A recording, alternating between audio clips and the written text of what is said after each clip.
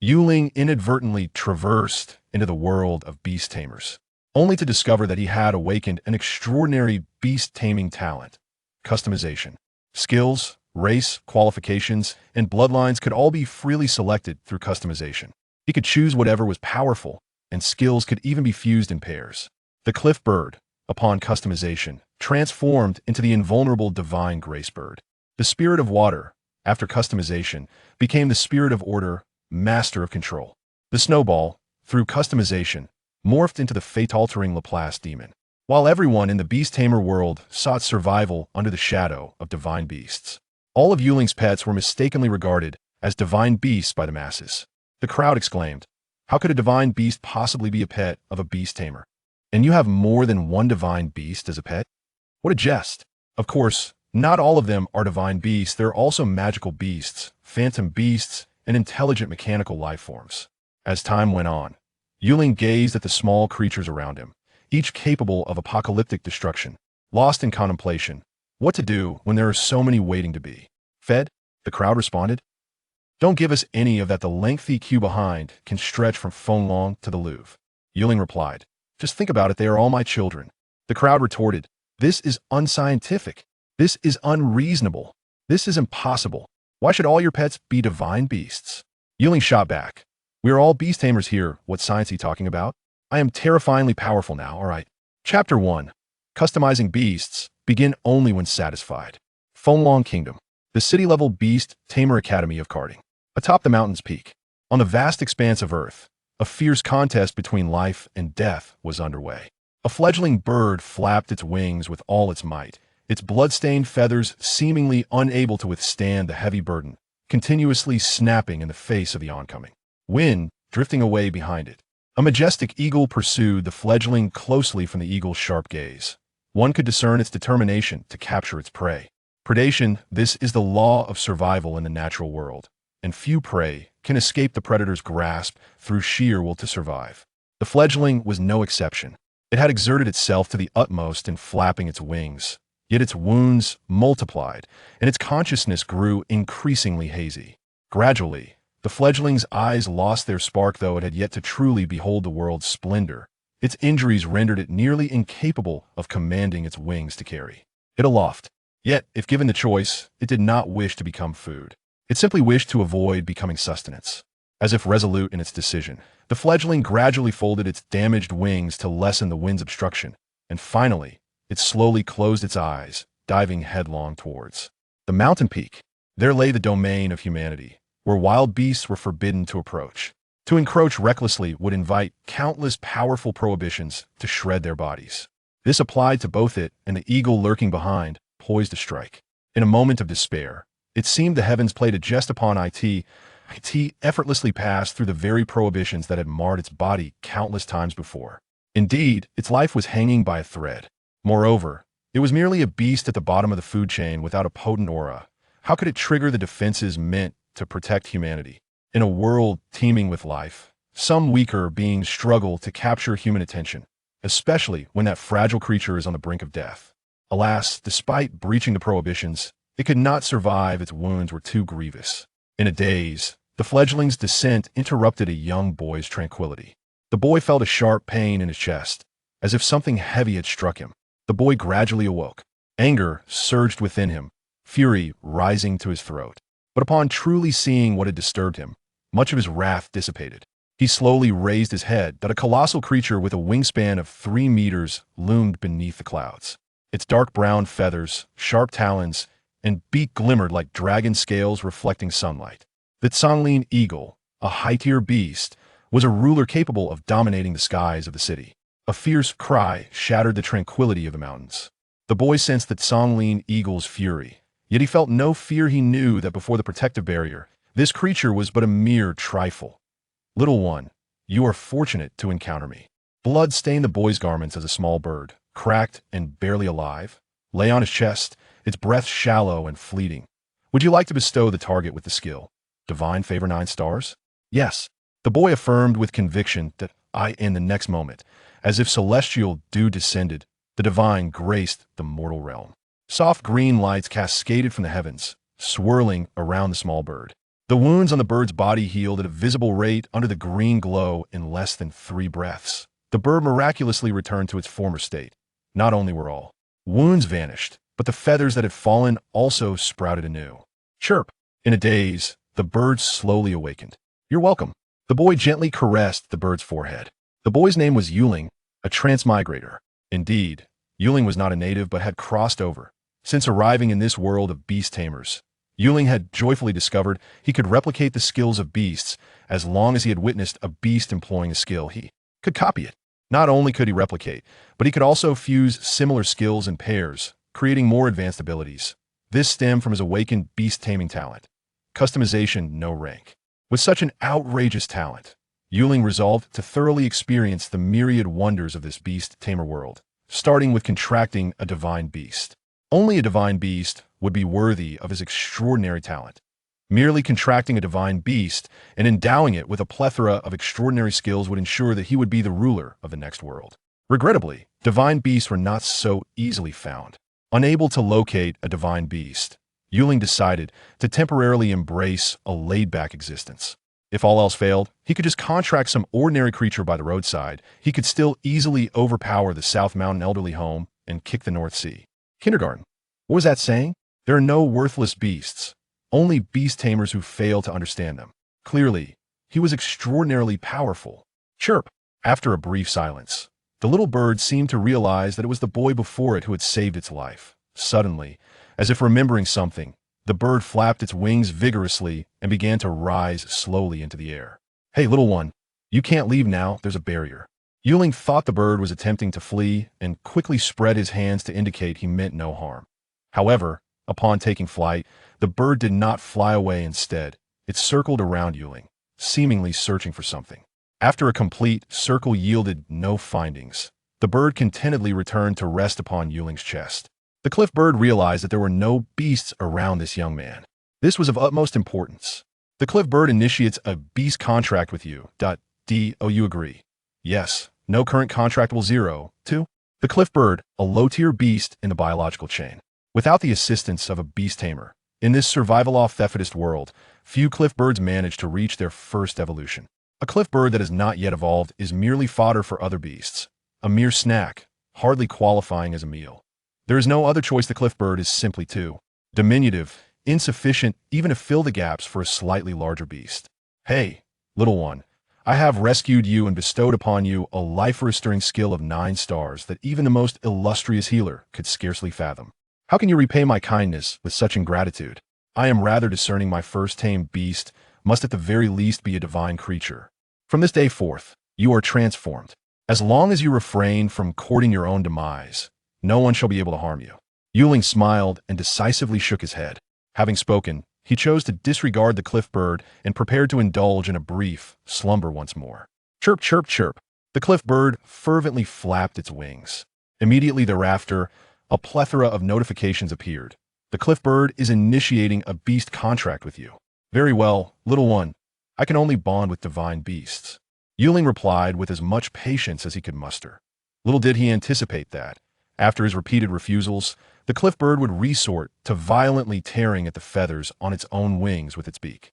As it tore, it fixed its tearful gaze upon Ling with unwavering intensity. What on earth are you doing? Ling hurriedly intervened, for he had not expected the cliff bird to be so resolute. Its demeanor suggested that if he refused to contract with it, it would choose to perish rather than live without him, thus offering its life back to him. Countless feathers were ruthlessly ripped from the cliff bird, which appeared to be deliberately suppressing its skill, destiny's grace, preventing its wounds from healing. Ling reached out to halt this self-destructive act, but before he could approach, the cliff bird intensified its efforts, tearing at its wings with even greater fervor. Stop! Ling withdrew his hand, choosing not to impede the cliff bird any longer. The cliff bird ceased its self-mutilation. The cliff bird is initiating a beast contract with you. Do you accept? Yes. No current contractable. 0. 2. Ling understood that this was the final opportunity. Very well. I can contract 2 beasts. The second must certainly be a divine creature. Unbeknownst to him, he had been moved by the cliff bird's fervent desire to become his beast, and after providing himself with a justifiable reason, he clicked yes. Contract. Successful current contractable. 1. 2. Detected the appearance of the first tamed beast customization activated. Current options available for the beast panel. Name, Cliffbird. Level 1 initial. Potential, 13. Race, beast. Bloodline, low-level avian bloodline. Attribute, flight. Skills, claw 1-star skill common type attack. Proficiency, comprehension. Destiny's Grace, 9-star skill with type life, restoration. Proficiency, comprehension. Race skills, none. Status, awake. The panel was astonishingly rudimentary, yet Yuling was quite taken aback to observe that nearly every aspect of the panel bore. Since his arrival in this world, he had never truly contracted a beast, yet he had replicated numerous skills, each marked with A. This signified that the skill was editable. Could it be that he could edit the Cliffbird's panel as well? He had struck gold. Yuling realized he had misjudged his own lack of innate talent for customization. Not only were skills editable, but the entire panel was as well. Don't move, allow me to study this thoroughly. Yuling extended a finger toward the Cliffbird. The Cliffbird seemed to grasp at the youth before it was finally willing to bind with it. A swift application of Destiny's Grace healed its wounds, and it hurriedly flapped its wings, alighting upon the boy's outstretched finger. Chirp, chirp, chirp. Thank you. I look forward to our future together. Yuling's attention was entirely consumed by the Cliffbird's panel, completely oblivious to the fact that he could actually understand the chirping that followed the contract. Race, beast. Currently, the only options available for selection: divine beast, illusory beast, fierce beast, demon beast, mechanical life, undead. It truly is customizable. By the heavens, I need not scour the streets for a divine beast had I known I could customize my selection. Why not simply contract any one of them? Resolutely, Yuling selected the divine beast that had long occupied his thoughts. Race, divine beast. This signifies that it cannot be edited. Yuling gazed contentedly at the Cliffbird. Why, then, was there no discernible change?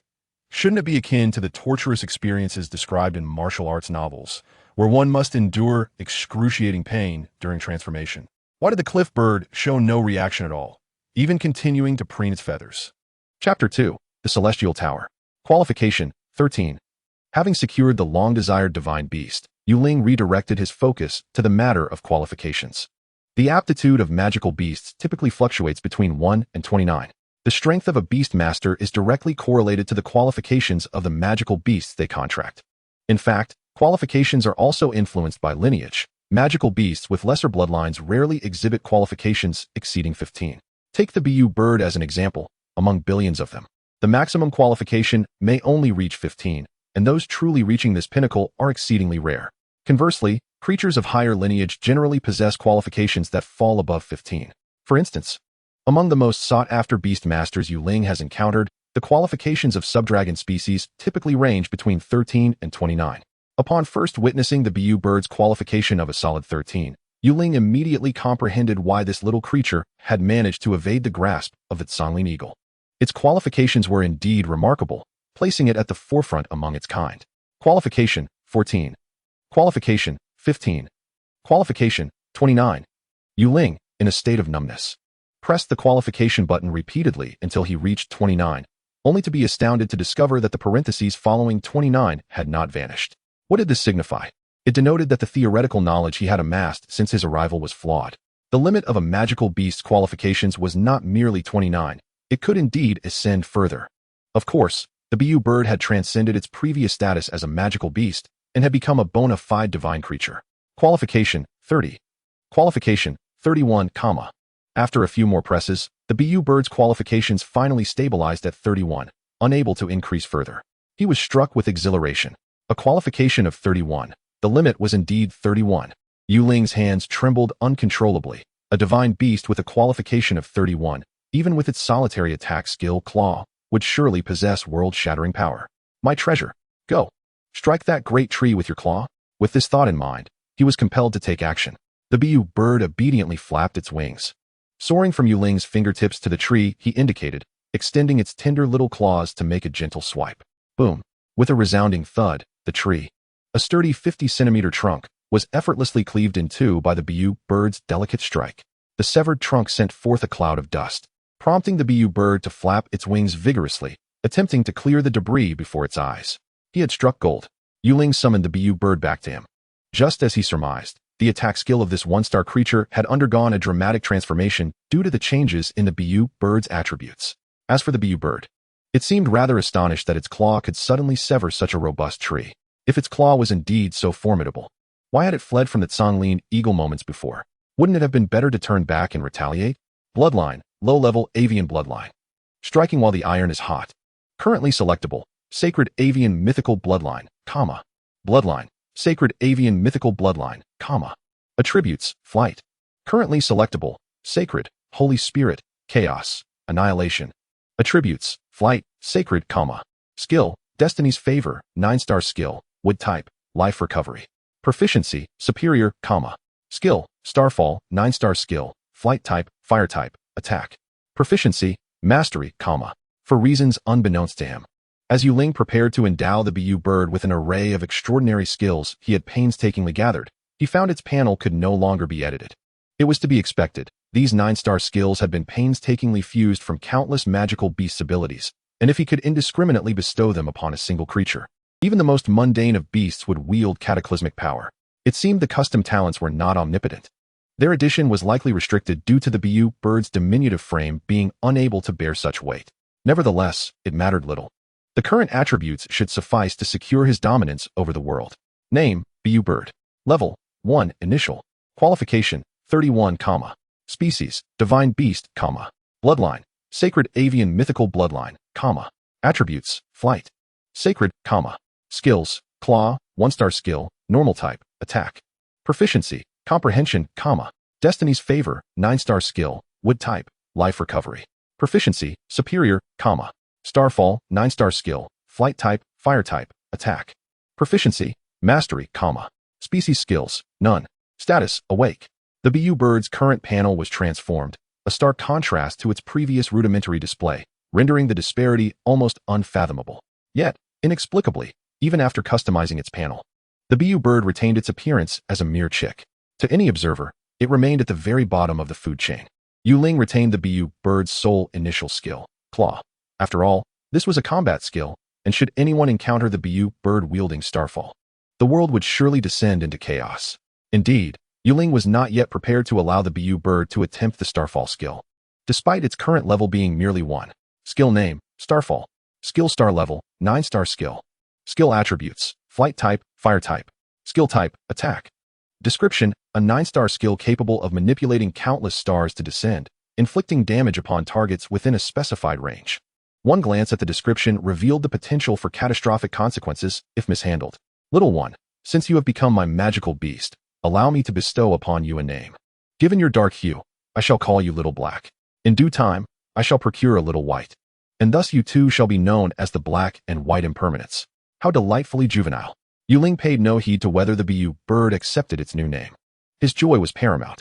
After customizing the Bu bird's panel, Ling felt a profound sense of satisfaction and began to contemplate the contract of his second magical beast. After all, with 2 splendid companions, no, 2 magnificent estates, he could choose any magical beast that struck his fancy. In due course, he would customize a ferocious beast or a demon, for with so many options available, 1 divine beast was surely sufficient. With the Bu bird as his ally, Ling resolved to abandon his mountainside slumber. Navigating the terrain with ease, he ventured forth from the rear path of the Cardin City Beastmaster Academy. Emerging beyond the academy's walls, what should a beastmaster do once they have secured their magical beast? Amass wealth and swiftly cultivate their companion. Ling, having longed for his first magical beast for so long, particularly one as coveted as a divine creature, was eager to gather resources. Who needed education? He was destined to conquer the world and explore the cosmic seas. After a brief period of time, Ling arrived at the Tianyu Tower accompanied by his companion, Little Black. The Tianyu Tower serves as a hub akin to the Hunter Association, where beast tamers can accept various tasks. Successfully completing these tasks yields financial rewards and contributes to their ranking as Tianyu Hunters. As their points accumulate, the status of the Tianyu Hunters elevates within this world of beast tamers, facilitating access to perilous locations without hindrance. Ling intended to lay the groundwork for his second beast at this very establishment, making the Tianyu Tower an ideal choice. Upon entering the grand hall on the first floor of the Tianyu Tower, he was greeted by a young attendant clad in professional attire. "Good day. How may I assist you?" she inquired. "Hello, this is my first visit. Could you provide me with a brief introduction?" Ling replied. "Certainly. As the largest gathering place for beast tamers in this city, the Tianyu Tower caters to nearly all their needs, including but not limited to beast food and advancement materials. However, I would like to focus on my aspiration to become a Tianyu hunter. Could you elaborate on that? Yuling continued. The attendant, noticing Yuling's youthful appearance, initially assumed he was merely interested in making a purchase. Upon hearing his desire to become a Tianyu hunter, she expressed surprise. To become a trainee Tianyu hunter, you must first complete a basic 1-star task. Please follow me to the delegation hall, she instructed. May I ask your age? 25, he replied. You appear younger than your actual age, she noted. I lead a rather health-conscious lifestyle, Yuling responded, suppressing a chuckle. Ah, you certainly possess a sense of humor, she replied. Bemused. In truth, Yuling was far from 25, but the Tianyu Tower, under the pretense of safeguarding the new generation of beast tamers, displayed a certain unfriendliness towards those of a younger age. Admitting he was still a student would likely limit him to menial tasks such as weeding. The tasks at the Tianyu Tower predominantly involve encounters with wild and often ferocious beasts. Many young beast tamers possess a limited understanding of the dangers posed by these creatures, and a moment's carelessness could prove fatal. The Tianyu Tower's policies were indeed aimed at protecting the beast tamers. I shall forego visiting the delegation hall. The multitude of tasks overwhelms me, and I suffer from indecision. Is there a task involving beasts of lower rank, situated in open areas, yet offering substantial rewards or points? Difficulty is not a concern. Well, there are such tasks available, but as you are just beginning your journey as a hunter, I would not recommend engaging in them. These tasks typically involve facing multiple beasts, some even requiring the extermination of an entire beast clan, which entails a higher degree of risk. It would be wise to start with simpler tasks and accumulate experience before tackling more formidable challenges. That's not necessary. I want this one. Is there a ready-to-go task available? Ideally, one that allows for immediate departure? Yuling insisted, elated to discover a suitable task. If you truly wish to partake in such a venture, there is a somewhat fitting 3-star task. This task involves exterminating a swarm of killer bees on the outskirts of Starfall Village. According to reports, only one queen bee among them is a high-tier beast. Several beast tamers have already gathered to undertake this mission, but additional logistical support is needed. Rest assured, if your name is included in the team roster submitted by the lead hunter upon completion, it will count as fulfilling your basic task to become a trainee hunter. If you are willing, I can add your name to the list. With that, the attendant glanced down at her wristwatch. If your application is approved and you choose to proceed, we will depart in approximately 1 hour. Are there no individual tasks available? Yuling inquired. You are not yet a trainee hunter. For your safety, the Tianyu Tower cannot assign you tasks of 1 star or higher individually. I hope you understand. Very well, then. I shall proceed with this one. Yuling acquiesced, feeling relieved that it was preferable to mundane tasks such as weeding or capturing stray cats. Perhaps his decision to misrepresent his age had paid off, as the assignment to assist in the extermination of the killer bee swarm was promptly issued to him. An hour passed swiftly, and Yuling boarded the bus bound for Starfall Village. As the name suggests, Starfall Village is said to have been established over a century ago, following the impact of a meteorite that created a massive crater with a radius of several kilometers. Over time, beast tamers settled near the crater, and today, the village is nestled around the cliffs, with the meteorite's contours smoothed by the passage of time. Hey, buddy, you look young. You just graduated and are already out here on a mission. You've got guts. A rotund young man plopped down beside Yuling on the bus, interrupting his plans to rest his eyes. Hey, buddy, is that a baby cliff bird you have? Is it your pet? What kind of beast do you have? The chubby fellow continued, prattling on incessantly. I must say, my family spent a pretty penny to get me a subdragon species. Have you heard of it? It's incredibly impressive. Once we arrive, I'll summon it for you to see. He continued, oblivious to Yuling's annoyance. Meanwhile, Little Black was perched by the window, its face pressed against the glass, curiously observing the scenery. It resembled a wide-eyed child, taking in sights it had never encountered before.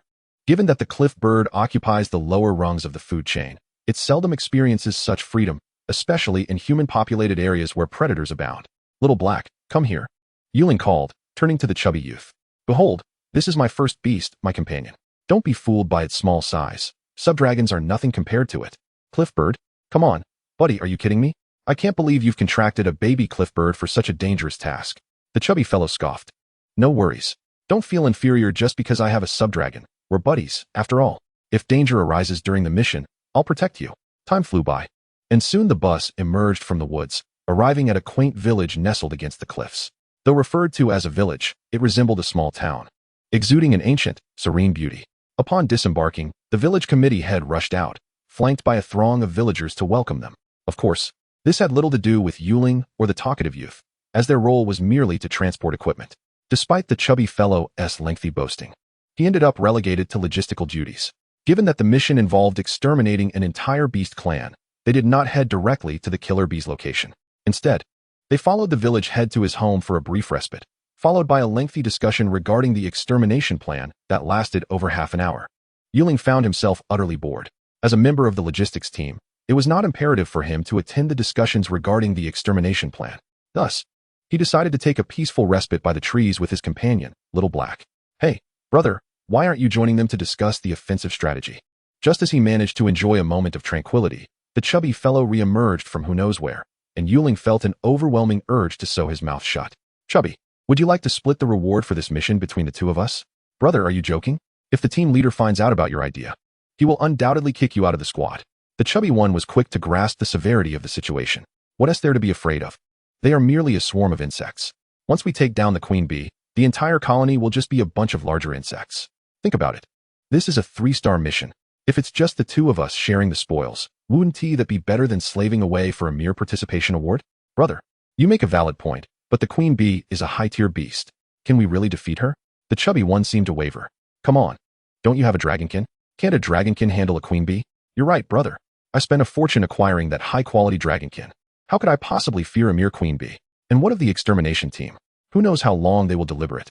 If we manage to eliminate the killer bee colony before they finish their discussions, they won't be able to say anything, right? You have a point, but brother, we must keep our accounts clear. I will exert effort to slay the queen, and you will find a way to distract the swarm. Afterward, we can split the loot 60-40, with me taking the larger share. What do you say?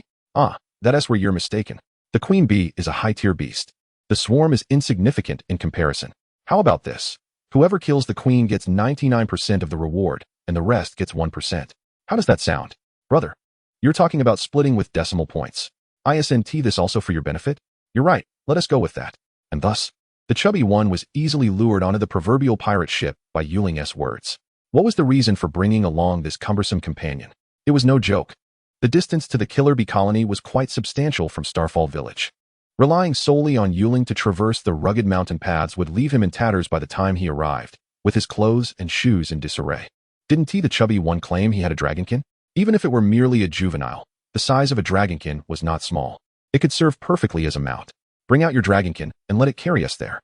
We must act swiftly to prevent them from claiming the fruits of our labor. Brother, that's rather inconsiderate. We are still quite far from the killer bee colony.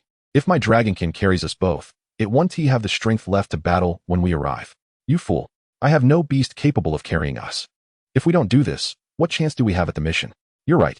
The chubby one ultimately acquiesced.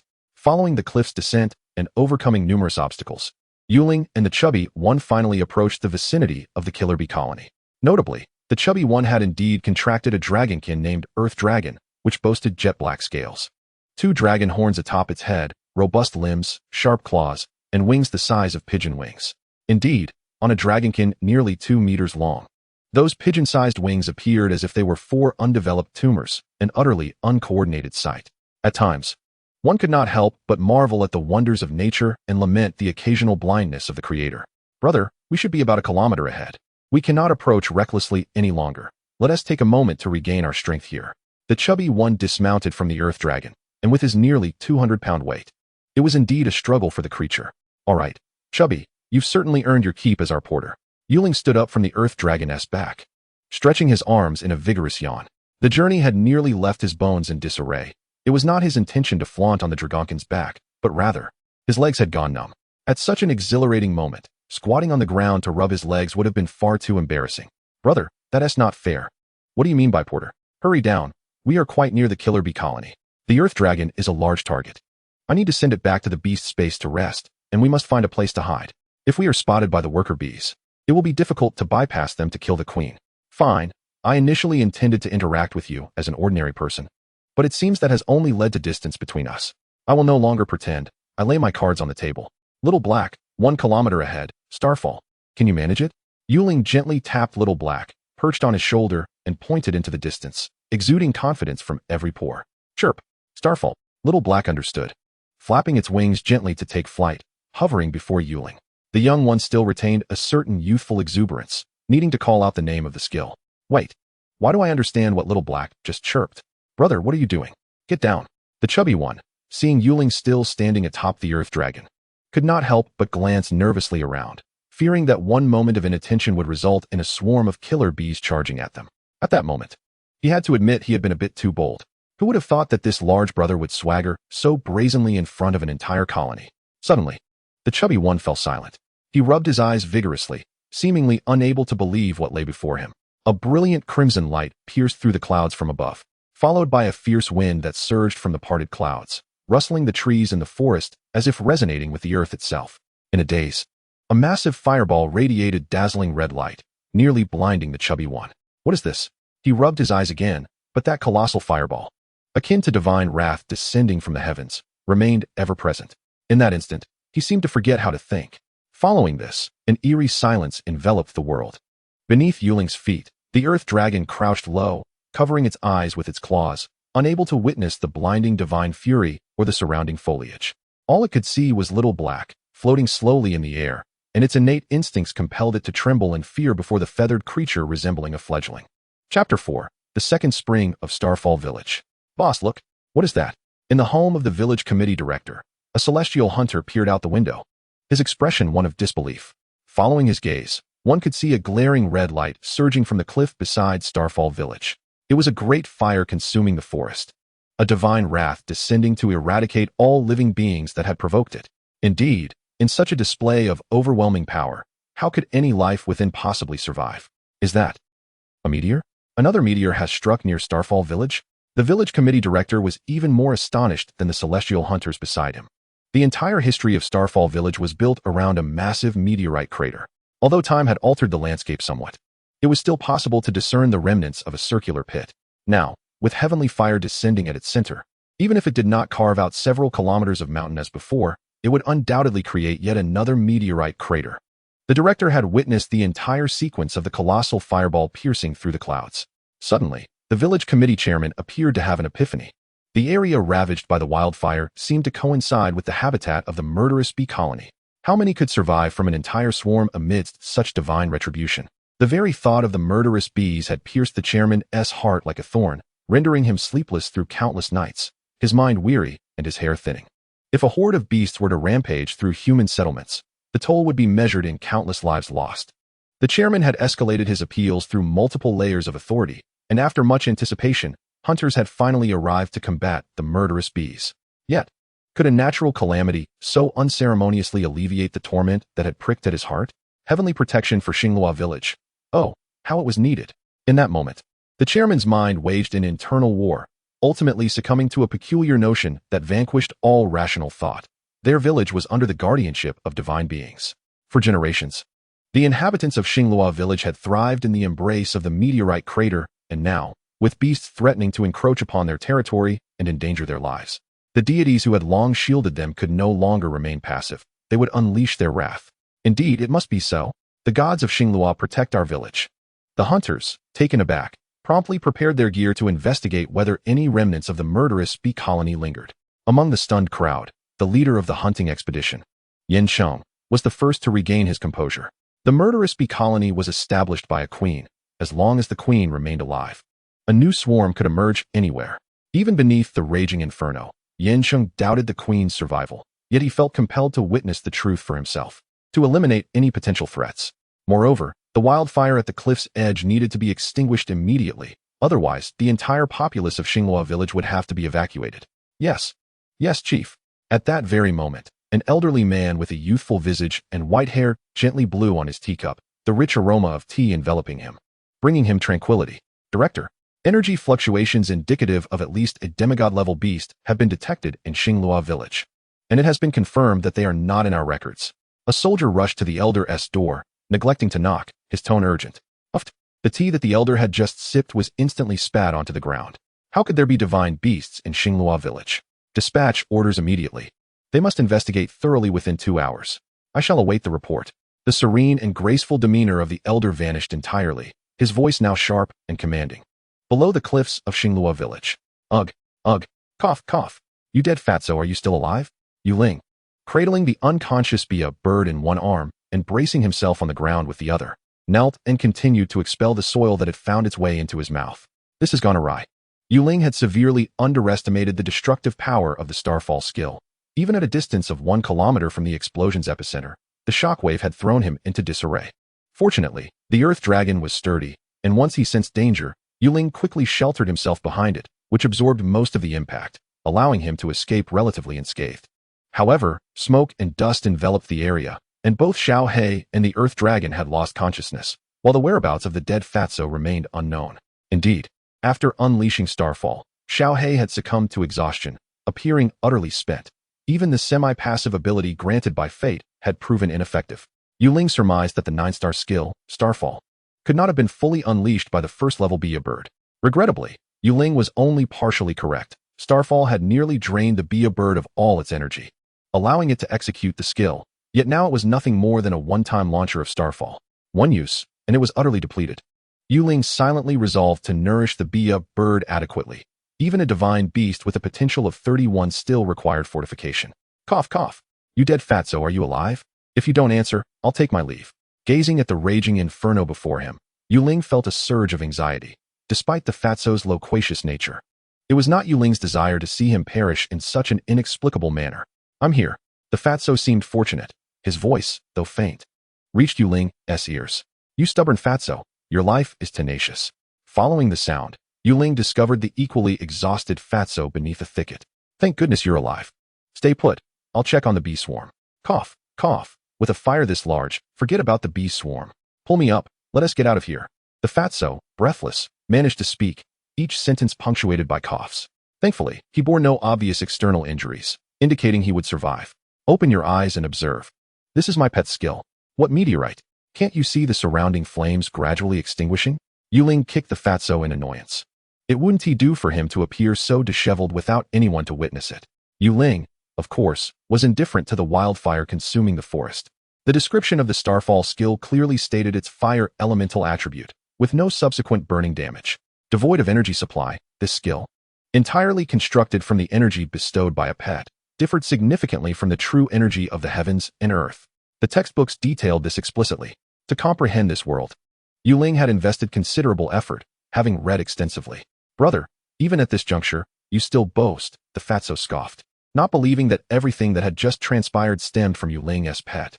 Yet, as he conversed with Ling, the wildfire had indeed, as Ling claimed, dwindled considerably. Brother, can you be forthright with me? Is what you said true? The Fatso began to doubt his own perception. But if it were true, damn my thigh. 36D thick thigh. Shouldn't I hold on tight, instead of waiting for the new year? You better believe me, otherwise. It won't be long before a meteorite lands on your head. Ling had no time to waste with the Fatso. Such a commotion would surely attract attention. As the Fatso noted, a fireball of that magnitude descending from the sky would be hard for anyone to believe was the result of a beastmaster's skill. After expending so much effort, if all credit were to be attributed to a natural disaster, he would find himself with nothing to show for it, leaving him no place to lament. Had he known, he would have instructed the Bia bird to exert more control. Hey brother, wait for me. Don't leave me behind. Seeing Ling turn to depart, the Fatso, disregarding his aching body, scrambled to his feet to keep pace with him. As they passed the earth dragon, he hastily recalled it to the beast's space, lacking the time to assess its injuries. At the epicenter of Starfall, vast swathes of forest had vanished. The brown earth laid bare and slightly sunken, rendering the original landscape unrecognizable. Ling searched for some time, but found only remnants of the murderous bees. No way. The queen left no remains? The entire swarm was lost without a trace. Big brother, what are you searching for? Unbeknownst to him, the Fatso had altered his address for Ling, now referring to him as Big Brother. What a mere earth dragon cannot possibly compare to my elder brother. Do not just stand there. Search for anything of value that might remain. Honey, bee larvae, exotic flowers, anything that holds worth counts. After a thorough search, Ling's heart felt like it was bleeding. How could he convince the heavenly tower that the murderous bee swarm was annihilated solely by him, a single bird? And one skill? Could he rely on that rotund fellow to testify? Damn it, how reckless. Brother, are you truly in dire need of money? I have a bit saved up at home. Why not consider marrying in? No, just come to my house, with your remarkable prowess. I am certain my father would spare no effort in nurturing your talent. As long as you can bring benefits to our family, once your Beastmaster level rises. It wouldn't be impossible for my father to secure a genuine divine beast contract for you. Enough, you lazy fool, hurry and search. Once you're done, we must leave. Haven T, you noticed the commotion? How do you plan to explain this to those people when they arrive?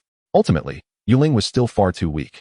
While he could put on a facade, revealing too soon that he possessed a divine beast, and a skill capable of apocalyptic destruction would likely invite endless trouble. He aspired to explore the vastness of the stars and the seas. If he wasn't too careful, he might just find himself captured and subjected to dissection as a lab rat. Ling certainly did not wish for his little brother to be sliced apart. As for the rotund fellow, let him claim that the meteorite was summoned by Ling. Who would believe anyone would write Ling's name backward? Of course, it need not be concealed for long. With the strength of his custom talent, it wouldn't be long before he could protect himself. All right.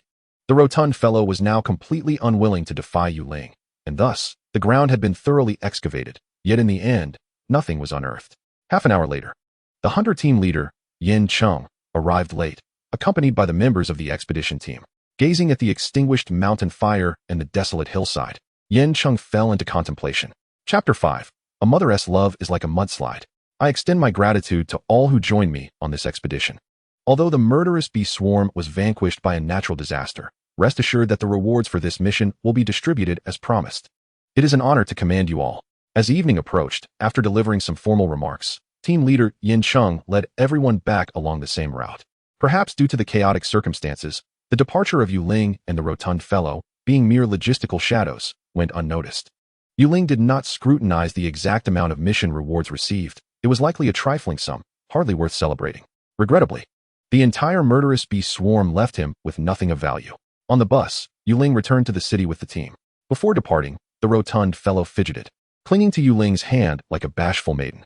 Ling was uncertain of his intent, but given the circumstances, he initially thought a confession was forthcoming. What a predicament. Enough, my friend, may we meet again by chance. Ling's thoughts were entirely detached from the rotund fellow, and he waved him off as he embarked on his journey home. The rotund fellow did not attempt to detain him any longer. It seemed he had resolved something in his mind.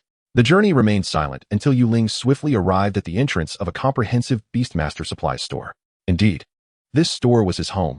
Prior to his transmigration, Ling had grown up in an orphanage, fostering a sense of independence from a young age. Upon crossing over, he inexplicably gained a father and mother, along with a store selling Beastmaster-related supplies. The shop was not small, spanning 3 floors, each covering approximately 500 square meters. The first and a small portion of the second floor were open to the public, while the remaining area of the second floor served as a warehouse. And the third floor was where Ling and his parents slept. As the only child in the family, he managed a Beastmaster shop, and his family could be considered moderately well off. Strangely, why were so many people gathered around?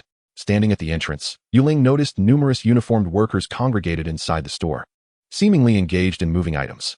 Had the old gentleman signed a major client and was restocking? Ling paid little mind to the workers and ascended the stairs to the third floor. Since Little Black had fallen unconscious, Ling had returned it to the Beastmaster space. Little Black might indeed have been drained. It had yet to awaken. Old gentleman, beautiful lady, where are you? On the third floor, Ling found his parents' room, pushing the door open, only to find no sign of them.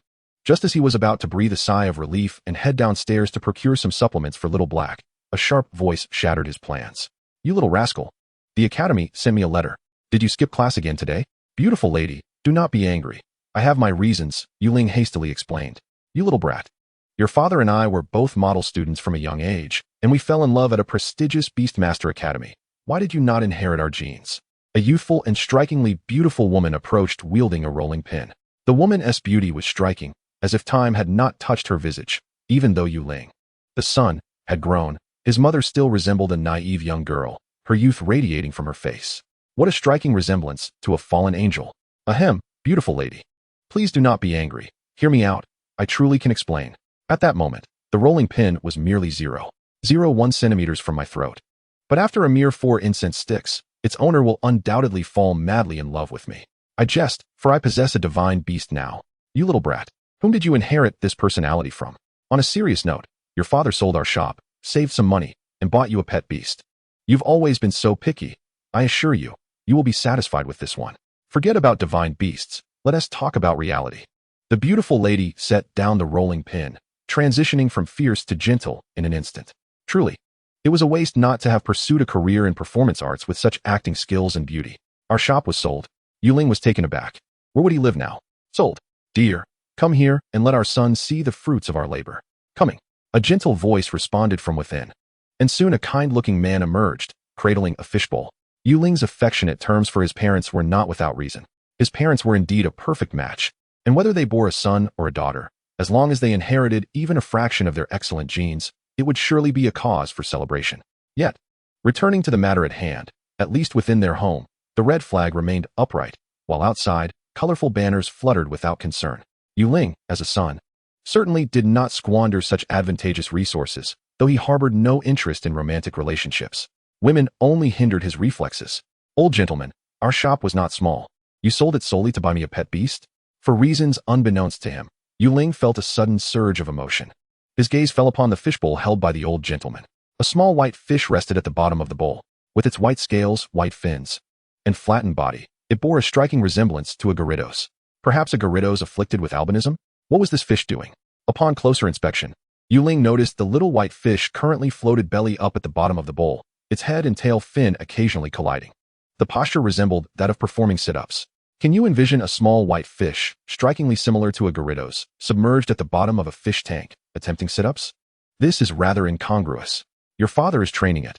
Let us not dwell on the trivialities. To be serious, it possesses a talent score of 23 and carries the bloodline of elemental beings. This creature was procured at great expense by your father and me. Hurry up and establish a contract with it, then promptly return to your studies.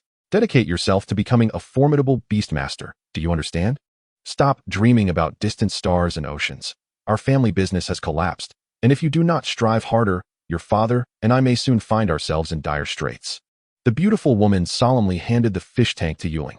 For reasons unknown, Ling felt a profound pang in his heart. To enable him to become a beastmaster, his parents had sold their only shop to purchase a creature of high aptitude.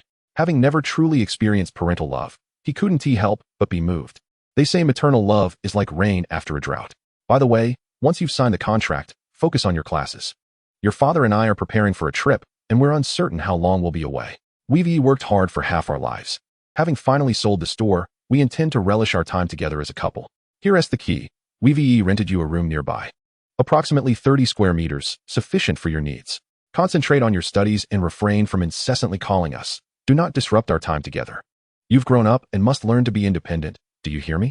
As Ling was touched by this gesture, the beautiful woman unexpectedly thrust another key into his hands. A torrent of emotions surged within him. Maternal love, akin to a landslide. Is this how normal parents behave?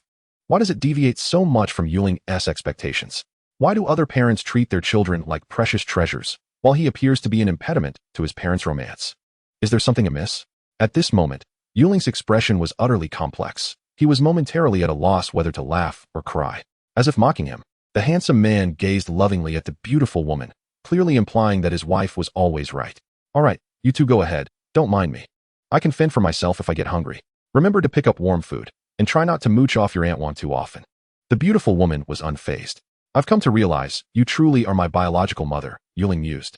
This is how all mothers behave. She replied with a sense of entitlement. All right, son, if you need anything, call your mother or me. Focus on your studies. Your mother and I have a flight tonight.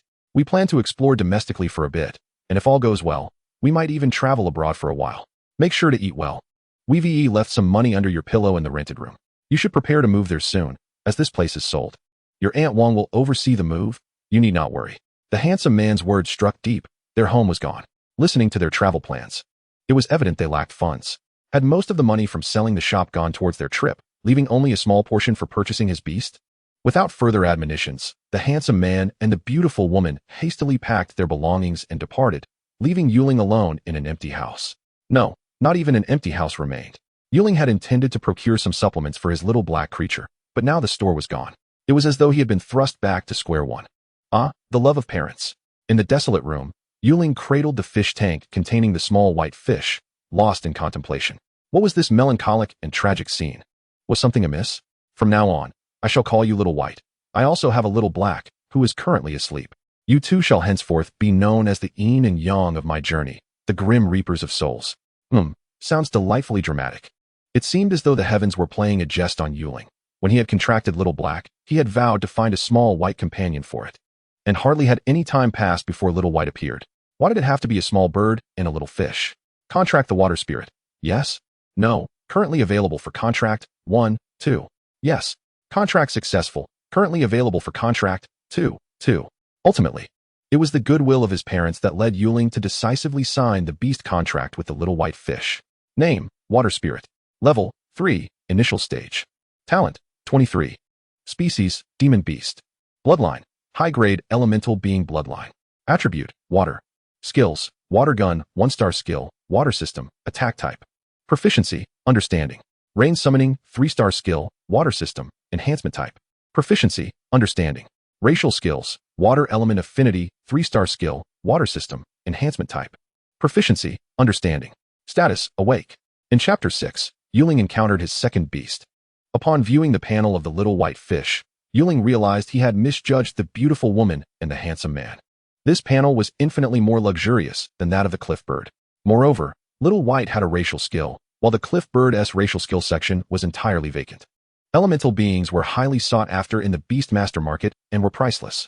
Each elemental being possesses unique advantages, and with proper training in the appropriate environment, they could achieve invincibility among their peers. Of course, they could not be compared to the cliff bird, a mythical creature that had lost everything in a single fall from grace.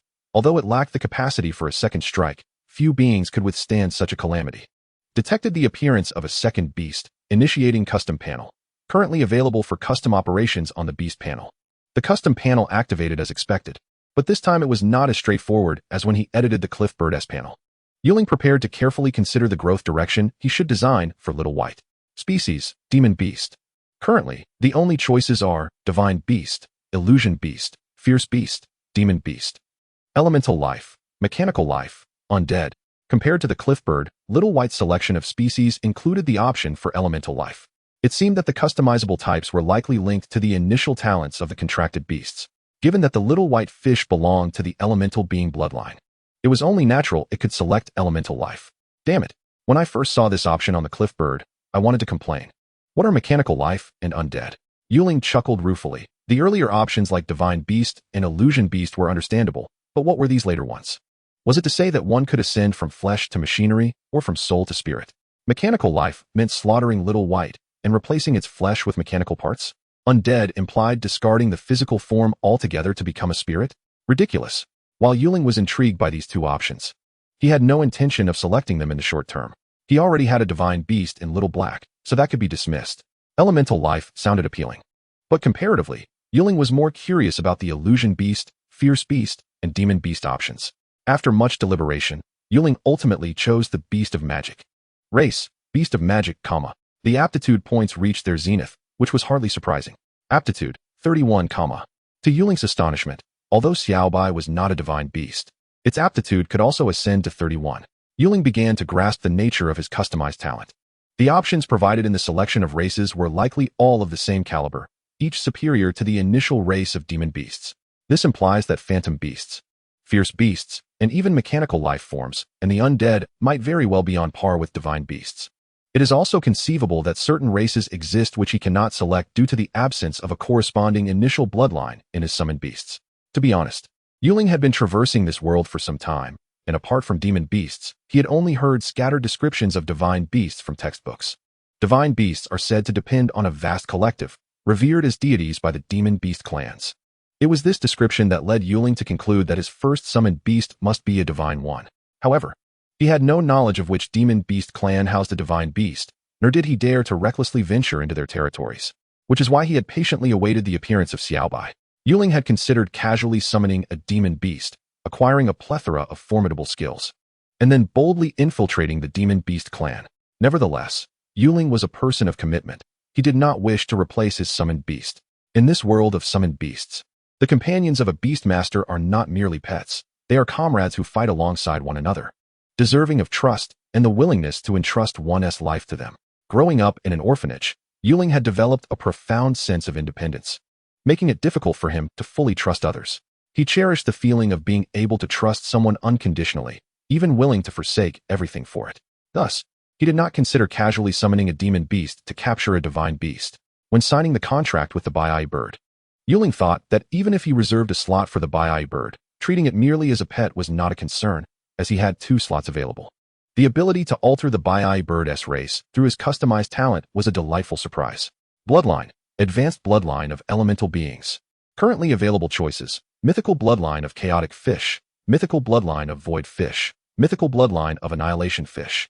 Quite remarkably, the bloodline of elemental beings had vanished, replaced by fish-type bloodlines. Unlike Xiaobai, which had only the option of the divine avian bloodline. Xiaobu had 3 choices available. Ling found himself grappling with a dilemma. What were these chaotic bloodlines, and could someone elucidate their significance?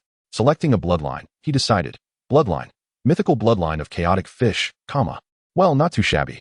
Ling was relatively satisfied with the outcome of his random selection. Of course, he was equally content with the remaining 2 options, as they were all mythical bloodlines. As long as he was spared from indecision, he was pleased. Next came the attributes. Attribute, water. Currently available choices, ice, chaos, void, space, annihilation. As for ice, he implored it to promptly remove itself from his sight. Ling decisively brushed aside the ice option. What a pretentious choice to present itself before him. Perhaps due to distinctions in race and bloodline from the Bai bird, changes had occurred in the attribute selection as well. Following the same principle as the bloodline selection, Ling ultimately chose chaos. Attribute, water, chaos, lacking a corresponding knowledge base. Ling was unsure whether the chaos in the bloodline section had any relation to the chaos in the attributes. However, it was widely acknowledged that bloodlines could enhance attribute talents. For instance, Xiaobu's initial elemental being bloodline could bolster its control over water elements. Thus, selecting correspondences should not be a mistake. With all selections made, Ling faced his most troublesome dilemma: how to choose skills. Firstly, the only healing skill bestowed by fate, divine favor, must undoubtedly be allocated to Xiaobai. After all, he could not predict the dangers that lay ahead, and lacking a safeguard for life would be untenable. It would be quite the predicament if he inadvertently caused his own demise. Skill name, divine favor. Skill star level, 9 stars. Skill attribute, with system. Skill type, life recovery.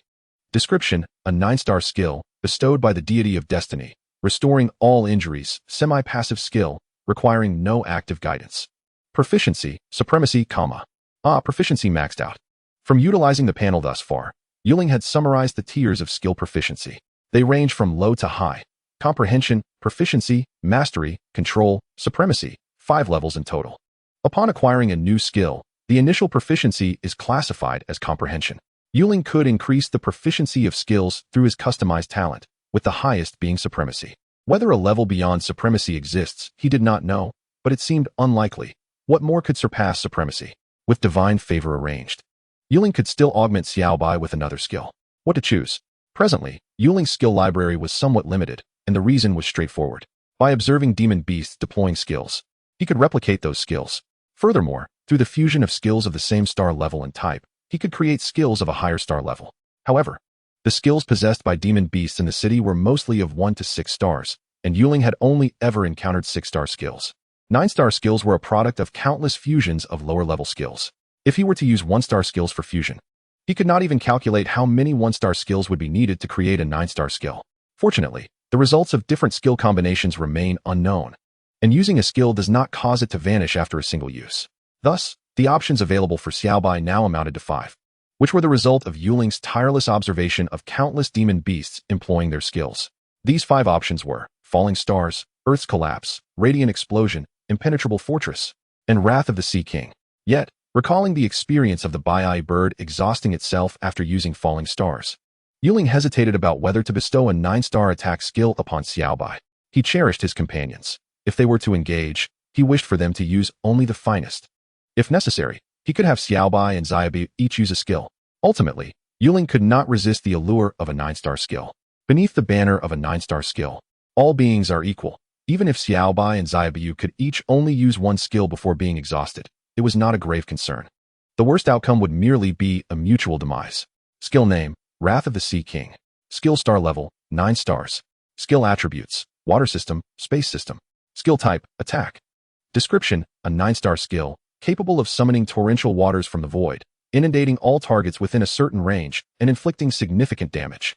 Proficiency, mastery, The proficiency, like that of Xiaobai, could only reach mastery, but this sufficed. Thus, all editable options on Xiaobai's panel vanished. Name, Spirit of Water. Level 1 Beginner. Aptitude, 31, Race, Warcraft. Bloodline, Mythical Chaos Fish Bloodline. Attributes, Water, Chaos. Skills, Water Gun Blast, 1-star skill, Water Attribute, Attack Type.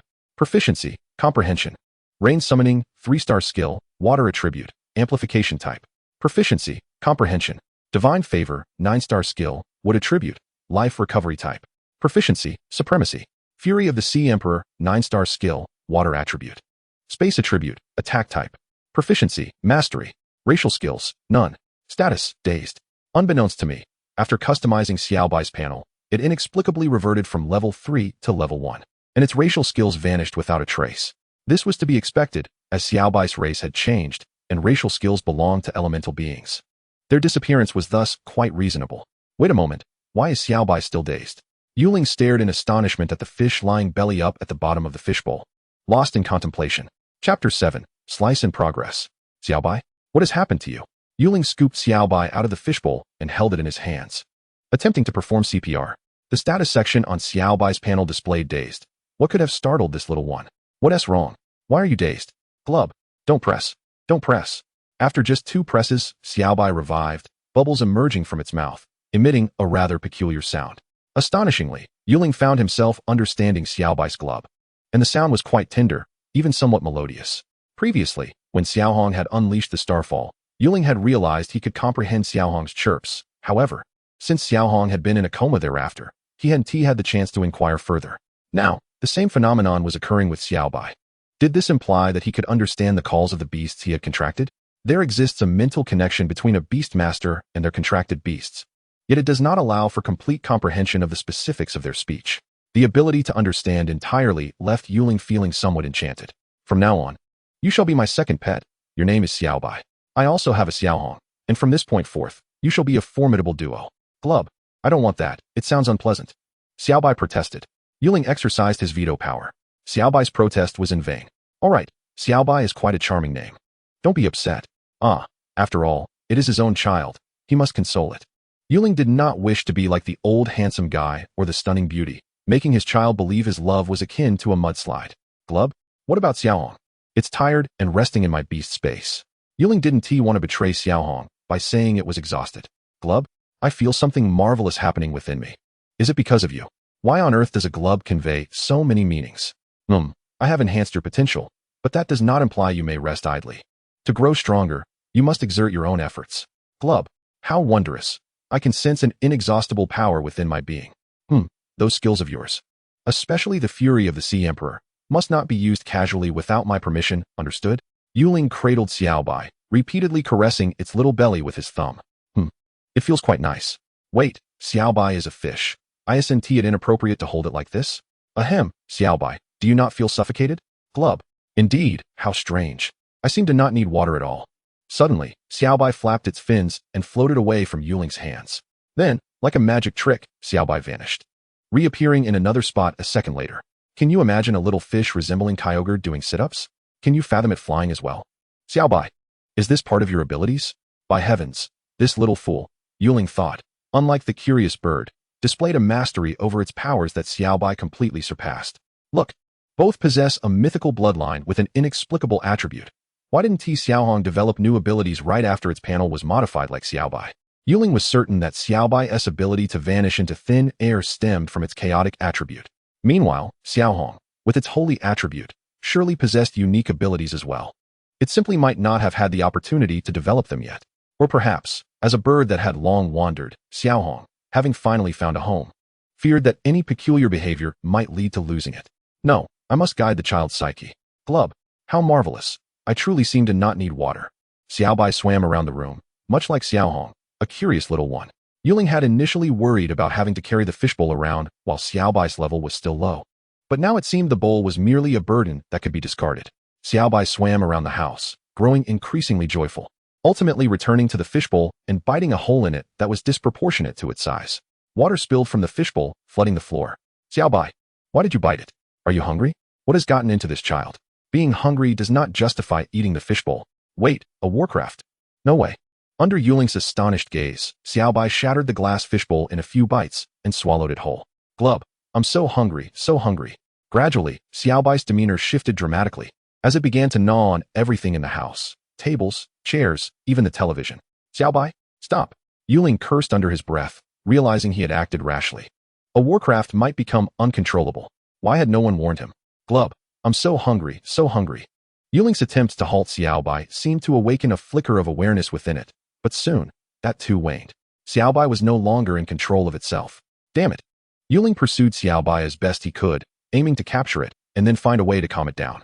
Yet, absurdly, every time Yuling reached out to grasp Xiaobai, the little fish would vanish only to reappear elsewhere, continuing its mindless destruction. Xiaobai? Suddenly, amidst Yuling's distress, a resounding cry echoed, and in a gentle yellow light, Xiaohong's figure materialized, cloaked in black feathers radiating divine brilliance. An aura of sanctity and inviolability surged forth, and upon this cry, Xiaobai abruptly ceased its rampage. Gradually, Yuling could faintly sense Xiaobai's remorse through their Beastmaster contract. Indeed, Xiaohong was no ordinary creature. Yuling had not summoned Xiaohong nor called it forth from the beast space. Truly, Xiaohong was a divine beast, impervious to the constraints of the beast space. Glub, I'm sorry. Xiaobai floated gently to Yuling's side, nuzzling its head against his hand. Much like a child who had misbehaved, Little Black also flapped its wings and perched upon Yuling's shoulder, occasionally blinking and tilting its small head, observing Little White with great curiosity. You are awake? Yuling exclaimed joyfully, relieved that Little Black was able to rouse Little White. Otherwise, he would have seriously considered changing Little White's species, if it were to lose control frequently and inadvertently unleash the Sea Emperor's wrath. Squeak? Who is that? Little Black flitted from Yuling's shoulder to his arm. Little White, noticing Little Black, shrank back in fear, as if apprehensive. Oh, as long as you're fine, that's all that matters. Little Black, this is Little White, your companion from now on. You both must learn to coexist peacefully, understood? Yuling adopted the tone of a concerned father once more. By the way, Little White, after consuming so much debris, is your stomach all right? At that very moment, in a public restroom, hey, monkey, let me tell you, I found a big brother, and it's quite impressive. Fatty, what has triggered you this time? I'm serious. I found a big brother, and you were the first person I thought of. Listen to me, bring something valuable, and I'll take you to pay respects at the mountain gate. Who knows, we might just strike it rich. Fatty, are you being serious? When have I ever deceived you? Suddenly, there was a loud knocking. Someone's here. Just as Fatty was boasting, a heavy knock echoed through the restroom. This is the place. The sound is unmistakable. Prepare for breach. Breach? With a muffled thud, Fatty, squatting in the restroom, was startled to find the door had vanished. Outside stood a group of burly men clad in military uniforms, gazing at him with indifference. In an instant, Fatty forgot to pull up his pants. Confirm target. Take him away. A man in uniform, distinguishable from the rest, glanced at Fatty squatting in the stall and calmly issued the command. Subsequently, Fatty was hoisted up by two men and dragged out of the restroom without even the chance to adjust his pants. The interactions between Little Black and Little White were quite harmonious, or at least they appeared to be. A bird and a fish. This combination was rather delightful. In the future, a bird and a fish would traverse the world, invoking fear and stopping the cries of children. Just thinking about it feels a bit juvenile. Suddenly, the sound of heavy footsteps approached. Ling, after all, was still in his own shop. Despite the old handsome man and the beautiful lady selling the establishment, he remained. What's with this destruction of their floor? Little Black, Little White. Ling called Little Black and Little White back into the Beastmaster space, preparing to discuss the rules with the newcomers. However, before he could leave the room, a throng of soldiers had blocked the entrance to the old handsome man's room. What on earth is happening? What trouble have the old handsome man and the beautiful lady gotten into? No wonder they rushed out for a trip, even renting a place for him. The old handsome man and the beautiful lady must have run off with the money. Why didn't they tell me? I could have fled too. Is there a misunderstanding between us? Your name is Ling, correct? A female officer stepped forward, inquiring softly. Wait, you're not here looking for the old handsome man? Who is the old handsome man? No matter, I am Ling. What is it that you need? Confirm target. Take him away. These individuals provided Ling with no opportunity for explanation, directly seizing him and marching him outside. Realizing that this group of militarily attired individuals had come for him, Ling understood that the incident involving Little Black's starfall had come to light. No way. How could they have found out so quickly? With the current situation, Ling's mind raced with the thought of seizing the right moment to have Little White unleash the Sea Emperor's wrath and then make his escape. If captured, it was highly likely he would be dissected.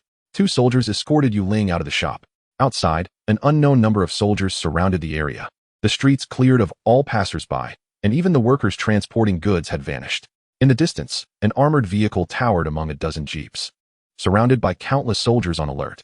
The spectacle made it seem as if he were the ultimate boss capable of destroying the world. Is all this just to capture me?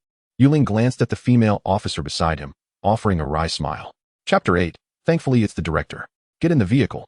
The female officer paid no heed to Ling's inquiry, commanding the two soldiers escorting him to proceed towards the lone armored vehicle. The soldiers stationed at the front opened the heavy doors of the armored vehicle from the back. Peering inside, Ling noticed only two individuals, one of whom was a familiar face. Fatty, the one who had contracted the Earth Dragon and nearly lost his life due to Little Black Starfall. Fatty cowered in the corner, afraid to utter a word. Even when the door opened and Ling was brought before him, Fatty did not dare to meet his gaze.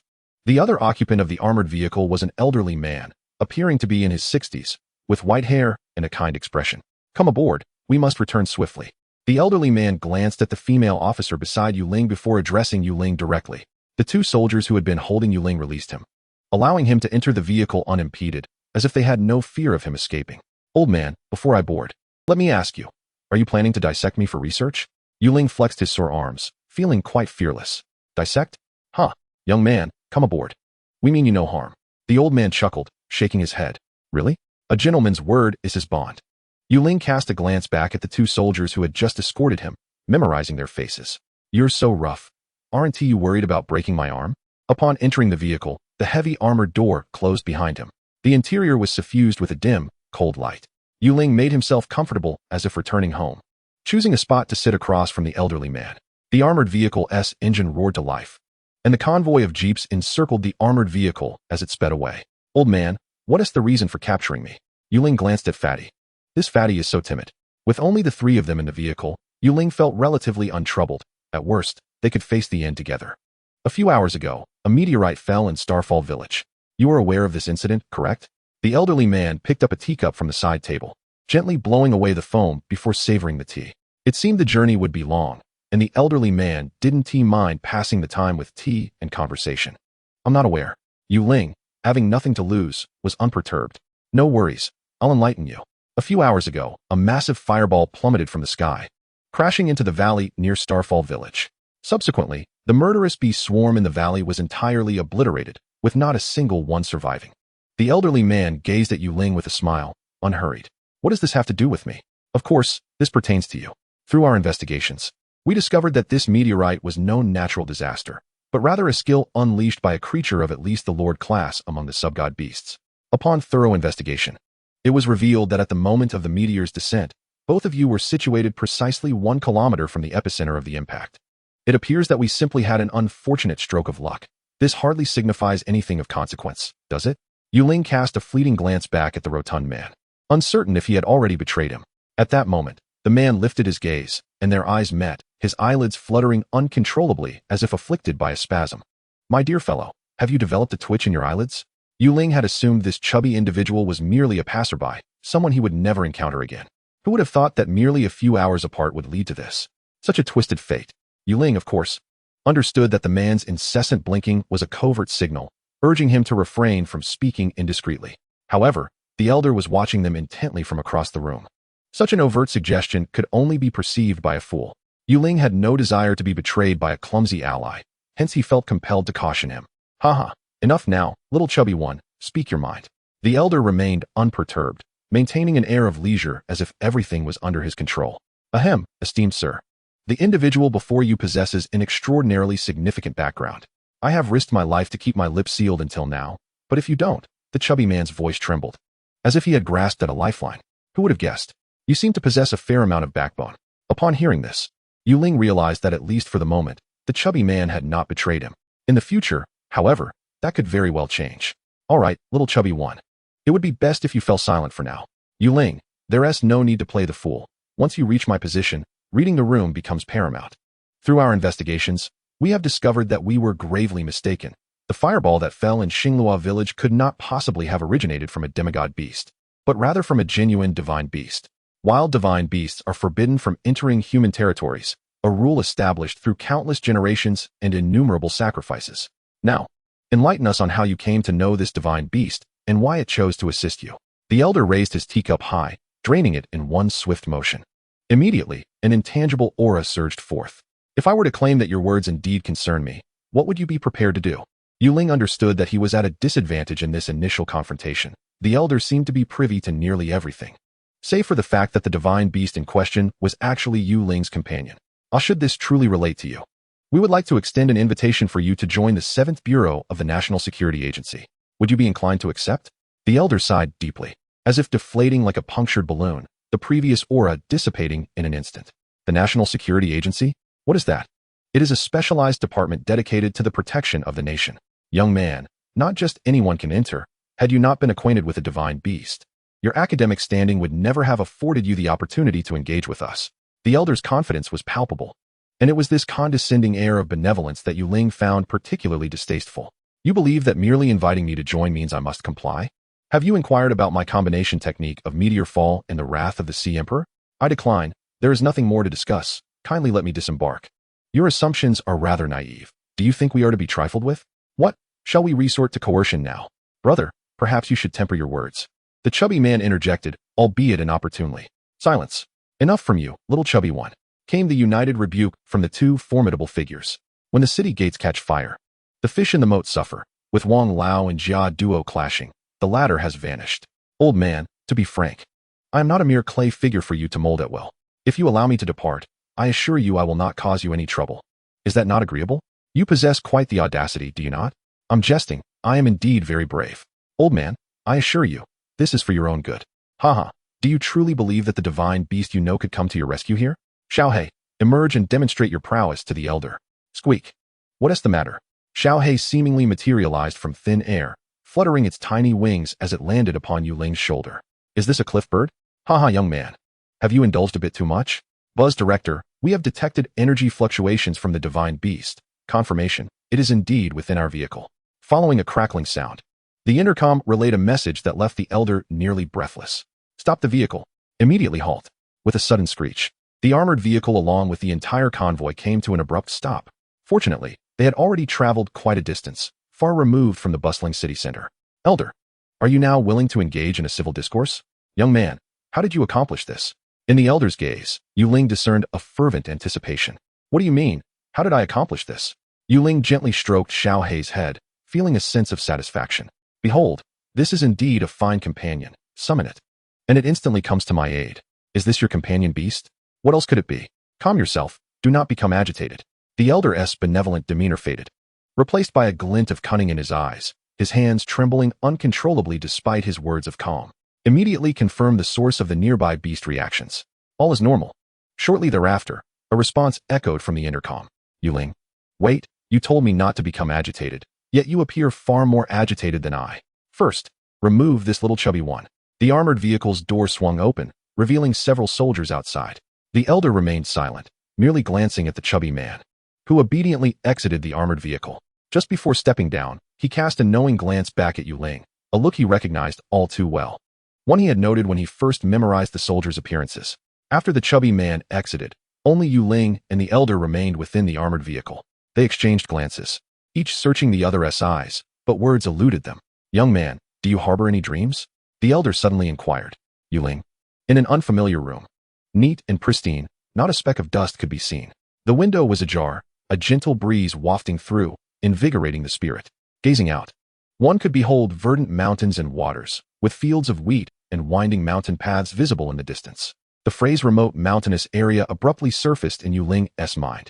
The elder sat not far away, one hand cradling a small plate while the other supported Xiaohei, who appeared to be indulging in a delightful meal. Children grow up and cannot be retained, he mused. Xiaohei, Ling called softly, and upon hearing his name, Xiaohei promptly lifted the plate with its tiny claws, fluttering its wings to land beside Ling. He caught the plate that Xiaohei had been holding, while the little creature settled on his hand, continuing to feast. Look how hungry the little one is. This place is quite secure. Allow me to reintroduce myself. I am Ye Shuyuan, the director of the 7th Bureau of the National Security Agency. As long as you're not just a section chief, that is acceptable. After a long journey, Ling found himself in this remote mountain village, following the elder who had flattered and coaxed him the entire way. In summary, it seemed the elder had taken on the role of a genie, claiming to help fulfill one's dreams. Ling remained curious about the elder's true intentions, which led him to decide to maintain his silence for the time being. You little rascal, did your parents not teach you the importance of respecting your elders? How is it that you cannot utter a few words of flattery to someone who is decades your senior? The elder puffed his beard and glared, the benevolent impression he had previously exuded long forgotten. You brought me to this remote mountain village, and you expect me to speak kindly? Ling scoffed. Hey kid, what do you mean by brought? We merely invited you here. Do you understand the significance of forming a contract with a divine beast? If we hadn't discovered your situation in time and acted promptly, your fragile body would have rotted away in some ravine by now, leaving you no chance to prattle with me. So, Has the Divine Beast contract made you a public enemy? How are the instructors at Carden Academy teaching you to produce such a naive child? This educational system truly requires thorough reform. You're so concerned. As if education can simply be reformed with a phone call. You must be jesting. All right, enough of that, kid. On a serious note, do you have a crush on anyone? Are you trying to set me up? You guessed it, Ling. Are you really going to make my dream come true by starting with a blind date? Chapter 9. This world is quite different. Old man, are you serious? Ling's lips twitched. Can you imagine a group of people going to such lengths to abduct you? Bringing you to an obscure mountain village just to arrange a romantic introduction? Kid, do you truly believe that at your age, having formed a contract with a divine beast, the state would allow you to develop unchecked? Nie Shuyuan, increasingly pleased with Ling, observed him closely. At such a tender age, with a divine beast as his companion, he remained calm in the face of adversity, and, most importantly, he was quite handsome. Wasn't this the perfect choice for a grandson-in-law? But how does this relate to setting me up? Ling was utterly confused. Why was this elder behaving so irrationally? Kid, have you ever heard the term national belonging? Without the constraints of marriage, you might be swayed by some temptation and run off, which would be a colossal loss for our country. And don't think you're the one at a disadvantage here. My granddaughter is a beauty wherever she goes, and countless scoundrels pursue her. You, my boy, should just stay in my domain, marry her, and have a child. That will instill a sense of belonging to our nation and resolve some of my concerns. I assure you, you will live comfortably, Ling. Wait, are you really planning to marry your granddaughter off to me? At that moment, he was at a loss for words. Should he laugh? Yes, probably, but how did it feel like a dream? Stop. Women only slow my draw. What, kid? Do you prefer men? That's fine too. I know plenty of handsome fellows in all styles, guaranteed to satisfy you, Ling. Suddenly, he was at a loss for coherent thoughts. I like girls, he protested with a soulful outcry. Then that settled. The elder was quite content. If Ling had preferred men, it would have posed a problem. But I haven't even met her yet. Even if the state provides a girlfriend, it should depend on my willingness, right? Hey, do you want to meet her? I can summon her right now, and I guarantee you will be satisfied. The elder smiled warmly at Ling. Of course, everything Ling had experienced since regaining consciousness had been a test. Nie Shuyuan was deeply invested in Ling's well-being, far beyond what Ling could have imagined. The contract Ling formed with the cliff bird occurred on a tranquil afternoon. A chance encounter where his lips simply brushed against each other to agree to the contract application. In truth, Ling was entirely unaware of the significance of a divine beast. A divine beast, left unchecked to grow, would one day possess the power to shake the very foundations of human civilization. For the elder, Nie Shuyuan, if he discovered any flaws in Ling's character, the only outcome awaiting him would be to extinguish that potential before it could flourish. In reality, if Ling could calm his thoughts, he would easily comprehend this notion. However, at this moment, his emotions were quite disordered. His parents had flown away to their own world. And now an odd old man was insisting on introducing him to his granddaughter as a girlfriend. Who could maintain coherent emotions in such a situation? Stop. I don't want to meet her. Let's discuss the matter at hand. What do you truly want from me?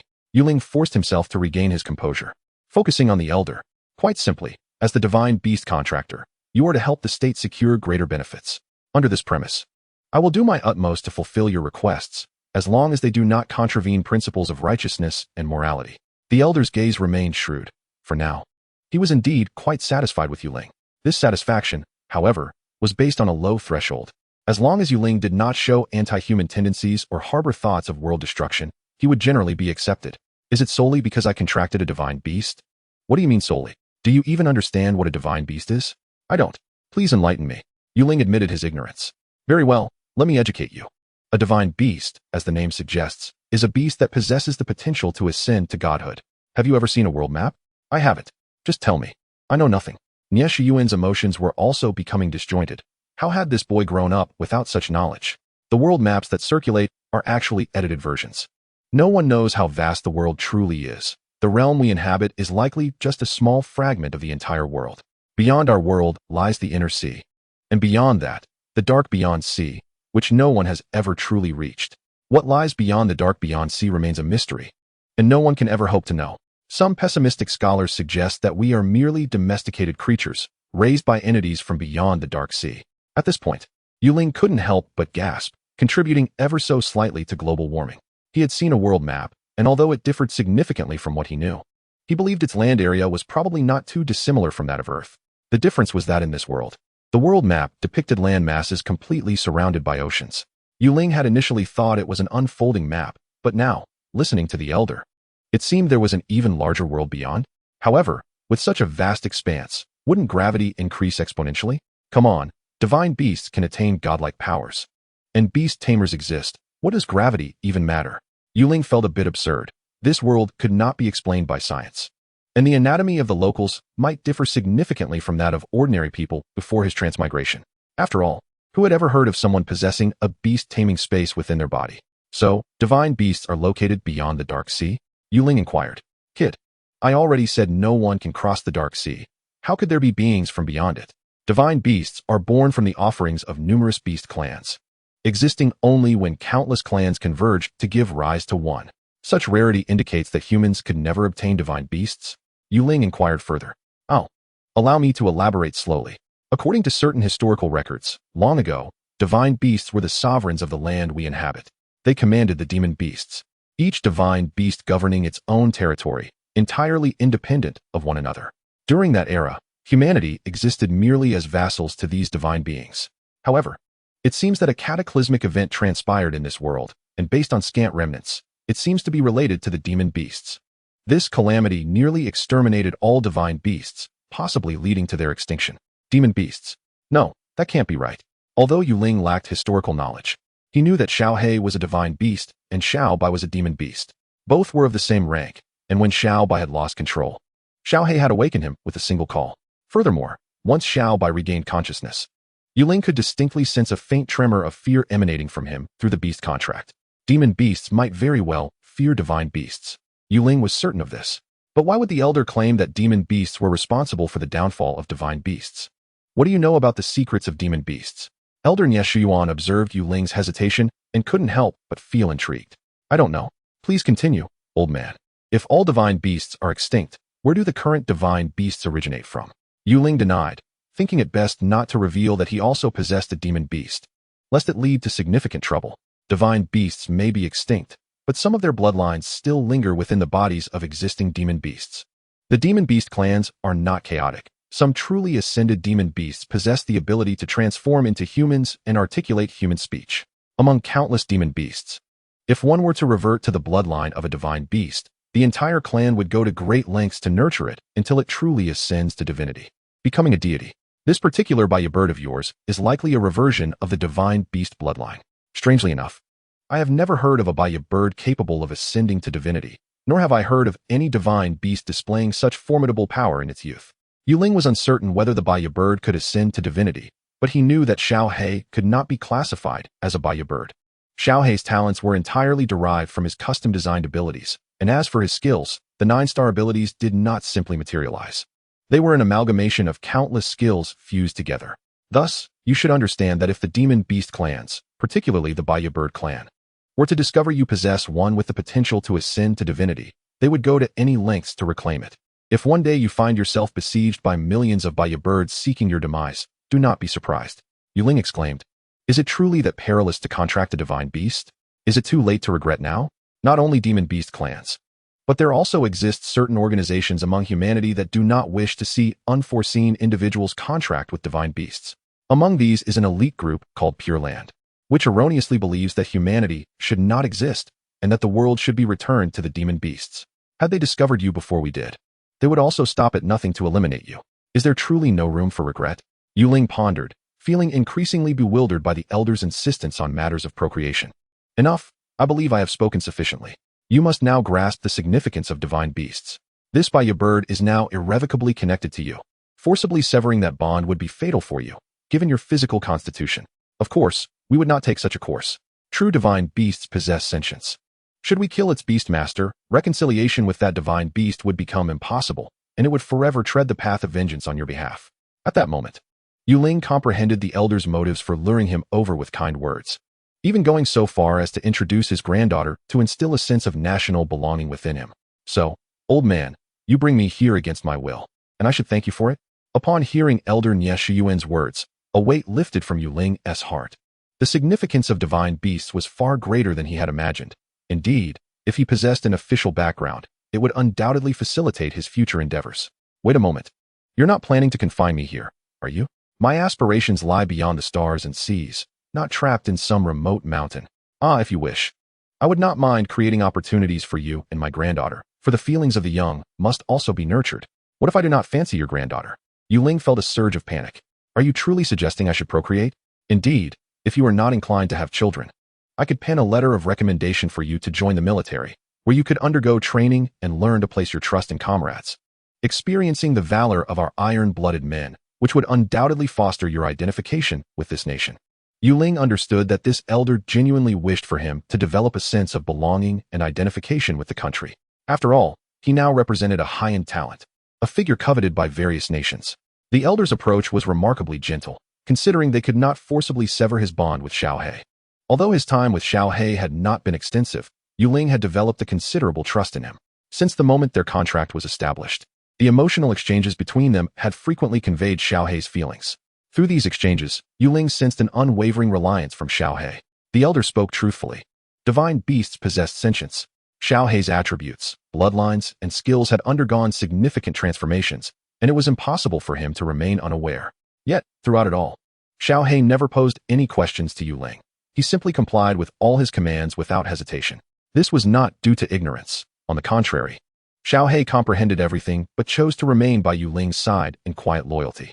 Ling believed that should anyone attempt to harm him in order to see Xiaohe, the latter would stop at nothing to exact vengeance. There is fundamentally no possibility of reconciliation. The divine cannot be defied. If one wishes to foster a favorable relationship with a divine beast, one must acquiesce to its whims. Ah, my dear elder, let me speak candidly. I am not one to remain idle. This vast world beckons me to explore its corners and witness its wonders. My aspirations soar toward the stars and the oceans, not toward marriage and progeny, nor a life of sedentary complacency. Well, I must admit, I had not perceived you as such a person. However, have you pondered a particular question? Upon hearing Ling's words, the elder seemed to reassess him in a brief moment. What question? Ling inquired. While you currently possess a divine beast as a companion, it is merely in its juvenile stage. Although I cannot fathom why your divine beast can wield powers befitting a deity at such a tender age, it seems improbable that you could unleash this might repeatedly in a short span. Moreover, I observe that your beast taming space is but at level 1. Setting aside the fact that this meager level cannot provide adequate energy to your divine beast, if you lack systematic training, the immense energy required for the divine beast's survival could very well drain you to a husk. Ling, this world is truly fraught with peril? Ling understood that the beasts bound by contracts with beast tamers require sustenance and energy from both their food and the beast tamers' spaces to thrive. In truth, he had also noticed that both Xiaobai and the just contracted Xiaohong appeared rather famished. Now Ling comprehended that he was inadvertently burdening these two younglings. Fear not, for now that we have found you, we shall ensure your cultivation. At the very least, we will not allow your divine beast to drain your vitality completely. Should you lack ambition and merely seek a tranquil existence, we might mold you into a vessel for the divine beast. However, if you possess aspirations, we shall assist you to the best of our abilities. Let me share a little secret. Among us humans, there are over 20 individuals who have forged contracts with divine beasts, yet only you are truly free. For reasons unknown, the elder's expression suddenly turned melancholic, as if he had touched upon a buried scar he wished to avoid. What does it mean that I alone am truly free? Ling pressed for clarification. Damn it. This old man is withholding significant information. As I previously mentioned, during the era when divine beasts ruled the world, humanity existed as a subservient race. To ascend, divine beasts require the assistance of beast tamers. Though the elder's words trailed off, Ling grasped the implication. Divine beasts, too, are in need of their tamers' support. The elder had stated that divine beasts were revered by a tribe of demon beasts. Such tribes would never permit their divine beasts to leave, raising the question of what would become of the beast tamers bound to them. The only possibility is that these tamers are also subjugated, nurtured as dependents of the divine beasts they serve. The contracts forged between these beast tamers and their divine beasts are the product of countless blood-soaked battles and sacrifices made by us to establish this path. The demon beast tribes promised us that divine beasts would not trespass into human territories without permission, and when our nations faced extinction, the divine beasts and their tribes must extend their aid to us. Conversely, those beast tamers bound to divine beasts are not permitted to leave the demon beast tribes. In other words, they have sacrificed their freedom to secure our stability and foster goodwill with a demon beast tribe. Upon hearing this, Ling found himself at a loss for words. It is undeniable that those who have sacrificed their freedom are noble and worthy of admiration. Ling could even envision the dire straits of existing as a subordinate to a demon beast tribe. Could one truly expect respect from a divine beast for a mere accessory gained through a transaction? Ling even questioned whether the contracts these individuals signed were genuine in the truest sense. A demon beast tribe would never allow its revered divine beast to become another subordinate. A simple truth. Do you now comprehend your significance? The elder swiftly concealed his earlier melancholy, his expression shifting with astonishing rapidity. Indeed. Excellent. Before your growth is realized, the question of survival should be your foremost concern. Naturally, we will not impose stringent restrictions on your movements. Your yearning for the stars and seas will grant you ample opportunities for exploration and interactions with various demon beast tribes. If you desire, I can include your name among those endeavors. You may regard it as us providing a myriad of resources to facilitate your growth, without imposing undue limitations. Yet, my young friend, our investment in you must be reciprocated. Should we request your assistance, you cannot refuse. The elder's eyes regained their cunning glimmer, a testament to his successful persuasion of the young man. I understand, but since you detected my divine beast so effortlessly, surely others, including demon beasts, could also sense Xiaohong. Correct? Ling voiced his concern. If he were to be discovered upon venturing outside, what purpose would it serve? The elder's grandiose claims suggested they possessed means to obscure Xiaohong's divine aura. Indeed, take this. The elder presented a ring-sized circular object. What is this? Ling accepted the ring, scrutinizing it closely. It appeared to be an ordinary silver ring, devoid of any remarkable features. Place this on the ankle of your little companion. It will help it evade detection by any sophisticated instruments, as well as the awareness of demon beasts and even divine beasts regarding its presence. Thus, when you venture out, as long as you do not recklessly unleash your power, you should remain undetected. However, you must refrain from using that meteor skill in the future. If you wish to live well, strive to grow swiftly. Elder, this item is quite valuable. Might I request another? Yuan. Young man, do you have any notion of the worth of this? Why do you wish for so many? Do you intend to contract a second divine beast? Yuan furrowed his brow, realizing this youth was already seeking to take before he had even brought honor to the nation. Ling's standing in the elder's estimation plummeted. Cough, cough. Actually, I do happen to possess a second divine beast. Ling declared. Xiaobai, come forth and showcase yourself to the elder. Ling understood that this was not the time for secrecy. This circular object was essentially Xiaohong's identification. Without it, traversing the world would be exceedingly difficult. Chapter 11. Shocking Director Nye for a century. Gulp, I am so hungry. With a call from Ling, a small white fish appeared, floating upside down in midair. Ling cast a glance at Xiaobai's status panel. Status, famished. Good heavens, the child is on the brink of starvation. Cough, cough, elder. Is there anything to eat? The child is near starvation. Ling exclaimed, an exasperated expression crossing his face. The elder had mentioned that divine beasts absorb energy from their beast tamers to grow, yet neither Xiaohong nor Xiaobai had ever given Ling the sensation of drawing from him. Behold how the child is famished, nearly fainting from hunger, yet chooses not to draw energy from Ling's body. What does this signify? It signifies that the child's suffering has not been in vain. He would rather endure hunger than inflict harm upon him, would he not? You say, you, spirit of water, are also a divine beast? Yuan. His precious one, Yuan's emotions have become disjointed once more. He can comprehend the contract of a divine beast.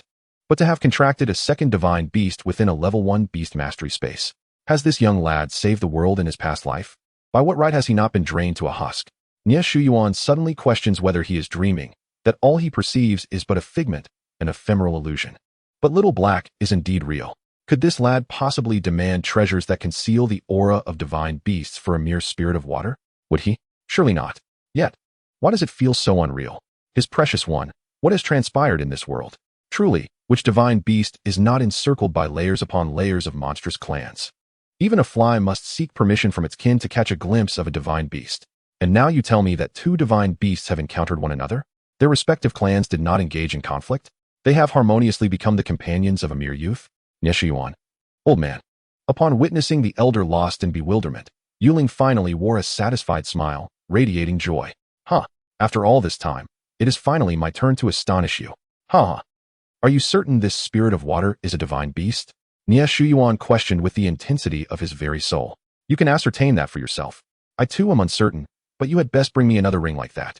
Little Bai is not a divine beast, but rather a magical beast. Yet, in essence, it matters not. Ling is also unsure whether Yuan can discern Little Bai's true nature, but it is certain he cannot. As for revealing the fact that Little Bai is a magical beast, that is out of the question. Ling is not foolish and does not wish to be locked away by the elder. The significance of possessing one divine beast is vastly different from that of having two. Yet it is still comprehensible. But what if it is a matter of having one divine beast alongside a magical beast? His life is at stake. I will make a call. Nie Shuyuan seems yet to grasp the gravity of the situation, mechanically retrieving a communicator from his waist and dialing a number. Soon, the communicator connected. Help me ascertain how many divine beast energy sources are present in my room. The operator? What has triggered the old man? Divine beast energy sources are not cabbages. How many? Yes, director. Although the operator internally scoffed, he promptly executed the command.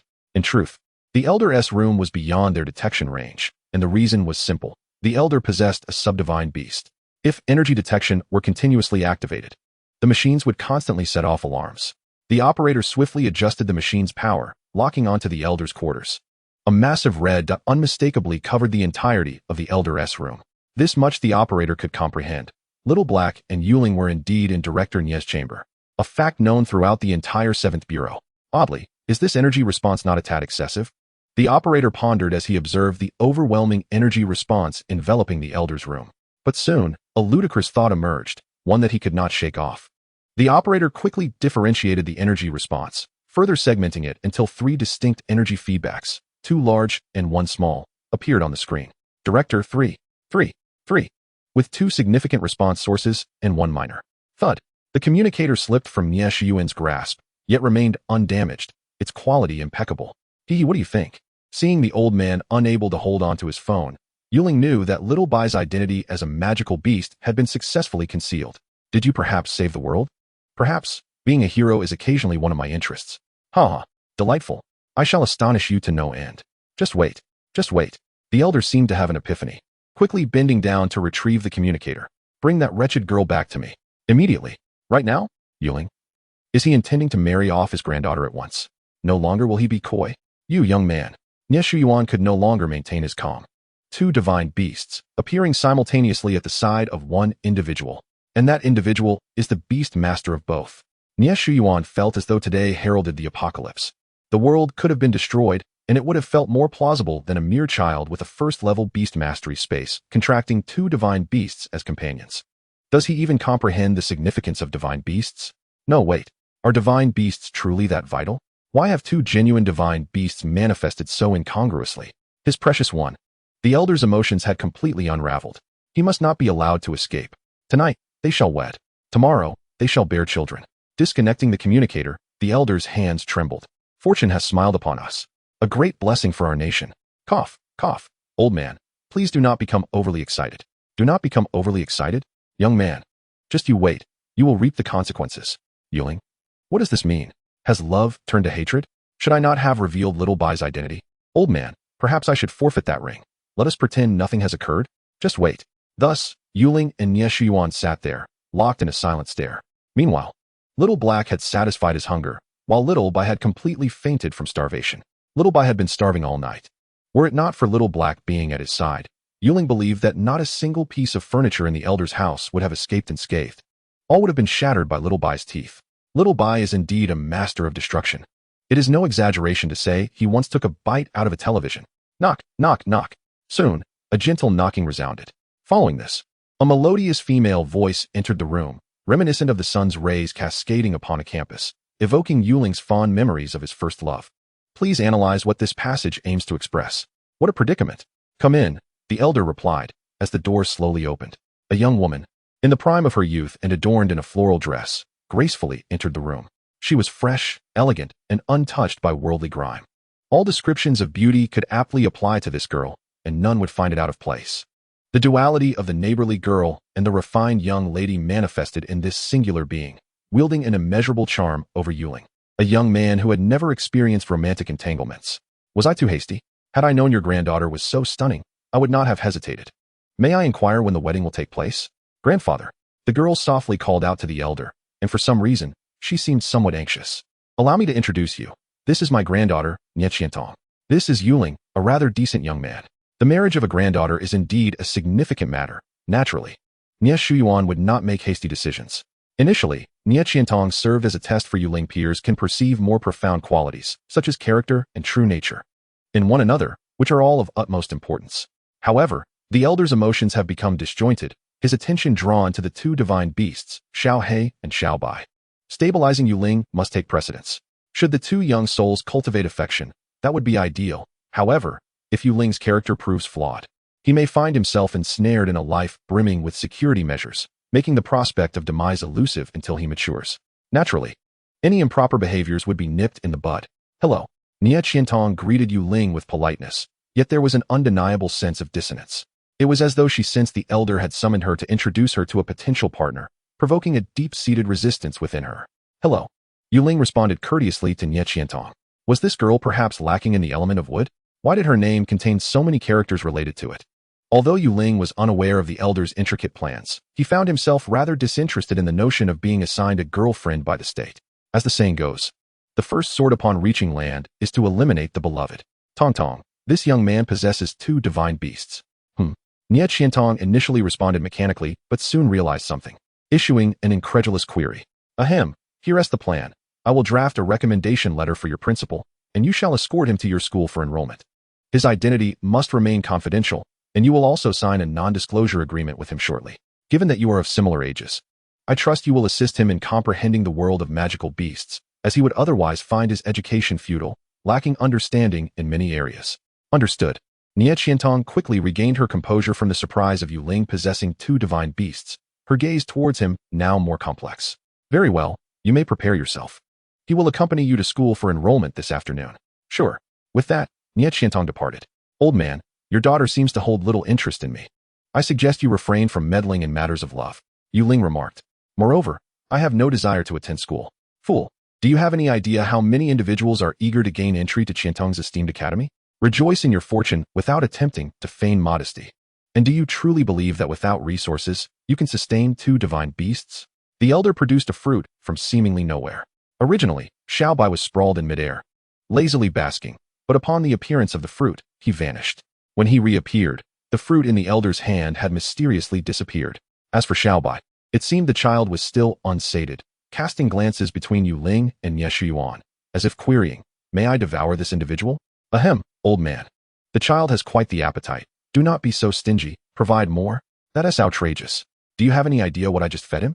I intended to break off a small piece for him, yet the fruit is so potent that even a half would result in an explosive demise for a lesser beast. And he devoured the entire thing. And you tell me he isn't full? Nevertheless, Nie Qiantong conjured yet another fruit. The elder seemed numbed by the day's overwhelming revelations. The notion of Yu Ling possessing a third divine beast would hardly astonish him anymore. Wait a moment. Could it truly be? Chapter 12. The Starry Academy. After lunch, Yu Ling took Xiao He and Xiao Bai to seek a shaded area. Quietly savoring the gentle breeze that wafted through the mountains, the earthy fragrance of grass and soil emanating a paradise-like essence. One day, when he conquers the world, retreating from the clamor of cities might indeed be a splendid choice. Such thoughts were lofty. Squeak. Gurgle, gurgle. Xiao He seemed to relish accompanying Yu Ling in the tranquil afternoon. Xiao Bai, gurgle, gurgle. Is this delicious? Uft. Not tasty. Gurgle, gurgle. What about that? Uft. Still not tasty. The child's demeanor had shifted dramatically. Was this typical of magical beasts, or had Xiao Bai mutated? Why did he seem eager to nibble on everything? Yu Ling glanced down at the ring adorning his left index finger. A spatial ring, could you imagine? This was a gift from director Nie Qiantong, crammed to the brim with treats for Xiao He and Xiao Bai. The director had assured him that for the immediate future, he would cover the food supply for the two divine beasts. Over time, it would be essential to evaluate whether Yu Ling could contribute to the state. Unrelenting demands would not suffice, yet a year or so of indulgence was permissible. Xiao He, how did I end up making such a large detour only to be sent back to school? He wondered, also pondering the fate of the charming elder and the beautiful young lady on the other side of the world. Achu, darling, look, that is the Qinyu tree. How beautiful. Not as beautiful as you. The charming elder and the beautiful young lady embraced gently, surrounded by a cascade of flowers that accentuated their affectionate bond. As if they had forgotten they had a son. After signing the non-disclosure agreement and providing Xiao He and Xiao Bai with treasures to mask their auras, Yu Ling finally embarked on the path leading out of the mountainous region. Only he and Nie Qiantong remained. Director Nie, preoccupied with his myriad responsibilities, could hardly accompany the two young ones at all times. Yu Ling Nie Qiantong's voice was melodious, soft, and gentle. Yu Ling, a straightforward, vigorous young man, found himself caught in a test of character. Any individual would feel a sense of elation. I apologize, but I already have someone I like. I understand what grandfather wishes to accomplish, and if you... I was wondering what was the matter. No worries, don't be concerned. I respect your feelings, truly. Upon hearing Nie Qiantong's words, Ling comprehended her stance. His earlier aversion to Director Nie's matchmaking was alleviated upon learning that Nie Qiantong had someone she cherished. He would never dream of intruding upon her affections. Ling maintained a sense of basic decency, fully aware of what actions were appropriate and what were not. Really? Thank you. Nie Qiantong beamed, her smile illuminating her face, dispelling any lingering gloom from her heart. Could you keep this confidential, especially from grandfather? I hope we can pretend to be a couple. Ling. Little girl, if you say that, I might begin to feel a bit annoyed with you. What are you trying to do? Use me as a tool. No, it's not as you think. The person I like is a girl. Ling. So, is it that wonderful to be in a same-sex relationship? Ling's emotions began to veer off course again. No wonder Nie Qiantong had suggested they pretend to be a couple. A young lady of her stature, if her elders were to discover her unconventional inclinations, might find herself facing severe repercussions. Thus, should he assist her? Damn it, why should he help? The allure of same-sex relationships may hold true, especially for someone like Nie Qiantong, who possessed an impeccable blend of grace, beauty, and lineage. Her prospective partner would surely be of exceptional caliber. It was plausible that her ideal match could even rival or surpass her own standing.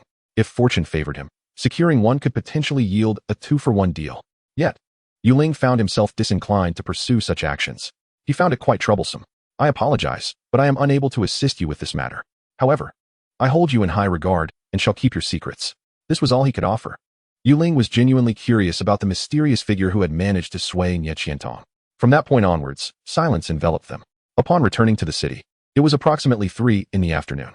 The driver responsible for escorting Ling and Nie Qiantong halted the vehicle before a grand gate. Stellar Academy. Ling had yet to graduate from the junior academy. Had Director Nie truly arranged for him to enter the prestigious academy with just a single letter of complaint? Would you like to explore the campus first, or shall I take you directly to complete your enrollment procedures? Nie Qiantong inquired politely. Is there a place where I could engage in combat? I wish to assess the battle capabilities of Xiao He and Xiao Bai. Ling pondered for a moment before responding. Time reverted to Director Nie's chamber.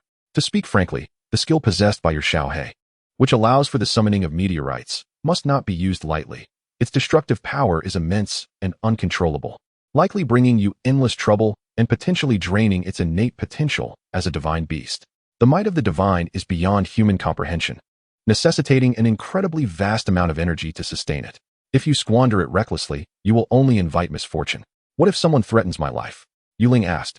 If that fateful day were to arrive, all restrictions placed upon you would be lifted, and should any chaos ensue, we, the older generation, shall bear the burden for you. Your words are quite touching, old man. Haha, you are getting ahead of yourself, lad. Do you truly believe that under our watch, protection, you would face any life-threatening dangers? Old man, could you allow me to maintain my composure for a moment? Reflecting on the elder's words, Ling couldn't help but smile wryly. This old rascal was indeed amusing. He had no intention of allowing Xiao He and Xiao Bai to casually deploy the combination of Stellar Fall and Sea Emperor's Wrath anymore. After a single use of Stellar Fall, Xiao He had exhausted himself for half the day, and Xiao Bai was likely not faring much better. Of course, without the 9-star skill, he still possessed a 1-star skill. Once an opportunity arose to enhance the proficiency of Xiao He and Xiao Bai's 1-star skills, their divine beast and magical beast qualities would allow them to obliterate anything in their path. As it happened, one use of Stellar Fall had annihilated an entire swarm of killer bees, and upon awakening, Xiao He had inexplicably leveled up from level 1 to level 2. The elevation of a beast level could only be achieved through 3 means: combat, training, and consumption. This is universally acknowledged, yet the extermination of an entire beast swarm, even a relatively small insect colony, only resulted in a single level gain. Was this truly reasonable? Was the task of upgrading a divine beast so arduous? Or was the method flawed? Was he perhaps holding back the 2 youngsters? This was the prestigious academy, where resources and bounties related to beast tamers could be found in abundance. Nie Qiantong affirmed this. Very well. Then lead me to a place where I can engage in combat. All right, follow me. Traversing through a wooded path, Nie Qiantong brought Ling to the entrance of a magnificent circular building. One couldn't help but marvel at the opulence of the academy. Did it truly have highways within its grounds? This is the battle hall, where fights ranging from intermediate to advanced levels take place. The levels of beasts, from lowest to highest, are classified as low tier, levels 1 to 10, intermediate, levels 10 to 20, high tier, levels 20 to 30, advanced, levels 30 to 40. Lord, levels 40 to 50, King, levels 50 to 60, Emperor, levels 60 to 70, and Divinity, levels 70 and above. The levels of a Beast Tamer's space, from lowest to highest, are Bronze, level 1, Silver, level 2, Gold, level 3, Platinum, level 4, Diamond, level 5, Emerald, level 6, and Stellar, level 7, corresponding to the 7 tiers preceding Divinity. Why is there no tier for Divine Tamers? One might wonder. If the Divine Beasts had already ascended to Divinity, what need would there be for Tamers? The highest level of beast space in the world is indeed the 7th level. As the old man assured Ling, these were revelations shared by director Nia not long ago. Xiao He and Xiao Bai were currently both at the initial stages. One at level 2 and the other at level 1, still in their juvenile phases. Ling was also quite curious about what stage Xiao He and Xiao Bai were truly at, considering that one use of Stellar Fall had left the high-tier Queen Bee in ashes. What lay beyond that? Without a clear understanding of their current standing, recklessness would be ill-advised. I wish to find a high-tier opponent for battle. They won't expel me for this, will they? Ling chuckled wryly. Despite Xiao He and Xiao Bai being merely initial-tier beasts, he couldn't boldly declare, I am a divine beast. Challenging high-tier or even advanced opponents filled him with confidence. Yet whether they would deign to accept his challenge remained uncertain. I can arrange for a few individuals to spar with you, Nie Qiantong, well aware of Ling's concerns, suggested after a moment of thought. That would be acceptable. You go ahead, I shall wait here. Ling nodded, thankful for the lack of aimless wandering. Please wait a moment. I will make a few calls and return shortly. Understood. With that, Nie Qiantong departed. Why didn't Nie Qiantong choose to spar with Ling herself? You might find it hard to believe, but this young lady also possessed a semi-divine beast, and it was a high-tier semi-divine beast at that. Furthermore, she had only contracted this one beast to nurture. Ling preferred to progress gradually, avoiding the use of 9-star skills, and naturally wished to steer clear of starting with a hellish difficulty. The so-called semi-divine beast refers to those who have regressed from divine bloodlines. But due to a lack of offerings from beast clans, their bloodlines are exceedingly thin, forever losing the qualifications to become divine beasts or ascend to divinity. Semi-divine beasts seldom attract the attention of beast clans, thus sparing their tamers from the myriad troubles that true divine beasts encounter. However, no matter how inferior, they still surpass ordinary beasts. Moreover, there is no explicit limit on the number of beasts a tamer can contract. A level 1 bronze tamer, provided they are not afraid of being drained by their beasts, could potentially contract an entire beast clan. The beasts require energy drawn from the tamer's beast space. Consequently, the fewer contracted beasts one has, the more energy can be funneled back to them, ensuring a smoother growth trajectory. Simply put, one cannot bite off more than they can chew. For instance, Ling, with a level 1 beast space, has managed to contract 2 divine beasts. The old man found it astonishing that he had not been drained to death.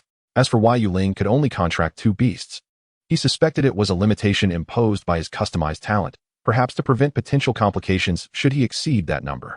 Hey, have you heard? The people from Ada's Academy have come to challenge us. I've heard. Those guys are in for a world of hurt. Come on, come on. If we don't hurry, there won't be any spots left. Just as Nie Qiantong departed, a throng of students began to flock towards the battle hall. Ling listened for a moment. It seemed that students from another academy were coming to challenge them, and everyone was eager to witness the spectacle. Gradually, more and more students surged into the battle hall, effectively pushing Ling out of the doorway. After waiting a while longer, Nie Qiantong returned, albeit alone. The Ada's Academy has come to challenge us. Are you interested in participating in a friendly match? Ling was taken aback. Me? What tiers are they? In the prestigious Starry Academy, there exists a hierarchy of 4 advanced beings and 1 transcendent entity. Is there truly no one willing to take the stage? Surely, it cannot be my turn yet. Ling, however, shows no qualms about participating. He seems indifferent to whom he faces. Yet, his direct approach raises a question. Is he overstepping his bounds? Could this young lady be scheming to ensnare him? In Chapter 13, the white-haired young girl unleashes her prowess. As she patiently elucidates to Ling the rationale behind his involvement in this friendly match, he cannot shake the feeling that her words resonate with a peculiar familiarity. Indeed, was it not he who had once coaxed the chubby lad into confronting a swarm of killer bees with such meticulous guidance? This situation feels all too familiar. It seems she is set on elevating him to greatness. Considering her illustrious background, it is hard to believe she is an ordinary person. Now, the question arises, is she merely seeking a legitimate excuse to reject the matchmaking arranged by her family? Upon hearing her, Ling finds his drowsiness dissipating. Thoughtfully, he contemplates the motives behind Nie Qiantong's intentions, but he knows he must participate in this friendly competition. The prospect of gaining recognition is undeniably enticing. Since the arrival of the first wave of spectators outside the exhibition hall, Ling has lost count of how many have squeezed into the venue. What does this signify? It indicates that the audience for this friendly match is substantial, and the exposure is remarkable. With his two spirit beasts, Xiaohe and Xiaobai, how could he possibly remain a mere student? Are you willing to take the stage? Nie Qiantong's eyes gleam with excitement. Yes, arrange for me to participate. But let it be known that my spirit beasts are not easily controlled. Should any unforeseen circumstances arise, I will handle the aftermath. But you must deal with any ensuing troubles. Mutual benefit, quite simple, she replies. Just ensure you refrain from harming your opponent's beast. After all, this is a formal competition. I understand. I will arrange for the referees to ensure your opponent's safety, he assures her. Fellow students, I trust you are all aware that the Ada's Academy has come to challenge us. It is my honor to serve as the host for this friendly match. The atmosphere within the arena is electric, with thousands of seats filled to capacity and many spectators standing to witness the event. However, among them, only a select few are students of the Starry Academy, which prides itself on admitting only the elite. Thus, the genuine students find little interest in such trivial matches. The news of Ada's Academy's challenge has spread rapidly, drawing countless individuals, many of whom have traveled considerable distances to witness the spectacle. Ling finds a spot near the competition stage to sit, with Xiaohe perched on his shoulder preening its feathers, while Xiaobai clings to his hand, reluctant to let go. The reason is simple. The ring on Ling's finger contains an abundance of delightful treats. Xiaobai is quite certain of this. Little White is hungry. Enough chatter. Let us proceed to welcome the participants. Ling rises, stretches his stiff limbs, and, accompanied by Xiaohe and Xiaobai, steps onto the stage. Remarkably, Nie Qiantong's efficiency is impressive. He is ushered onto the stage without any hindrance. Why is it just you? I have not seen you before. Are you a newly appointed main team member of Starry Academy? As he steps onto the stage, he notices 5 students clad in identical uniforms staring intently at him. Their expressions proclaiming, "We are here to vindicate ourselves." Who are you? Why are you not one of your school's main competitors?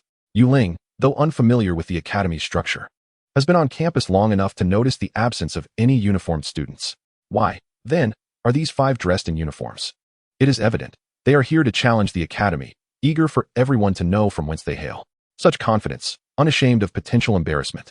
Ling sizes them up, but finds no retorts springing to mind. After waiting hours for the match to commence, even a superhero would not take this long to prepare. Shall we begin? I am rather busy. Xiaobai, you take the lead. But remember, the opponents are not to be consumed. Ling gently pats the fish who clings to his ring. Xiaobai obediently flicks its tail fin and releases its grip on Ling's hand, drifting to the front. Gulu gulu. If I win, will there be treats? This little one seems to be veering further down the path of a glutton. Will the fruits provided by the elder truly suffice for Xiaohe and Xiaobai for an entire year? Fear not. You shall not go hungry. Excuse me. Have you made a mistake? A juvenile water spirit? Hey, Starry Academy, do you look down upon us? As Xiaobai makes its entrance, the 5 challengers grasp the situation. Starry Academy is toying with them. While they cannot sense Xiaobai's aura, its size speaks volumes. Their intent in challenging the academy was to measure their prowess against the main competitors. If they could defeat even one of them, their reputation would be solidified. Yet, staring at the juvenile water spirit summoned by their opponent, they find themselves disheartened. To any observer, it is clear this little fish is no formidable adversary. Are they to believe that such a diminutive creature is a high-tier demon beast? Surely, it is a jest. Are these challengers truly students of Starry Academy? Or have they simply plucked a wild beast tamer from the streets? Will their victory earn them applause and recognition? Surely not. Any student from a prestigious academy could easily subdue such a small water spirit. They have gone to great lengths to draw a crowd for this challenge. Yet will all their efforts and expenditures amount to nothing? In the audience, countless spectators express their astonishment. Has Starry Academy truly become so complacent? Can this little fish even be classified as mid-tier? Surely, this cannot be merely a rudimentary endeavor. What is the Celestial Academy up to? Do they not aspire to triumph in this contest? It seems that a discerning individual has expressed a divergent perspective. What do you comprehend? The Celestial Academy is employing a feigned retreat. This little guppy is undoubtedly a secondary companion of this competitor, perhaps even devoid of a contract. It is conceivable that the intention is to disrupt the opponent's mental state, thus providing an unforeseen advantage when the competition officially commences. Is it truly necessary for the Celestial Academy to engage in such tactics? This exemplifies why you are incapable of gaining admission to the Celestial Academy. Can a novice like you fathom the mindset of the chosen ones? Damn, were I able to enter the Celestial Academy, I would assuredly not resort to such measures. Defeating an opponent with honor would preserve the esteemed reputation of the Celestial Academy. Hence, your failure to gain admission. You feign understanding. Thus, your inability to enter. Could you not phrase it differently? Therefore, you remain unqualified for admission. Meanwhile, the genuine students of the Celestial Academy are equally perplexed. Who is this individual? Have you encountered him before? Surely, he cannot be a student of the Celestial Academy. He appears rather youthful. Do you suppose there exists a possibility that he simply possesses youthful vitality? Are you out of your mind? On the battlefield, Ling remains unfazed. Do you dare to underestimate this little guppy? Soon, you shall understand why the flowers bloom so vividly. Will you continue to fight? Should you lose? Do not deny it. With that, a student from the Ada's Academy waved his hand, and immediately, a wave of scorching heat surged forth. In an instant, a fierce blaze ignited between Xiao Bai and this student, rapidly spiraling into a massive fire tornado. At the center of the fire tornado, a pair of blazing eyes pierced through the flames, fixating on Xiao Bai. Name, Firestorm Griffin. Level, 27, Advanced. Aptitude, 21. Attributes, Fire Wind. Racial skill, Fire Tornado, 4-star skill, Fire Attribute, Wind Attribute. Attack type, Expand remaining 2 options. Suddenly, Ling's eyes were met with information regarding the beast within the fire tornado. This had never occurred before. Has a customized talent been activated? Why is the panel uneditable? This interface resembles that of Xiao He and Xiao Bai, yet lacks any identifiers. Could it be that due to the 2 filled contract slots, he is able to access the fundamental information of other beasts? Xiao Bai, unleash water gun. Ling commanded, still gazing at the unexpected pop-up before him. Gurgle, gurgle. I'm attacking. Xiao Bai gently flicked his tail fin and leapt slightly. Subsequently, a colossal water column, nearly a meter in diameter, coalesced before Xiao Bai. The water column surged upward, crashing into the heart of the fire tornado, which swiftly succumbed, failing to withstand even a second before being pierced through by the water. As for the Firestorm Griffin at the center of the tornado, high above, a peacock with a wingspan of 10 meters gracefully flapped its wings, pinning the Firestorm Griffin in midair, leaving it immobile and disoriented, unaware of its fate. Indeed, the referee intervened to rescue the Firestorm Griffin. Xiao Bai's water gun attack exceeded the comprehension of everyone present, including Ling. Fortunately, Nie Qiantong had preemptively informed the referee to ensure the protection of Ling's opponent. Otherwise, it is uncertain whether the Firestorm Griffin would have met its demise. Indeed, Ling emerged victorious, in a manner that was nothing short of bewildering. A profound silence enveloped the arena. Chapter 14. Rain Prayer? The Dragon King Deluges. So that is it. I comprehend now. This competitor from the Celestial Academy must have acquired some means to reduce its size. Advanced? No. That water spirit might even be a transcendent beast. After a brief silence, the initially self-assured critic broke the quietude. However, this time, his words seemed to resonate with many spectators surrounding him. Indeed, how could a novice beast eliminate an advanced beast with a single skill? This defies logic. That water spirit must be anomalous. It either consumed some fruit that stunted its growth or unexpectedly awakened a skill akin to size amplification. Such skills are rare. But elemental beings are indeed known to exist. They could very well possess amplification abilities. After all, elemental beings do not conform to the traditional definition of beasts. Enlarging or reducing their form is merely a matter of energy manipulation. In this light, the critic's initial suggestion of lulling the opponent into complacency, only to strike unexpectedly when the battle truly commences, does seem to hold some merit. It must be so. No wonder you are the critic. Well done, Celestial Academy. A voice rang out, and in an instant, the arena erupted in applause. The Celestial Academy is indeed formidable. Any doubts cast upon it are swiftly obliterated by compelling evidence. While Ling basked in the accolades, the expressions of the 5 students from Ada's Academy were dark and brooding. Did they underestimate their opponent? How could such a diminutive beast unleash such tremendous power? No, something is amiss. Wang Jun, you shall take the next stage. I do not expect you to win, but do prolong the battle as much as possible. The 5 students from Ada's Academy, being the elite of a prestigious institution, quickly adjusted their mindset and devised a meticulous strategy. Indeed, the Celestial Academy has sent but a single competitor to the arena, while they boast 5, one of whom possesses a transcendent beast. Even if they cannot prevail in one-on-one combat, surely they can outlast in a war of attrition? Merely an elemental water spirit. Now, let us welcome the second contestant from Ada's Academy. The host adeptly guided the unfolding battle, and soon, the second student from Ada's Academy began to summon a beast. Suddenly, the arena was enveloped in a thick shroud of purple mist. Name, Mist Phantom. Level, 29, Advanced. Aptitude, 27. Attributes, Shadow. Racial skills, Mist Realm Trap, 5-star skill, Shadow Attribute. Amplification type, Shadow Blade, 3-star skill, Shadow Attribute. Attack type, Expand remaining 2 options. Within the dense mist, A pop-up panel once again appeared before Ling, albeit this time, perhaps due to the fog, the window was hazy, making it difficult to pinpoint the precise location of its owner. The mist enveloped the entire battlefield, including Ling and Xiaobai, in less than 5 seconds. The visibility plummeted, and one cannot deny that this opponent possesses a certain tactical acumen. They clearly have no intention of confronting Xiaobai head-on.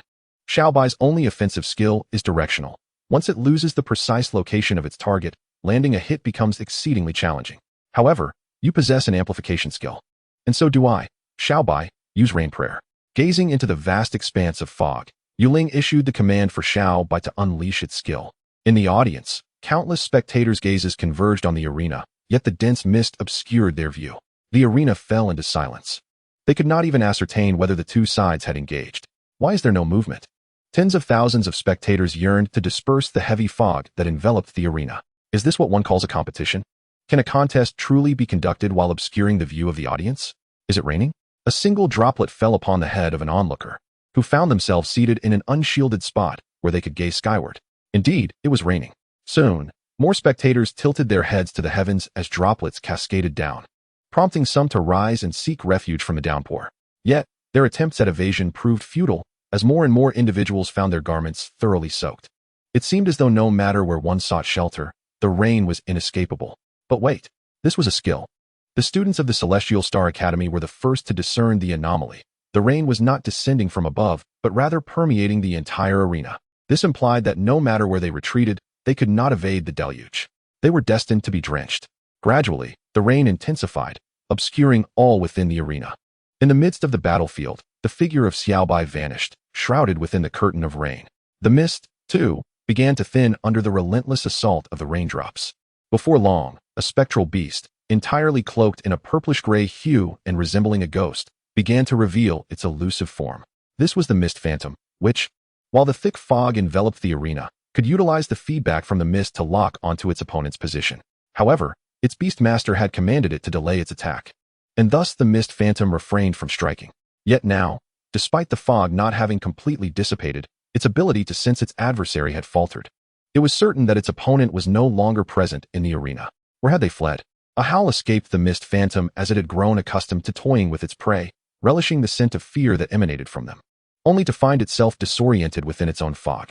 Mere seconds prior, it had been the hunter. In an instant, the roles seemed to have reversed. A prickling sense of danger coursed through it. Xiaobai, cease this game and send it off the stage. Ling shielded his eyes with his hand. Can you believe it? A torrential downpour within the arena. Is this a rain summoning? It is more akin to the Dragon King's deluge. Amidst the rain, an energy wave rippled through the air. Under the amplification of the rain summoning, Xiaobai's skill ascended to a new pinnacle. The tiger returning to the mountains initiates challenges to all creatures therein. Why? To ascertain its position within the food chain. For Ling, he was engaged in a similar endeavor. Xiaobai were capable of defeating opponents of multiple ranks. But what were their limits? Ling had now confirmed his first step. High-tier beasts would not pose a challenge to Xiaobai. Above the arena, the referee gazed in astonishment at the surging energy wave. Beneath her, a peacock with an impressive 10-meter wingspan conveyed a mental message to her. Faced with such a convergence of energy, even it would sustain injuries if struck directly. How could this be? Initially, when the referee received instructions to ensure the protection of the students from the Ada's Academy, she had struggled to comprehend. Only when the water column pierced the fire tornado did she begin to grasp the magnitude of the situation. The energy of this water spirit was abnormal, far too immense. How could such a vast energy be contained within the body of such a small beast? Would it not spiral out of control? Ultimately, these questions were trivial for the referee. Her peacock beast was of the Lord tier, and in a duel between high-tier beings. She was confident in her ability to manage the situation. Yet now, her Lord Beast was indicating that the energy wave accumulating from that little white fish was enough to compel even a Lord to retreat. How could this be? No high-tier beast could possibly inflict harm on a Lord-tier beast. Chirp. The Peacock King relayed another thought to her. If action were not taken soon, the Mist Phantom might perish. Save it. The referee, casting aside her astonishment, swiftly commanded the Peacock King to dive towards the arena. Within the arena, the energy Xiaobai had gathered had reached a critical point. A water sphere, with a radius of approximately 10 centimeters, wobbled precariously in midair. Under the amplification of the rain summoning, Xiaobai had no comprehension of the sheer energy concentrated within that sphere. But to it, that was sufficient to send its opponent off the stage. Suddenly, the water sphere vanished into thin air. Following this, The surrounding rain seemed to freeze in midair, time appearing to thicken. At the opposite end of the arena, a gigantic peacock materialized, flapping its wings. The 10-centimeter water sphere appeared as a mere candy in front of the Peacock King, yet the Peacock King dared not let its guard down, maneuvering its wings to control the wind, attempting to envelop the water sphere. Abruptly, the water sphere burst, and the Peacock King, sensing imminent danger, vanished once more. Approximately a second later, a tremendous roar erupted from the sky. Name, Peacock King. Level, 43, Lord. Aptitude, 29. Species, Beast. Attributes, Space, Flight. Racial skills, Spatial Leap. Wind Feather Dance. Before Yuling, the panel window belonging to the Peacock King flashed briefly. No wonder he had initially failed to notice how the Peacock King had rescued others. It possessed spatial skills. Your skill is impressive. I shall claim it. Yuling naturally did not forget to record the skills. Although these skills were merely fusion materials, who knew what more useful abilities could arise from such combinations? Yuling felt quite satisfied with the day's achievements. The skill slots of his beasts were limited, and in the long run, even if new skills could be bestowed in the future, Yuling had no intention of granting his beasts low-tier abilities. Just because they couldn't be used freely now doesn't mean they won't be able to later. Aren't 9-star skills enticing? The explosion in the sky gradually subsided as the Peacock King descended, landing in the center of the arena. A closer inspection revealed numerous damaged scales upon the Peacock King's wings, dark green blood oozing forth, presenting a rather disheveled appearance. The Peacock King had been wounded. As a being of the space attribute, it found it hard to believe that the water sphere possessed the ability to leap through space. Had it not traversed dimensions to intervene, it would have never been able to intercept the water sphere. The Peacock King gazed at Xiao Bai in bewilderment. Gurgle, gurgle. Delicious. Delicious. As the torrential rain began to abate, Xiao Bai was busy relishing its accolades from Yuling, entirely ignoring the Peacock King. Chapter 15. Brother. Let us pay our respect at the mountain gate. Perhaps due to the passage of time, Xiao Bai's mastery over its abilities had noticeably ascended a level. The water sphere it had just formed in the rain summoning field was not even part of its skill repertoire. In other words, it was a skill it had created by combining its attributes with the surrounding environment. That skill contained elements of chaos. Furthermore, during its initial attempt, it had yielded unexpectedly remarkable results. Little Bai must have realized the tremendous changes occurring within his body. However, the child seems blissfully unconcerned about his prowess, preoccupied solely with his appetite. Just moments after achieving the remarkable feat of injuring a Lord-level beast, he hastened to seek praise from Ling. Little Bai. Oh, the child is solely focused on food. Is this insatiable craving linked to the bloodline of magical beasts? Are they all gluttons? Take a look at Little Hay. No. Perhaps it's better not to. Although Little Hay doesn't exhibit the same inclination to nibble at everything like Little Bai, when it comes to appetite, he is certainly no less voracious. Ling understands that the prodigious appetites of Little Bai and Little Hay are likely connected to the inability of his beast-controlling space to replenish energy for the two little creatures. Lacking access to energy from the Beast Master's domain, they must continually source energy externally to sustain their vitality. Eating is undoubtedly one of the most effective means of energy acquisition. Ling, ever generous, retrieved 3 fruits bestowed by the elder from his spatial ring, 1 for Little Bai, 1 for Little Hay, and 1 for himself. What might happen to a beastmaster who consumes such fruits? Ling suddenly wondered if he should dare to experiment. He felt almost entirely like a burden to the two children. This sensation was far from pleasant. If only his own body harbored substantial energy to nourish Little Hay and Little Bai, perhaps they wouldn't so frequently lament their hunger. But would these fruits be toxic to humans? Wasn't it said that consuming such delicacies could lead to catastrophic consequences for high-level magical beasts? Outside the arena, the spectators' gaze remained steadfastly fixed on the battleground. Was this match not captivating in its own right? What had transpired just moments ago? Had the referee intervened? What had caused that explosive sound? Was the referee's beast injured? Had the match concluded? So, who emerged victorious? Little one, do you find yourself awash in questions? Under the torrential rain enveloping the entire combat arena, human perception of energy is far inferior to that of magical beasts. Amidst the downpour, a water sphere no larger than 10 centimeters in radius, appearing and vanishing seemingly at will, hardly attracts significant attention. Aside from the referee responsible for the match's safety, only the teachers lurking in the shadows truly comprehended the events that had just unfolded. What the spectators witnessed was the referee piloting the Peacock King, suddenly appearing in the arena, only to vanish moments later, followed by a resounding explosion. Even the students of the Star Academy grasped only this much. In a match where all the audience was left in a haze, could it still be considered a contest? Outside the arena, a plump boy exclaimed, "Is this the big brother you claimed would take me to the mountain gate? How about that? ISNT, my brother invincible? Can you explain to me what just happened? Dude, how could I possibly comprehend the magnitude of my brother's strength? If I could, I would be the big brother myself. The contrast between the two, one hefty and the other slender, was striking. The stout boy weighed over 200 pounds, his body round and ample, while the lean one barely weighed 80, resembling a mere wisp of wind. The plump boy held a phone in his hands, the screen displaying the scene of Ling battling against the contenders from the Ada's Academy. He had hurriedly sought out his dream brother, who could propel him to the pinnacle of life. However, with the 7th round still underway, he had no choice but to squat by the roadside and watch the broadcast. The fact that he could safely arrive at the Star Academy was a testament to the deep connections his family had cultivated. Of course, the plump boy was not a member of the 7th round. As the only one likely aware of Ling's true identity, he was internally fraught with anxiety. Monkey, my big brother possesses a divine beast. Do you understand what that means? There is no need for any tests. My brother is at a pivotal stage of development. As the saying goes, if you do not accompany me at sunset, who are you when I rise again? Now is precisely the time when my brother needs us. Investing in my brother's venture now means we will be original shareholders when he ascends to greatness. Unfortunately, the plump boy could not openly share the truth with Monkey. If he were to breach confidentiality, he might find himself in dire straits. Even his father would not overlook such a breach. The thought of being reduced to mere minced meat was unbearable. Strong, but not as strong as you think. That little by fish is probably just superior tier, right? Monkey's expression was one of deep complexity. What had sparked this sudden confidence in the plump boy?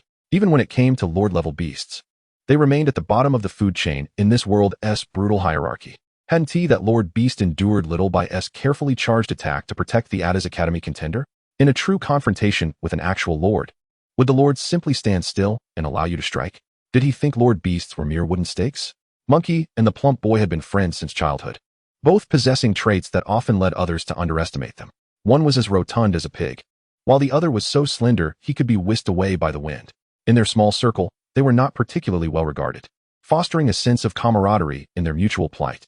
Yet, even a starving camel is larger than a horse. Both boys hailed from families of considerable repute. The plump boy's family was a commercial titan, while Monkey's lineage was entwined with the upper echelons of the Heavenly Tower, affording them both significant social standing. When the plump boy suddenly invited Monkey to the mountain gate, Monkey felt a surge of reluctance. What era was this, anyway? The mountain gate. Did the plump boy think he was a character from ancient tales? Though Monkey hadn't seen the details of the recent match, he could piece together an understanding. His family was affiliated with the Heavenly Tower. He had had the fortune of witnessing battles even among Emperor-tier beasts, ones that were but a step away from divinity. Those clashes were truly earth-shattering. Would he, a young master of the Heavenly Tower, be reduced to a subordinate for students of a higher academy? Plump boy, are you serious? Strong, but not strong enough. The Ada's Academy had another contender with a superior tier beast, after all. Let us wait and see. Monkey regarded the plump boy with a complex expression, wondering if the little fat boy was concealing something from him. Could his judgment be so lacking? On the arena floor, the misty phantom floated delicately before its beast master, who appeared utterly bewildered. What was happening? Had the referee intervened? Had I lost? Was that explosive sound created by the water spirit, the little by fish? The competitor was equally perplexed, but upon noticing the wounds on the Peacock King, he felt compelled to acknowledge his defeat. He had no idea where the attack had originated, but if a lord-level beast could be injured, surely his high-tier beast would not withstand it. However, am I not losing in a rather bewildering manner? At this moment, the referee was cradling a small box filled with a viscous ointment, a special medicinal concoction provided by the esteemed instructors of the Star Academy, capable of swiftly healing injuries. The Peacock King had been wounded, and her heart ached for him. It was no wonder that someone had cautioned her before the match to ensure the protection of the students from the Ada's Academy, allowing that little white fish ample time to prepare enhancement skills and gather strength. This diminutive creature possessed the power to injure a lord-level beast. Such a formidable damage potential, transcending class boundaries, indeed necessitated constant vigilance from instructors capable of controlling the battlefield during high-level confrontations. Yet, it was rather peculiar.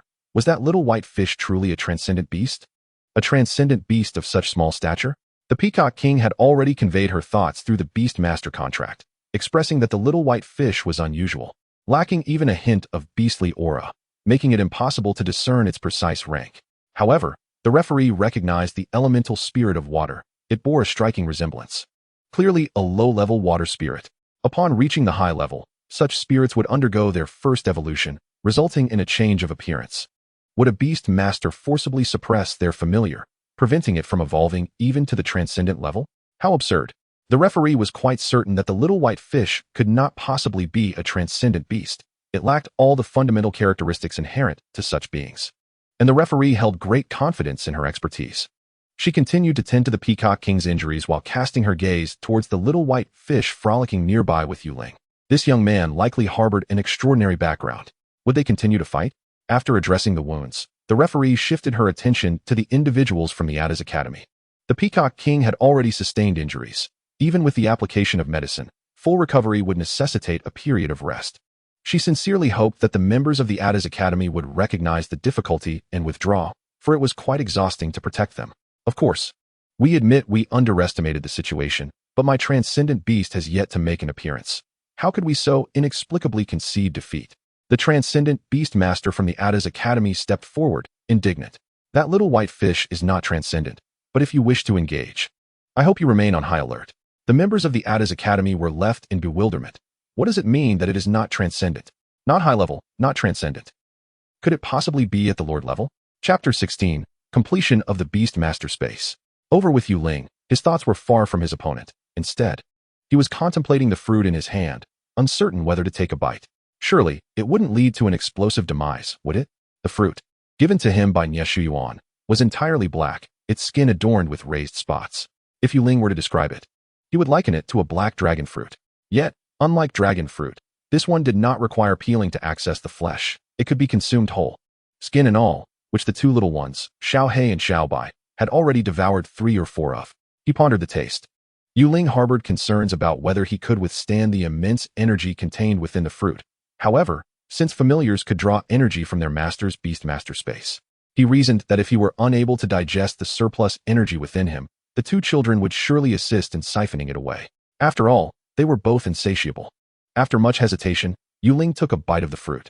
The texture was soft, and as he bit down, the flesh dissolved in his mouth before he could even savor the flavor, with the juice swiftly sliding down his throat. It seemed not terrible. Ling quickly set the fruit aside. The fruit now resembled an iPhone with a bite taken out of it. How curious. Would anyone be interested in purchasing his logo? After waiting a moment, he seemed to experience no adverse reactions. Aside from the absence of flavor, it felt no different from biting into a juicy orange.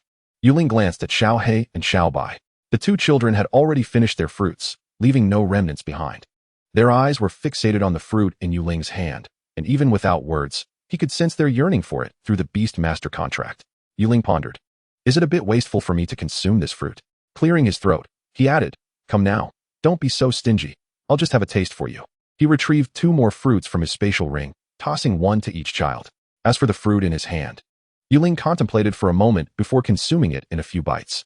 Since the fruit bore no side effects and contained immense energy, according to the law of conservation of energy, no energy could simply appear or disappear without cause. Clearly, the surplus energy from the fruit must have been siphoned away by the two children through the Beast Master space. Oh, did I perhaps receive fewer fruits from the old man? Ling suddenly felt that he might not be able to afford the two children without his constraints. He suspected they could obliterate the entire stock of fruits in his spatial ring in a single day. And now, the 2 newly acquired fruits had also been devoured by the children in no time. Completion of the Beast Master Space, 09. Current completion, 09, Level 1. While Ling was still mulling over how to satiate the 2 insatiable little ones, a sudden pop-up window appeared before him. What is this? Completion of the Beast Master Space. This panel was an unprecedented occurrence. Ling understood that the emergence of this panel must be related to the fruit he had just consumed.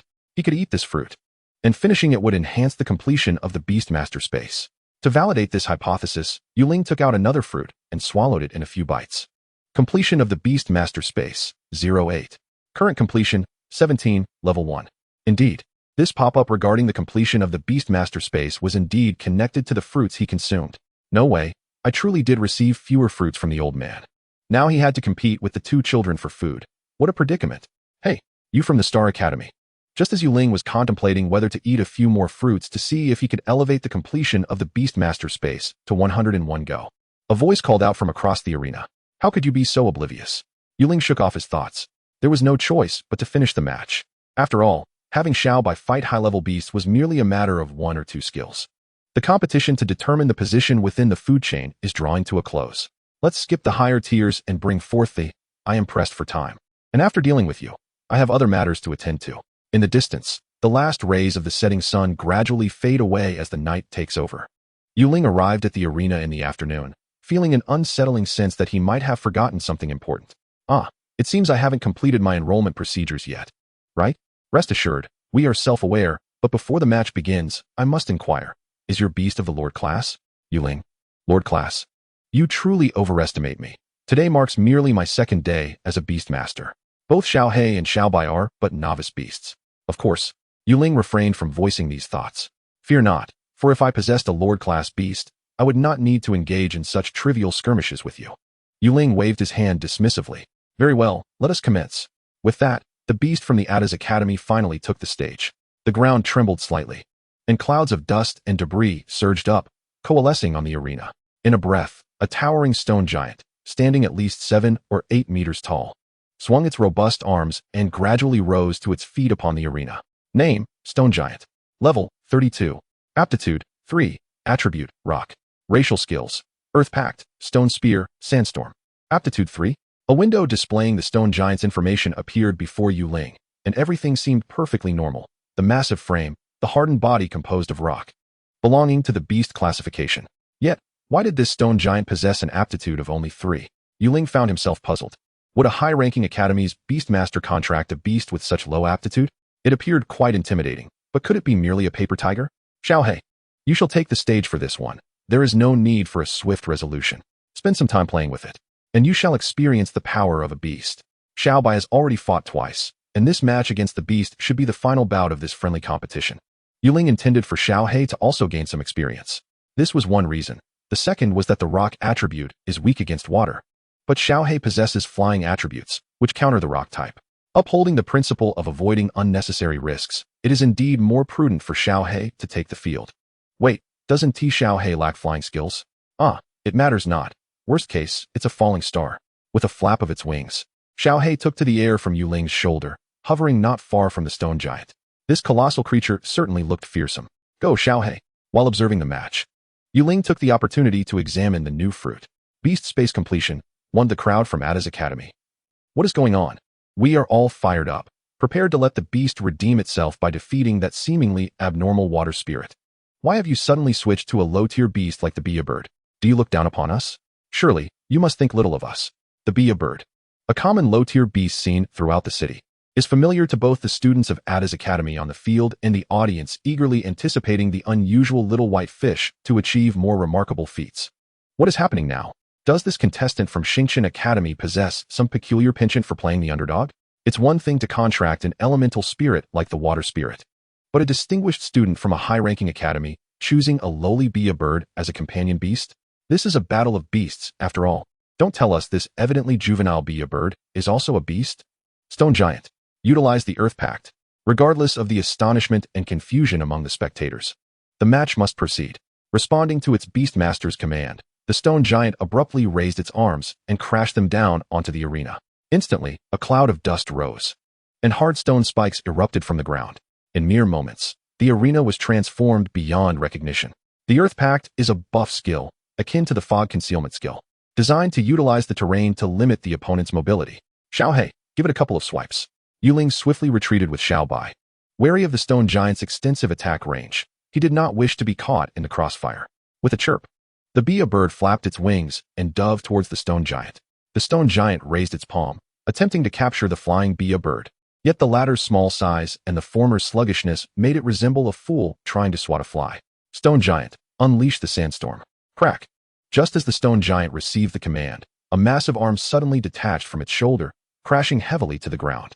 Xiaohei, through agile evasion, closed in on the stone giant and swiftly clawed at its arm.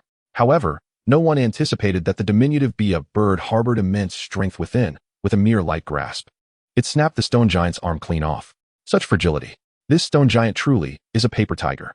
Xiaohei, let us wrap this up, send it off the stage. Ling began to comprehend the temporary food chain position of Xiaohei and Xiaobai.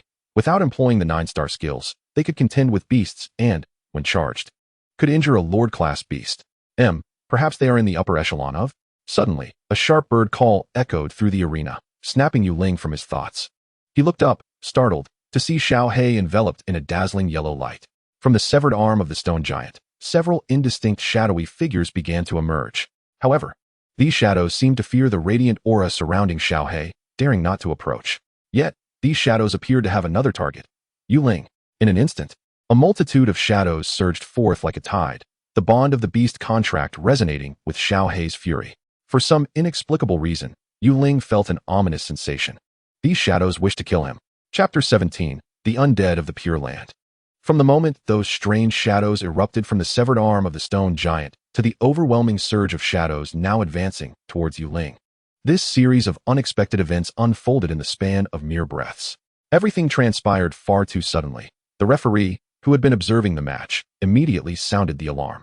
The Peacock King spread its wings, traversing space, and in an instant, positioned itself before Ling. The Peacock King utilized its imposing stature to shield Ling completely, its feathers sharp as blades, striking down upon the shadows. The shadows, which were already akin to mist, fragmented under the Peacock King's assault. Yet the severed shadows did not dissipate into the air. Instead, they surged unrelentingly, diving into the Peacock King's form. Name, unnamed. Level, 31. Aptitude, 15. Attribute, undead. Race, undead. Racial skill, undead form. In a moment of chaos, a pop-up window appeared before Ling. Countless shadows loomed, yet only one pop-up window materialized. Race, undead. Attribute, undead. Name, unnamed. Undead. Ling was uncertain whether others comprehended the significance of the undead race, but he understood that these shadows were far from mere beasts. The undead had previously appeared in the race options of the small black and small white. The rarity of such entities likely rivaled that of divine beasts and magical creatures. Why did the body of the rock giant harbor the undead? Did its meager qualification of 3 have a direct correlation? In an instant, an overwhelming torrent of thoughts surged through Ling's mind. Yet reason urged him that this was not the time for contemplation. These undead were likely completely uncontrollable. As the first shadow burrowed into the body of the Peacock King, the remaining drifting shadows seemed to find their outlet, converging towards the Peacock King in greater numbers. A shrill cry erupted from the Peacock King, its voice resonating with a mournful desolation. It was wailing, lamenting. Little Black, Ling shouted, attempting to summon Little Black back from beside the rock giant. The golden light enveloping Little Black might be able to dispel these undead. Run, before Little Black could respond. The referee suddenly dismounted from the Peacock King's back, grasping Ling's hand and urging him to flee from the arena. Do you know what these shadows are? There's no time for explanations. Wait, what about your Peacock King? The instructors from the Star Academy will manage the situation. This is no longer a mere student battle. The referee's expression was one of palpable urgency. Though Ling harbored no delusions of persecution, he had grown accustomed to envisioning the worst-case scenarios since childhood. Could these undead be connected to Little Black and Little White? Had someone outside the 7th match discovered their presence, inciting the undead to eliminate him? As the referee dragged him away in haste, Ling glanced back at the Peacock King. Status, soul injured. The panel of the Peacock King remained visible, but at the bottom, a new status had appeared. If they fled now, the Peacock King would surely meet its demise. Could the Beastmaster who defeated the rock giant restrain these undead? Everyone, evacuate the arena immediately. A furious voice resonated from the sky, followed swiftly by the rapid formation of a translucent barrier. In mere moments, the entire arena was enveloped by a colossal half-transparent shield, completely isolating the battlefield from the spectators. Was this a barrier? Everything transpired too swiftly.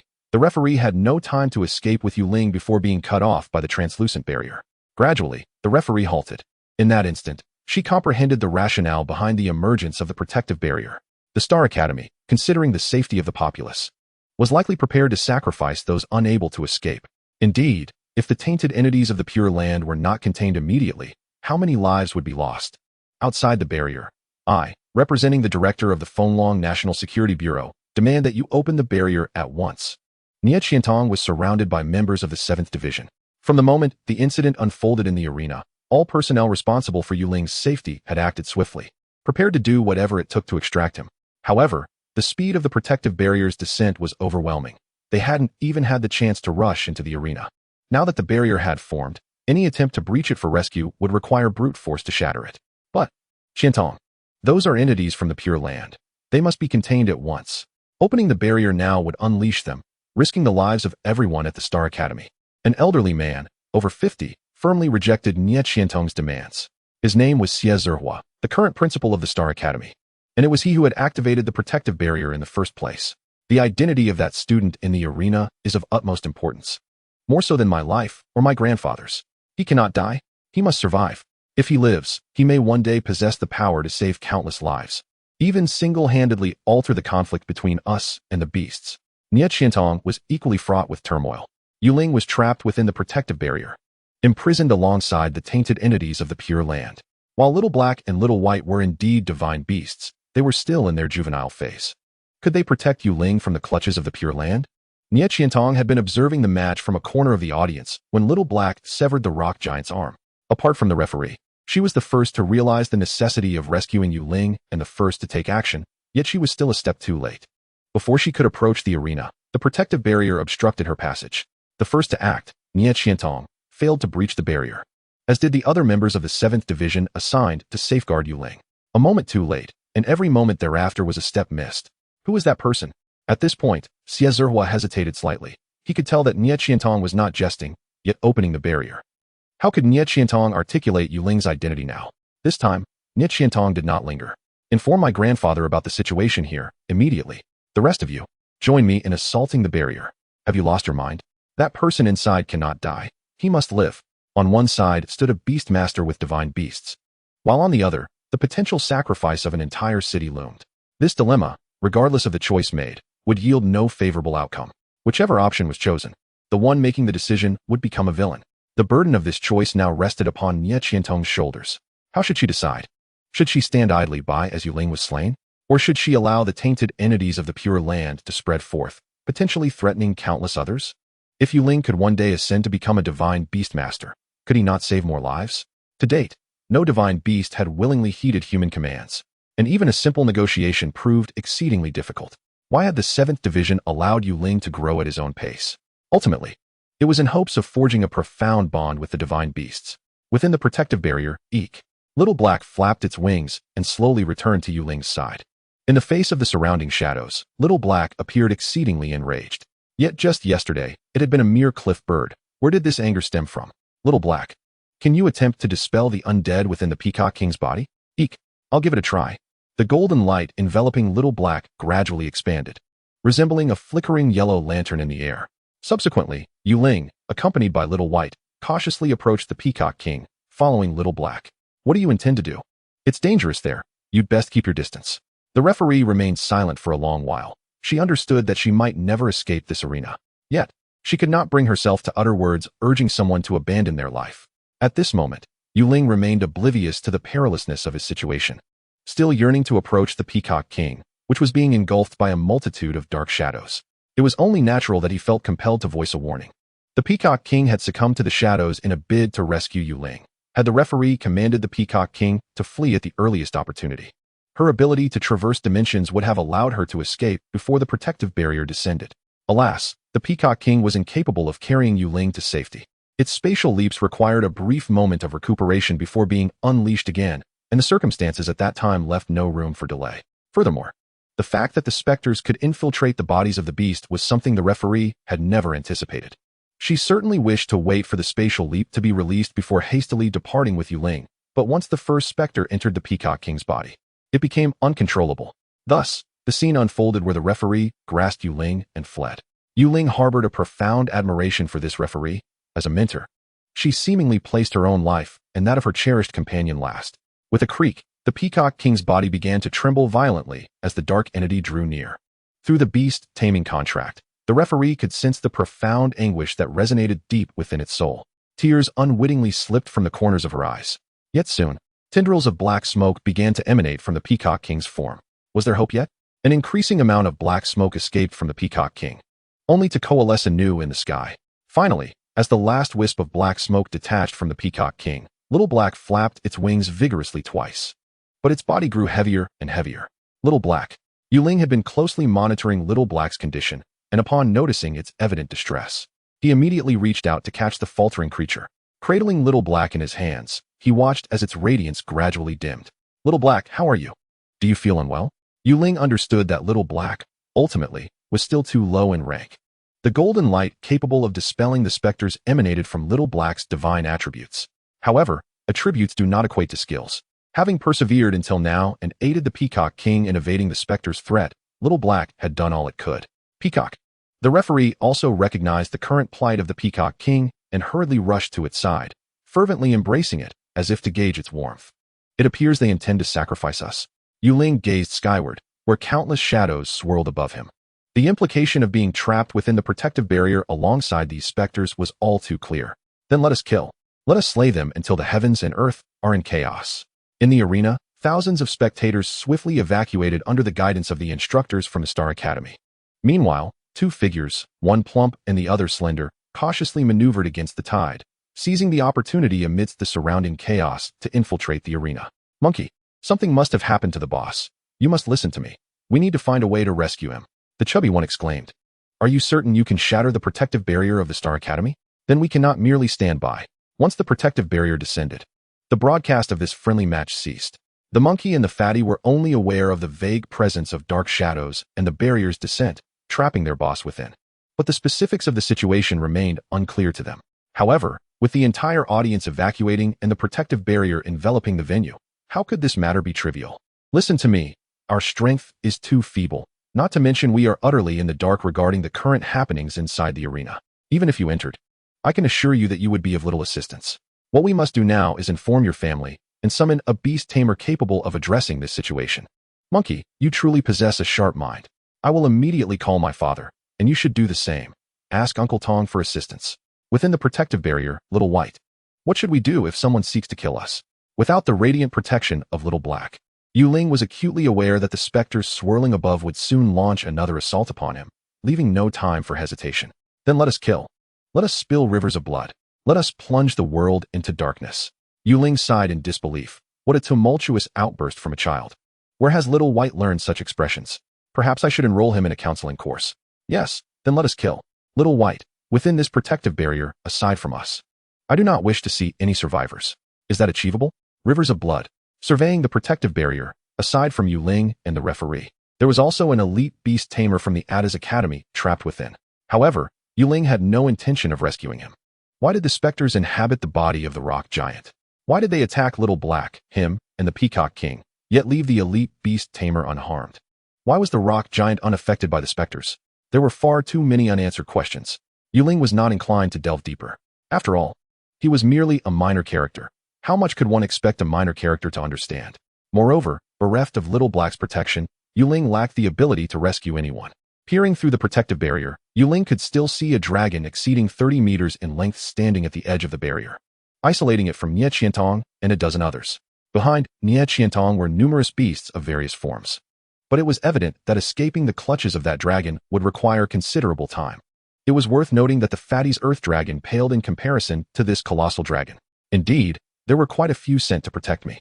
Ling's thoughts began to drift, as the specters in the sky slowly converged. In a daze, the surrounding space appeared marred with black streaks, as if reality itself were fracturing. With a crisp crack, the formless, rootless water surged forth from the shattered space, coalescing and sweeping through. Principal, I implore you, step aside. He cannot die. The longer they delayed, the more frantic Nie Qiantong became. She had resolved to do whatever it took to ensure Ling's survival. However, to her astonishment, the principal of the Star Academy was summoning beasts to obstruct them. The dragon was of royal lineage, and to break free from the hindrance of a royal dragon, brute force would be required to shatter the barrier. By the time all was accomplished, Ling would have already been torn asunder. Time was running out. What could they do? Nie Qiantong's anxiety intensified. If Ling perished, how could she explain it to her grandfather? Qiantong, that is, suddenly, a member from the 7th Division halted the assault of the beasts against the dragon, pointing incredulously at the protective barrier. Crack. Even more startling. The protective barrier emitted a sharp sound. What's happening? The protective barrier has shattered? The principal, Xie Zerhua, turned abruptly. The once semi-transparent barrier had become completely opaque without anyone realizing it. The arena was obscured, the swirling specters hidden from view. All that remained was the cracked barrier and an abyss of darkness within. Quick. Use every means to defend. Nie Qiantong was the first to react. Who told you Ling was merely a paper tiger? What is the current situation? He shattered the protective barrier from within? Wasn't this barrier said to be indestructible even by kings in a short span of time? The cracks on the protective barrier grew denser, seemingly on the verge of complete collapse at any moment. In a flurry of panic, countless beasts gathered their skills, coalescing to form a protective shield that ensconced the few from the 7th Bureau, along with Xie Zerhua. In the next instant, The protective barrier erupted with a thunderous roar, and a deluge engulfed their vision in an instant. Fatty, did you hear anything? Cowering in a dark corner at the entrance of the battle arena, Fatty and Monkey remained, with Monkey's persistent urging preventing Fatty from recklessly rushing in to rescue anyone. Instead, they waited at the entrance for the arrival of his esteemed elder. What sound? I didn't hear anything, Fatty replied impatiently. Brother's life hangs by a thread. The rescue is just at dawn. Fatty, what is that? Monkey shouted, abruptly twisting Fatty's head to force his gaze down the corridor toward its distant end. At the end of their line of sight, there was nothing but darkness. What is going on? Fatty was left speechless. At that moment, he too heard the unmistakable sound of rushing water. It was no illusion. Wait a minute. Doesn't that sound a bit familiar? For reasons unknown, Fatty suddenly recalled the scene of meteors descending from the sky. Why was he so adamant about recognizing Ling as his elder brother?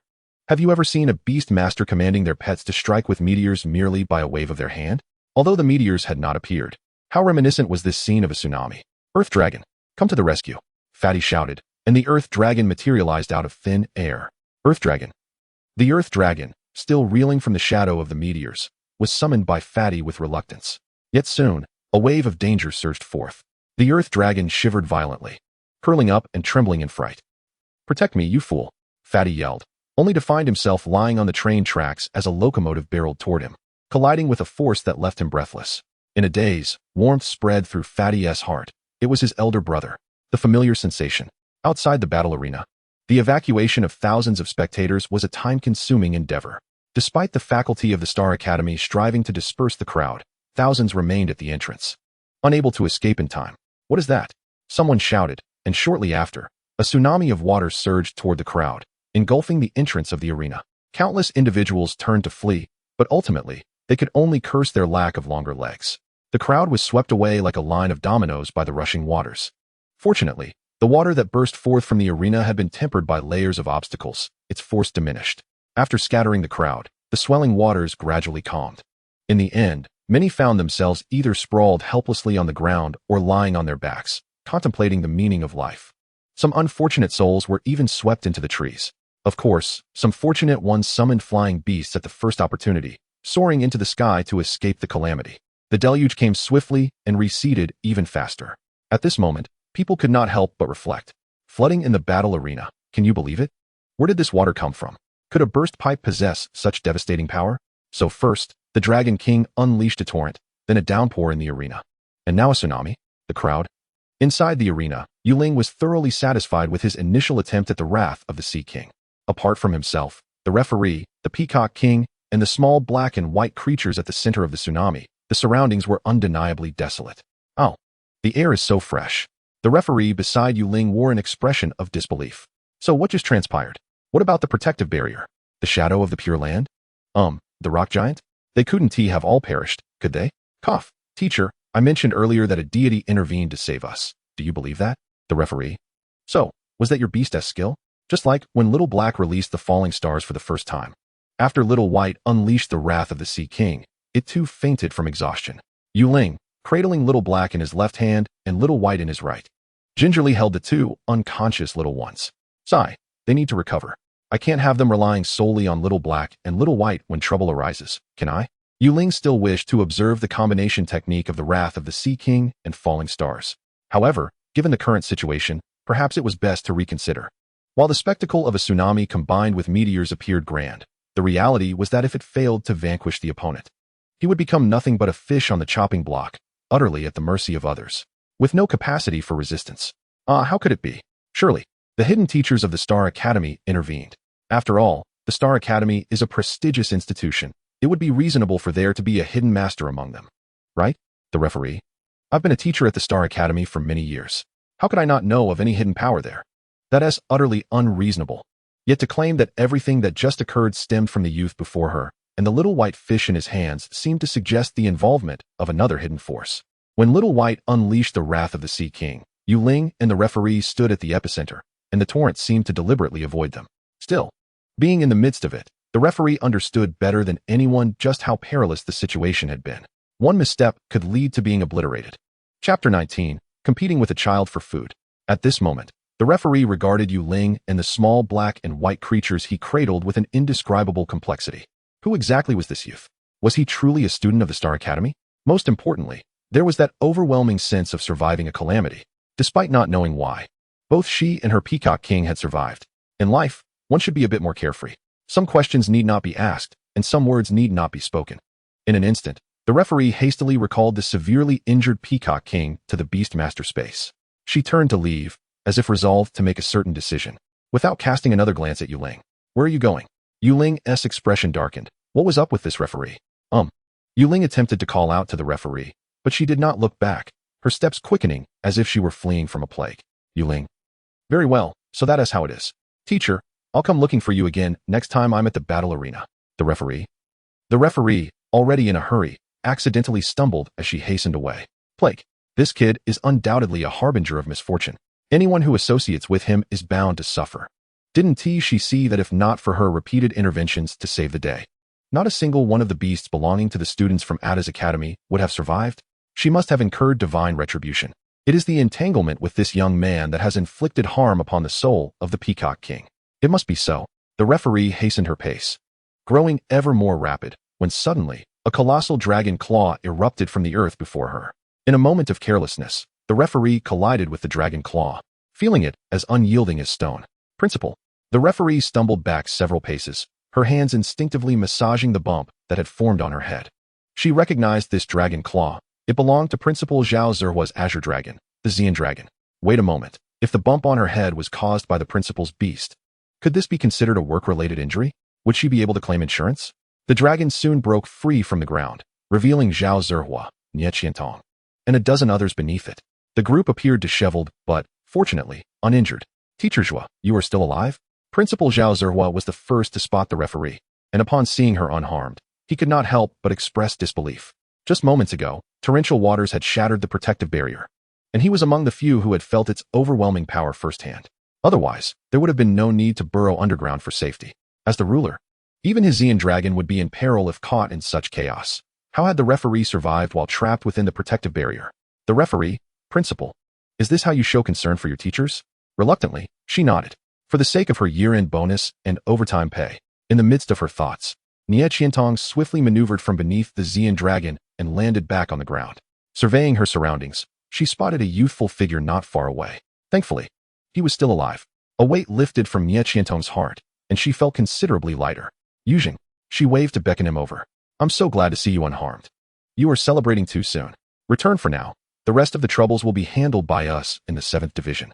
Instinctively, Nie Qiantong positioned herself between Yujing and Principal Zhao, isolating the two. Shouldn't we arrange some sort of ceiling for him? Last time it was a meteor. This time it's a deluge. How on earth is he managing this? This young man must have saved the world in his past life. Nie Qiantong's sole desire was to relay all that had transpired to her grandfather and let him handle the situation. As a mere junior member of the 7th Division, how could she possess such authority? The events here had already spiraled beyond her control. Ahem, I apologize for the trouble. I shall treat you to water another day. Yujing was more than willing to offload the burdens onto the 7th Division. As for the water, he had no money. His pockets were as empty as a barren landscape, save for some fruits within his spatial ring. Simply having water to drink would suffice. Nie Qiantong. The 7th Division members. Forget the water. We've just had our fill. Let us leave without using the main entrance. Nie Qiantong was exasperated. Throughout this exchange, Principal Zhao Zerhua had yet to speak to Yujing. He was acutely aware that all of Nie Qiantong's unusual actions stemmed from the young man before him and the directives of her grandfather, Nie Shuyuan, the head of the National Security Bureau's 7th Division. After such a significant event, Nie Shuyuan must provide a reasonable explanation. It was hard to believe that the battle hall had been decimated by an unfamiliar youth. Director Nie must furnish him with a satisfactory account. Wait, had he forgotten something? What of the filth from the Pure Land? Had it perished? If so, did this imply that the young man had also saved the city? No wonder Nie Qiantong had insisted on breaking the protective barrier, declaring that he could not perish. This young man was indeed extraordinary. Wait, if we're not using the main entrance, where do I go? Yujing had no knowledge of the way. Follow me. Nie Qiantong stepped out of the crowd, coming alongside Yujing, grasping his arm as they hastily exited the battle hall. Meanwhile, Zhao Zerhua's curiosity regarding Yujing's identity deepened. As night fell, seemingly influenced by the earlier incident at the battle hall, the campus lay enveloped in silence. On the streets, Nie Qiantong walked beside Yujing in silence. Yujing, I'm sorry. We failed to protect you. I assure you, such an incident will not occur again. Yujing. I just want to know who imprisoned me and that referee within the barrier. Yes, it was Principal Zhao, but do not be agitated. Perhaps we should discuss compensation? Very well. It would be best to have a thorough discussion when Grandpa Nia arrives. By the way, do you know what those shadows were? They are from the Pure Land. The Pure Land? This was the second time Yujing had heard that name. Previously, Director Nia had mentioned that the Pure Land was an organization advocating for the world to return to the beasts. What kind of deranged ideology could that be? So, had he truly drawn the attention of the Pure Land? The rest of the journey was void of conversation as Yujing followed Nia Qiantong to an empty dormitory. She brought him there and then departed. The room was a 4-person dorm, relatively clean, with tidy bedding. Yujing, feeling fatigued, quickly tidied up before lying down to sleep. He experienced a dreamless night. As dawn broke, while the sky was still dim, Yujing awakened feeling a damp sensation on his hand. Upon opening his eyes, he instinctively reached out and caught a slippery little white fish before his eyes. Gurgle, gurgle, Beastmaster, hungry food. Squeak. I want some too. Little white, little black. Well, the two little ones had awakened, and their first order of business was to eat. Little black, little white. How many of those fruits must you consume to truly feel full? Little black. Squeak. I don't know, but it feels like a lot. Little white. Gurgle, gurgle. I'm starving. I'm starving. Yujing. All right. How about this? You both eat freely and try to get full at once. Yujing rolled out of bed, activated his spatial ring, and poured the fruits onto the bed until it was completely covered. At least 300 of them. The fruits in my spatial ring are already half gone. This should be enough, right? Little black. Squeak. Yay. Time to eat. Little white. Gurgle, gurgle. Delicious. Delicious. Can't you two be a little more reserved? Yujing chuckled ruefully. These two were truly a pair of lively treasures.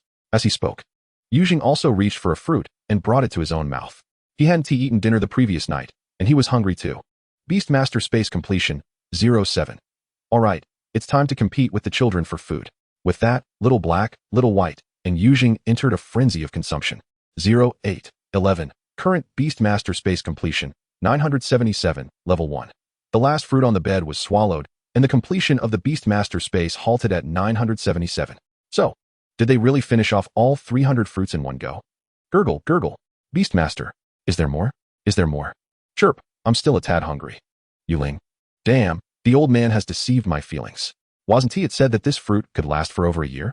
Half of it has vanished in this one meal, and I'm still not satisfied?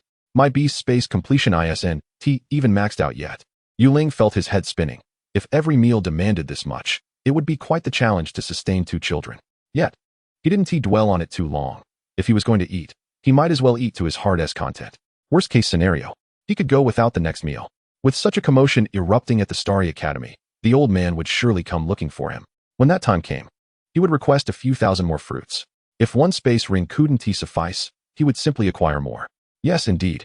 Ling hastily poured the remaining fruits onto the bed. Thus commenced the second round of their frenzied feast. 1 boy, 1 bird, and 1 fish. Little black, chirp. Hooray. Little white, glug glug. Delicious, delicious. Ling amp. Beast space completion, 08. Current beast space completion, 100, level 1. After consuming a few more fruits, Ling finally elevated the beast space completion to 100 in one go. All those meals snatched from the children were not in vain. It was finally filled to the brim. Ling felt a sense of relief and decided not to continue competing with the children for the fruits. Oddly enough, now that it was maxed out, what would happen next? Ling waited for a moment, but there was no response. What is going on now? Did I eat the fruits for nothing? Detected beast space completion, 100, level 1. Please select a skill as the beast space locking skill. The fruits were indeed miraculous. What exactly is this locking skill for the beast space? Gazing at the pop-up window before him, Ling fell into deep contemplation. The presence of, after the pop-up indicates that this locking skill can be edited. So what does this mean? Can my custom talent now allow me to add skills for myself? Am I no longer human? Will I be able to become my own pet beast in the future? Staring at the editable, Ling was momentarily unsure whether he should feel joy. Should he be happy, right? Surely he should be. Little Black and Little White currently possess the 9-star skills, Meteor Fall and Wrath of the Sea King. One summoning falling meteors, the other unleashing torrential floods. What would happen if he were to add a 9-star skill for himself? 2 meteor strikes combined with a flood? Or perhaps 2 floods combined with meteor strikes? No. 9-star skills are not limited to just these 2. There are also Radiant Explosion, Earthquake, and Unbreakable Fortress. Take Earthquake as an example. The name itself suggests a connection to seismic activity. So, in the future, would it be a triad of meteor strikes, tsunamis, and earthquakes? But wait. Little Black and Little White are a divine beast and a demon beast, both possessing a mythological bloodline with a qualification of 31. When they unleash their 9-star skills, they become utterly exhausted after a single use. Ling certainly doesn't possess the qualifications to edit a pet beast. 9-star skills require energy drawn from the beast's bodies. Wouldn't this mean he could be drained before he even unleashed the 9-star skill? The mere thought sent a shiver down Ling's spine. How perilous. If he wasn't careful, he could be killed by his own skill. But what if he refrained from adding a 9-star skill? Ling had numerous lower-star skills, many of which were quite powerful in functionality. For instance, one of his latest acquisitions, the Peacock King's Spatial Leap, allows for a swift traversal through space. If he were to encounter trouble in the future, having such a skill would offer both offensive and defensive capabilities. Even if the combination of Little Black and Little White's Meteor Fall and Wrath of the Sea King couldn't defeat their opponent, he could still escape with the children, couldn't he? However, if he were to use this skill, without any energy supply, wouldn't he only be able to teleport a mere meter? Furthermore, he had also recorded the skills belonging to the undead race, undead form. Skill name, undead form. Skill star level, 3-star skill. Skill attribute, undead. Skill type, status effect. Description, a 3-star skill that completely transforms the body into an undead state, rendering it immune to damage from all skills lacking purification attributes. The skill appeared quite formidable, yet its drawbacks were glaringly apparent. What does becoming undead entail? He certainly wasn't of the undead race. What if this skill required him to become undead before it could be cast? Moreover, purification attribute skills shouldn't be too rare. After all, when the protective barrier descended, all the shadows were unable to breach it. So what should he do now? Should he bestow upon himself the Blessing of Destiny? However, the Blessing of Destiny also has its drawbacks. It is a healing skill, and there are countless beast types like the Rock Giant. If he were to be struck by a Rock Giant's hand, wouldn't he be reduced to mere pulp? Would he be able to recover from such a state using the Blessing of Destiny? Ling wrestled with indecision for an extended period, unsure of what skill to choose as the locking skill for his beast space. Every skill seemed to possess its own shortcomings, and with only one skill slot available, he truly did not wish to waste it. Chirp. I'm full. Glug glug. Delicious, delicious. At that moment, Little Black and Little White seemed to simultaneously cease their frenzied consumption. Ling glanced over. Goodness, a rough count revealed that only about 30 fruits remained on the bed. Each child must have consumed no less than 200 to 300 fruits in this meal to feel satisfied. So how much is each fruit worth? If we estimate the meal at 250 fruits, what is the monetary value of this feast? Ling felt as if his heart was bleeding. He must give that old man a severe reprimanding later. What a trickster. Wasn't he promised that the fruits in the spatial ring would be enough for the 2 children to last over a year? This is hardly even enough for a single meal. Although he did snatch some food away from the children, even without eating, it wouldn't be enough for 2 meals. Ling waved his hand, retrieving the remaining fruits on the bed back into the spatial ring. Then, with Little Black in his left arm and Little White in his right, he scooped them both up. They are his children. After all, if they can eat, then let them eat. Being able to eat is a blessing. Relying on the old man's promise to provide food for a year, otherwise, the 2 children would likely perish from hunger within a week. Chirp, I feel quite warm. Glug glug, why do I feel so cold? Suddenly, Ling sensed from the feedback of the beast contract that the 2 children seemed to be in an unusual state, just as Little Black and Little White had expressed. He felt warmth in his left arm and coolness in his right. Could they have eaten something that upset their stomachs? Was the old man truly not deceiving him? Did those fruits truly amount to a year's supply, only for the children to consume it all in one meal? Ling had never cared for young children. He simply wanted Little Black and Little White to have a hearty meal. Yet who would have thought this would lead to trouble? In a flurry, Ling opened Little Black and Little White's panels, intending to first check on their states to assess the situation. Name, Skywing Bird. Level, 10 beginner. Qualification, 31, Race, Divine Beast, Bloodline, Mythical Bloodline of Holy Avian, Attributes, Flight, Holy, Skills, Grasp, 1-star skill, Common type, Attack class. Proficiency, Comprehension. Destiny's Favor, 9-star skill, Wood type, Life Recovery class. Proficiency, Transcendence. Falling Stars, 9-star skill, Flying type, Fire type, Attack class. Proficiency, Mastery. Racial skill, None. Status, Evolution stage, requires a certain amount of energy to support evolution. Name, Spirit of Water. Level, 10 beginner. Qualification, 31. Race, Beast, Magical. Bloodline, Mythical Chaos Fish Bloodline. Attributes, Water, Chaos. Skills, Water Gun Blast, 1-star skill, Water type, Attack class. Proficiency, Comprehension. Rain Summoning, 3-star skill, Water type, Amplification class. Proficiency, Comprehension. Destiny's Favor, 9-star skill, Wood type, Life Recovery class. Proficiency, Transcendence. Wrath of the Sea Monarch, 9-star skill, Water type, Space type, Attack class. Proficiency, Mastery. Racial skill, None. Status, Evolution stage, requires a certain amount of energy to support evolution. Goodness. Upon seeing the panels of Xiaohei and Xiaobai, Ling finally comprehended the current situation of the two children. A hearty meal had astonishingly led to both children leveling up, yet they found themselves stuck at the limits of the beginner stage. Ling was well aware that magical beasts must undergo evolution after reaching a certain tier to continue leveling up. Typically, the first evolution for the Cliff Bird and the Spirit of Water occurs at levels 20 and 30, respectively. However, Xiaohei and Xiaobai were evidently no longer comparable to the Cliff Bird and the Spirit of Water. Indeed, they required their first evolution even at level 10. What a marvel! If I were to receive a few million of these fruits in one go, could I not propel the two children to divinity in an instant? Ling was elated. No, I must diligently seek the old man and request a few more fruits. His beast taming space could be replenished with fruits, and Xiaohei and Xiaobai could forcibly elevate their levels by consuming them. These fruits were simply miraculous. However, what to do about Xiaohei and Xiaobai's first evolution? Just as Ling's joy was beginning to settle, new concerns swiftly followed. The Cliff Bird's first evolution at level 20 has 2 evolutionary paths, resulting in either the Wind Cliff Hawk or the Cliff Hawk, differentiated by whether a Wind Attribute Evolution Stone is used to assist in the evolution. With the aid of a Wind Attribute Evolution Stone, and by choosing an area rich in wind elements for evolution, the Wind Cliff Hawk would possess an additional wind attribute, namely Wind type and Flying type, whereas the Cliff Hawk is merely Common type and Flying type. Similarly, for the Spirit of Water, upon reaching level 30, assistance from a Water Attribute Evolution Stone in a water-rich area is required for evolution, resulting in the Water Sprite. But what about Xiaohei and Xiaobai's evolution? Xiaohei is of the Holy type and Flying type. Xiaobai is of the Chaos type and Water type. Setting aside the fact that he had never even heard of Holy type and Chaos type, how could he provide the necessary energy for the evolution of the two children? Could they rely solely on consuming fruits? These two children are divine beasts.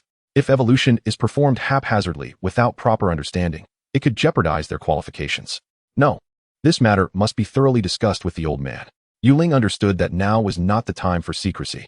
The success of the children's evolution was paramount and necessitated the assistance of authoritative figures. Wait a moment. Would they have to venture into the lairs of wild divine beasts to complete their evolution? Never mind. That is a dilemma for the old man to worry about. Not for me. With this thought, Ling swiftly gathered his belongings and stepped out with the two children. However, upon exiting, he realized he was unfamiliar with the path to the Starry Academy. Where could he find the old man? The dawn was just breaking, and the campus remained eerily quiet. Ling wished he could ask a student for directions to the principal's office, but such a condition was not available. After a brief moment of hesitation, Ling returned to the dormitory building. Wandering aimlessly would only lead to further disorientation. He resided in the dormitory building. Surely, it would be appropriate to knock on a door. As it turned out, Ling was overthinking. He knocked on over a dozen doors. Yet not a single one was opened for him. He even peered through a crack in the door, only to find the interiors empty, giving no indication that anyone resided there. Thus, was the dormitory he was led to by the referee yesterday truly unoccupied? Or had the principal evacuated all the students to avoid him? Is that reasonable? Returning to the exterior of the dormitory, Ling fell into contemplation. Sometimes, having too much wealth is not beneficial. While having a highway on campus is one thing, what is the purpose of constructing so many dormitory buildings? Who is meant to inhabit them? Excuse me, do you need any assistance? At that moment, a seemingly shy boy emerged from somewhere. He appeared to be a student. But upon further reflection, it was easy to deduce otherwise. Could he truly be a student?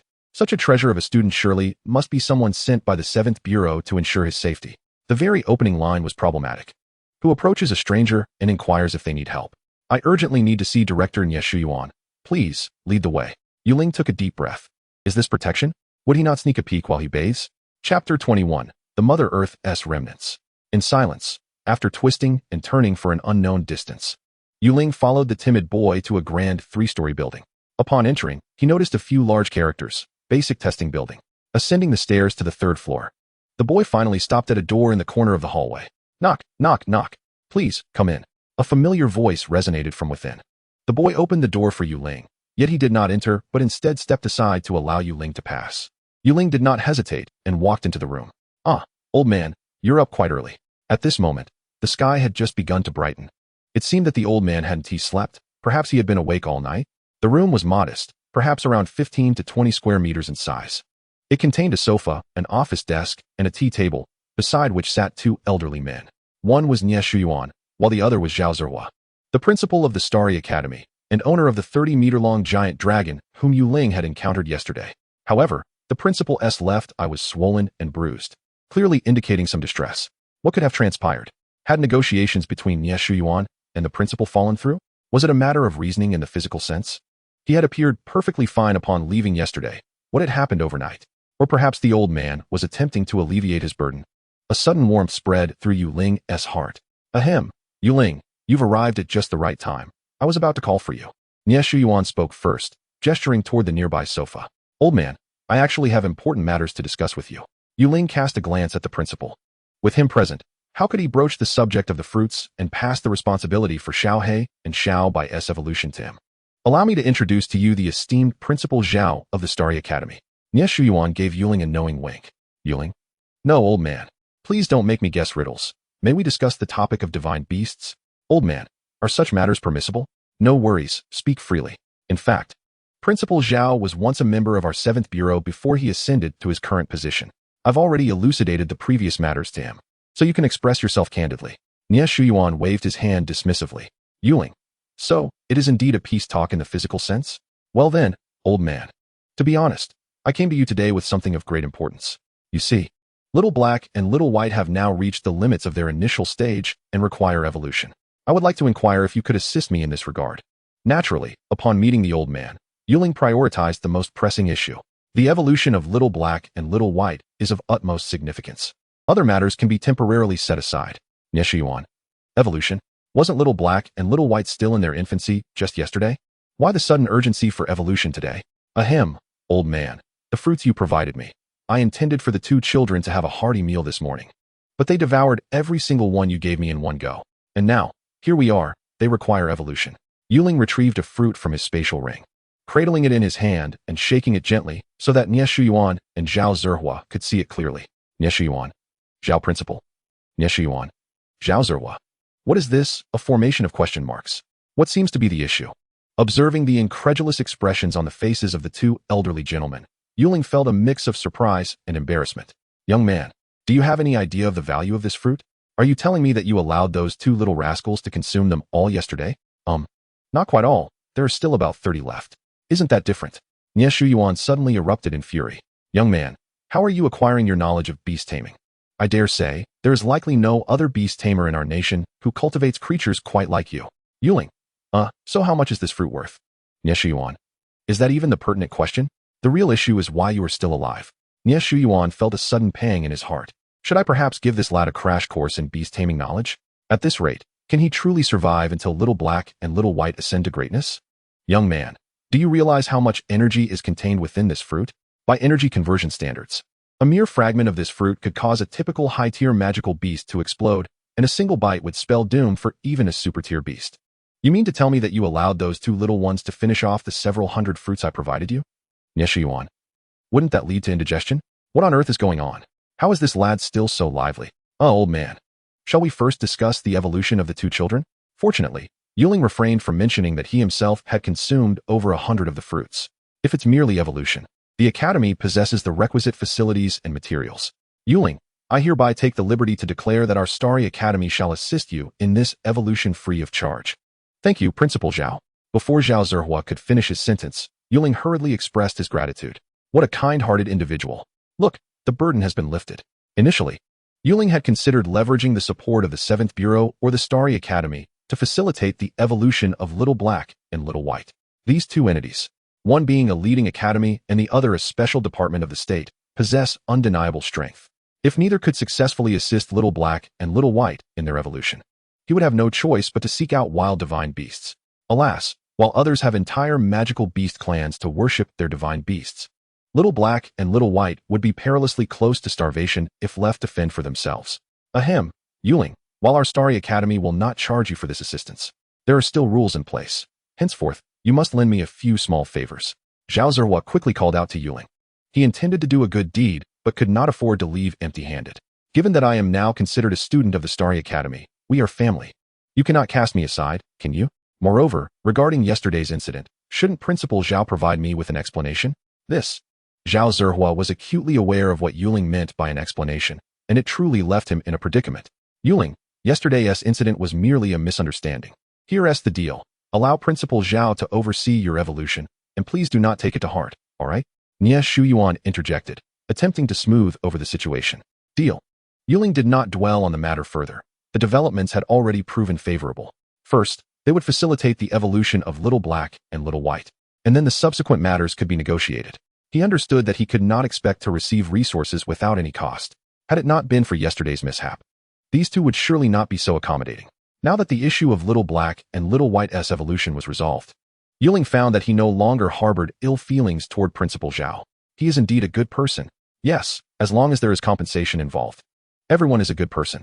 Young man, since that is settled, I must caution you that your reckless provision of excessive energy to those two little ones may yield adverse reactions. It would be prudent to have Principal Zhao conduct a thorough examination of them. Furthermore, in order to assist them in completing their evolution, a detailed strategy must be devised to maximize the potential of these two little ones. Nie Shuyuan seemed to be going along with the flow, as though he were also doing a favor. For some reason, the responsibility of aiding Little Black and Little White in their evolution has unexpectedly fallen upon Principal Zhao, and Nie Shuyuan appeared quite pleased. Is this the fabled advantage of having an official background in education? But who truly benefits from this? Yuling did not concern himself with such matters. At least he had managed to offload his burden. Well then, I shall trouble you, Principal Zhao. I'll treat you to a drink someday. Zhao Zihua. Please, do refrain from mentioning drinks. As he spoke, Yuling pulled Little Black and Little White from his pockets. On his way to see Nie Shuyuan, he had casually stuffed the two little ones into his pockets. Squeak, so hot, so hot. Gurgle, so cold, so cold. Little Black, VVV, Little White. Zhao Zihua, Nie Shuyuan. For the time being, these two little ones will stay with me. Within a day, I will propose several evolutionary directions, and you will make the final decision. Gazing at the two little creatures in Yuling's palm, Zhao Zihua fell into contemplation. From afar yesterday, it was hard to discern clearly. So, these two truly are at the initial stage?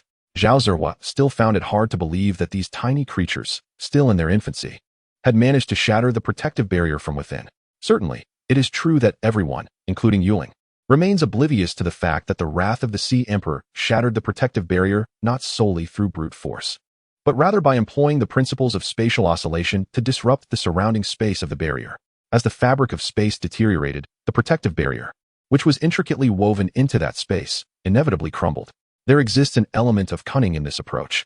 Nonetheless, this does not detract from the formidable power of the wrath of the Sea Emperor, a 9-star skill, as spatial oscillation is indeed an inherent attribute of the skill. Upon hearing Zhao Zihua's intention to leave Xiaobai and Xiaohong behind, Yuling turned his gaze toward Nie Shuyuan. He harbored doubts regarding Zhao Zihua's trustworthiness. The safety of the two children was a matter he felt compelled to keep within his own control.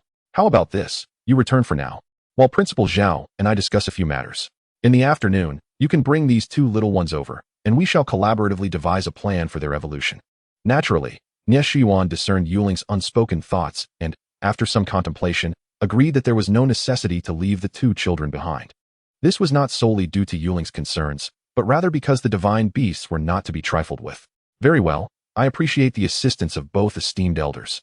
By the way, old man, do you still have that fruit you mentioned? It would be convenient if you could spare me a few thousand. No, several tens of thousands. After all, the children need sustenance. Yuling nearly forgot the second most important task of this journey, procuring food for the children. Let me be frank with you, young man. Nie Shuyuan replied. That fruit originates from a colossal tree known as the Mother of Earth, located within the territory of a beast master who has forged a pact with a divine beast. The immense energy contained within this fruit is the result of an unknown quantity of celestial essence and the vitality of mountains and seas, nurtured over 3 years to fruition. This tree bears fruit once every 3 years, yielding 300 fruits each time. The fruit is utilized to nourish their bloodlines, and through our tireless efforts, the divine beasts have consented to allow us to exchange immeasurable resources for 100 fruits every 3 years. The 607 fruits I have provided you represent the entirety of my 30-year stockpile. There is not a single one more. Yuling was taken aback. Chapter 22. Unable to afford food. How much, then, is a single fruit from the Mother of Earth worth? Calculating based on the fact that Xiaobai and Xiaohong require 500 fruits for a single meal, how much gold and silver does that equate to for this meal? 30 years of stock would barely suffice for one meal for the two children. Could he truly afford to care for these two treasures? Ever since Nie Shuyuan recounted the origins of the fruit, Yuling felt entirely overwhelmed. His back ached, his legs throbbed, and even ascending to the second floor had become laborious. Gurgle, gurgle. So, can that tree be consumed? Beastmaster, shall we not simply eat the tree? It seemed that Xiaobai, sensing Yuling's distress through their bond, began to bubble with excitement. Indeed, if there are no fruits, why not simply uproot the tree?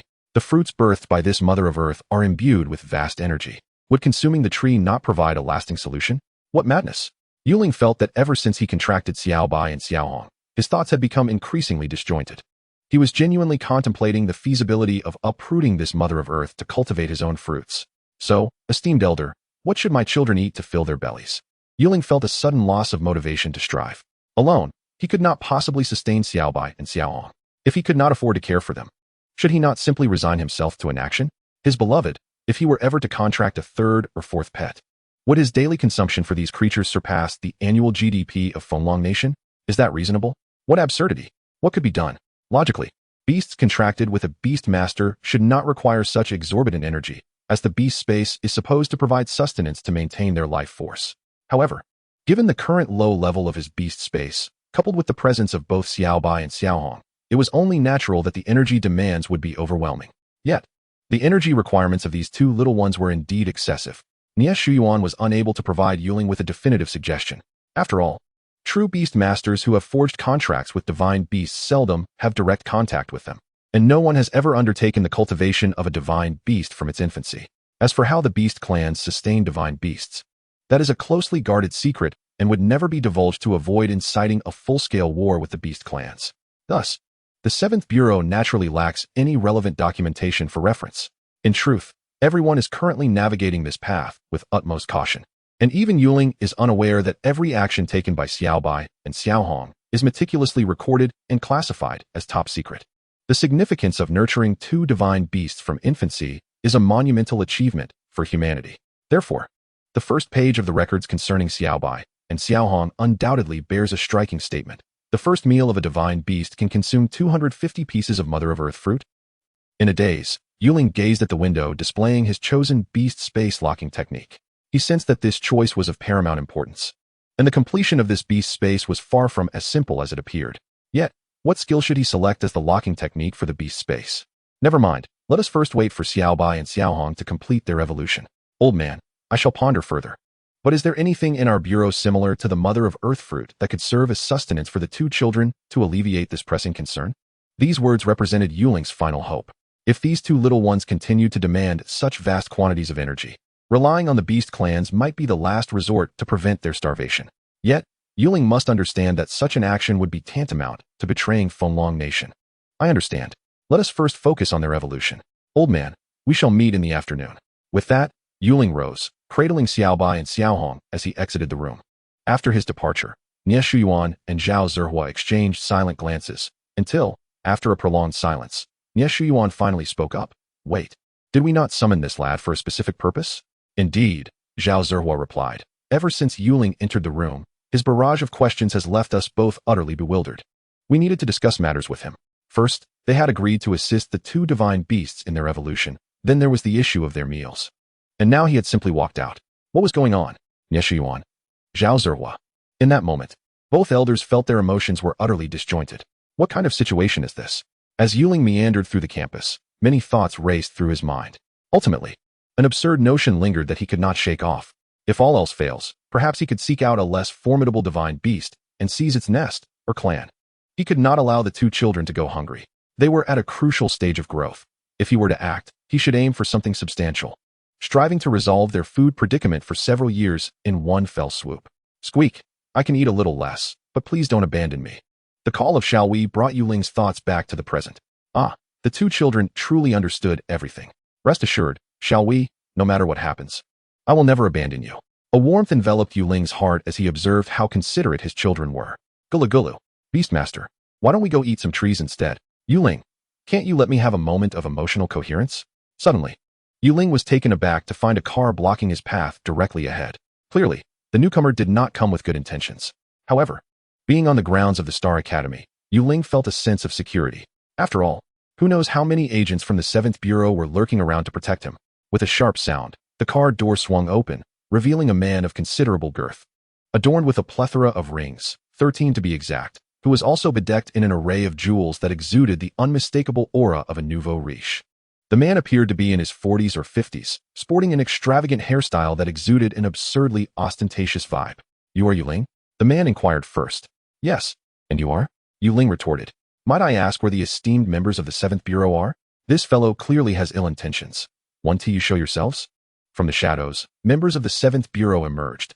Over a dozen individuals from behind trees, buildings, and various other unexpected places. It was evident that, following the incident in the Pure Land yesterday, the security measures imposed by the 7th Bureau had escalated significantly. The ostentatious man was taken aback. Can you imagine a young man casually calling out, and suddenly a dozen bodyguards emerge from all directions? What madness is this? I believe we might have a misunderstanding. He stammered, retreating a few steps. Who are you? I don't believe we've met. Ling felt overwhelmed. With such a protective, or perhaps watchful, arrangement, would they not inadvertently catch sight of him in the bath? Where did these individuals usually hide? Ahem, I am the father of Huangxi. My son wishes to meet you, Huangxi. Ling mused, mentally noting how this name perfectly matched the man's superficial persona. It seemed that this uncle had an even more severe case of naming affliction than he did. But who exactly was Huangxi? He had no recollection of anyone by that name. If it were a name so striking, there was no way he would forget it. I'm sorry, but I believe you have the wrong person. I don't know anyone named Huangxi. With the backing of the 7th Bureau, Ling felt emboldened enough to seek clarity. My son said he met you during the Tianyu Tower mission against the Killer Bee Swarm. The man hastily explained. Killer Bee Swarm? The chubby one? So, this fellow was the elder of that rotund individual? Good heavens. Oh, I see. What does he want with me?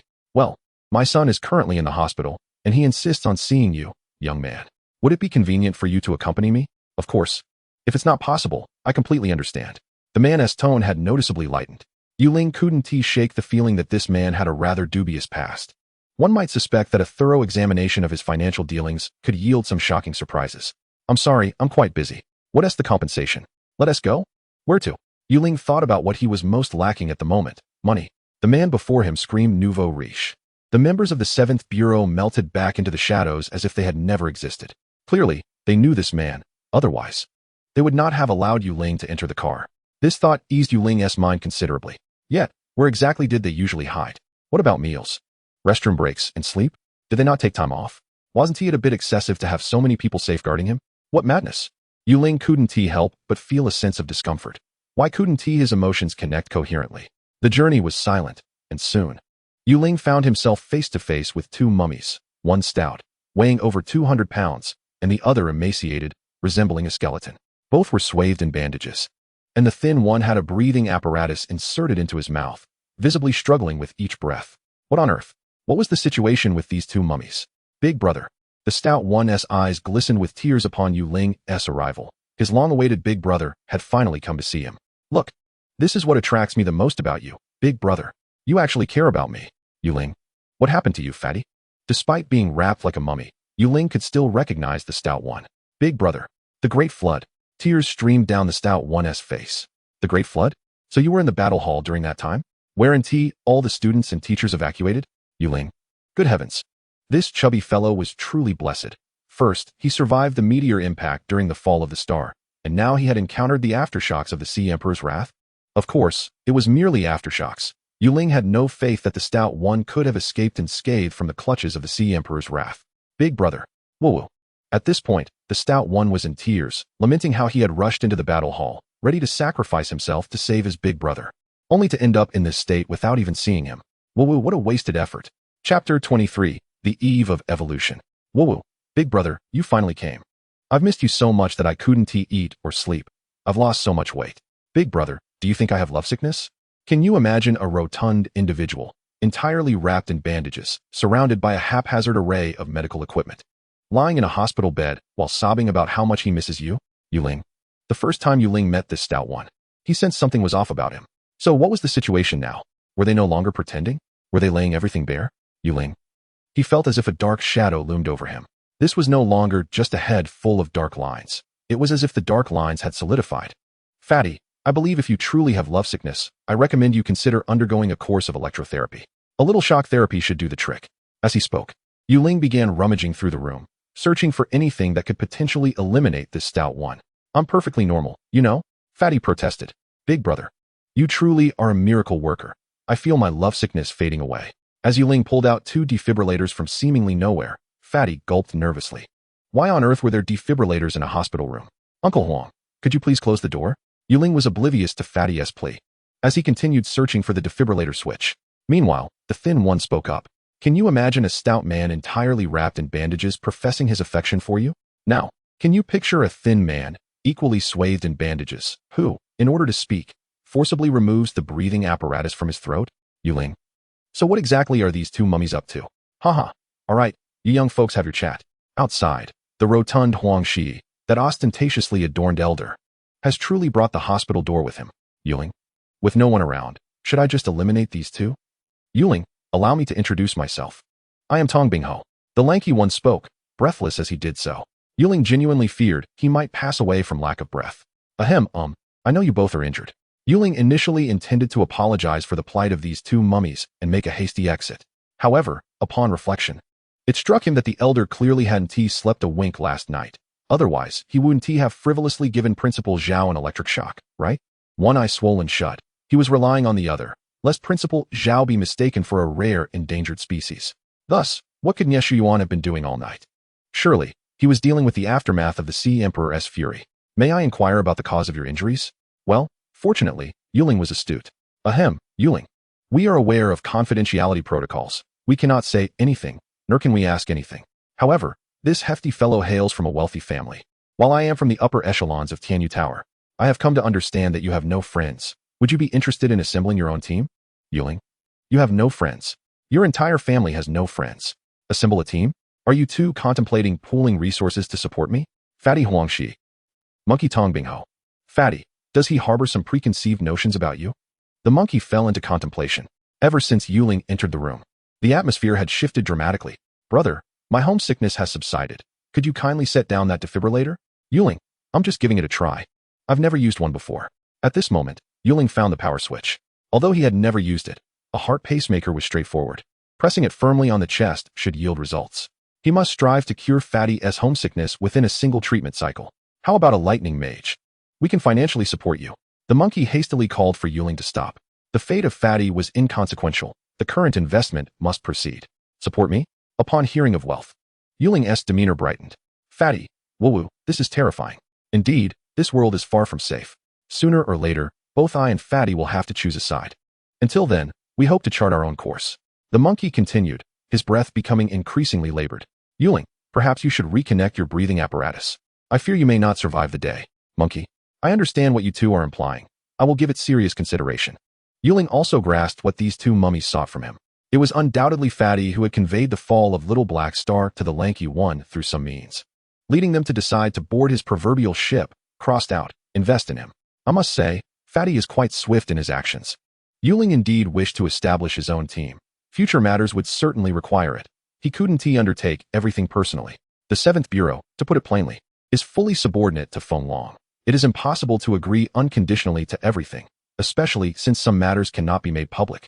Nonetheless, Ling also did not intend to acquiesce to these 2 mummies at this moment. If he were to choose companions, he must first ascertain their character. With that thought, Ling departed the infirmary. After a simple lunch, Fatty's elder drove Ling back to the Star Academy. May I inquire about my remuneration? Before disembarking, Ling could hardly forget the most crucial matter, the ostentatiously adorned man. I gave it to my son. I instructed him to pass it on to you. Did he not deliver it? Ling. Goodness, I left too early. Never mind, I'll address it next time we meet. Ling currently had no inclination to discuss these trivial matters. The evolution of Little Black and Little White was urgent and must be prioritized.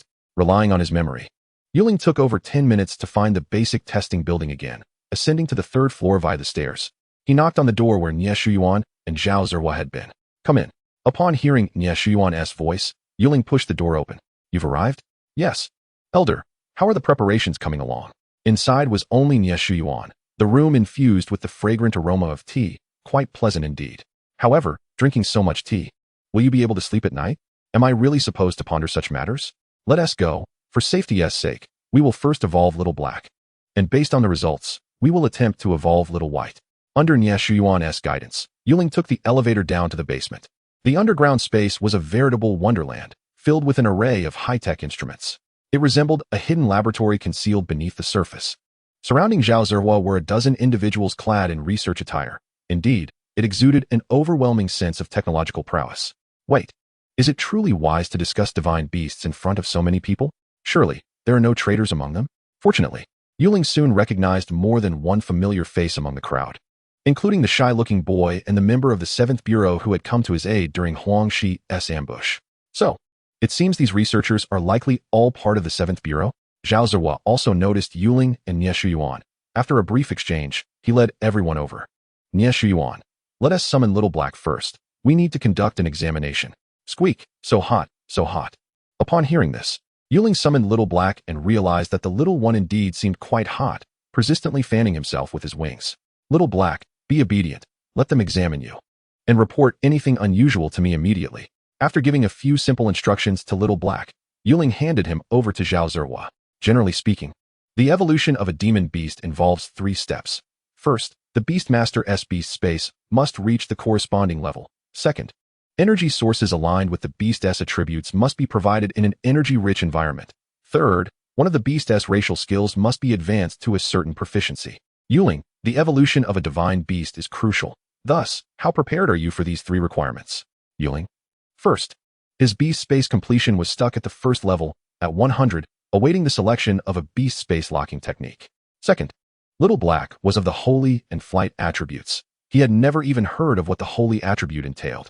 Third, Little Black had no racial skills to enhance his proficiency. If Little Black had a racial skill, he could easily elevate his proficiency in no time. Have you considered what would happen if the evolution of a divine beast were to fail? Nie Shuyuan seemed to perceive Ling's hesitation. What would happen? The demon beasts serve the divine beasts until they ascend to divinity. Each step is vital, yet our records have never documented a divine beast evolving during its initial stages.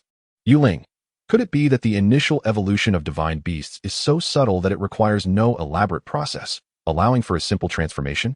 Nie Shuyuan, your Little Black has consumed nearly 300 Earth Mother remnants in one go to amass enough energy for the evolution stage. Do you truly believe such an immense energy requirement would go undetected? If we were to lift the veil concealing Little Black's aura right now, I dare say our energy alarm would blare loudly within seconds. Ling, indeed, it is strange that the energy within Little Black's body remains stable. Thus, the evolution cannot be completed yet. Instead, we must wait. Wait for what? For it to elevate its beast taming space to level 2?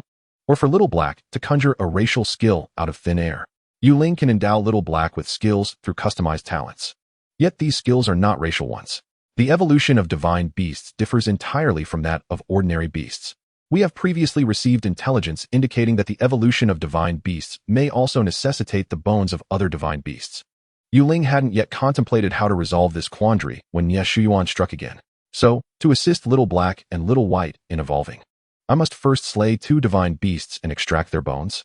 What kind of predicament is this? Old man, if you have more questions, please articulate them all at once. A philosopher once said that listing all problems on a single sheet of paper resolves half of them already. Ling is currently overwhelmed, with too many worries weighing upon him. And one final question. Do you know what attributes your Little Black possesses? Ling. Old man, have you discovered something? Well, according to reports, Little Black has the ability to dispel the filth of the Pure Land, an energy reaction that has never been observed before. Nie Shuyuan squinted his eyes. His instincts have always been reliable, and it is evident that this youth harbors many secrets.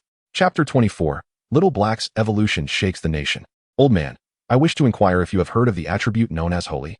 Ling pondered for a moment and decided to speak candidly with Nie Shuyuan. Concealing attributes is futile, especially since Ling hopes to amplify the effects of the holy attribute to aid Little Black's complete evolution. Rather than merely focusing on the flight attribute, holy sounds remarkably distinguished. My divine beast possesses the holy attribute, while another possesses the flight attribute. Just the names alone evoke stark contrasts. Do they not? Nie Shuyuan. Holy? What sort of attribute is that? Can divine beasts conjure attributes that do not exist? Does this mean that the documented divine beasts possess attributes that no one has ever heard of? Has a new category of attributes been created? Ling, can you have Little Black display the light that dispelled those shadows once more? Let us gather some energy data. Although I have never heard of the holy attribute, all energy is composed of fundamental energy combinations. Perhaps we can create a source of holy attribute energy through fusion. Nie Shuyuan took a deep breath. Since meeting Ling, His emotions have been in turmoil. It is only the third day, yet he has already lost count of how many times he has been rendered speechless in astonishment. Is this normal? Not in the slightest. Within a transparent glass container, Little Black flapped its wings, floating inside. Little Black, release your light for a moment. Okay. Suddenly, Little Black's body shimmered with flickering starlight, which gradually coalesced and solidified.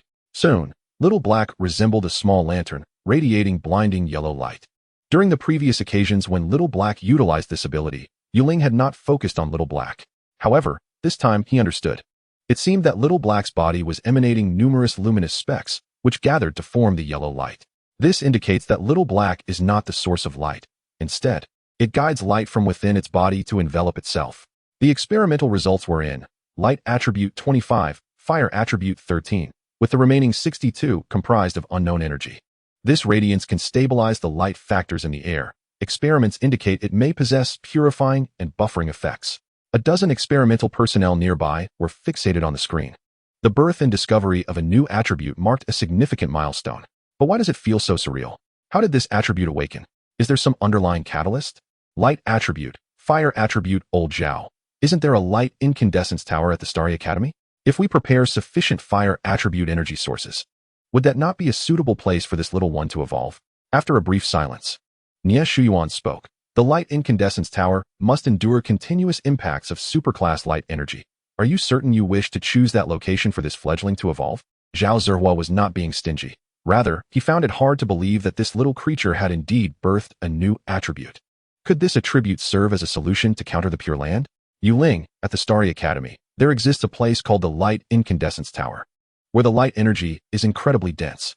Generally, the tower is only open to superclass beasts advancing to Lord status, as the internal light energy is both violent and chaotic. Entering it amounts to constantly bearing the energy impacts of superclass beasts. Personally, I believe this would be the most suitable location for Little Black's evolution. Light energy generates heat, which may provide ample energy to assist in its evolution. Of course, I can also suggest a region abundant in fire attribute energy. But the holy attribute encompasses more light. The choice is yours. Ling fell silent. An energy body composed entirely of the holy attribute might not exist in human society at all. This implies he must settle for either the light or fire attribute. The Light Incandescence Tower seems to be a promising location, a place to help superclass beasts break through lordly constraints. Surely the energy within would suffice for Little Black's evolution. It must be sufficient. It won't be inadequate, will it? Little Black, shall we venture in to take a look? Ling felt it prudent to allow Little Black to enter and assess the situation first. If it proves unsuitable, they could always reconsider. As for whether Little Black could endure the light energy's impacts, Ling wasn't particularly worried, believing fate would provide a safety net. Very well. Shortly we shall take you to view the Light Incandescence Tower. Now that the energy source issue is resolved, allow me to assist you with one more matter. With that, Nie Shuyuan produced a bone from his pocket. The bone gleamed with a jade-like luster, pure and flawless. If it weren't for its distinct shape, one might mistake it for an exquisite jade ornament. Old man, this wouldn't happen to be a divine beast's bone, would it? Indeed, I cannot disclose its origins. But it is, in fact, a bone from a divine beast, specifically the leg bone of an emperor-level divine beast. That beast is of the fire attribute and avian in nature, making it somewhat suitable for Little Black. Ling. Good heavens. So this bone has become jade-like due to being forged by its own flames? Ling expressed his gratitude to the old man on behalf of Little Black. Despite his complaints, Ling hurriedly accepted the divine beast's bone.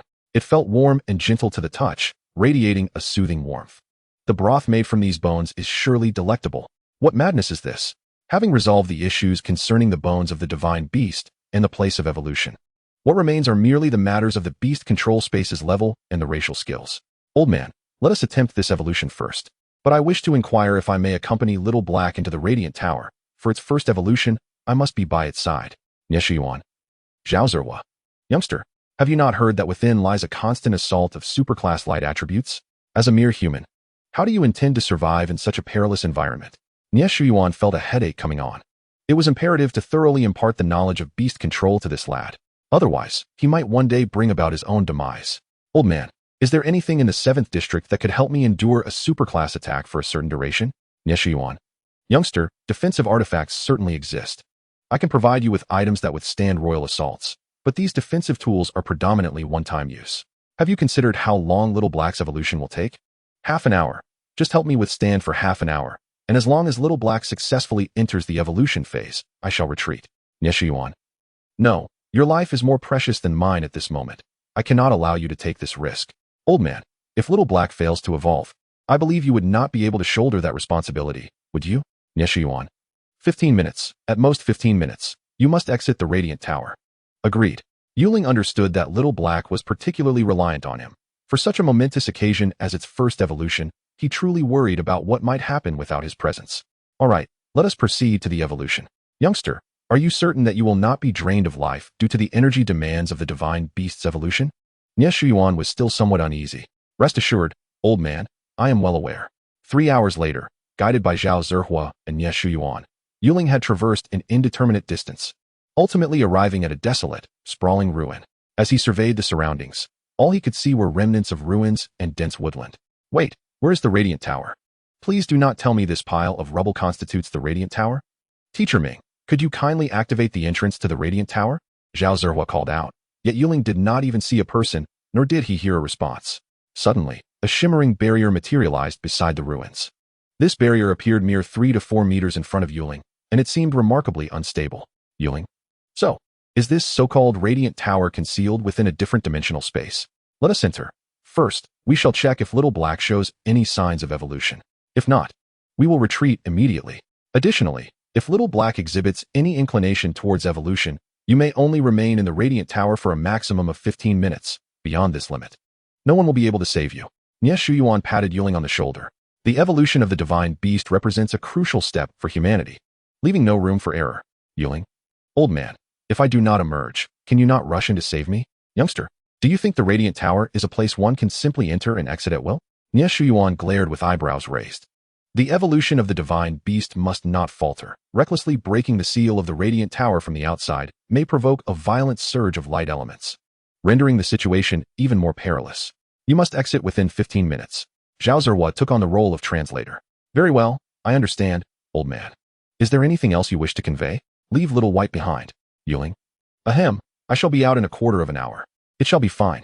As Ling spoke, he gradually approached the shimmering barrier not far away, and before he could finish, he swiftly dove into the barrier. Just you wait. Attempting to take my Little White. In the blink of an eye, Ling found himself enveloped in a thick, white mist. The ground beneath him was solid, yet visibility was less than 2 meters, rendering the surroundings utterly indistinct. Little Black. Ling summoned Little Black from the beast control space. Squeak, squeak, squeak, it's so hot. So hot. Little Black appeared somewhat disoriented, wobbling unsteadily. Ling cautiously set Little Black down and promptly poured forth a multitude of items from his spatial ring beside the bird. Among them were several crystals rich in fire elements, along with the leg bone of the divine beast.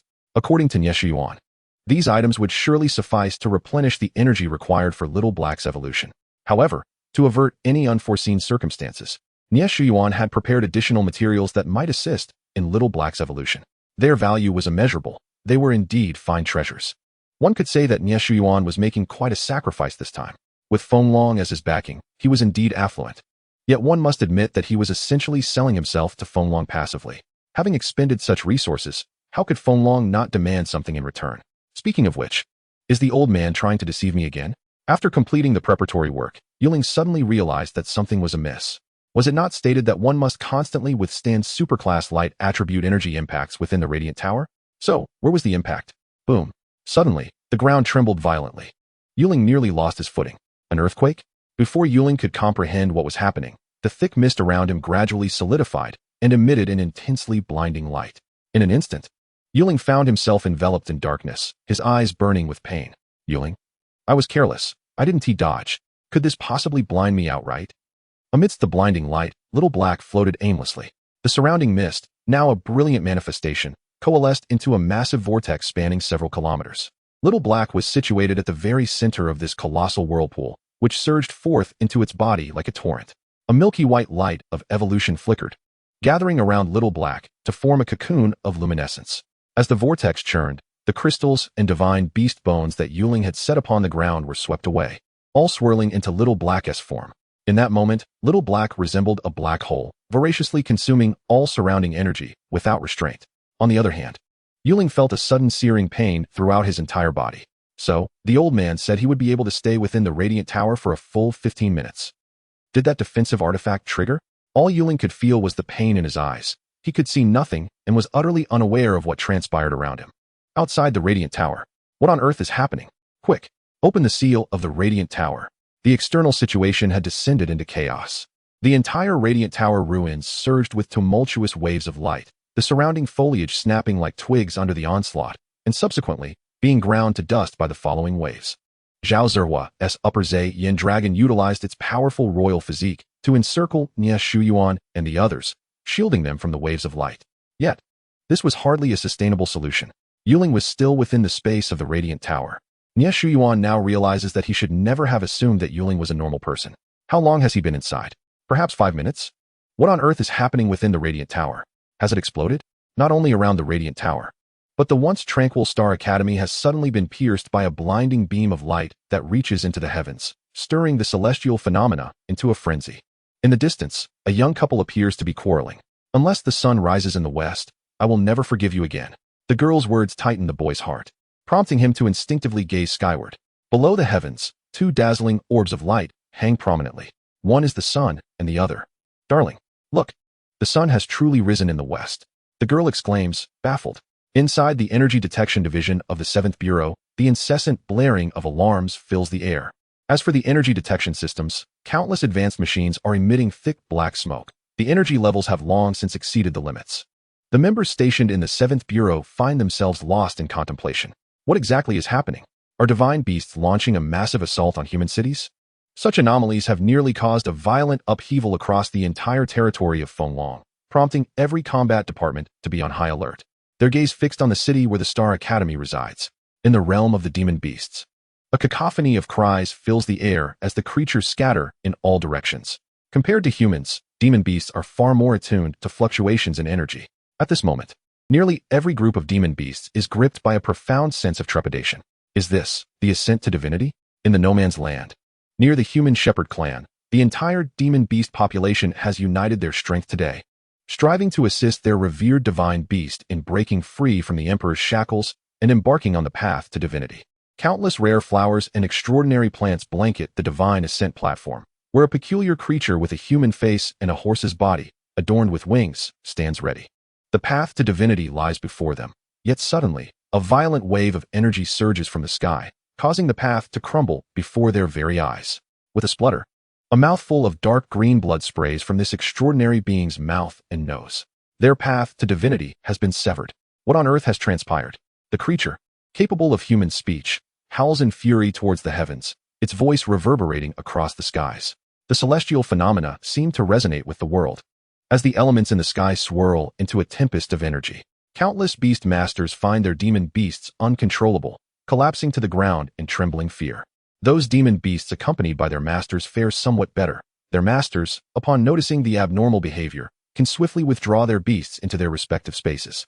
However, within the city, many areas still harbor numerous untamed demon beasts. Some violently crash against the cages that confine them, injuring themselves in their futile efforts.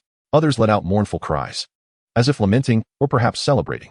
At this moment, people cannot help but ponder, could today be the apocalypse?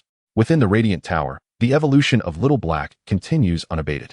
At this moment, a sacred aura envelopes Little Black, encircling it in concentric rings of light. An inviolable sanctity emanates from Little Black, as if to dispel all darkness from the world. The thick mist within the Radiant Tower has vanished without a trace, yet the beam of light still pierces the heavens. It seems that the energy within the tower is insufficient to assist Little Black in completing its evolution. The beam of light appears to draw scattered elemental energy from the surrounding air. The milky white cocoon gradually sheds, revealing Little Black within. Its form shows no significant change, still resembling a tender fledgling.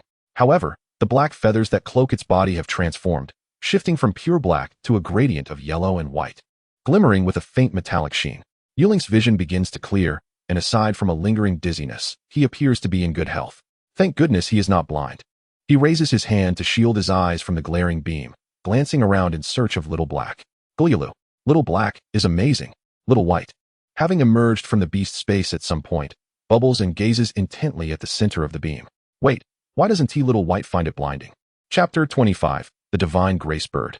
Following Little White's gaze, Yuling finally catches a blurry glimpse of Little Black's silhouette, a small bird adorned in a yellow and white gradient. Yuling, Has the little one lost its color? Suddenly, a notification window belonging to little black appears.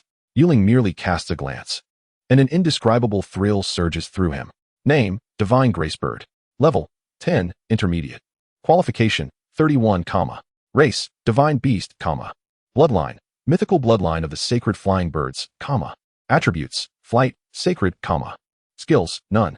Race skills, Sacred Tier, 3-star skill, Normal type, Sacred type, Attack type. Proficiency, Comprehension. Divine Favor, 9-star skill, Sacred type, Life Recovery type. Proficiency, Surpassing, Starfall, 9-star skill, Flight type, Sacred type, Attack type. Proficiency, Mastery. Sacred Fire, 5-star skill, Sacred type, Fire type, Enhancement type. Proficiency, Comprehension. Divine Favor Song, Quasi-Divine skill, Sacred type, Status type. Proficiency, Comprehension. Divine Favor None, Divine skill, Sacred type, Status type. Proficiency, None, Status, Evolving. Skill name, Divine Favor Song. Skill star level, Quasi-Divine skill. Skill attributes, Sacred type. Skill type, Status type.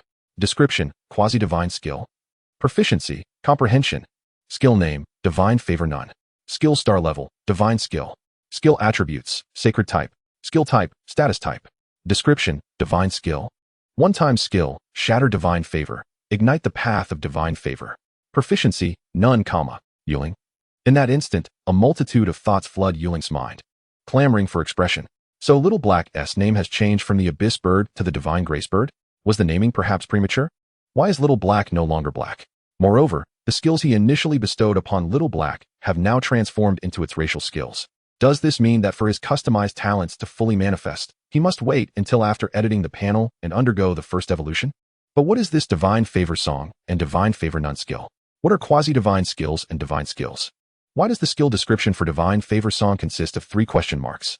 Furthermore, Divine Favor None is a one-time skill. Yet its description of shattering divine favor and igniting the path of divine favor, what does it mean? Is this divine skill intended for self-destruction? Am I to perish? Divine beasts are hard to kill, so why arrange a self-destruct skill? This is madness. Apart from the 2 newly added divine skills, the other abilities appear rather conventional. The Holy Fire is quite reminiscent of Little Bai's Rain Prayer, both being enhancement-type skills, while the Holy Tear likely evolved from the skill Grab. The purification process for Little Black lasted merely half an hour, and as the radiant beam ascending to the heavens gradually dissipated, Little Black flapped its wings and returned to the palm of Ling. Indeed, Little Black is no longer dark. It now boasts a beautiful gradient of yellow and white, retaining its original size. Little Black, hold still for a moment. Ling gently ruffled Little Black's feathers while continuously tapping the plus sign next to its skill proficiency. Divine Grace Song. Proficiency, Superior, Holy Fire. Proficiency, Superior, Having learned from past experiences, Ling decided to tap from the bottom up, starting with the precise divine skill Divine Grace Song. However, upon fully unlocking the 2 skills, the skill panel for Little Black became non-editable. Even the ordinary skill section displayed as, Thus, to further enhance skill proficiency through customized talents, Little Black must continue to level up and evolve. Why has Little Black lost its darkness? Is it too late to change its name now? The more Ling gazed at the yellow-white gradient of Little Black in his palm, the more uncomfortable he felt. Had he known the first evolution would result in such a drastic transformation, he would never have named it Little Black. What should he do now? What about my terrifying specter that haunts souls, my black and white impermanence? What about my fearsome presence that silences crying children? How careless of me. Wait, Little Bai is a beast. When Little Bai completes its first evolution, will it transform from a little white fish to a little black fish? Ling's mind was plagued by stereotypes associated with the term beast. Beasts, one would think, should be those menacing, dark creatures, baring their teeth in ferocity. Little Bai has yet to evolve. It remains a water spirit, thus a little white fish. But once evolved, will it become black? Suddenly, Ling felt that his plans for black and white impermanence were not entirely doomed. Come, utilize the Divine Grace Song. Let me see what this skill truly entails. After adjusting the skill proficiency, Ling refocused his attention on Little Black's sole divine skill, Divine Grace Song. A divine skill, one he could not even fuse with his other abilities to reach such a high caliber. This skill must be extraordinarily magnificent. As for the self-destructive skill, Divine Grace Abandonment, Ling resolved never to allow Little Black to use it. What madness would induce the evolution of a self-destructive skill? Chirp, chirp, chirp. All right. Little Black flapped its wings and took flight from Ling's palm, illuminating the surroundings like a small lantern radiating blinding yellow light. Ling. So, has Little Black transformed this light into a skill? What use is that? Ling felt as though his heart had shattered. One divine skill, Divine Grace Song, had become a lantern, while another, Divine Grace Abandonment, signified self-destruction. How could he continue to enjoy this? He had cherished it so dearly. Unwilling to succumb to despair, Ling reopened Little Black's panel. To his astonishment, the panel had changed once more. Skill name, Divine Grace Song. Skill star level, Divine Skill. Skill attribute, Holy. Skill type, Status. Description, a divine skill that channels divine grace throughout the body, capable of decomposing any energy by harnessing the sacred energy of heaven and earth, while the light of divine grace can dispel and purify any dark matter. Proficiency, superior, Ling's heart skipped a beat. So, the earlier introduction of Divine Grace Song was obscured by a question mark due to his unfamiliarity with the skill? Indeed, not only had Ling gained insight into the description of Divine Grace Song through customized talents, but he had also copied the skill. The first thing Ling attempted after copying Divine Grace Song was to see if it could be fused with other skills for an upgrade. Unfortunately, he possessed only this one divine skill, rendering fusion impossible. However, the description of this skill was crucial. Was it not the epitome of his dreams for the first Beast Taming space lock-on skill? What does it mean to decompose energy?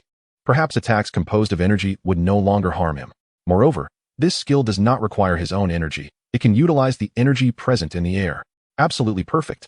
Do you confirm the selection of Divine Grace Song as the Beast Taming space lock-on skill? Yes, no. Yes. Ling hastily clicked yes. He was genuinely worried it would disappear. Beast Taming space lock-on skill, Divine Grace Song. Current Beast Taming space completion, 100, level 1. Beast Taming space lock-on skill selected. Level of Beast Taming space increased. Current Beast Taming space completion, 0, level 2. Current contractable beasts, 2, 3. A flurry of pop-ups flashed by. Ling. Oh, so this is how we're playing it? I can barely afford 2 children, and now you want me to contract a third beast? After a moment of silence, Ling decided not to contract a third beast for the time being. If he were to create another divine beast like Little Black or Little By through the customized panel, he feared he might deplete his resources within a month. Wait a moment. What would the old man think if he knew I could contract a third divine beast? With these thoughts in mind, Ling cradled Little Black in his left hand and grasped Little By, who was circling around Little Black, in his right hand, preparing to leave the Radiant Tower. Ever since Little Black completed its evolution, Ling had lost count of how many times Little By had circled around it. He was dizzy from the spinning. With a flash of his spatial ring, a jade token appeared between Ling's fingers. This was the key bestowed upon him by Yuan. Open sesame. Ling shook the jade token, and indeed, a luminous screen appeared before him. He strode boldly through the screen, and after a brief moment of blindness, he found himself surrounded by countless beasts and people, forming a dense crowd around him. Ling surveyed the area and finally spotted the 2 elders, Yuan and Zhao Zerhua. However, the 2 elders looked at him as if they had seen a ghost, their faces filled with disbelief. So, you all are here to welcome my successful evolution? Boom. Before Ling could finish his sentence, a sudden loud crash erupted behind him. Ling turned sharply, and where the remnants of the Radiant Tower had once stood, there was now nothing but barren land and a scattering of white dust. Even more astonishing, the jade token in his hand had been reduced to powder, drifting away in the air. Ling. So, the Radiant Tower has collapsed? Cough, cough. If I say this was an accident and has nothing to do with me, would you believe it? Ling pressed his lips together. What is happening now? Did Little Black's evolution cause the Radiant Tower to collapse? What about the interdimensional space? Did that collapse too? Kid, stop talking. Get him out of here immediately. Yuan's voice cut through Ling's words, and he issued an urgent command with a grim expression. Thus, Ling found himself enveloped by a throng of people, swiftly being pushed away from the vicinity of the Radiant Tower. Shortly thereafter, Ling boarded an armored vehicle, finding himself the sole occupant. The armored vehicle roared to life, and Ling found himself utterly oblivious to the destination that awaited him. However, he had just caught sight of the ruins near the Radiant Tower. Wasn't there supposed to be a forest there? Where had the woods gone? Chapter 26, A Day Out, a Vacation. 3 days later, nestled within the mountains, there stood a quaint wooden cabin. Little By was snugly wrapped in fish fins, while Little Hay spread his yellow and white gradient wings gently over Little By. The 2 small divine beasts embraced in a tender slumber. Not far away, an elderly man and a youth sat on the ground. The youth was naturally Ling, while the elder was Yuan. Since Little Hay had successfully evolved, Ling had been brought to this remote mountain cabin, where he had subsisted on nothing but leaves for 3 consecutive days, awaiting Yuan's arrival. Old man, you're being rather excessive, aren't you? What is the meaning of making me stay in this desolate mountain? Are you suggesting I cultivate my character? Kid, how can you even say that? Do you have any idea that the entire Fenlong is on the brink of chaos? Wait, so I'm supposed to spend the rest of my days here? Alright, let me briefly outline the current situation for you, and then I'll present you with a few options for you to choose from. Firstly, the upper echelons of Fenlong are currently divided into two factions. The first faction believes that your powers are excessively formidable and will inevitably surpass their control. Thus, they advocate for your elimination to prevent any unforeseen troubles you might bring to Fenlong in the future. The second faction, however, proposes that you should be imprisoned and secretly nurtured, attempting to instill an unbreakable loyalty within you through special methods. Ling. So, with Little Hay's evolution, have I become the public enemy number one? Old man, if you're saying this, I might have to prepare to flee. Though he harbored such thoughts, Ling maintained his composure outwardly. So, which faction do you belong to, old man? Me? Kid. If I told you that I could help you navigate through these troubles and earn Fenlong as trust, but it would require some time, would you be willing to go travel abroad for a vacation? Ling. So, old man, you think I should run away? Yuan. Coughs. Though my words may seem crude, they hold truth. I need time, and as it stands, you are akin to a ticking time bomb within Fenlong. Only if you temporarily vacate will I be able to negotiate for greater possibilities on your behalf. So kid, do you trust me? Ling fell silent. He understood without needing to ask just how much pressure Yuan bore in making this decision. In fact, it was not until a day after Little Hay's evolution that Ling realized the event had drawn the attention of all humanity, even the beast kind. The most prevalent news over these 3 days was about divine beasts leading an unknown beast faction in a massive assault on the human world. With the Star Academy reportedly having fallen, one had to admire the journalists. Even in ignorance, they could weave a complete narrative with striking clarity. Yet, while the public remained unaware of the truth, the high-ranking officials of Fenlong were fully cognizant. Ling also understood that had it not been for Yuan's swift action in sequestering him in this mountain cabin, he might have already been apprehended and imprisoned by a special department, or worse. The trust Yuan extended to him was the true reason Ling had refrained from fleeing the cabin. Moreover, the most pressing concern for Ling was not merely the present situation. Little Hay had completed his evolution. What about Little Bai? Little Bai also required evolution. Given the current state of Fenlong, it was evidently impossible to assist him in facilitating Little Bai's evolution. If he were able to obliterate one radiant tower, Fenlong would certainly not grant him the opportunity to destroy a second. Yuan's words likely could not account for this. Little Bai remained stuck in a state awaiting evolution. And as time passed, her body was growing increasingly frigid. If not for Little Hay's sacred flame providing some respite, Ling even feared that Little Bai might suddenly turn into a block of ice. Old man, can I truly trust you? After a lengthy contemplation, Ling finally spoke. If he could not trust Yuan, did that mean he was destined to wander among the beast kind? Kid, I assure you, as long as you place your trust in me, I shall not betray that trust. Then, old man, are you not concerned that I might run away? I am indeed worried. But rest assured, old man, I will not flee. Even if I do, I will give you advance notice. So, old man, where do you wish for me to clandestinely cross into another country? Yuan. What do you mean by clandestinely crossing? I will arrange for you to follow proper procedures. It's merely a vacation. After your vacation, you will return, and I promise to resolve your troubles by then. Stop boasting, old man. In my current predicament, can you still manage to send me out of Fenlong through proper channels? I have my ways, you needn't fret. I plan to send you to Hai-Bai, where there is a suspected divine beast's remains. Strive to retrieve that relic. Use a portion of it to assist Little Bai's evolution, and bring the remainder back to Fenlong. This will significantly enhance your influence. Look at that. This was precisely what made the old man most compelling. He was still thinking about Little Bai's evolution even at this critical juncture. In today's world, the regions inhabited by humans were divided into 9 districts, namely Fenlong, Tianyuan, Fanru, Lingsong, Zhangzhua, Qing, Bai, Lufu, and Hai-Bai. The district where Ling resided was Fenlong, while Yuan aimed to send him to Hai-Bai. Very well, old man, when shall I depart? In a couple of days, just wait for the news. Oh, and here, take this. With that, Yuan handed him a brick-like device. Ling, what is this? This is a special communicator, ensuring you can connect from anywhere. Additionally, it is equipped with an energy fluctuation detection device. Don't be reckless. If you encounter high energy fluctuations, run. Yuan spoke earnestly. After all, in his eyes, Little Hay and Little Bai were divine beasts, with Little Hay having completed his first evolution. Currently, their combat prowess far exceeded that of normal beast kind. With Little Hay and Little Bai by his side, Ling could potentially transcend numerous levels of opposition. Yet, in this vast world, divine beast offspring were unlikely to be limited to just little He and little Bai. If he grew accustomed to defeating opponents beyond his level, one day he might find himself facing dire consequences. Nie Shuyuan harbored no desire for Yu Ling to inadvertently bring about his own demise. The lad lacked even a modicum of beastmaster knowledge. Yu Ling happily accepted the brick handed to him by Nie Shuyuan. How do I use this? There's a camera on the back. It will display the energy levels of any beast you encounter. Furthermore, this communicator is equipped with a passive sensing device. If you come across a beast of imperial rank or higher, it will sound an alarm. Eager to experiment, Yu Ling hastily removed the energy dampening rings from the two children and snapped a photo. Little He, energy fluctuation, 12,500. Little Bai, energy fluctuation, 3,000. What a disparity. How significant is the difference?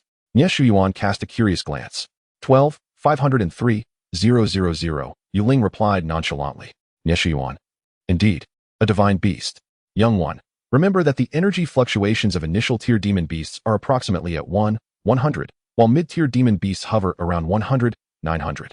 High-tier demon beasts range from 900 to 2,500, super-tier demon beasts from 2,500 to 8,000, lord-tier demon beasts from 8,000 to 30,000, king-tier demon beasts from 30,000 to 80,000, and emperor-tier demon beasts fall within 80,000 to 19, 467, 131. The energy response of a being on the path to divinity must exceed 19, 467, 131, though the precise measurement cannot be accurately determined. Yu Ling. So, Xiao He is equivalent to a lord tier, while Xiao Bai corresponds to a super tier lower variant. But, old man, why do the energy fluctuations of the emperor tier exhibit both whole and fractional values? What significance does this 19, 467, 131 hold? It bears no significance. The response curve of energy levels does not increase steadily, but rather exhibits exponential growth as the values ascend. The detection limit of the instrument is precisely 19, 467, 131. Beyond that, it simply cannot measure. When your Xiao He evolves, its energy fluctuations will surpass 19, 467, 131. Otherwise, do you think it would have stirred up such considerable trouble?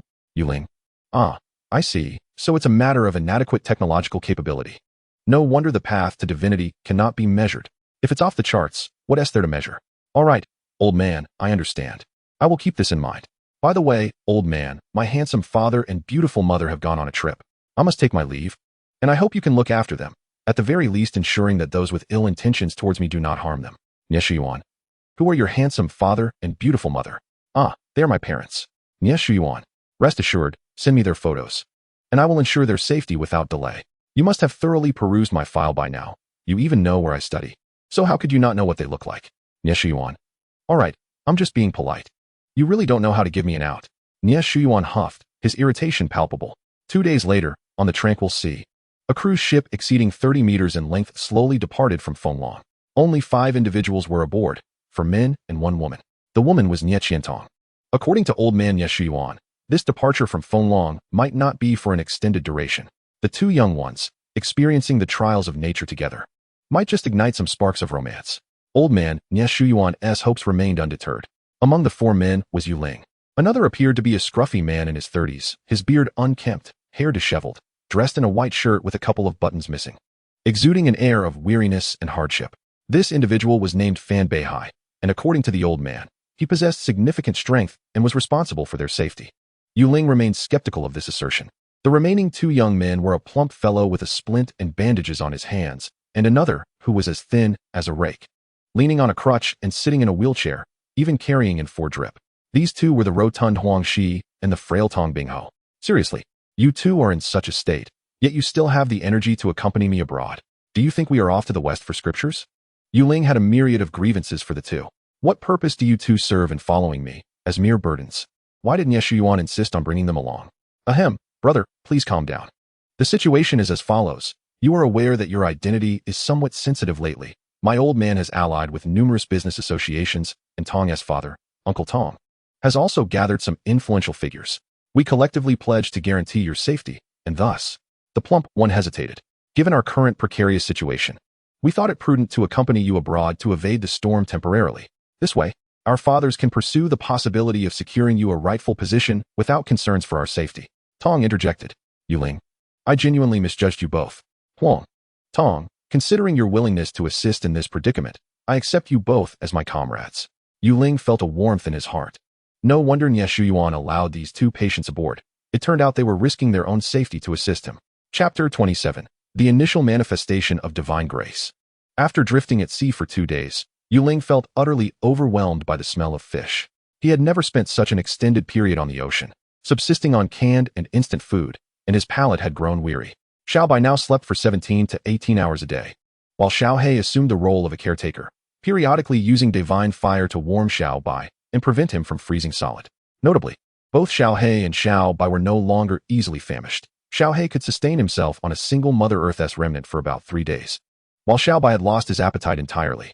Before departing, Nie Shuyuan had indeed packed a variety of odd fruits and even some dried demon beast meat into Yu Ling's spatial ring. But their efficacy paled in comparison to the Mother Earth's remnant. Yu Ling had refrained from sampling the newly provided food for Xiaohei and Xiaobai, for when he had previously eaten a Mother Earth's remnant, the completion rate of his beast mastery space had only increased by 0.01. It seemed he would need to consume 1,000 Mother Earth's remnants to fully replenish the second level of the beast mastery space. What a conundrum. Excuse me, is there a fishing rod aboard? Since we have some idle time, why not try our hand at fishing? On the deck, Fan Beihai, enjoying the sea breeze, appeared disrupted by Yu Ling's interruption of his contemplative state. It's only the 2nd day, and you can't contain yourself? Also, didn't I say not to call me old man? Fan Beihai gazed into the distance, and an aura of weariness enveloped Yu Ling. This eccentric must possess some unconventional lineage. Is it truly possible for a girl to be attracted to this style? I've heard you possess a divine beast. How about a wager? You pit your divine beast against mine in a duel, and if you win, I will catch whatever you desire from the sea for you. As long as we remain at sea. What do you say? The aquatic demon beasts are far more abundant and densely populated than those on land. However, Yu Ling's journey from Fenglong to Haibai was along a safe inner sea route, meticulously cleared of hazards. Therefore, the entire voyage promised to be devoid of peril. Drifting upon the water, Yu Ling found himself increasingly bored, especially since he had yet to truly engage in battle since Xiaohei's evolution. Fan Beihai's proposal genuinely piqued his interest. Agree? Not a chance. It would be madness to fight him. He is responsible for their protection. How could his combat prowess be low? Yu Ling was certain that this man, reeking of weariness, was at least a king-tier beast master. Now, suggesting that Xiaohei battle a king-tier? Only a stroke of divine fortune might grant a glimmer of hope. Your divine beast is likely a mid-tier demon beast, correct? Fear not. I shall not take advantage of you. I will also utilize a mid-tier demon beast in our match. What do you think? Seemingly sensing the hostility in Yu Ling's gaze, Fan Beihai added, attempting to placate him. Yu Ling, old man, have you lost your senses? You wish to battle me with a mid-tier demon beast? Upon hearing this, Yu Ling felt even less inclined to agree. At this point, it seemed that even a single skill from Xiao Wei could reduce a mid-tier demon beast to mere atomic particles. With time on their hands, Yu Ling was eager to experience the true combat prowess of a divine beast's offspring. Fan Beihai remained unfazed. If you perish, don't blame me. I won't blame you. Thus, a simple wager was established. On the deck, Xiao Wei spread its wings against the wind. Since its evolution, it had yet to engage in battle, and Xiao Wei was still uncertain of its current combat capabilities. Meanwhile, Fan Beihai waved his hand, summoning a turtle clad in a shell, which abruptly appeared before him. Name, Water Dragon Land Turtle. Level, 19, mid-tier. Aptitude, 29. Species, Dragon. Attributes, Water, Ground. Racial skills, Water Dragon Bullet, Water Dragon Roar, Dragon Might. Energy fluctuation, 7,654. Yu Ling. At first glance, upon seeing Fan Beihai summon a turtle, Yu Ling genuinely thought that Fan Beihai was merely seeking an excuse to go fishing, treating their duel as a mere formality. However, upon observing the information displayed on the custom panel and the energy fluctuations indicated, Yu Ling realized that this elder was no ordinary person. A dragon species. This was not something comparable to a subdragon like the chubby one.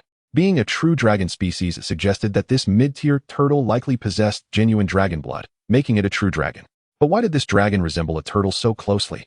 Was it that the turtle had dragon lineage, or that dragons bore a resemblance to turtles? Moreover, with energy fluctuations exceeding 7,000, did this turtle possess extraordinary combat power even at the mid-tier? Truly, the world is full of wonders. Impressive, uncle. This turtle's combat prowess is no trivial matter. Where did you unearth such a treasure? Yu Ling was genuinely curious about the origins of this turtle. A turtle that is a true dragon. Can you believe that? If you defeat me, I shall regale you with its tail. Turtle, unleash the water dragon bullet. At Fan Beihai's command, the water dragon land turtle raised its head dramatically, and at once, the surrounding ocean seemed to resonate with the creature. The seawater surged, transforming into numerous water dragons that erupted from the surface, and in an instant, 9 water dragons stood majestically behind Fan Beihai. One could not deny the imposing spectacle, though the true power of the attack remained uncertain. The towering water dragons stirred the remaining 3 aboard the ship from their reverie. The chubby one hurriedly pushed the monkey in a wheelchair out of the cabin. They happened upon the scene of Xiao Wei facing off against the 9 water dragons. Each water dragon spanned dozens of meters, while Xiao Wei was but a diminutive fledgling. The visual impact was nothing short of exaggerated. Why is my brother fighting that guy? The chubby one exclaimed, bewildered. Perhaps neither of them could sit still. At that moment, Nie Qiandong also emerged from the cabin. Yuling did not recognize Fan Beihai, but she did. Fan Beihai was the most formidable individual in the 7th Bureau of the Fenglong National Security Bureau, second only to Director Nie Shiyuan. His primary companion was a subdivine beast of emperor rank, placing him among the elite few at the pinnacle of the world. Many who were aware of Fan Beihai would assert that had it not been for the subdivine beast's disqualification from ascending to godhood, he might very well have had the chance to take that monumental step. Director Nie Shiyuan's confidence in allowing Yuling and her companions to venture abroad stemmed from the presence of Fan Beihai. Nie Qiandong understood that Fan Beihai was a restless individual, forever grappling with the pain of never being able to ascend to divinity. Observing Yuling with 2 true divine beasts, though Fan Beihai did not overtly express anything, she knew he must be feeling something deep inside. After all, after a brief period of tranquility, he had once again engaged in a confrontation with Yuling. Monkey, do you think my brother can win? The chubby one was brimming with excitement, vividly recalling the moment his brother summoned meteors. Now that his brother's creature had evolved beyond the cliff bird, could it potentially summon dozens of meteors at once? That turtle must be a new contract for Uncle Fan. He had never seen it before, but it truly exemplified the prowess of an emperor beastmaster, capable of invoking the resonance of the ocean. The monkey pondered thoughtfully beside him. Although Yuling possessed divine beasts, she still required time to grow. Her opponent was a top-tier beastmaster from Fenglong, and their combat experiences were vastly different. Could Yuling truly emerge victorious? In an environment where the enemy held the advantage, could she defeat a premier beastmaster? Uncle, have you posed long enough? Why not attack? Yuling was genuinely eager to test the combat power of the water dragon land turtle, but Fan Beihai had summoned the water dragons without initiating an attack. Are you just posing for the camera? I was wondering what would happen if I injured you with a direct attack. Fan Beihai spread his hands. Yuling, shall we fly higher so he can reach you? Ji. Understood. Xiao Wei obediently flapped its wings and soared to a higher altitude, its stance almost inviting Fan Beihai to attack. Fan Beihai, even with a divine beast, you are being rather presumptuous, are you not? Inviting your opponent to strike at you? At that moment, Fan Beihai grasped why Nie Shiyuan had repeatedly cautioned him about Yuling's lack of knowledge regarding beastmasters. He needed to take greater care. All right, I shall do you a favor today and teach you the first lesson of becoming a beastmaster. Turtle, attack. With that, the 9 colossal water dragons twisted their bodies, creating a sound akin to dragon roars as they surged forth. 8 of the water dragons charged directly at Xiao Wei, while the final dragon opened its massive maw, lunging towards Yuling. The first lesson of being a beastmaster: never expose yourself to your enemy. Fan Beihai, knowing the battle was already decided, mused that divine beasts were nothing extraordinary. However, Yuling remained calm, even extending her hand as if to embrace the water dragon. Xiao Wei in the sky did not evade either, radiating a golden light as it allowed the 8 water dragons to envelop it. Fan Beihai, Huangxi, Tongbingho, Nie Qiandong. What is my brother doing? Why isn't he dodging? The chubby one voiced a question that echoed from his very soul. Fan Beihai, caught off guard by Yuling's overconfidence, forgot to control the water dragons. What is wrong with this kid? Is this fighting? This is courting death. However, what transpired next was even more astonishing to Fan Beihai. The 8 water dragons struck Xiao Wei head-on, but failed to inflict even the slightest injury. The moment the water dragons drew near, the golden light enveloping Xiao Wei instantly transformed into specks of light, dissipating before it. When the last dragon's tail vanished from sight, Fan Beihai's gaze remained fixated on Xiao Wei. Wait, Yuling. As Fan Beihai became entranced by Xiao Wei, he lost focus on controlling the water dragons to avoid Yuling. He intended to impart some wisdom on her, but he never meant to harm her. Fan Beihai looked down in disbelief at Yuling. She was enveloped in the same golden light as Xiao Wei. As for the water dragon that had charged at Yuling, it had mysteriously vanished without a trace, leaving not a single drop of water on the deck. Fan Beihai, is this what a divine beast is capable of? completely disregarding the opponent's skills? How is that even possible? On the other side, Nie Qiantong and her companions were equally rendered speechless.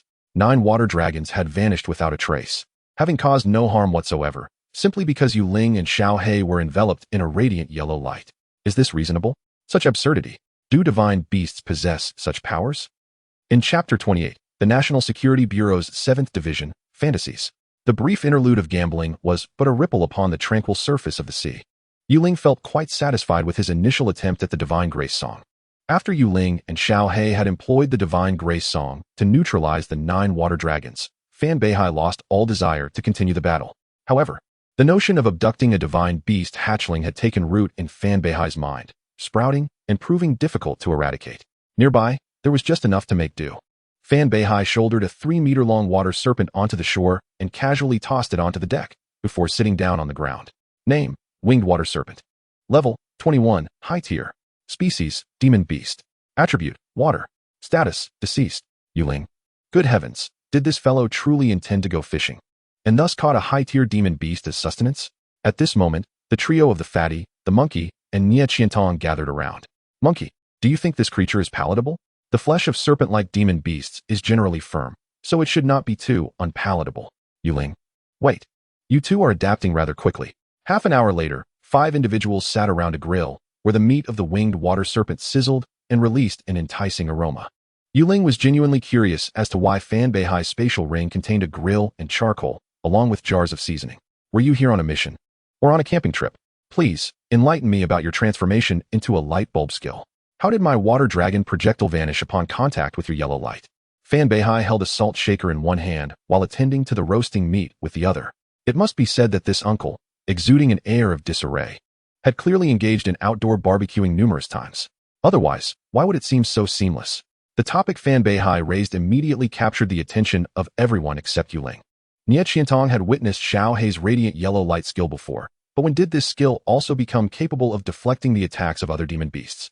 The file on Xiao Hei's evolution in the 7th Division remained a blank slate for the time being. During this voyage, Nie Shiyuan had assigned Nie Qiantong a small task to meticulously document Xiao Hei's performance throughout the journey, as all of this would need to be recorded upon their return to Fenglong. Thus, Nie Qiantong was particularly attentive to all of Xiao Hei's actions. Yet, despite her efforts to accept Xiao Hei's uniqueness as a divine beast, why was it that Yu Ling could also utilize Xiao Hei's yellow light? Is this reasonable? What absurdity! Ever since meeting Yu Ling, Nie Qiantong felt perpetually unsettled, caught in a whirlwind of shock. Had he ever truly saved the world? This is my beast taming talent, which allows me to replicate one skill of my tamed beast. Once selected, it cannot be changed. Faced with the inquisitive stares and wide eyes of the 4, Yu Ling realized he could not avoid an explanation and thus concocted a casual excuse. Yet, this was not entirely fabricated, for he indeed had the ability to choose a skill from his beast taming space, did he not? You possess great fortune, young man. Fan Beihai nodded thoughtfully. Yu Ling's rationale was indeed plausible, yet it felt disconcertingly unreal. It seemed this young man could not be measured by ordinary logic. He was cradling a divine beast, and the conventional understanding of beast taming that applied to ordinary people did not pertain to him at all. Clearing his throat, Yu Ling offered an awkward smile. Uncle, I'm also quite curious about your turtle that can employ dragon-type skills. How did you obtain it? As the others gradually accepted his fabricated explanation, Yu Ling hastily shifted the conversation. By the way, upon your entry into the 7th Division, didn't old Nye tell you anything? Fan Beihai casually replied. Yu Ling. Wait, does this have something to do with the 7th Division? The old man is treating him like an outsider. Why would he withhold such crucial information? The Fenglong National Security Bureau is divided into 7 divisions. The 2nd Division studies dragon species, the 3rd Division focuses on mutated demon beasts. The 4th Division is dedicated to insect creatures. The 5th Division comprises large beings. The 6th Division investigates mechanical constructs. And the 7th Division is the most stringent. To gain entry into the 7th Division, one must either have made a significant contribution to Fenglong, thereby being rewarded with a demigod beast, or, through serendipitous circumstances, enter into a beast contract with a demigod beast, subsequently being recruited by the 7th Division. This water dragon tortoise of mine is the latest research project from the 2nd and 3rd Divisions. I volunteered to be a guinea pig and signed a beast contract with it. If the 7th Division's inhabitants were to learn that you inexplicably contracted 2 divine beasts, it could potentially incite considerable upheaval. If you ever have the opportunity to meet them, it would be wise not to mention anything about divine beasts. As Fan Beihai fiddled with the roasted serpent meat in his hands, he casually shared the origins of the water dragon tortoise as if conversing with a friend. However, the information he divulged was indeed substantial. Ling, having become an inexplicable member of the 7th Division, knew very little about this specialized department. Initially, he had presumed the 7th Division was merely a code name, never suspecting the existence of the other 6 divisions.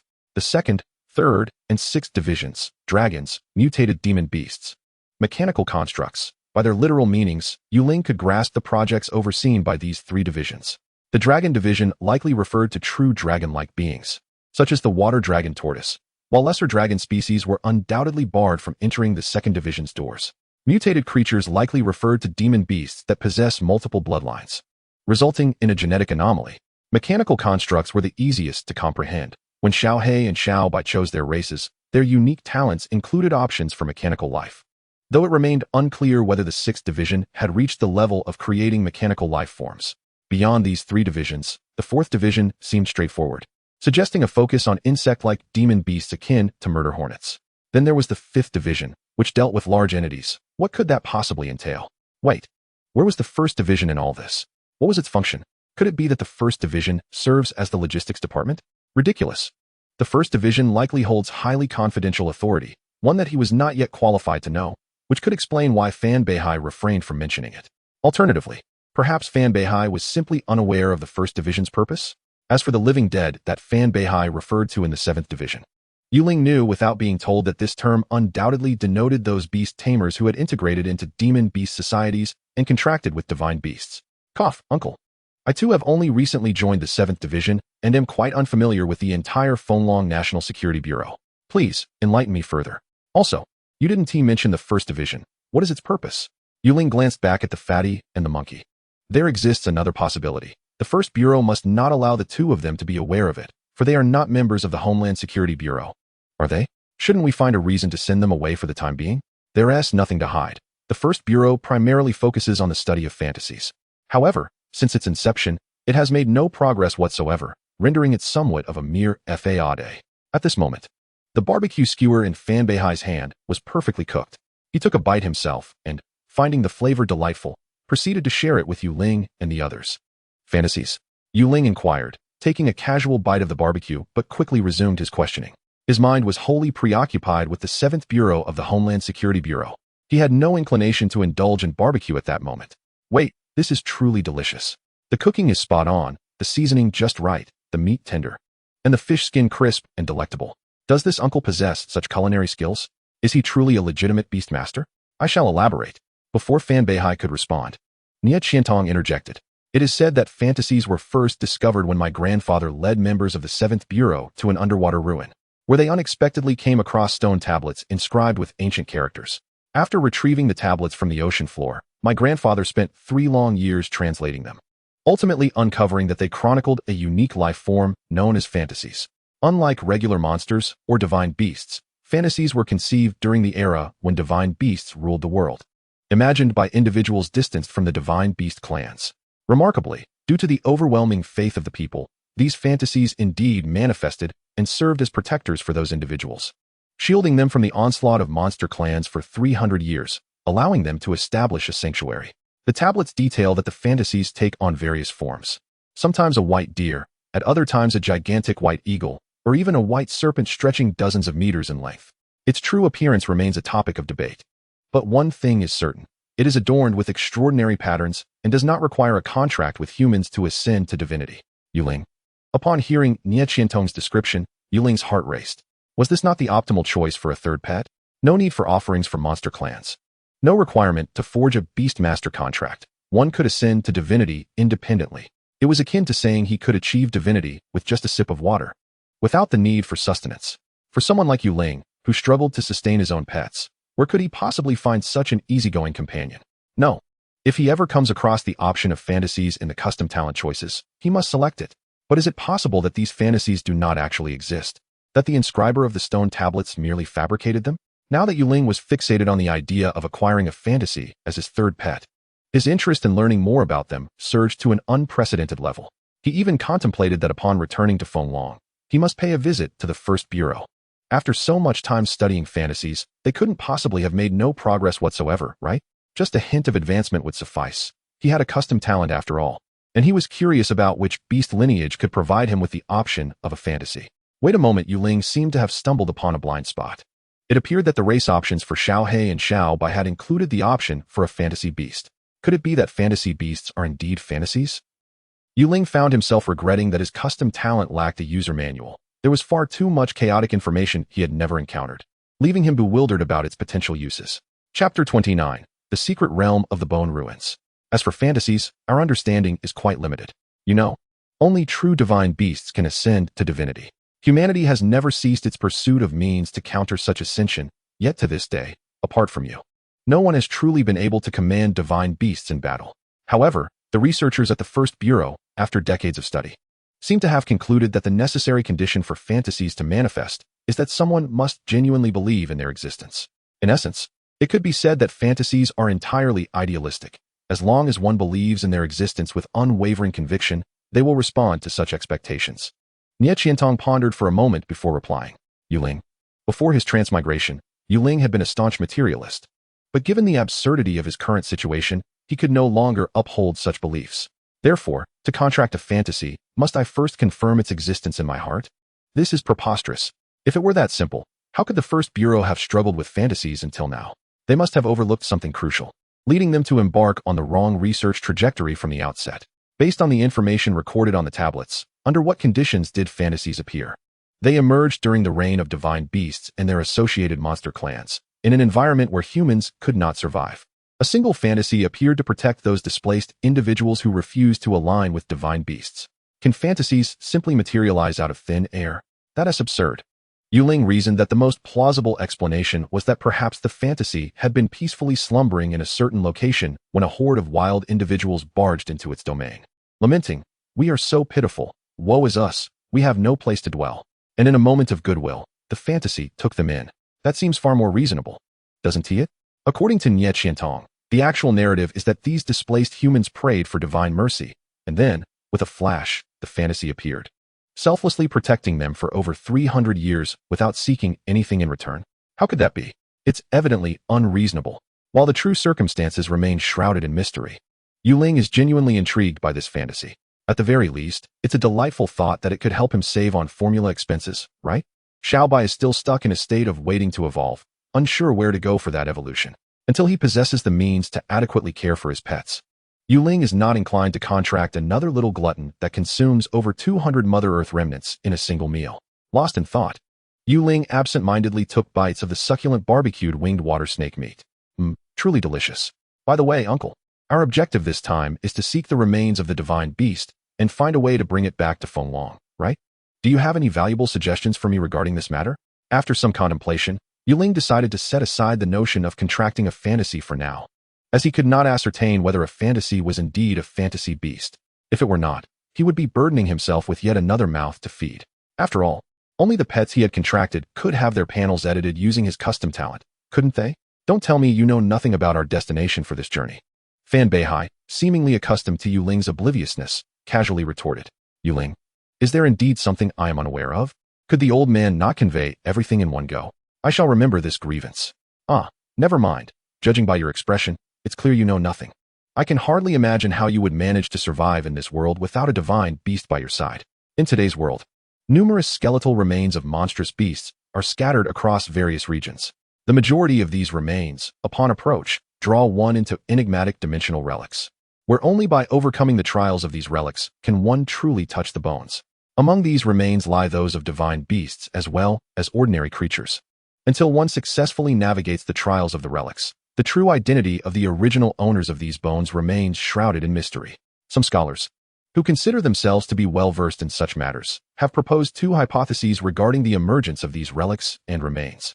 Firstly, it is posited that these skeletal relics were transformed into trials by powerful beasts, even divine ones, who, after their demise, sought to aid or select their successors, thereby allowing them to grow and evolve through the challenges presented within the relics. Secondly, it is suggested that sufficiently formidable beasts, including divine creatures, collapsed their internal energies to passively create these dimensional relics as a means of protecting their remains from desecration. Regardless of which theory holds merit, it remains a mere conjecture of humanity, lacking definitive proof. However, The undeniable value of these bones and the substantial benefits that can be garnered from conquering the relics cannot be overlooked. Your little bird has already undergone its first evolution, and you must understand that the evolution of divine beasts necessitates the bones of divine creatures as materials. Since it is impossible to acquire the bones of living divine beasts through slaying them, the only viable path to obtaining such bones is through conquering the skeletal relic trials. Although this may sound straightforward, the reality of navigating these trials is far from simple. Each skeletal relic imposes exceedingly strict requirements on the classes of beasts permitted to enter. For instance, the underwater skeletal relic we are venturing to requires that only mid-tier beasts may enter. Such relics, which only allow low, mid, and high-tier beasts, are often deemed impossible to conquer, as they may even feature formidable overlord beasts as adversaries, presenting insurmountable challenges for low-tier creatures. Consequently, skeletal relics open to low, mid, and high-tier beasts are typically fully accessible, as the impossibility of conquest ensures the bones cannot be appropriated.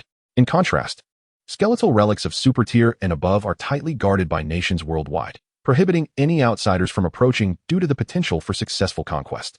Your possession of a divine beast represents a unique situation, and it is clear that you comprehend the immense significance of the skeletal relics in facilitating the evolution of divine beasts. Thus, Old Man Nya hopes to leverage your ability to conquer those trials deemed impossible, securing for you a unique status that only you may possess. As Fan Beihai elucidated this, Ling understood why Old Man Nya's first directive after the incident was to send him to the sea to retrieve the underwater divine beast bones. In a realm where only mid-tier beasts are permitted, the opponents one must vanquish include overlord beasts or even greater foes, aside from him. It is unlikely that anyone else could succeed. Old Man Nya has certainly worried a great deal on his behalf. Ling was acutely aware that even if he could conquer such relics, their location within High Bay would render it impossible for them to leave with the bones. Thus, the real intent behind using the bones for the evolution of Xiao Bai was indeed Old Man Nya's ultimate objective. What did it mean to bring the remaining bones back? Wait a moment. Old Man Nya wouldn't expect me to seize the divine beast bones right under the watchful eyes of High Bay, would he? Ling pondered. This would pit him against an entire nation's blockade, and with just the 5 of them, 2 of whom are unwell. The more he thought about it, the more overwhelmed he felt. This was no mere sea expedition. It was akin to making him the most wanted criminal in another country. Was Old Man Nya truly reliable? Kid, taking the bones is not your concern. Your sole focus should be on attempting to conquer the skeletal relic trials. The rest is up to me. If successful, splendid. If not, we'll consider it a leisurely outing at sea, Fan Beihai remarked with apparent ease. Even taking the time to roast a second batch of winged water snake meat on the grill. Ling questioned, Uncle, from where do you derive such confidence and courage? From Liangshiru, perhaps? The next 2 hours passed swiftly as the group enjoyed barbecued fare and engaged in casual conversation.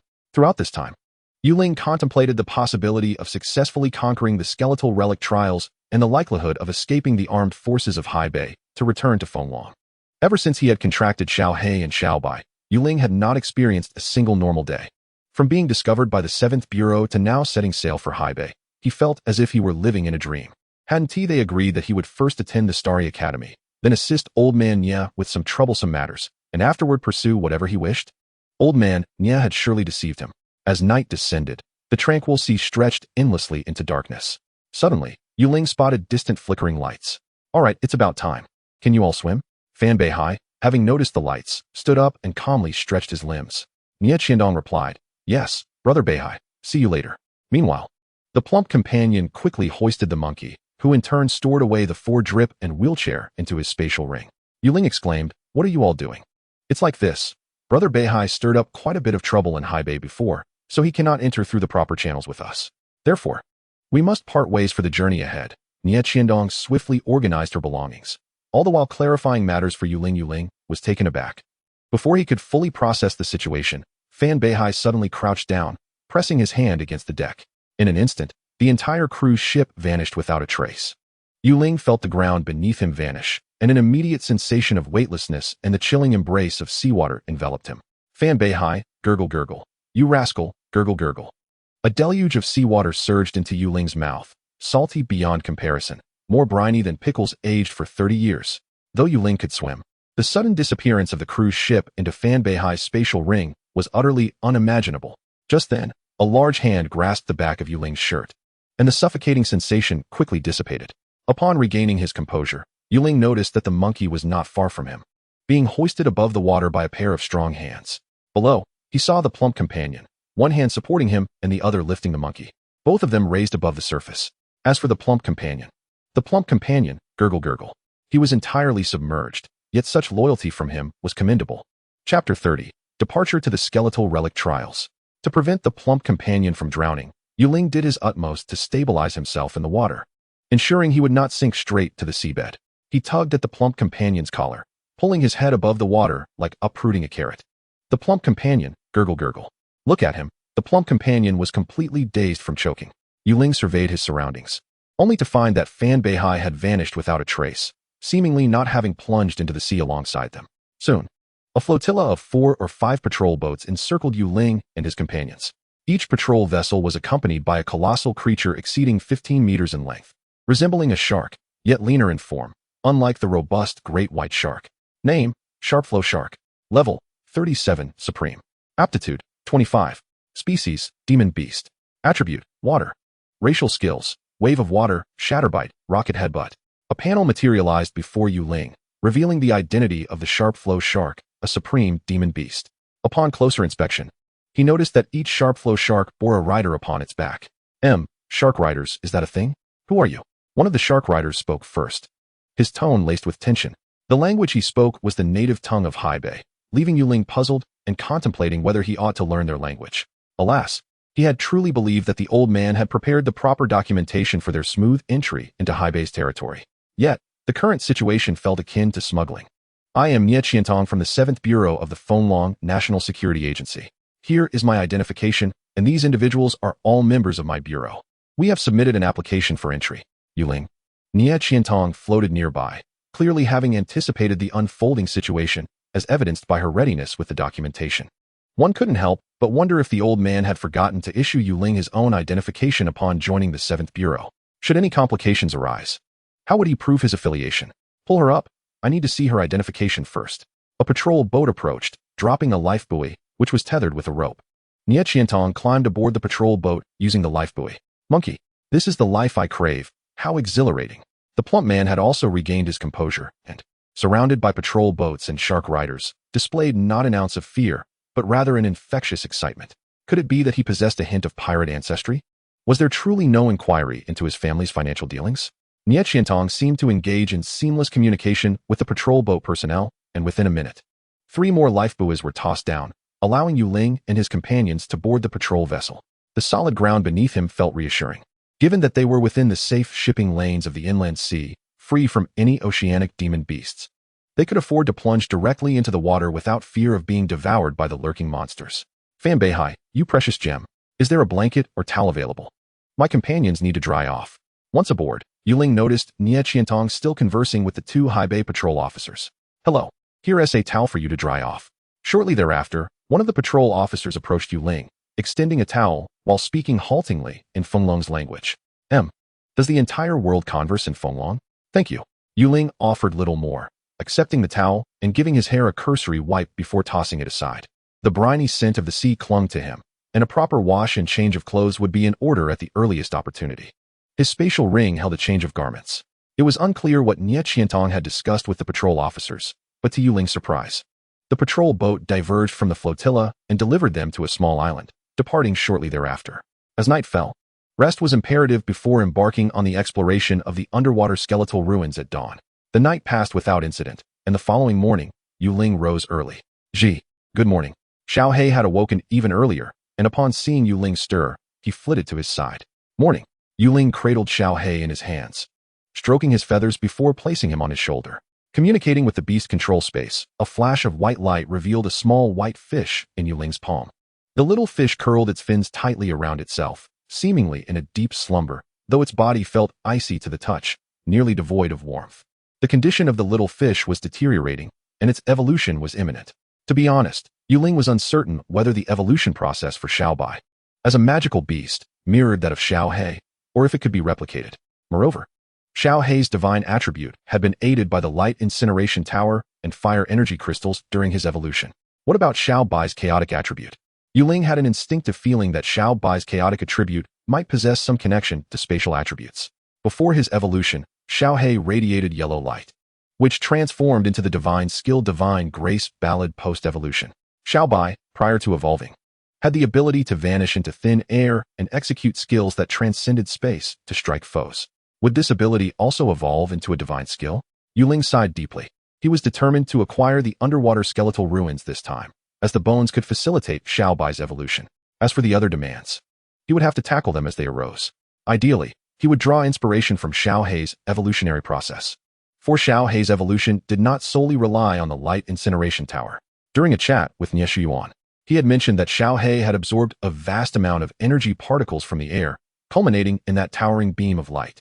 If Xiaobai could similarly absorb ambient energy, then evolution would be a certainty. Xiaohei, warm up Xiaobai. Ling gently patted Xiaohei's little head. Gee. Okay. With that, Xiaohei exhaled a plume of yellow-white flames, which softly enveloped Xiaobai, igniting with a gentle warmth. Ling cradled Xiaobai, observing as the little creature burned peacefully. No matter how many times he witnessed this process, it always felt peculiar to Ling. The sacred fire of Xiaohei was not at all scorching. As it burned quietly in Ling's hands, he merely sensed a gentle warmth. However, was roasting the little fish truly appropriate? 2 hours later, the four of them, under Nie Qiantong's guidance, arrived at the port of the small island where they had spent the night. Docked was a colossal ship exceeding 100 meters in length. Near the boarding area, shadows flitted about, and a rough count revealed over 100 people present. Among them, the majority appeared youthful, with over 80 individuals looking quite young. The youngest among them was likely around 16 or 17, while the oldest were merely in their 20s. The remaining 20 or so were predominantly older. These individuals clustered in groups, yet they shared a common trait. The younger ones wore expressions brimming with excitement. It resembled a gathering of elders taking their younger kin out for an excursion. Fatty, do you know what these people are here for? Ling nudged the plump man with his elbow. Big brother, they must be heading to explore the skeletal ruins, the plump man replied. Ling, so many people intend to explore the underwater skeletal ruins? What kind of spring excursion is this secret realm? It is impossible for an impenetrable secret realm to be open to the public. Certain academies utilize the initial levels of ruins as assessment tasks for their students. Nie Qiantong briefly explained this to Ling. Ling surmised that the more than 100 individuals present were likely students from local academies in Haibai. Is there any way for me to understand what they are saying? Ling inquired. You have a language translation feature on the communicator your grandfather gave you. Nie Qiantong replied. Ling was taken aback and retrieved the sizable tablet that Nie Shuyuan had bestowed upon him from his spatial ring. Due to its cumbersome size, Ling found it tiresome to carry around, often leaving it in the spatial ring when not in use. He never expected this tablet to possess such formidable capabilities. Nie Qiantong took the tablet, detached a delicate earpiece from it, and handed it back to Ling. He placed the earpiece on his ear, but initially noticed no remarkable difference. Why don't you say a few words in Haibai dialect? Nie Qiantong suggested. What should I say? Anything will do, just speak in Haibai dialect. What I just said was in Haibai dialect, and so is this, she replied. Ling exclaimed, what a marvel. Real-time translation with absolutely no delay. He was quite satisfied with the translator, at least in the future, when encountering individuals from other nations. He would not be left in the dark should they speak ill of him. After waiting at the port for about a quarter of an hour, a middle-aged man clad in a black suit descended from the boarding area. Is everyone here? We are ready to board, he announced. His arrival rendered the previously boisterous port instantly silent, and the crowd formed an orderly line, with Ling and his companions naturally falling to the end of the queue. Let us board, the middle-aged man stated before turning to ascend the vessel. This gentleman is the head of the Undersea Bone Secret Realm, representing the Haibai authorities. It is advisable not to provoke him, Nie Qiantong whispered to Ling. As the crowd boarded in an orderly fashion, Ling and his group, being at the end of the line, found no seats upon boarding and instead sought a quiet spot on the deck to await the ship's journey to the secret realm. Speaking of which, since the secret realm lies beneath the sea, this vessel 1T directly sail into the ocean, will it? The journey to the secret realm is expected to take approximately 1 hour. During this time, I will briefly explain the precautions for exploring the secret realm. Since this exploration serves as an assessment task, you are all the elite from various academies, the future pillars of Haibai. So I trust that I need not elaborate on the more superfluous details. What I must emphasize are 2 points. First, before entering the secret realm, I will distribute a wooden token to each of you. Remember, if you encounter an adversary within the realm that you cannot defeat, you must immediately crush the token to exit the realm. In the event of danger, your instructors will be unable to assist you. Second, once inside the secret realm, do not attempt to summon beasts above the intermediate level, for doing so may trigger unforeseen consequences within the realm. This is imperative to remember. That is all I have to convey. I am confident your respective instructors will provide more detailed explanations. You are all exceptional beast tamers from High-By, and I sincerely hope you achieve significant gains within the secret realm. Chapter 31. The non-existent beasts on the tranquil sea surface. A magnificent maritime base loomed ominously. This base was fortified with extraordinary vigilance, functioning almost like a sentry every 3 steps and a lookout every 5. Each soldier on guard remained ever alert, their eyes fixed on the areas they were tasked to oversee. Simultaneously, beside each soldier lay a creature resembling a seal, known as the High-By Sea Beast, an official companion of High-By soldiers, adept in both maritime and terrestrial combat, assisting them in navigating the complexities of the maritime base environment. As the ship carrying Ling gradually docked at the port established by the maritime base, a contingent of High-By soldiers approached the port. We have arrived. I will declare our identities momentarily, and you just need to stay close to me, Nie Qiantong informed them, retrieving her credentials from within her attire. Evidently anticipating a second round of scrutiny, standing on the deck, Ling surveyed the entirety of the maritime base, inwardly questioning the validity of their mission to retrieve the divine beast's remains. Wasn't it stated that the impenetrable bone secret realm was entirely open to the public? What did this stringent guard signify? With such layers of security, was it not a tad excessive? Could the bone relics possibly sprout legs and escape on their own? Ling understood that the tighter the security around the bone secret realm, the more challenging it would be to abscond with the divine beast's remains after successfully navigating the realm. Would they not face the relentless pursuit of the entire maritime base at the moment they attempted to flee with the bones? After a jolt, the ship finally came to a halt. Monkey, how exhilarating! The chubby one exclaimed, slapping the monkey's back with such force that it nearly sent the wheelchair-bound monkey tumbling forward. Chubby, could you not be so rough? The monkey gritted through clenched teeth. Apologies, I got a bit too excited, the chubby one said, gently rubbing the monkey's back. At that moment, 2 High-By sea beasts, their masters distracted by the ship, embraced affectionately behind the soldiers. This scene was unwittingly witnessed by the chubby one on the deck. Whoa, are those High-By sea beasts dating behind our backs? He exclaimed, delivering another enthusiastic slap to the monkey's back, causing both the monkey and the wheelchair to topple over. You fat oaf! The monkey bellowed in outrage. Ling observed the antics of these 2 characters, his concerns regarding their mission growing deeper. Speaking of which, didn't the chubby one previously have a splint on his hand? Now he seemed entirely unencumbered. After disembarking with the main group, it was evident that the soldiers at the maritime base meticulously examined each individual's identification. It was apparent that to enter the undersea bone secret realm officially, prior notification and approval were likely required. When it was Nie Qiantong's turn, she presented her credentials from the 7th Bureau of the Fonglong National Security Agency. Nie Qiantong from the 7th Bureau of Fonglong? The soldier compared her credentials with her person, confirming her identity before returning the documents to her. We are delighted that Fonglong is willing to engage in secret realm exchanges with High-By, the soldier stated, executing a formal High-By salute. Ling thought to himself, this High-By soldier seems overly optimistic. We are here to pilfer your treasures.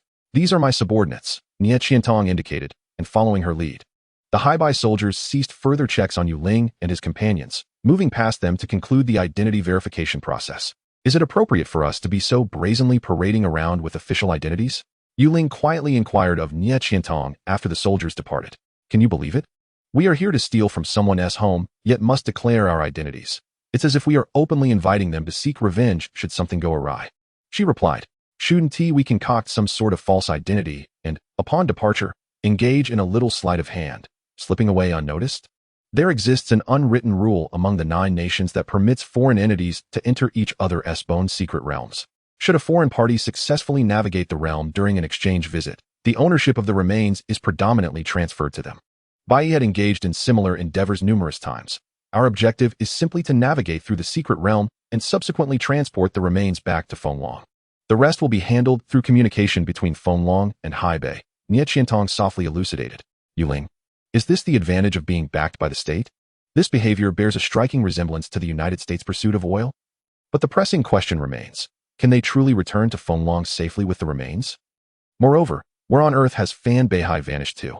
Under the guidance of soldiers, over 100 individuals, including Ling, traversed multiple barriers to reach the innermost sanctum of the maritime base. It was at this juncture that Ling discovered a small island, approximately 100 square meters, situated right at the heart of the base. Towering upon this isle were 10 elongated bones, each about 2 meters high. While they were referred to as bones, they resembled stone structures shaped like bones, with severe weathering patterns and signs of chipping. Judging by their shape, they appeared to be the ribcage of some creature, curving elegantly. Notably, 3 of these bones emitted a faint blue luminescence, their glow barely perceptible against the brilliance of the surrounding white lights. These 10 bones symbolize the progress in conquering the skeletal realm beneath the sea, constructed from the ribcage of the dimensional beast to connect with the relic's secret domain. Each bone signifies one of the 10 challenges required to unlock this skeletal relic. Since the discovery of the secret realm over a century ago, we have only successfully navigated through the first 3 challenges, making it evident that this skeletal realm is insurmountable. Thus, for your safety, unless you possess unwavering confidence in your abilities, it is imperative that you avoid the 3rd challenge. Most assessments from various academies revolve around merely passing the first challenge. Your instructors have likely conveyed this to you. Those who aim solely to clear the first challenge, for your safety, will be prohibited from advancing to the second. Upon completing the first, you will automatically exit the secret realm. Of course, there are exceptional individuals among you who may wish to test the limits of their capabilities. To those, I would advise, should you succeed in the 3rd challenge, you will be a rare prodigy, for the 4th challenge is beyond your current grasp. I hope you will not endanger yourselves. Preserving your strength is essential for future endeavors. As Ling contemplated the bones, a soldier volunteered to explain their purpose. Speaking of which, what exactly is this dimensional beast? The name sounds quite grand. Why does the bone of this dimensional beast synchronize with the relic's progress? Ling couldn't help but lament the vast knowledge one must acquire in the world of beast taming. Ling, as they have stated, this secret realm is perilous. You must understand that we are not obligated to conquer it. Your life outweighs any relic, so should an extraordinary circumstance arise beyond your capabilities, I hope you will withdraw from the realm at once. While Ling pondered ways to obliterate the maritime base, Nie Qiantong's sudden concern took him by surprise. Could it be that this girl has accepted the matchmaking whims of the old man? I understand now. Will you also join me in the secret realm? We will not enter the realm. This skeletal relic realm separates everyone into different spaces, regardless of how many individuals enter, and I lack a mid-tier beast. Once you enter, I will do my utmost to prepare for your successful passage. You need only to boldly attempt to conquer this realm. Nie Qiantong spoke softly, and Ling had to listen intently to discern her words. Naturally, this process led him to unconsciously lean closer, until, upon her finishing, he caught sight of her flushed face. Just leaning in a tad closer, is it enough to make you blush? I understand now. Once I'm inside, please be cautious, Fatty, be serious. Ling glanced back at Fatty, then at Nie Qiantong, while the wheelchair-bound monkey was naturally disregarded. This team truly inspires concern. Rest assured, big brother. Fatty patted his chest in assurance. Prepare to enter. A soldier shouted loudly, prompting the crowd to gather around him. Ling stood towards the back, observing as those ahead of him entered the relic. Strangely enough, entering the skeletal relic realm merely required standing upon that island. Can you believe one could disappear in an instant? Was it not stated that the remains lie beneath the sea? Here, take this. Crush it if you encounter danger. A soldier handed Ling a wooden token, which he accepted before stepping onto the small island. He felt a wave of disorientation wash over him, as if he were dreaming. Once his eyes adjusted to the brightness, Ling was astonished to find the surroundings had transformed dramatically. Before him stretched an expanse of pristine white terrain. Underfoot was snow, and in the distance loomed glaciers. Yet, peculiarly, despite the apparent icy landscape, it was not cold at all.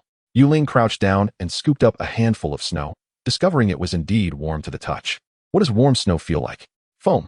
This sensation was extraordinary.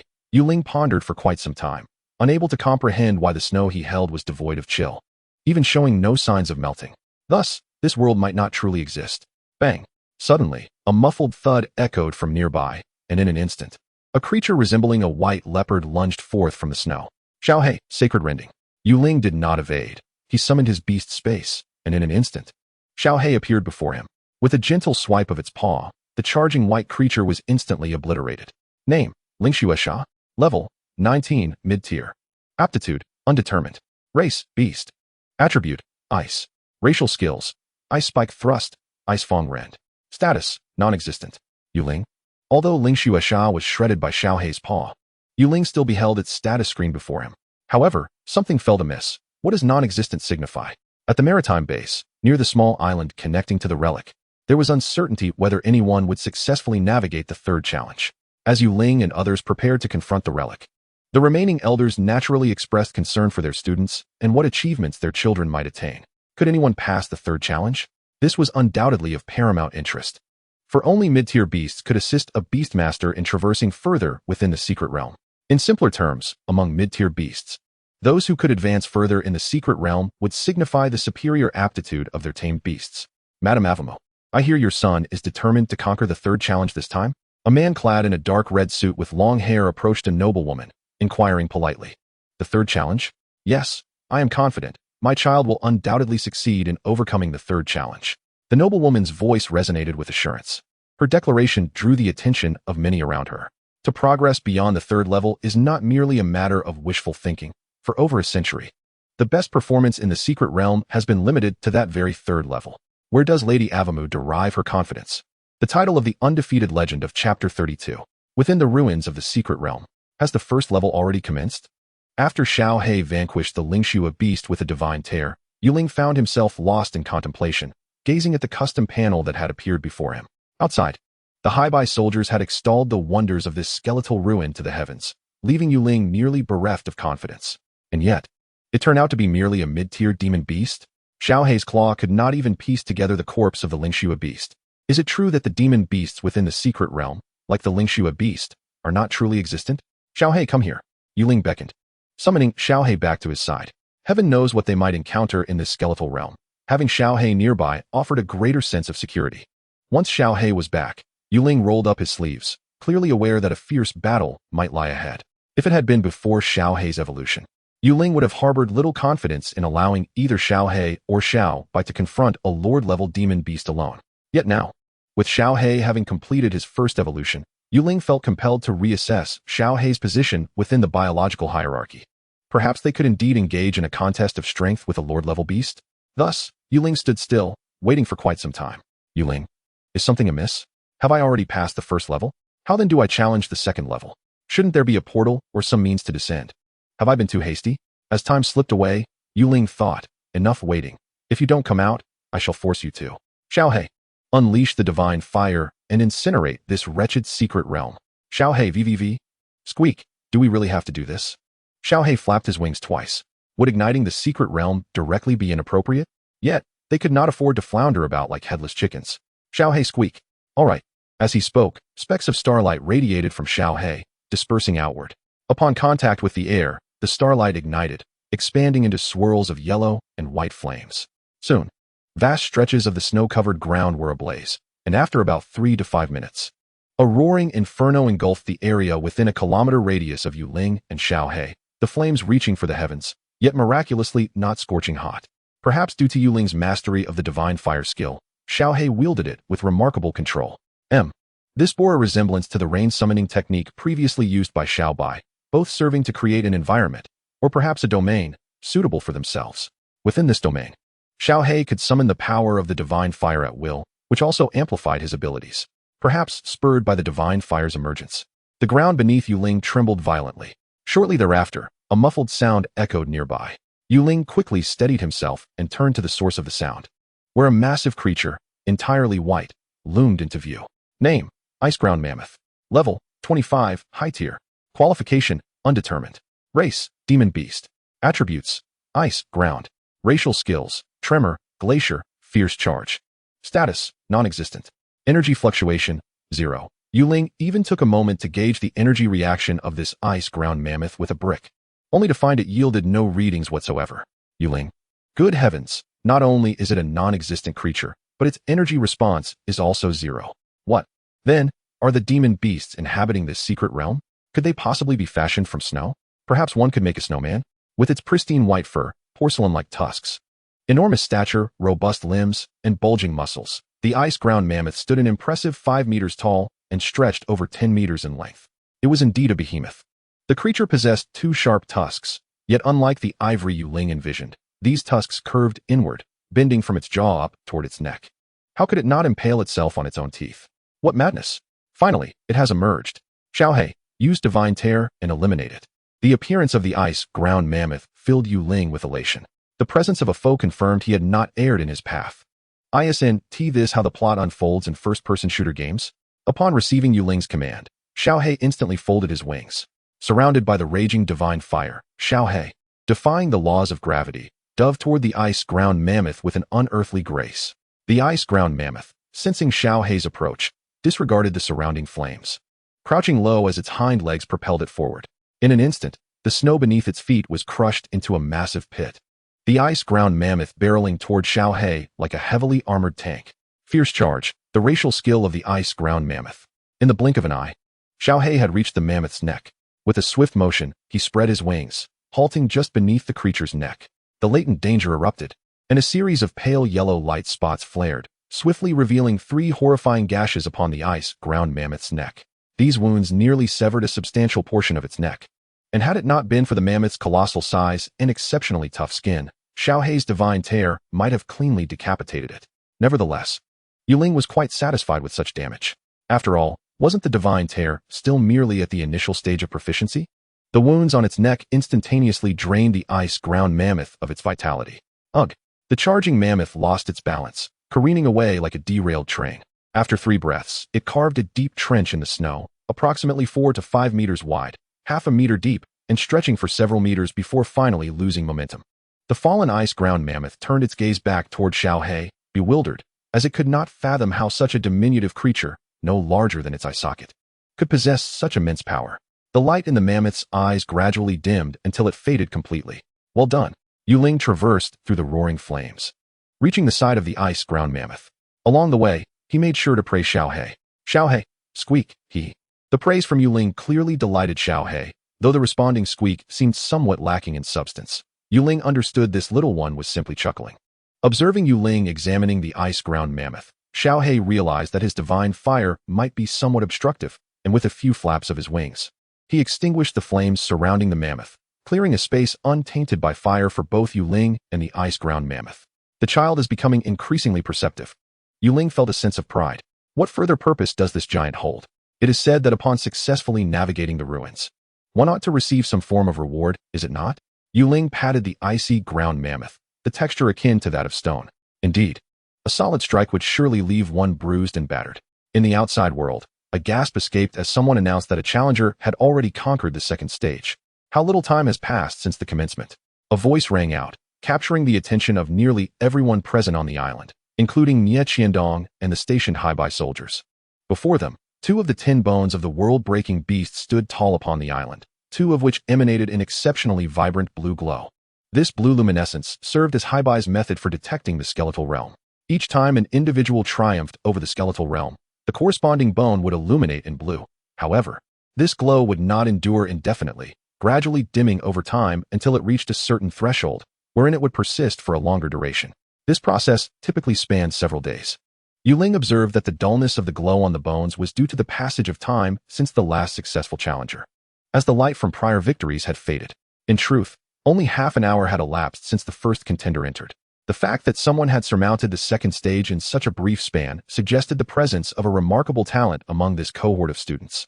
Indeed, from the moment they entered the realm, a competent beast tamer must first consider how to allocate their beast stamina.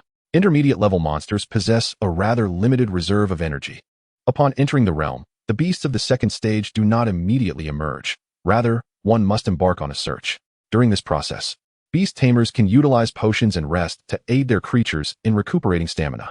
Thus, without utmost confidence in their beasts, they would be hesitant to provoke the guardians of the next stage. The fact that someone had completed the second stage within a mere 30 minutes signified what? It indicated that perhaps, among this assembly of students, there exists the potential to conquer the third stage. On a distant platform, 2 middle-aged men stood side by side.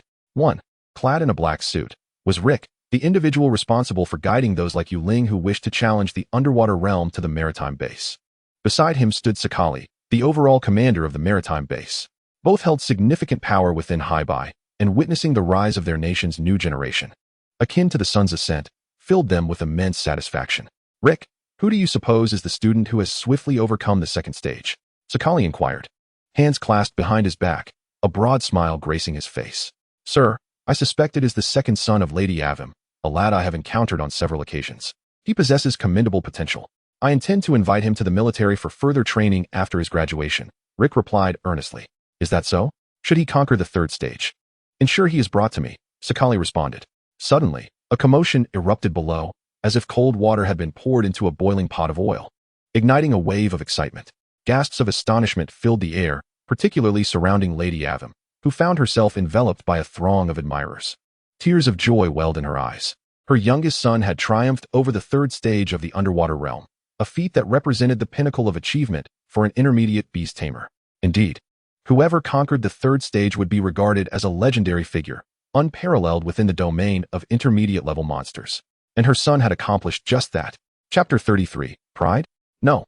The Art of Stealth by Feng Long is underway. The illumination of the world-breaking beast bone representing the third stage signified what?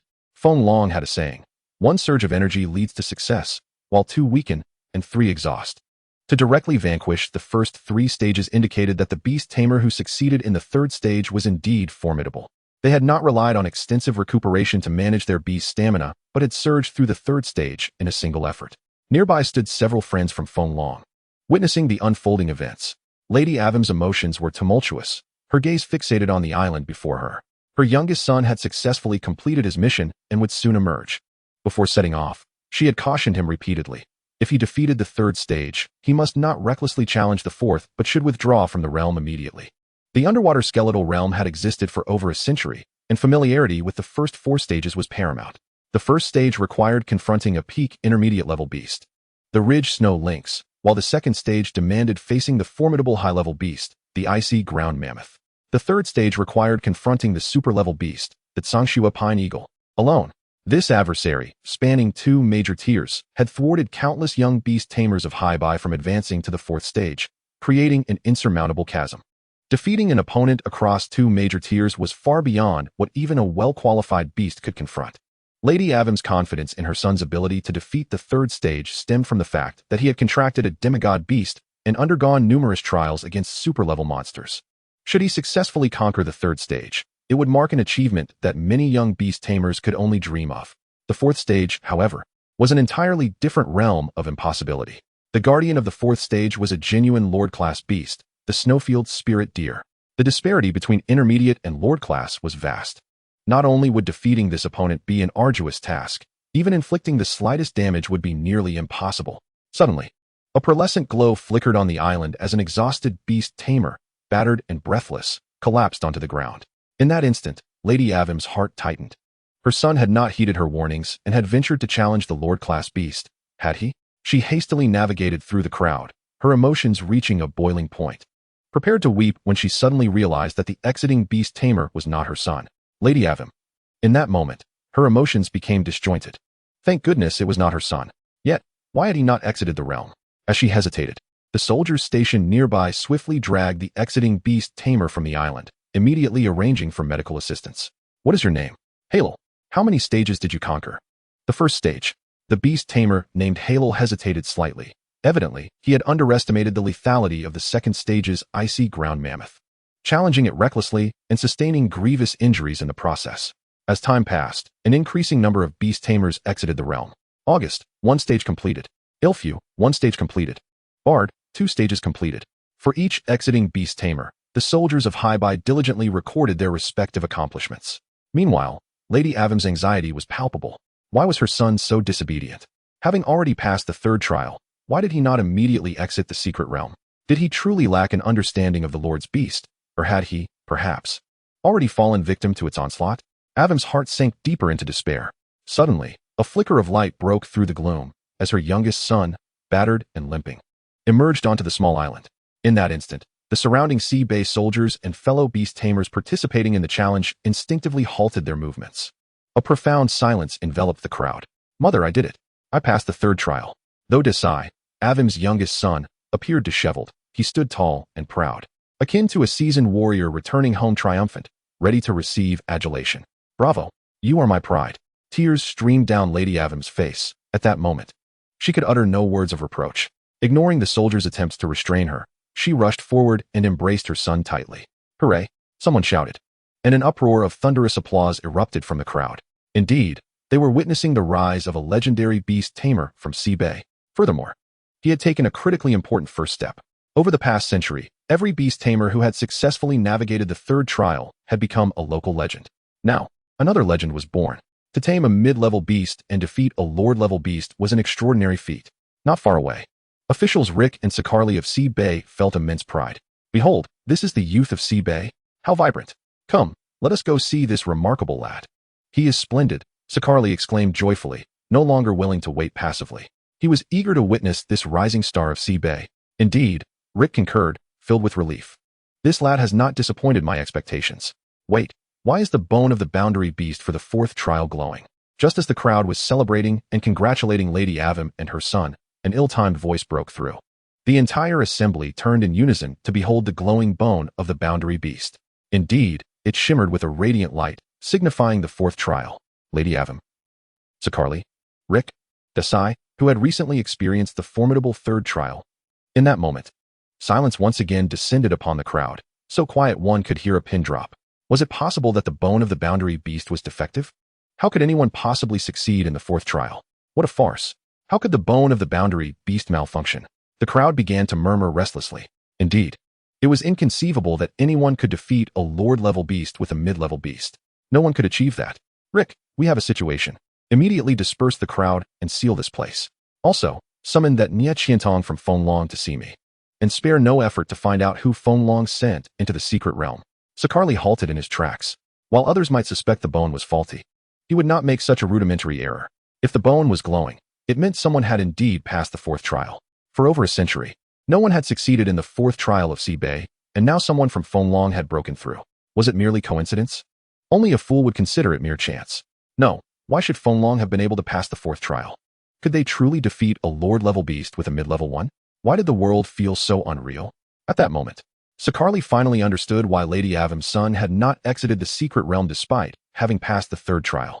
This was not a moment of pride for Sea Bay. It was Fenglong's invasion. Sakarli's face was devoid of any trace of a smile. Yet, smiles do not vanish, they merely shift. On the other side, Nia Qiantong was beaming with delight. Fatty, go on, it's time to take action. She whispered to Fatty with a mischievous tone. Upon hearing this, Fatty pushed Monkey's wheelchair and turned to leave. His excitement was palpable. Being with his brother was exhilarating. If a heart rate monitor were to be placed on Fatty now, it would surely exceed 200 beats per minute. His heart felt as if it might leap from his throat.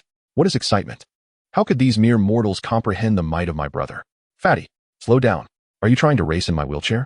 Monkey, seated in the wheelchair, was exasperated. As Fatty recklessly sped away. Inside the secret realm, phew. The lord-level beast is indeed formidable. Ling exhaled deeply. Although he and T personally faced the lord-level beast, he was deeply concerned for Xiaohe. What if Xiaohe couldn't defeat the lord-level beast? Thankfully, Xiaohe had not let him down and had indeed vanquished the beast. Not far away, a snow-white deer lay with its head buried in the snow. Xiaohe stood atop the deer's back, preening his feathers.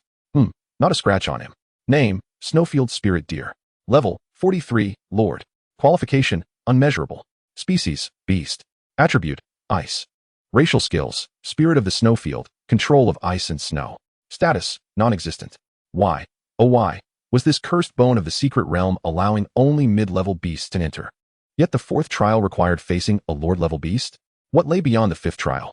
Would the final trial unleash an emperor-level beast? Ling now felt that this bone of the secret realm had never intended for any challenger to succeed, were it not for Xiaohe being a divine beast. Having completed his initial evolution and possessing the divine technique Song of Divine Grace, which rendered him immune to energy attacks, he could very well have faltered in the fourth trial.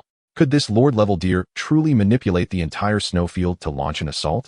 Ling had once been confident in overcoming this underwater bone relic secret realm, but having slain the lord-level snowfield spirit deer, that confidence had vanished without a trace. To avoid provoking the guardian beast of the fifth trial, he even instructed Xiaohe to extinguish all the sacred flames around them. Heaven knows if the next trial would pit him directly against a monarch. Xiaohe, come, let us take a break. Ling slumped against the snowfield spirit deer, resting on the ground. Xiaohe obediently flapped his wings and flew into Ling's embrace, affectionately nudging his forehead against Ling's hand. Are you hungry? Ling gently stroked Xiaohe's feathers, pondering that at this stage, there were only two possibilities regarding this relic's secret realm. 1. The secret realm had never intended for anyone to succeed. 2. He had approached the trials incorrectly. Squeak, not hungry. Is Xiaobai doing well? Should we roast it? Ling. Oh, Xiaobai, it's not that I don't want you to evolve. It's just that my strength is limited. Ling suddenly felt a pang of guilt toward Xiaobai. How to express it? This divine beast relic was simply too overwhelming. Ling focused his thoughts and summoned Xiaobai from the beast space. At this moment, Xiaobai resembled a slick, icy entity. In Chapter 34, a bug emerges as he confronts the Peak Lord. There seems to be something amiss. With Xiaohe's reminder, Ling instinctively summoned Xiaobai from the beast space. Indeed, Xiao Bai's condition was deteriorating. To describe it, Xiao Bai's entire body was rigid, and the fish scales were so slippery that they felt remarkably like ice. Were it not for the occasional feedback of Xiao Bai's emotions through their beast contract, Ling might have suspected that Xiao Bai was frozen in the evolutionary stage, leading to its demise. Ling genuinely wished to summon Xiao Bai, hoping Xiao He could warm it with divine fire. However, weren't they in a secret realm? It seemed one could not summon beasts above the intermediate level, right? Gradually, an involuntary shiver ran through Ling. The secret realm had not been cold before. In a daze, it seemed the light around him dimmed slightly. Could it be that the secret realm would expel him? Ling abruptly lifted his head and surveyed his surroundings. Sure enough, the scene before him had transformed without him noticing. The ground remained a snowy expanse. But in the distance, instead of glaciers, a colossal skeleton now dominated his entire field of vision. Ling struggled to articulate the enormity of the skeleton he beheld. It was vast, extraordinarily so. It felt as though he had entered the belly of this skeletal structure, and when he looked up, he saw not the sky of the secret realm, but towering bones that formed a framework obscuring the heavens. He could not even discern the full shape of the skeleton. The bones were a pale gray, and between the gaps, he could faintly perceive a thin membrane. If he were to describe this skeleton, he might say it resembled a tent erected by someone using this gigantic framework, or perhaps a world supported by it. The skeleton was simply too grand. What kind of creature could leave behind such immense remains? Something felt off. The shock was palpable, and for a moment, Ling forgot to take action. He knew he had come to retrieve the divine beast's bones. He was indeed within the skeletal ruins of the secret realm. If this skeleton was the very objective of his journey, how could he possibly transport it? In an instant, Ling was overwhelmed by the sheer size of the bones. How large would a pot need to be to boil a soup from such massive bones? It seemed impossible to even fill a basin with enough water to cook such a colossal broth. Xiao He was also intrigued by the skeleton before them. Compared to Ling, Xiao He, as a divine beast, could sense much more. Although this towering skeleton had perished, it still harbored a significant amount of energy. So, had I indeed misjudged the method of challenging the secret realm? Gazing at the skeleton overhead, Ling felt disoriented. What was the current situation? He recalled hearing on the ship to the sea base that summoning beasts above the intermediate level in the secret realm could lead to unpredictable changes. Yet, the alteration before him did not seem entirely negative, did it? Could this be considered a bug, allowing him to reach the final stage directly? Ling continued to scan his surroundings, searching for anything particularly unusual. Even if someone told him that this gigantic skeleton was the ultimate reward of the secret realm, he could not take it with him. Not only the entire skeleton, but he even suspected that removing a single bone could overload his spatial ring. Suddenly, from a distance, he spotted a raised stone platform. From afar, he could only make out a vague array of colors, reds, whites, yellows, and greens, on the platform. His instincts told him that the platform was significant, so he hurriedly picked up Xiao He, ensuring he collected the corpse of the snowfield spirit deer into his spatial ring, making sure not to leave anything behind before rushing towards the platform. As he closed the distance, Ling gradually discerned that the platform appeared to be adorned with numerous exotic flowers. At its center, he could vaguely see a white orb. Suddenly, a fierce, icy gale rushed towards him, carrying snow and biting at his cheeks. Ling quickly halted to shield his face, but in a fleeting moment, the gale came and went, vanishing without a trace. He was right. That stone platform was undeniably significant. Ling resumed his approach, but when he glanced back at the platform, he realized the scene had shifted once again. Ling found himself back in the icy expanse, and less than 10 meters before him, a massive python burst forth from the ground, its length exceeding 10 meters. Name: Ice Crystal Python. Level: 49 Lord. Qualification: undetermined. Species: Beast. Attribute: Ice. Racial skills: Ice Crystal Shatter, Ice Crystal Refraction, Constriction. Status: non-existent. A peak lord. This ice crystal python was the pinnacle of his treasures. Gazing at the enormous serpent, Ling's heart was a tumult of emotions. His treasure, this relic's secret realm, could not be more unreliable. He had just possibly encountered a bug to reach the final stage, yet the secret realm had returned him. What was the meaning of this? Was he being denied entry through the proper route? Hiss. The ice crystal python quickly locked onto Ling, opening its gaping maw and letting out a roar. To make matters worse, before it could fully reveal its form, the ice crystal python lunged at Ling with ferocity. Like the guardian creatures he faced in the previous trials, this ice crystal python was also non-existent, yet its power was undeniably that of a lord class. Ling was too close to evade. In a moment of dire urgency, Xiao He spread its wings and charged forward, unleashing divine fire with a fierce momentum that struck the ice crystal python's skull. A dull thud echoed as the divine fire surged, Unexpectedly, Xiaohei remained airborne, while the Python's head was knocked back, scattering scales in all directions. In this initial brief encounter, Xiaohei had the upper hand. However, Xiaohei's condition was not favorable either. Many of its yellow-white feathers were torn, and pale blood sprayed forth, indicating it had sustained serious injuries. This was, after all, Xiaohei's first injury since its true evolution into a divine beast. Ling watched anxiously, feeling a pang of sorrow. Xiaohei had chosen to confront the ice crystal python head-on to protect Ling, given how perilously close the creature had been. Yet, before the ice crystal python could regain its composure, a beam of holy light cascaded from above, enveloping Xiaohei. Under this divine illumination, Xiaohei's shattered feathers were instantly restored, and the blood that flowed from its wounds reversed back into its body. The grace of divine favor at an unparalleled proficiency. Xiaohei had never had the opportunity to utilize the 9-star life restoration skill, Divine Grace, since evolving. It was a testament to its newfound power. The Supreme Lord, according to Ling's estimation of Little Black's strength, is perhaps not yet capable of facing a beast of this caliber alone. After all, Little Black is merely at the intermediate level of the 10th rank. It is only through the formidable bloodline of a divine beast that Little Black possesses the combat prowess to transcend its rank. With a piercing cry, Little Black soared into the sky, seemingly ignited by the icy crystal serpent's murderous intent. In its heart, there was but one thing it could not abide: the thought of other beasts wishing to harm Ling. The monumental changes occurring within Little Black were not lost on it. Though it could not fathom why it had suddenly grown stronger, it understood that all of this stemmed from that fateful afternoon. From the boy who had given it a second chance at life. Now, it was prepared to lay everything on the line for him. The malevolent aura just released by the icy crystal serpent was directed solely at Ling, and Little Black could not tolerate that. Suddenly, the sacred flames surrounding it shifted from gentle to fervent. The intertwining yellow and white flames seemed to resonate with Little Black's emotions, shedding their yellow hue to transform into pure white. Even the color of its feathers underwent a metamorphosis, shedding the yellow to become entirely white. Oh, the pure white Little Black. The icy crystal serpent, having barely managed to steady itself, had initially dismissed the oncoming Little Black. Yet this time, it dared not underestimate the diminutive avian before it. Coiling its serpentine body, the ground became a flurry of white snow, gradually crystallizing into ice.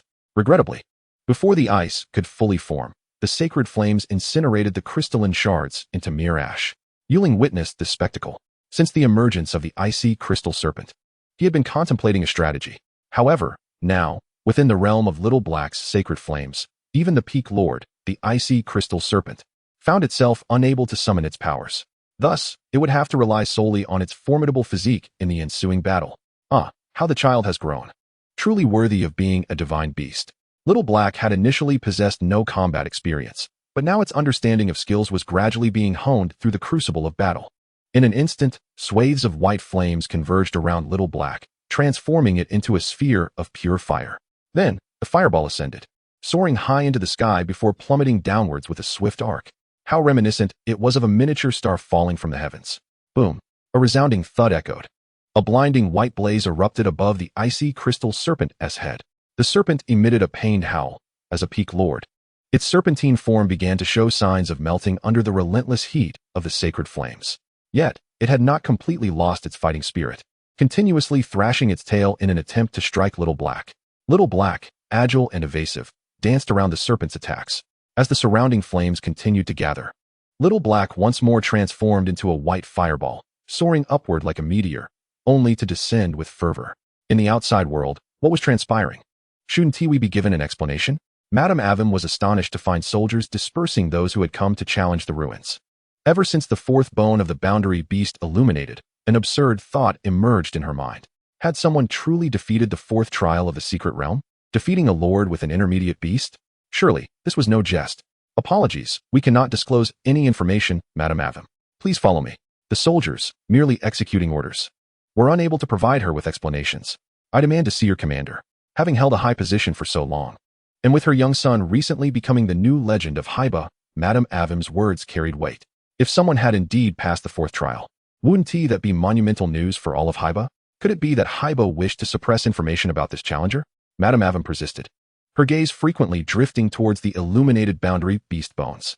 She could scarcely believe that someone could defeat a lord with an intermediate beast. Wait, suddenly, Madame Avim rubbed her eyes. She felt as if she were seeing things. 1, 2, 3, 4, 5. Madame Avim counted the glowing blue bones one by one with her fingers, and this time she counted 5. Chapter 35. No longer serving. It was not only Madame Avim who noticed the extraordinary event. From a distance, the commander of the maritime base, Saga, who had intended to meet Madame Avim's son, also recognized this absurd truth. The beast tamer who had defeated the 4th trial was continuing to progress and had already passed the 5th trial. How much time had passed? The 4th trial required facing a Lord Beast. What would the 5th trial entail? At this moment, all students from Haiba who had entered the secret realm had exited. According to reports from the soldiers, the only challenger remaining within the secret realm was the one from Fenglong. How could this Fenglong beast tamer possibly defeat a Lord Beast with an intermediate beast? Surely, he could not clear the secret realm? At some point, Saga had ceased to care whether this Fenglong beast tamer could clear the secret realm. What truly concerned him was the possibility of recruiting this talent to Haiba. A beast tamer capable of defeating a lord holds far greater significance than any secret realm. How many skeletal remnants of secret realms exist in the world? There is no definitive number within human society. However, if this Fenglong beast tamer were patiently nurtured, could he potentially conquer even more secret realms? Why did it feel so surreal? Saga felt like an ant on a hot stove, eager to rush into the ruins to meet this Fenglong beast tamer. Commander, this is Nie Qiantong. Lost in thought, Rick led Nie Qiantong to Saga's side. It is an honor to meet you, Commander Saga. Nie Qiantong greeted him with polite decorum. As the cherished daughter of Director Nie of the Fenglong National Security Bureau's 7th Division, she had received extensive etiquette training from a young age and spoke with poise. During her visit to Haiba, she had made considerable preparations and was naturally acquainted with the maritime base commander. Greetings. My soldiers informed me that you had 4 individuals ascend to the maritime base. One entered the secret realm, but what of the other 2 friends? Saga inquired, scrutinizing Nie Qiantong closely. Reports from the soldiers indicated that the 2 young individuals accompanying Nie Qiantong had mysteriously vanished. This was an unsettling notion, suggesting they had come prepared for action. 10 minutes ago, they mentioned feeling unwell and wished to resolve a personal matter, and soldiers should have accompanied them when they left, Commander Saga. As the head of the maritime base, all movements within the base are under your purview. Could it be that you are being overly cautious? Nie Qiantong maintained her composure. 5 minutes ago, you slowed down, you fatso. The monkey clung tightly to the wheelchair, terrified that a misstep would send both it and the wheelchair soaring through the air. He must have been blinded by folly to allow the rotund fellow to push his wheelchair. Hey, where are you going? A stern voice echoed from behind. It was 2 soldiers from Haiba who had caught up. Monkey, don't you find this exhilarating? The chubby one was brimming with excitement.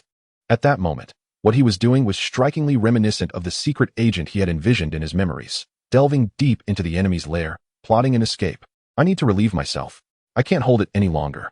The chubby one had no intention of stopping. Instead, he pushed Monkey's wheelchair faster. As if greased by oil, the 2 soldiers trailing behind soon sensed something amiss and reached for their walkie-talkies to report the unusual situation back to base. However, before they could establish communication, a dejected figure suddenly appeared behind them.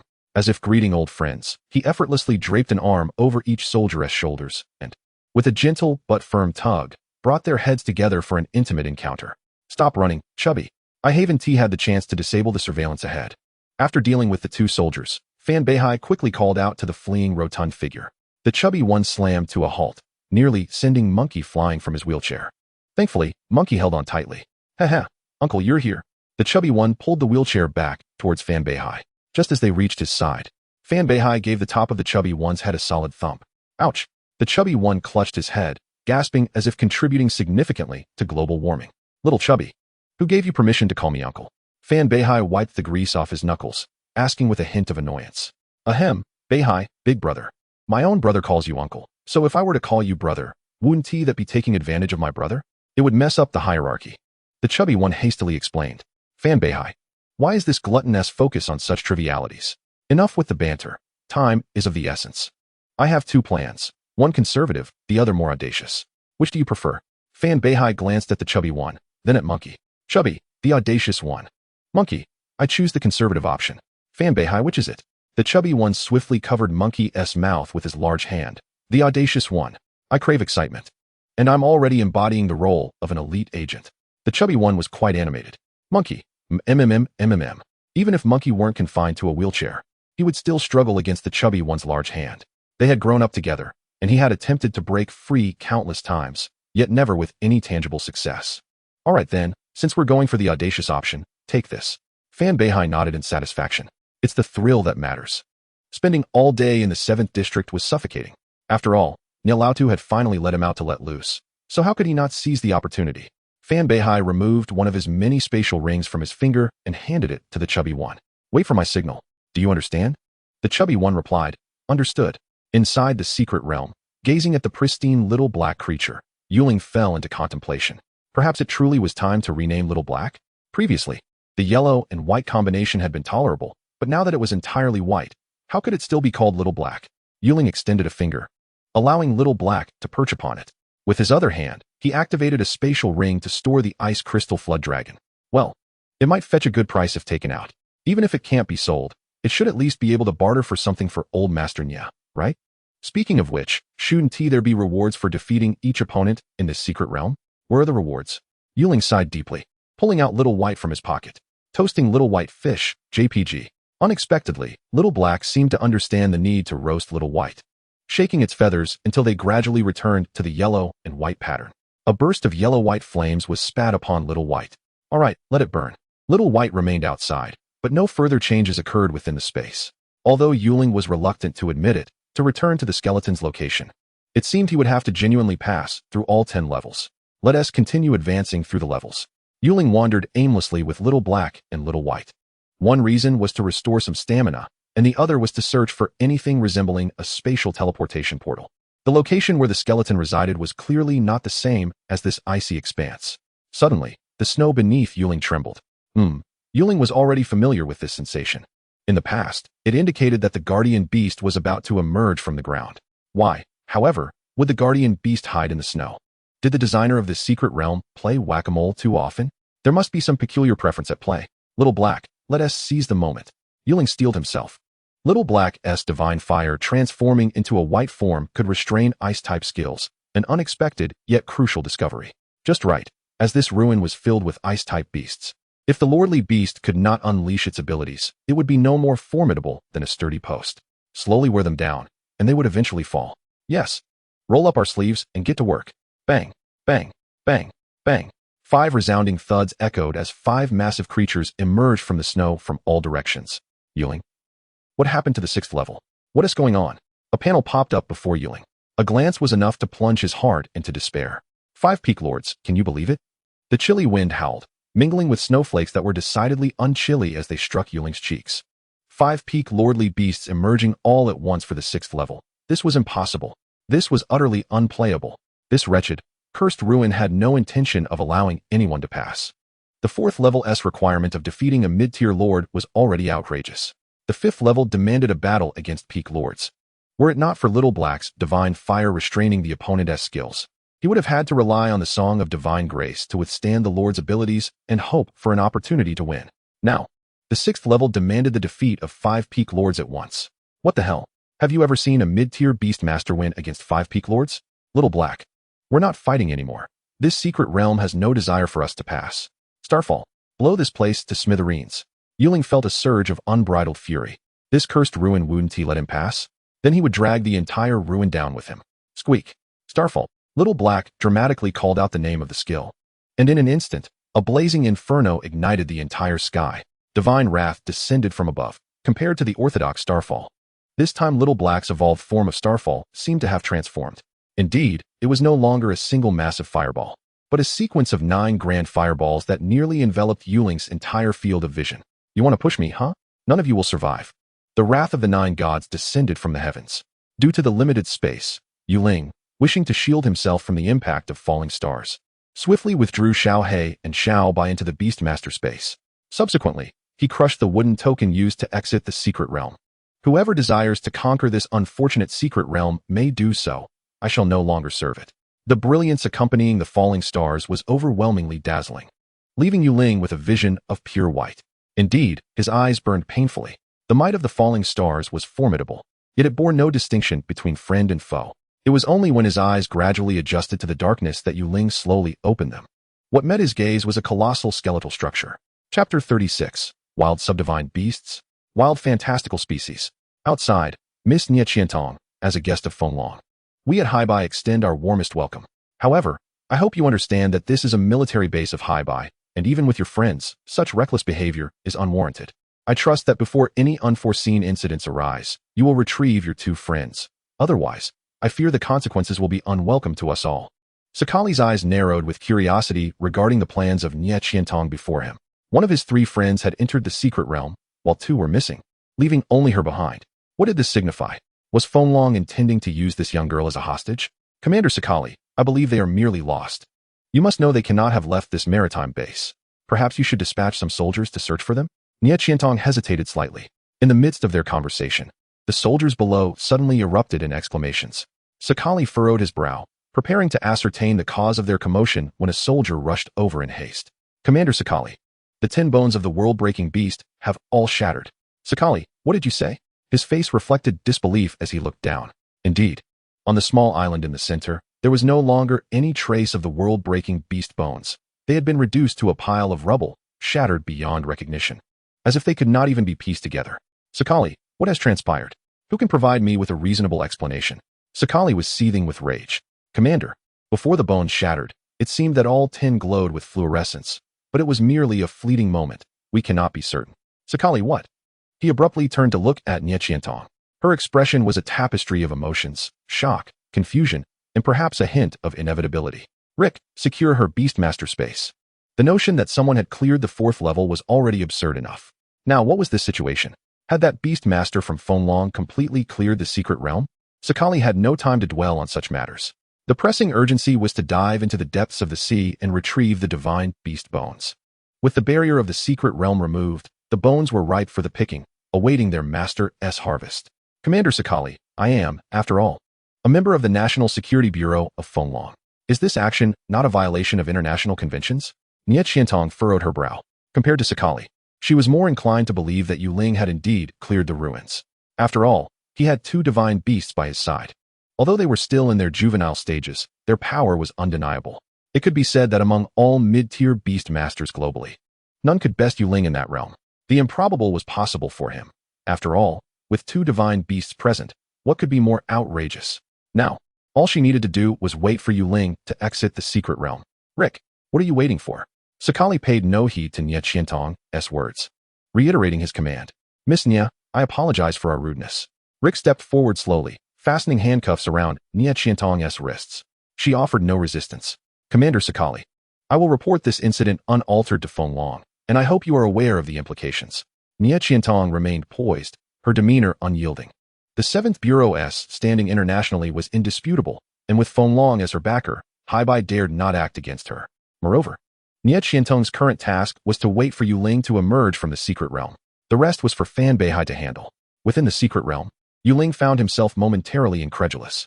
So, he used the falling stars to strike the secret realm, and it transported him directly to the final stage? Was this secret realm exhibiting some masochistic tendencies? By the way, how was he to exit the secret realm without the wooden token? In the distance, Ling could still see the stone platform. This time, he did not glance around, but made a beeline for the stone platform.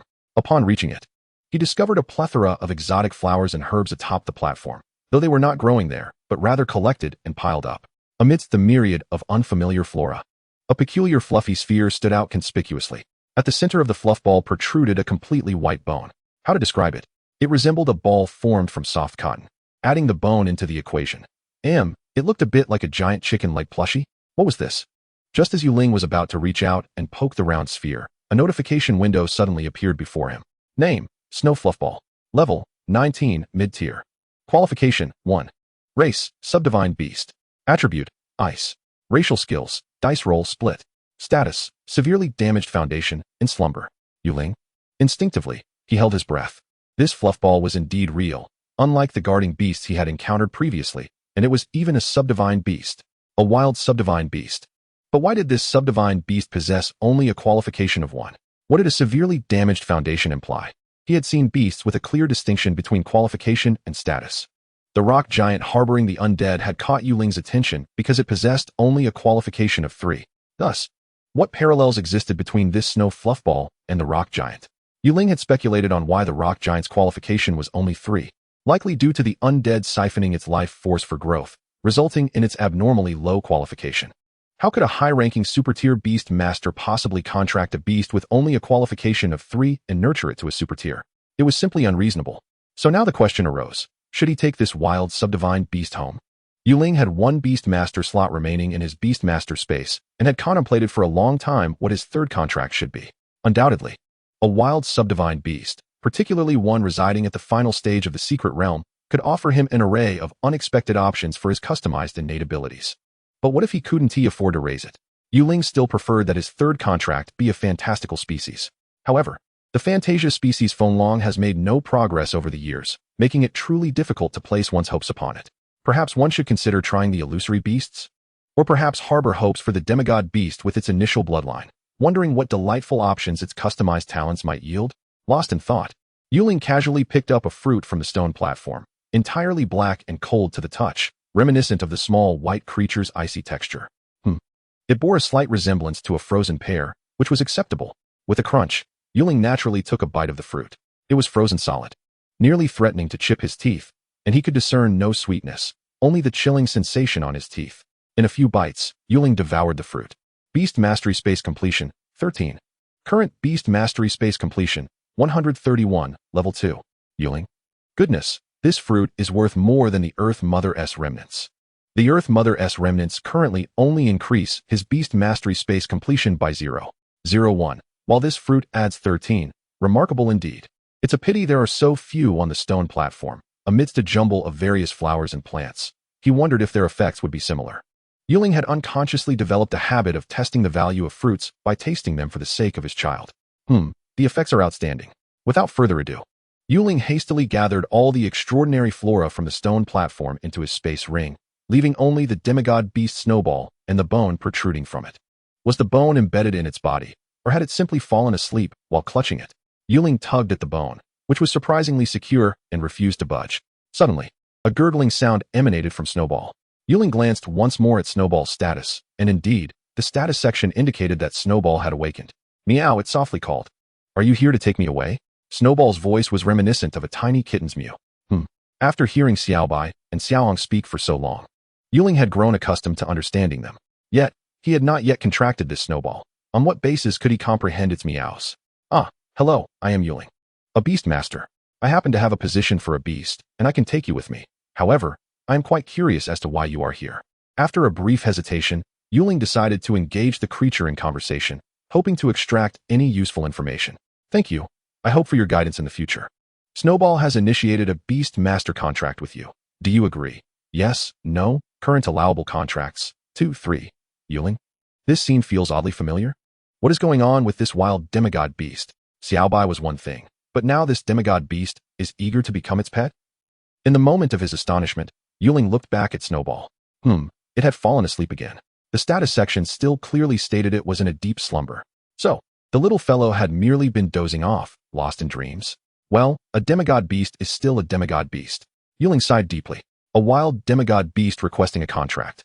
One could hardly imagine how elated an ordinary person would be. Such an opportunity would be akin to holding a ticket to the 7th round. Who wouldn't relish being on the royal payroll? Yes. Ling clicked on agree. Name, Snowball. Level, 19, intermediate. Qualification, 1. Species, demigod beast. Bloodline, unique bloodline of the Fantasia species. Attribute, ice. Skills, none. Racial skills, split, 7-star skill, ice type, clone type. Proficiency, mastery. Dice roll, divine skill, causal type, status type. Proficiency, none, status, severely damaged foundation. In deep slumber, Ling. It was only upon seeing Snowball's complete profile that Ling realized the magnitude of his good fortune. Unique bloodline of the Fantasia species. The same divine skill as Xiaobai's, dice roll, causal type. Ling was now certain that his conjecture regarding the Fantasia species was indeed correct. It was likely that the Fantasia species was merely napping in its lair when a crowd of people barged in, lamenting, "Woe is us. We have nowhere to go." And the Fantasia species, in its benevolence, decided to take them in. Why had there been no progress in the first round after so many years of research? Wasn't it clearly stated in the bloodline section? Unique bloodline of the Fantasia species. It could very well be that there exists only this one Fantasia species in the world. Blissfully sleeping in the high base secret realm, it would be strange for any progress to occur in the first round. Chapter 37, Fantasia Species, Snowball. Having contracted his third beast, Ling naturally had two primary tasks. First, to use the customized talent to complete Snowball's profile editing, and second, to give Snowball a name.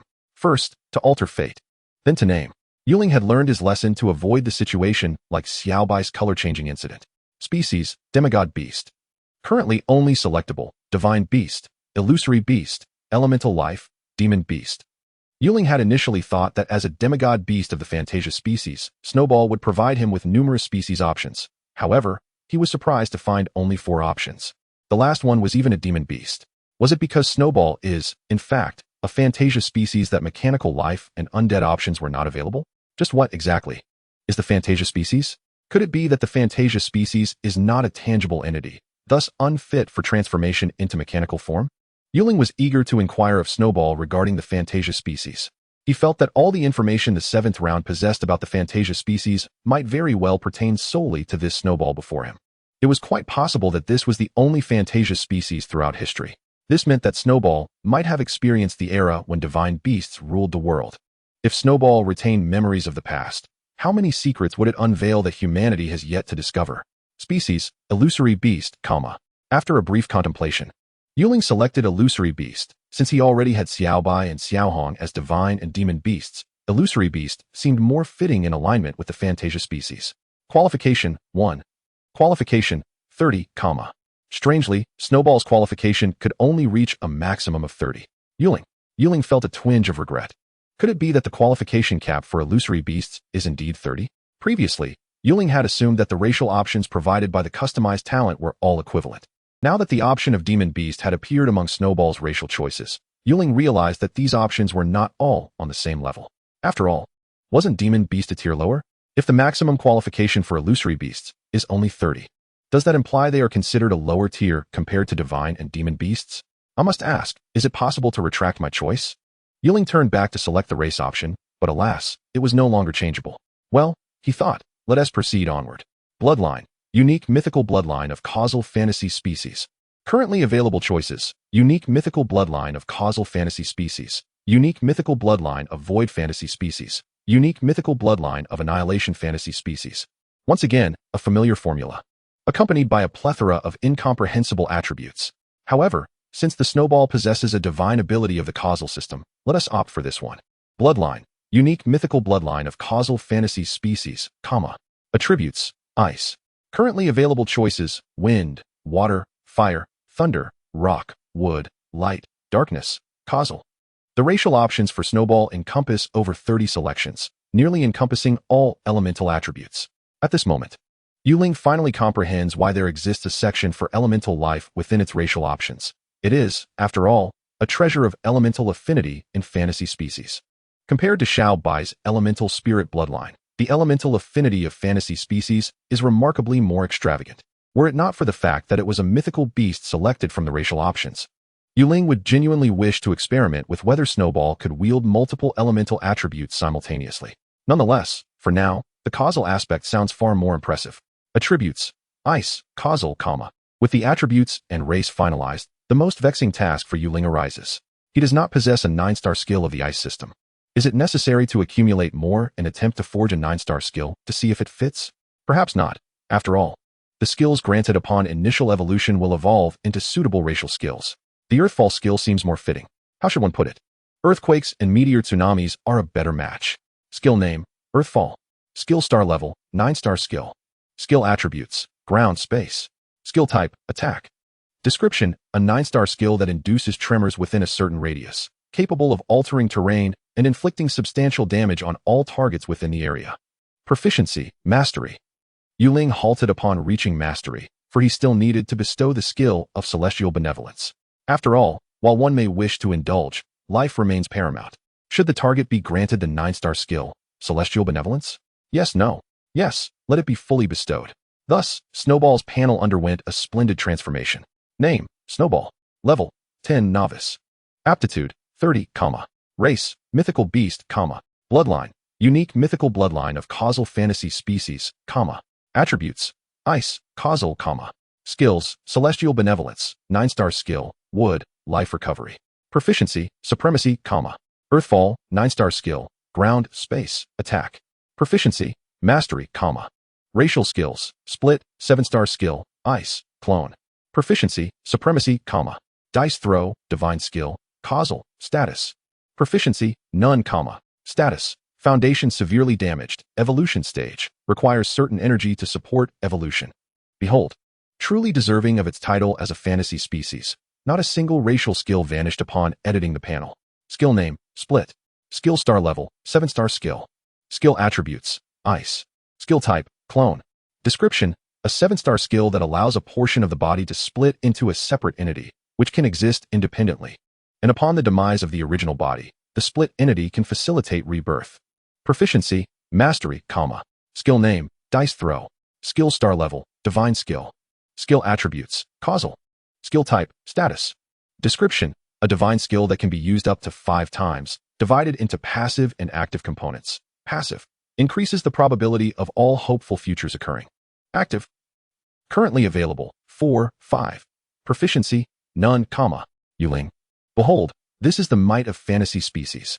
In comparison to Xiao Hei and Xiao Bai, Snowball, upon selecting its 9-star skill, is also able to elevate its racial skill, split, to supremacy. Up until this point, Ling still felt somewhat dazed. How should one articulate this? Just a day prior, he had first heard the term fantasy species, and now, merely a day later, it is highly likely that the sole fantasy species in existence has become his third companion.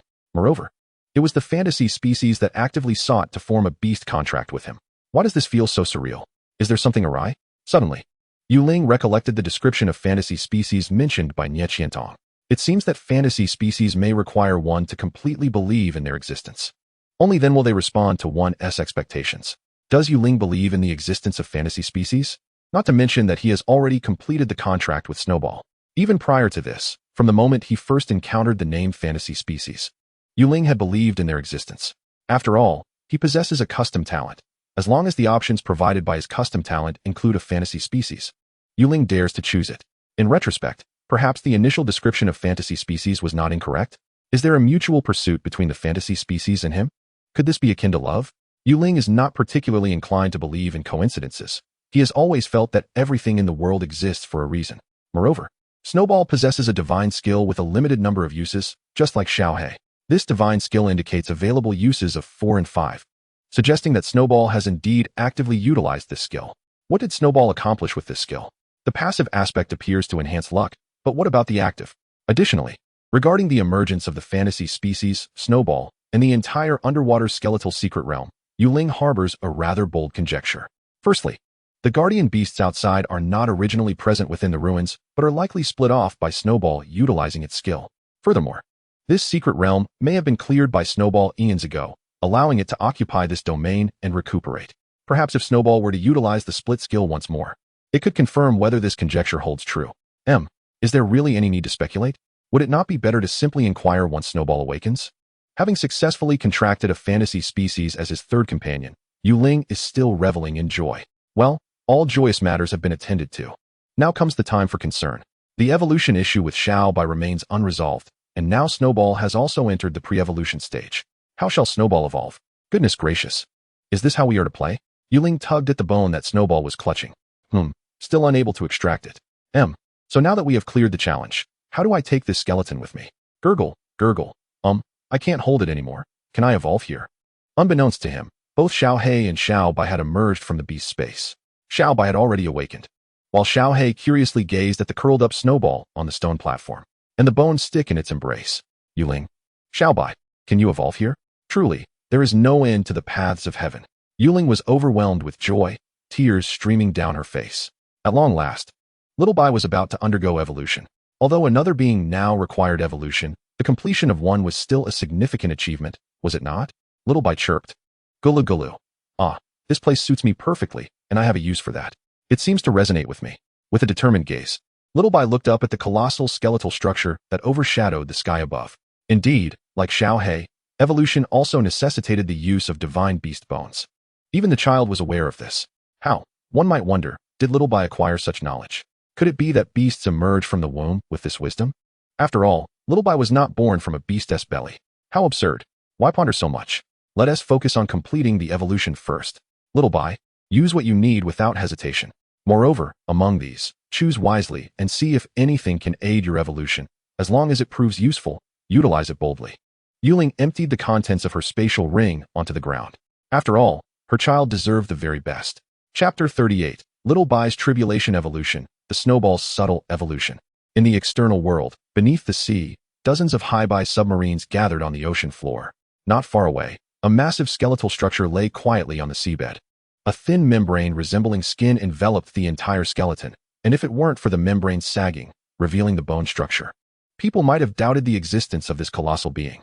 Indeed, the immense skeleton bore the semblance of a gaunt, skeletal monstrosity in slumber. The entire skeleton stretched nearly 1,000 meters in length, spiraling gracefully, adorned with 2 horns upon its head and fin-like appendages on its tail, resembling a gigantic sea dragon.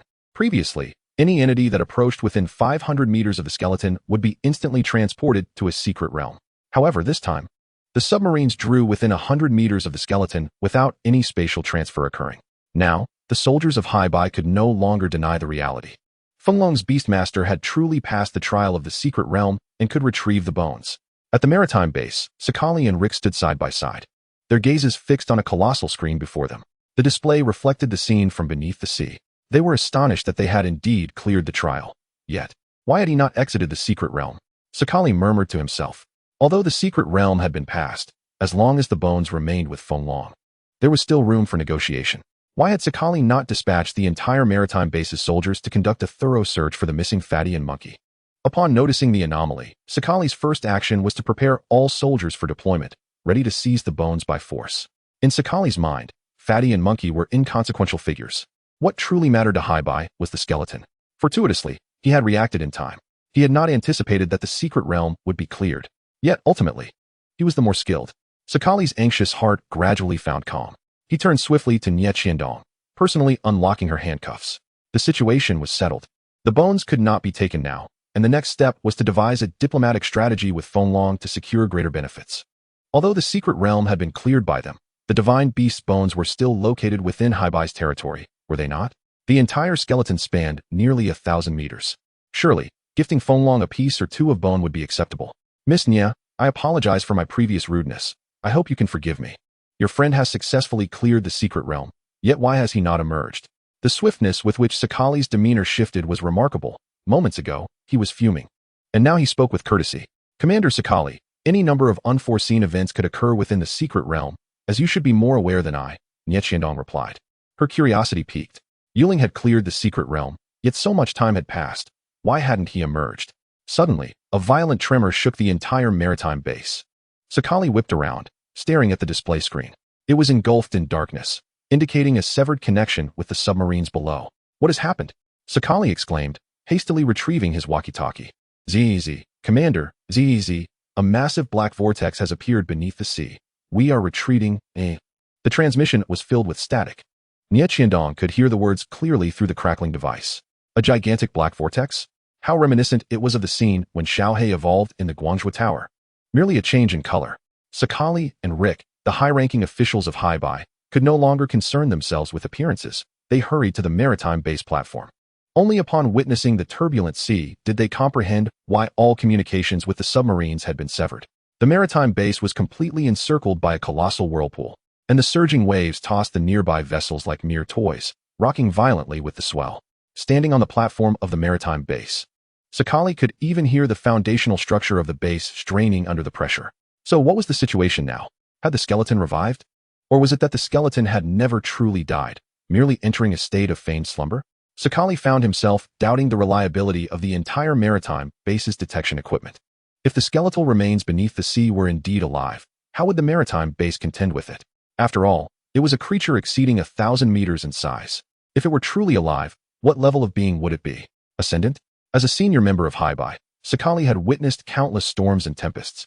Yet the current situation left him feeling anything but confident. Commander, should we retreat? The entire maritime base was shaking violently, having spent years stationed at the maritime base. Rick was well aware of its fortitude. Now, standing there, they could sense the ocean's wrath. The seabed below was likely in utter chaos. For safety's sake, it would be wise to withdraw from the oceanic vortex. Retreat. Issue orders to all soldiers to withdraw to a safe location. Commander Sakali decisively commanded. Retreat was indeed necessary. If the divine beast's bones beneath the sea were truly alive, not only would the maritime base be doomed, but the entirety of Haibai would likely face severe repercussions. The power of an ascendant was beyond human resistance. Both Sakali and Rick, the Haibai officers, marveled at the unfolding events while Nie Qiandong stood aside, caught in a battle of thoughts. She was familiar with this situation. This was likely the moment when Yuling's little by fish also evolved. Nie Qiandong had experienced the wrath of the Sea Emperor up close. The swirling vortex and the pitch-black waters were strikingly similar to Little Bai's deluge skill. Thus, why did Yuling's divine beast evolution create such a commotion? Shouldn't a typical divine beast evolution elicit such a reaction? Being with Yuling, it seemed, rendered even a single day of normalcy an impossibility. Within the maritime base, feeling the tremors, Fan Beihai fell into deep contemplation. In order to seize the divine beast's skeletal remains, Fan Beihai had meticulously prepared himself. So what is the current situation? Fan Beihai firmly believed that Yuling could unlock the bones through the trials of the secret realm. As a 7th-level beast master possessing an imperial demon beast, Fan Beihai understood all too well the immense power of a divine beast. Yet, what on earth was happening now? Was this young man contemplating annihilating the entire maritime base in one fell swoop? The rotund fellow. Fan Beihai withdrew a communicator from his waist and dialed the number of the chubby Huangshi.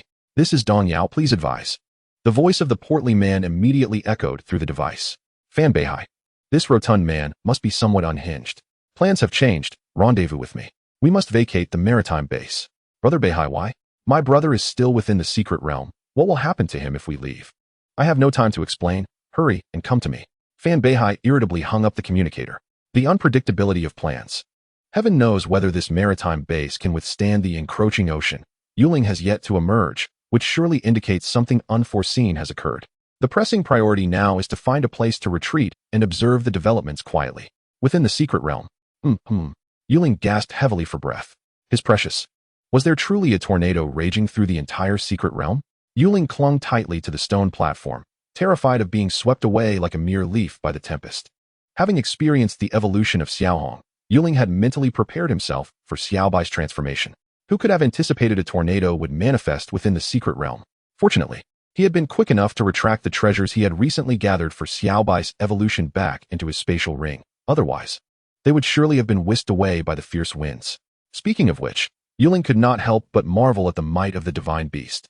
On the stone platform before him, Xiaohong and the snowball were either soundly asleep, clutching a bone stick, or attentively observing Xiaobai's evolution in the sky. Outside, the storm raged. Yet these two little creatures remained undisturbed. The tornado seemed almost targeted solely at Yuling. In the sky, a milky white cocoon of evolutionary light floated beneath the skeletal remains.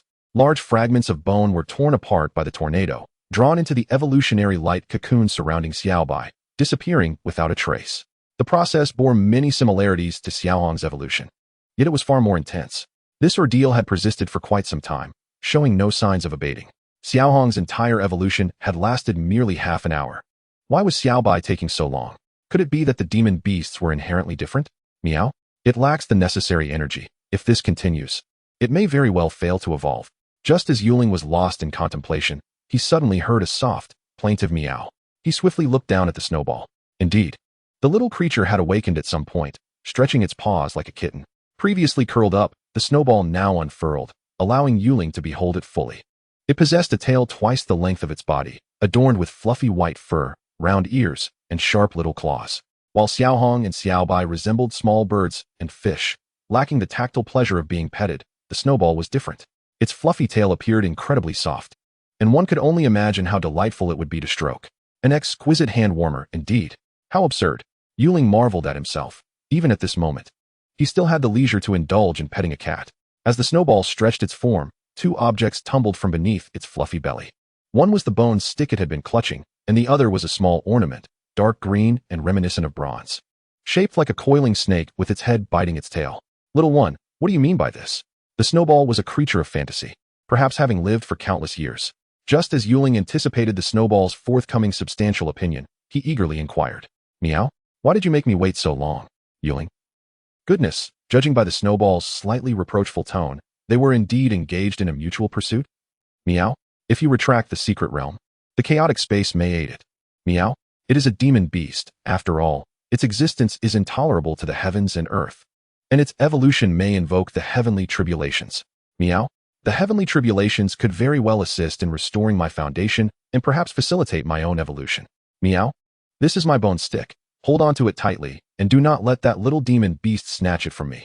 The snowball chattered on, leaving Yuling utterly bewildered. As the conversation unfolded, the snowball even picked up the bone stick it had been holding and offered it to Yuling. At this moment, both of Yuling's hands were occupied gripping the stone platform, preventing him from being swept away by the tornado, leaving no free hand to accept the proffered bone stick. Under the expectant gaze of the snowball, Yuling instinctively opened his mouth. Seeing this, the snowball hurriedly shoved the stick into Yuling's mouth. And only after confirming he had firmly bitten down on it did it release its grip, satisfied. Yuling? Truly, a creature of fantasy. However, why did the snowball claim that this bone stick was its own? Did fantasy creatures possess a peculiar habit of collecting their own bones? Lost in thought, the snowball turned around and picked up the small snake ornament. At that moment, Xiaohong flitted down to perch on Yuling's shoulder, its little claws gently clutching his clothing. Meow? You might choke a bit. The snowball finally turned around and meowed at Yuling. Following closely behind, the stone platform and the skeletal remains vanished without a trace. The surging seawater surged into Yuling's mouth and nostrils. Yuling?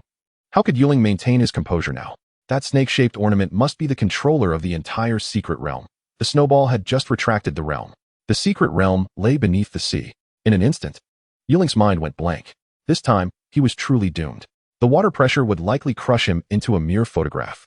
Yuling had once witnessed the scene of an underwater submersible exploding under water pressure, collapsing from within. It was likely that not even his entire corpse would remain intact. In a daze, Yuling hurriedly invoked the hymn of divine grace, and the sensation of suffocation swiftly eased. However, before Yuling could stabilize himself in the ocean, a massive mouth engulfed him. Cough, cough, cough. The asphyxiation was brief. Yuling quickly regained his senses, pulling the bone stick from his mouth and gasping for air. The surroundings were sticky and humid. Strangely, as Yuling calmed down, he was astonished to find that he could see the swirling whirlpools of the ocean floor. Yet, it seemed as though a thin membrane separated him from the whirlpools and the water. Is everything all right? Small Hong circled around Yuling, seemingly checking for any injuries. Yuling deftly caught the small black creature, signaling that he was unharmed, while effortlessly tucking the bone stick under his arm. With a curious hand, he reached out to touch the membrane that separated him from the ocean before him. It felt remarkably smooth and substantial. The area he could reach was still a considerable distance from the ocean. How should he put it? Yuling entertained an absurd notion, as if he were nestled within the belly of some creature. Surveying his surroundings, he soon discovered a pop-up window not far away. Name: Melting River Whale. Level: 49 Lord. Aptitude: Undeterminable. Race: Monster Beast. Attributes: Ice, Water. Racial skills: Devour, Melt Glaciers. Status: Split Body. This was strikingly similar to the panel of the gatekeeper Lord Yuling had encountered in the ruins, but instead of a tangible existence, the status indicated a split body. Indeed, Yuling could hardly discern that at this very moment, he was ensconced within the maw of a colossal white whale measuring over 30 meters in length. Not far away, the sudden disappearance of the skeletal ruin's secret realm triggered a collapse in space. The chaotic spatial turbulence aided the small white creature in completing the final step of its evolution.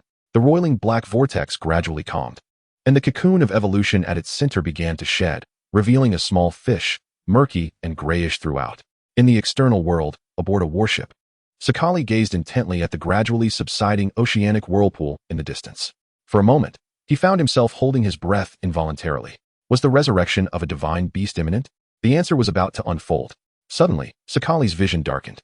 In astonishment, he looked up to the sky, where mere moments ago it had been a clear expanse. Now, ominous thunderclouds rolled in. Before he could comprehend why such a mass of thunderclouds had suddenly gathered, a thick azure lightning bolt descended from the heavens. The lightning struck the ocean base directly, and the mere discharge shattered numerous structures, rendering steel utterly defenseless against the wrath of the storm. Although the storm itself was obstructed by the ocean base, the immense energy contained within it showed no signs of waning. As it penetrated the ocean base and plunged deep into the sea, Sakali, rubbing his eyes. Sakali was struck by the surreal nature of what was unfolding before him. What was the current situation? Was the heavenly realm displeased with the divine beast beneath the sea, intending to strike it down with a bolt of lightning? Was the skeletal creature truly revived, facing a tribulation? Gazing at the churning thunderclouds and the lightning that lingered above the ocean base, Sakali's expression turned to one of shock and numbness as he fell into deep contemplation. Could this ocean base be considered an innocent bystander? Would his earlier command to evacuate the ocean base effectively save the lives of all its inhabitants? Meanwhile, Nie Qiantong took out her phone, diligently capturing the unfolding events. All these occurrences would need to be documented upon their return to Fenglong. Yet, had Yuling done something wrong, incurring divine wrath? Did divine beasts truly require tribulations to evolve? Was this thunderstorm somehow summoned by Ling? Why had Fenlong never recorded such information about divine beasts needing tribulations before? Beneath the sea, Ling gaped in disbelief at the events transpiring before him. The evolution of the small white creature had been completed. The cocoon of evolution had fallen away. As he had anticipated, the small white creature changed color upon completing its evolution. Then, a bolt of azure lightning pierced through the ocean's barrier, striking the small white creature directly. Even more astonishingly, a fluffy creature, with a tail twice its own length, dashed towards the small white creature, allowing the lightning that struck it to encompass it as well. The fact that the small white creature, as a monster, needed to undergo a tribulation upon evolution was already outrageous enough. Now this fantasy creature was boldly approaching to share its tribulation? Could it become any more absurd? Ling pursed his lips, marveling at the sheer ridiculousness of the fantasy creature. On Ling's shoulder, the small black creature shielded its eyes with its wings, peeking through the gaps to observe the small white creature. Through their beast contract, Ling sensed that the small black creature seemed to share concerns for the small white creature. Was this surreptitious observation a sign that something was amiss? The first bolt of lightning persisted for a full 2 to 3 minutes before gradually dissipating. The small white creature curled its fins around itself, as if preparing to withstand the tribulation. The fluffy creature, meanwhile, had its fur standing on end, as if it had been electrified at the sea's bottom. Fortunately, it appeared that the tribulation had not inflicted any significant harm on either of them. With a 9-star skill, Heaven's Favor, as a safeguard, as long as they were not torn to shreds by the lightning, they should be able to recover, right? Ling had initially believed the small white creature's evolution had finally concluded and was preparing to pop the champagne when another bolt of lightning descended. Once again, it was the small white creature undergoing tribulation, with the fluffy creature in tow. Indeed, it was premature to celebrate. Following this, the third, fourth, and a total of 9 bolts of lightning struck down, their tremendous force gradually subsiding. Surely, this marked the end of it, right? Ling's anxious heart began to settle. It seemed the small white creature had successfully weathered the tribulation. However, one had to wonder, would the small white creature need to face tribulations every time it evolved from now on? Ling suddenly felt a pang of guilt for the small white creature. Why hadn't anyone mentioned that monsters required tribulations as well? Wasn't that a burden for the child? Meow, give me my bone. Suddenly, a cat's meow resonated from behind Ling. He pulled out the bone stick that had been tucked under his arm, puzzled by the sudden commotion when a gap opened in the membrane separating him from the sea. Water surged in, nearly sweeping Ling away. Fortunately, the opening appeared and vanished swiftly. Once calm returned, the bone stick in Ling's hand had completely disappeared without a trace. Ling quickly looked up at the fluffy creature and the small white creature. The fluffy creature had previously mentioned its intention to harness the small white creature's tribulation to restore its own foundation and see if it could evolve. Did that mean the fluffy creature was also ready to evolve now? Would there be a second great whirlpool in the depths of the sea? Ling gazed for quite some time, but the anticipated second whirlpool did not emerge. Instead, the fluffy creature merely enveloped itself in a cocoon of evolution. A few minutes later, the cocoon fell away, revealing a fluffy creature that appeared unchanged. The small white creature, having regained its composure, stretched its fins and blinked at the fluffy creature, seemingly curious about this cat with an oversized tail. After all, they were underwater. It was understandable for the small white creature to be a fish, but how could a cat possibly swim? Small white, glug glug. Who are you? Fluffy creature, meow. Call me sister. Small white. Fluffy creature, meow. You should call me. Small white, glug glug sister. Fluffy creature, meow. Good. Small white. The small white creature was confused, but seemed to feel as though it had been taken advantage of. As both the small white creature and the fluffy creature completed their evolutions, the melting river whale swayed its fins, bringing Ling and the small black creature to the sides of the small white creature and the fluffy creature. With a gaping maw, it swallowed both the small white creature and the fluffy creature whole. Subsequently, it continued to sway its fins and swam toward the ocean's surface. Upon reaching the surface, the Rongchuan whale spat Ling and the 3 little ones onto the platform of the sea base, and then vanished right before Ling's eyes. Only upon witnessing the full form of the Rongchuan whale did Ling confirm that his previous speculations were indeed correct. The secret realm had long been cleared by the snowball, which had usurped its place, using its split forms to replace the guardian beasts.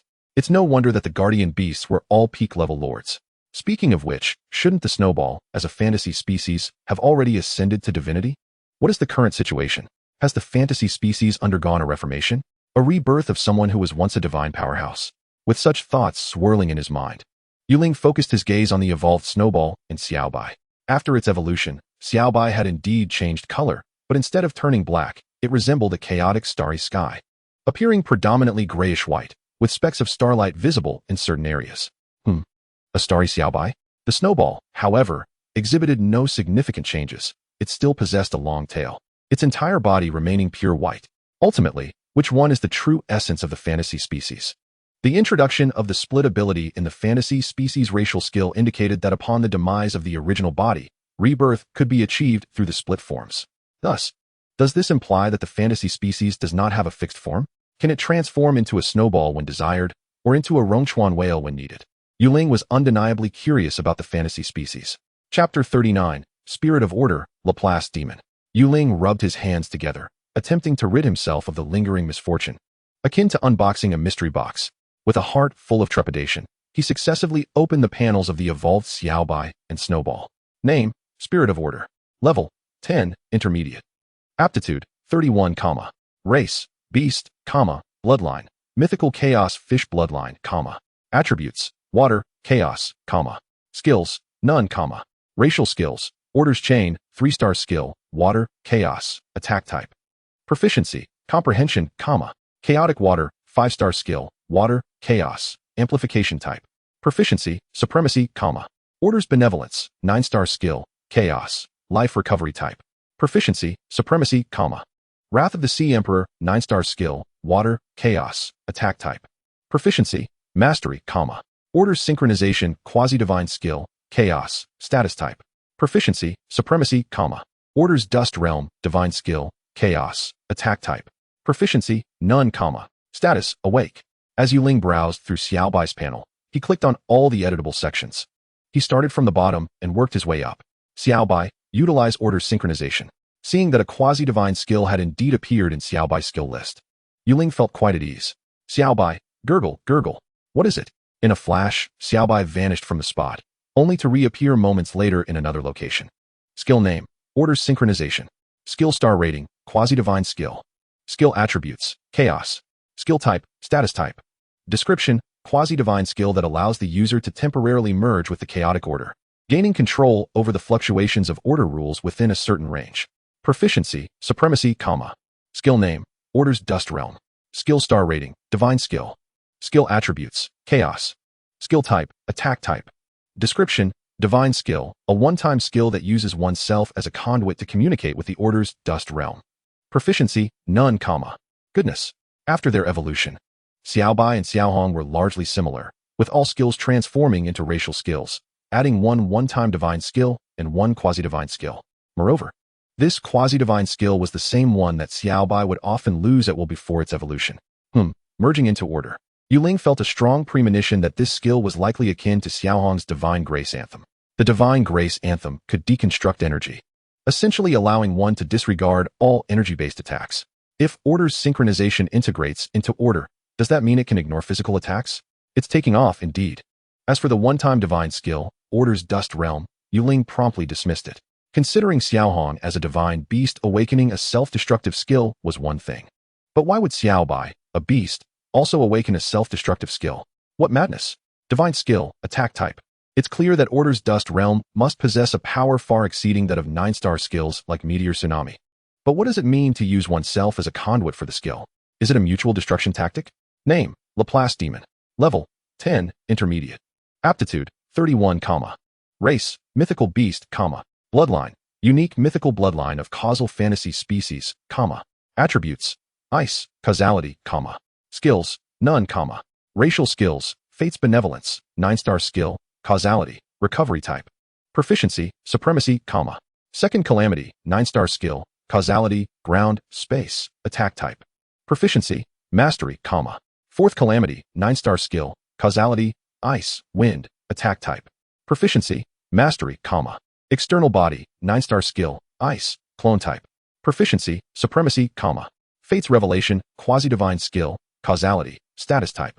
Proficiency, Supremacy, Dice Roll, Divine Skill, Causality, Status Type.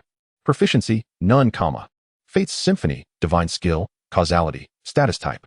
Proficiency, None, Status, Awake. Ling. Look at this. This truly is a fantasy species. The lowest skills are all 9-star skills.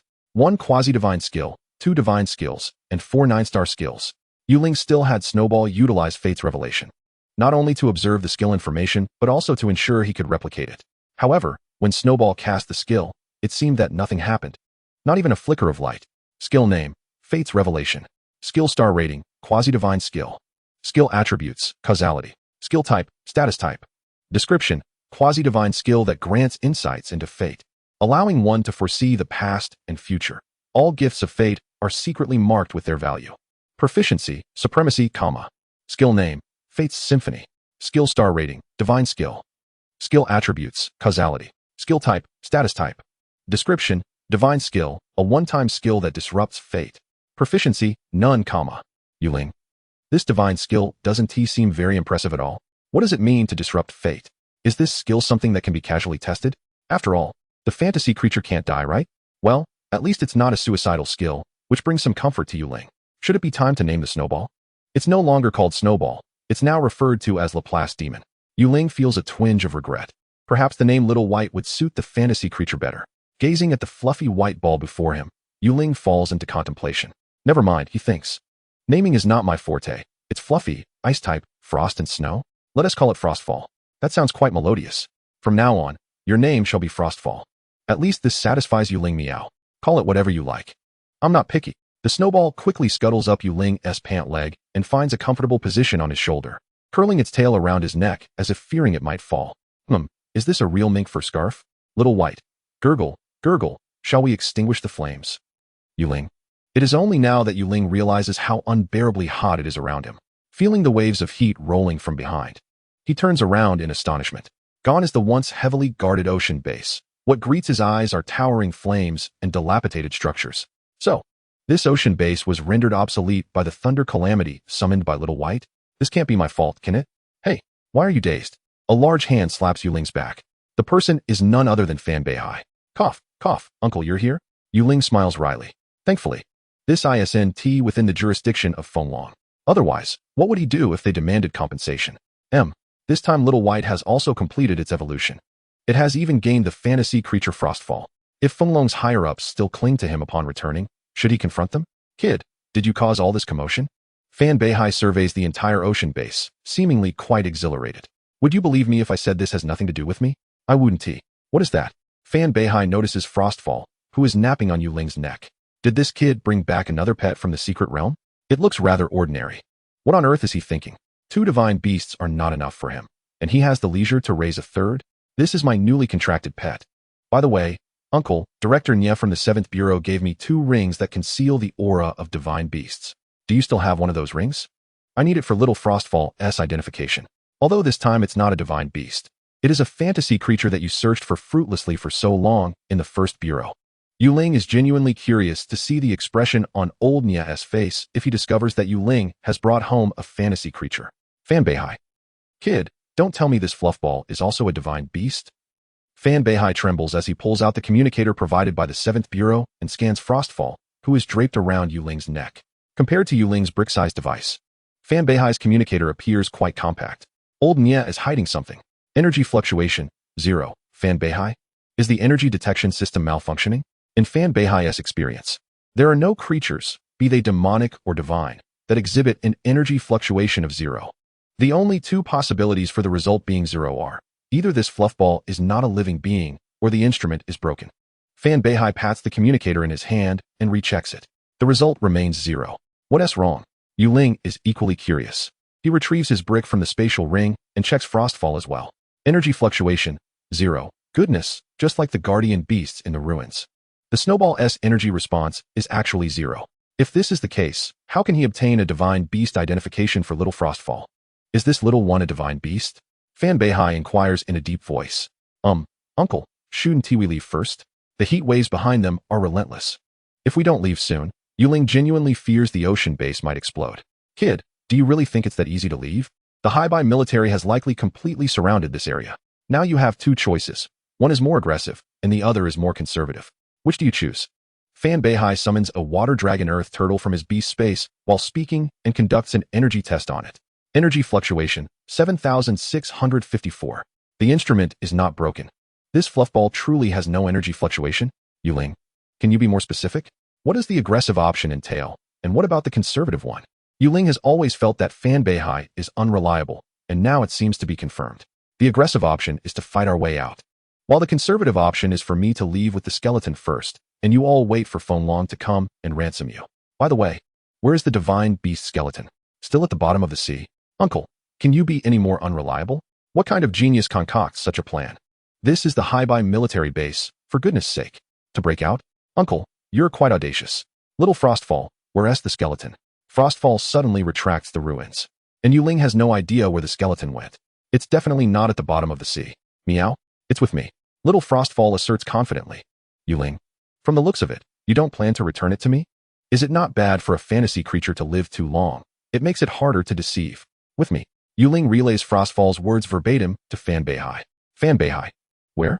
Chapter 40. The meaning of life lies in defiance. So where is the divine beast skeleton? Fan Beihai scrutinizes Ling from head to toe. No matter how he thinks about it, Fan Beihai feels that Ling is not normal. What on earth is wrong with this kid? The 7th Bureau, after accepting Ling, naturally conducted extensive investigations and gathered his information. Even the events of Ling's life over the past 2 years have been nearly exhaustively reviewed by the 7th Bureau. It can be said that the 7th Bureau may now know him better than he knows himself. When Nie Shuyuan assigned a task to Fan Beihai regarding the Haibai mission, Fan Beihai naturally reviewed some basic information about Ling. For example, before contracting 2 divine beasts, Ling had never left Fenlong, nor had he ever left the city where he grew up. So how did Ling come to possess 2 divine beasts? Is it really possible for 2 wild demonic beasts to perfectly revert to the bloodline of divine beasts and coincidentally be contracted by Ling as his pets? Moreover, the data from the 7th Bureau clearly states that Ling's beast space level would not allow him to have the capacity to contract a 3rd pet. Yet, this absurdity has indeed occurred. Now Ling has once again defied expectations by breaking the long-held belief that only low-tier, mid-tier, and high-tier demonic beasts could enter the impossible-to-clear secret realm. And he was even able to bring away the divine beast skeleton? Fan Beihai. Fan Beihai truly wants to dissect Ling to see what makes him so extraordinary. Ling, of course, feels Fan Beihai's gaze becoming increasingly predatory. That look seems to say, you smell delightful? Ahem, old man, indeed the divine beast's bones are with me. But isn't this a rather inopportune moment for idle chatter? Perhaps we should return to Fenlong first and discuss matters at leisure? Ling was well aware that after Xiao Bai's evolution, it was improbable that he could lay claim to all the remnants of the divine beast's bones. However, he could certainly negotiate the specifics of the division with Nie Shuyuan later. What if Xiao Shuangjiang refuses to relinquish the divine beast's bones to him? That seems unlikely. After all, we are still within the enemy's stronghold, amidst the raging inferno behind us. Engaging in such frivolous conversation seems rather unhinged, does it not? Are you certain you have secured the divine beast's bones? Fan Beihai pondered for a moment, and he too conceded that Ling had a point. Returning to Fenlong first would allow them to meticulously study the secrets this young man harbored. Confirmed. So, there are 2 choices, bold or cautious. Which do you prefer? Ling, please refrain from suggesting such absurd ideas. Ling did not trust that Fan Beihai would actually dare to leave him alone at Haibai waiting for Fenlong to come for a ransom. So, shall we break through the encirclement? It seems you already have an answer in mind. Are you reliable, old man? Haha, fear not, this is not my first rodeo. I am well acquainted with such undertakings. Ling. At that moment, Fan Beihai picked up the communicator and dialed in. This is Dong Yao, please advise. A voice, that of the rotund man, echoed from the communicator. Proceed. Suddenly, the despondent aura surrounding Fan Beihai vanished. How might one describe this transformation? Like a wild stallion unbridled? Aboard the Haibai warship, in an inconspicuous corner of the cabin. Monkey, we're about to make our move. The rotund man propelled the monkey's wheelchair with one hand while tightly clutching a spatial ring with the other. The ring had been given to him by Fan Beihai. Following Fan Beihai's instructions, all he needed to do was activate the spatial ring upon receiving the command, and then merely endure until Fan Beihai could come to their rescue. The rotund man was exhilarated. How thrilling. The monkey, seated in the wheelchair, remained silent, gripping the handles with such intensity that his knuckles turned white. The monkey now regretted joining forces with the rotund man. How had he not realized before that this fellow possessed such a reckless streak? Rotund man. Just as the monkey was about to say something, the rotund man suddenly activated the spatial ring. On the bow deck of the warship, Sakarat stood with his hands clasped behind his back, gazing into the distance at the blazing inferno of the sea base. For some inexplicable reason, his eyelids had been twitching incessantly since a while ago. The turbulent ocean whirlpool had vanished, and the surface of the sea had reverted to tranquility. Were it not for the distant sea base engulfed in flames, visible even from several nautical miles away, Saccharate would truly struggle to believe that everything that had just transpired was real. At this moment, Saccharate had dispatched 2 submarines to approach the sea base. It was imperative to ascertain whether the divine beast's bones beneath the sea had truly been revived, if they had indeed come back to life. Urgent considerations for retreat would need to be made. Saccharate silently prayed that the recent calamity would bear some fruit. The 9 thunderbolts had wreaked havoc upon the sea base. If the divine beast's bones beneath the sea had genuinely revived, perhaps those very thunderbolts could vanquish it. Commander, a vessel is approaching the surface. Amidst his wandering thoughts, a soldier's report echoed through the communicator. Saccharate. The communicator was connected to the 2 submarines he had just dispatched. That direction was towards the sea base. How could there possibly be a vessel approaching from that direction? Suddenly, Saccharate recalled the young man from Fonlong who had entered the secret realm. Immediately intercept. Do not harm them. Bring him to me. Saccharate urgently issued the command. It was truly hard to believe that, even after the sea base had been rendered inoperative by the thunderbolts, this Fonlong individual was still alive. Boom. Just as Saccharate was contemplating how to negotiate with the Fonlong individual, a tremendous crash resounded behind him. He whirled around to behold a colossal creature emerging beside the warship. Its body was half submerged in the ocean, with the portion above the water exceeding 30 meters in height, its entire form a pale blue, its limbs resembling those of a turtle, topped with a singular horn. As Saccharate beheld this gigantic entity, it was launching its head with great force towards the warship. Boom.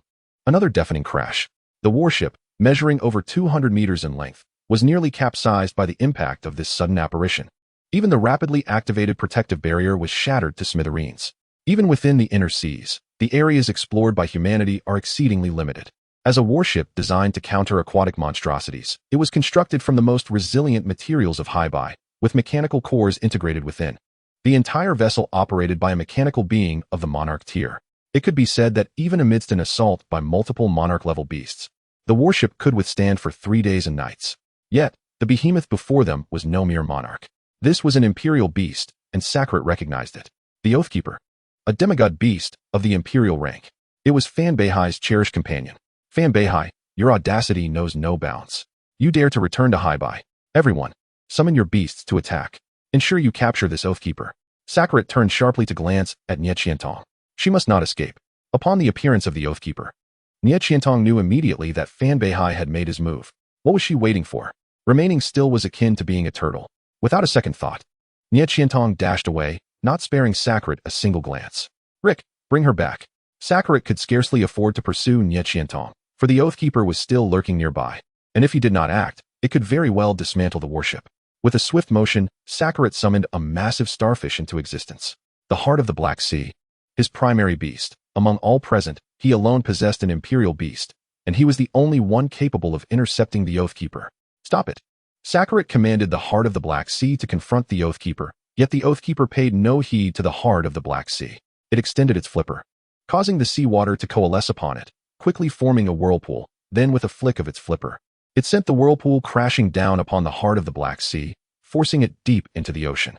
The seawater churned, creating waves that crashed against the warship. The soldiers aboard the warship were already in disarray due to the Oathkeeper's emergence, and now the surging waves drenched them to the core. Fan Beihai, I am going to. Saccharate, having clashed with Fan Beihai before, though he loathed to admit it, knew he was no match for him. What was worse? The Oathkeeper seemed to have already known of the devices aboard the warship that could restrain it, and its first act upon revealing itself was to sabotage the ship. The lack of an immediate emergency response from the warship signified what? It indicated that the mechanical monarch within the ship had malfunctioned. Fan Beihai, I am going to. Saccharate suddenly felt as though today was cursed. Why must he encounter Fan Beihai, the bane of Haibai? Above the sea, a cruise ship sliced through the waves. At the bow of the ship stood the once weathered Fan Beihai. With his head held high and chest outstretched, he embraced the sea breeze with open arms, vociferously proclaiming that the essence of life lies in defiance. Yuling. The brick in Yuling's hand emitted incessant beeping sounds. The display screen revealed 2 sets of 6-digit numbers. Energy fluctuation, 135,796. Energy fluctuation, 100,732. 2 imperial beasts, how splendid. In the distance, 2 colossal entities were engaged in fierce combat. One resembled a slug with the limbs of a sea turtle, while the other bore the likeness of a starfish. Name, Oath Repository Spirit. Level, 67, Imperial. Aptitude, 29. Race, Subdivine Beast. Attributes: water, space. Racial skills: free oath, water wave. Energy fluctuation: 135,796. Name: Heart of the Black Sea. Aptitude: 27. Level: 63, Imperial. Race: Subdivine Beast. Attributes: water. Racial skills: Black Sea Swamp. Creation of the Merging Sea. Energy fluctuation: 100,732. As Ling beheld these two Imperial beasts, the Oath Repository Spirit had the Heart of the Black Sea pinned beneath it, its flippers vigorously striking down upon its opponent. It was evident that the Heart of the Black Sea was no match for the Oath Repository Spirit, which relentlessly pummeled it with 5 powerful appendages. While the encounter appeared to be a straightforward brawl, the entire surface of the ocean convulsed at the contact of the two Imperial beasts. The waves surged, creating a cacophony of sound. Each clash between the beasts unleashed a piercing sonic boom, accompanied by shockwaves that spread outward. The battle between Imperial beasts? Ling could scarcely contain his excitement. In just a brief moment of observation, his customized talent had replicated 2 attack-type 8-star skills. This was no mere encounter with Imperial beasts. It was akin to an automatic cash dispenser. No card insertion required. 2 attack-type 8-star skills were more than sufficient to forge an entirely new 9-star skill. Chapter 41. My rules are absolute. On the deck of the warship, the rotund figure struggled to maneuver the wheelchair of the monkey, with Nie Qiantong seated before him. The trio rode upon the back of the Grand Earth Dragon, which galloped forward, relentlessly pursued by a king-class beast exhaling frost. The burden was heavy for the rotund figure, as his ample frame strained to keep the monkey's wheelchair from being flung into the depths. Wasn't this a tad reckless? With such circumstances, how could he possibly endure until Fan Beihai arrived to rescue him? Hurry up, Grand Earth Dragon. The monkey, now wholly unconcerned for his safety, gripped the wheelchair tightly, glancing back at the relentless king-class beast in pursuit. The current predicament stemmed from the unexpected encounter of the three. At that moment, Nie Qiantong was mounted upon her primary pet, the phoenix of the nesting wood, which bore numerous wounds and frostbite. Just as they faced imminent peril, the rotund figure gallantly intervened, rescuing Nie Qiantong, leading to the king-class beast now chasing after the three of them. The monkey understood all too well that an order had likely been issued from the upper echelons of the Sea clan, forbidding any real harm to come to Nie Qiantong.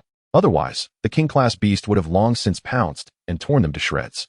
At this juncture, the monkey could hardly think of danger. He wished fervently that the Grand Earth Dragon could sprout 2 additional legs and run even faster. It's too late, monkey. Your cumbersome wheelchair is weighing us down. Why not hurl it like a dart? The rotund figure gasped for breath, struggling to catch his wind. Accustomed to a life of luxury, he had grown plump and full of hope. He had never experienced a scenario where he was being trampled by a king-class beast. The thrill was exhilarating. Yet his life was perilously close to slipping away. The Grand Earth Dragon's limbs flailed with remarkable speed.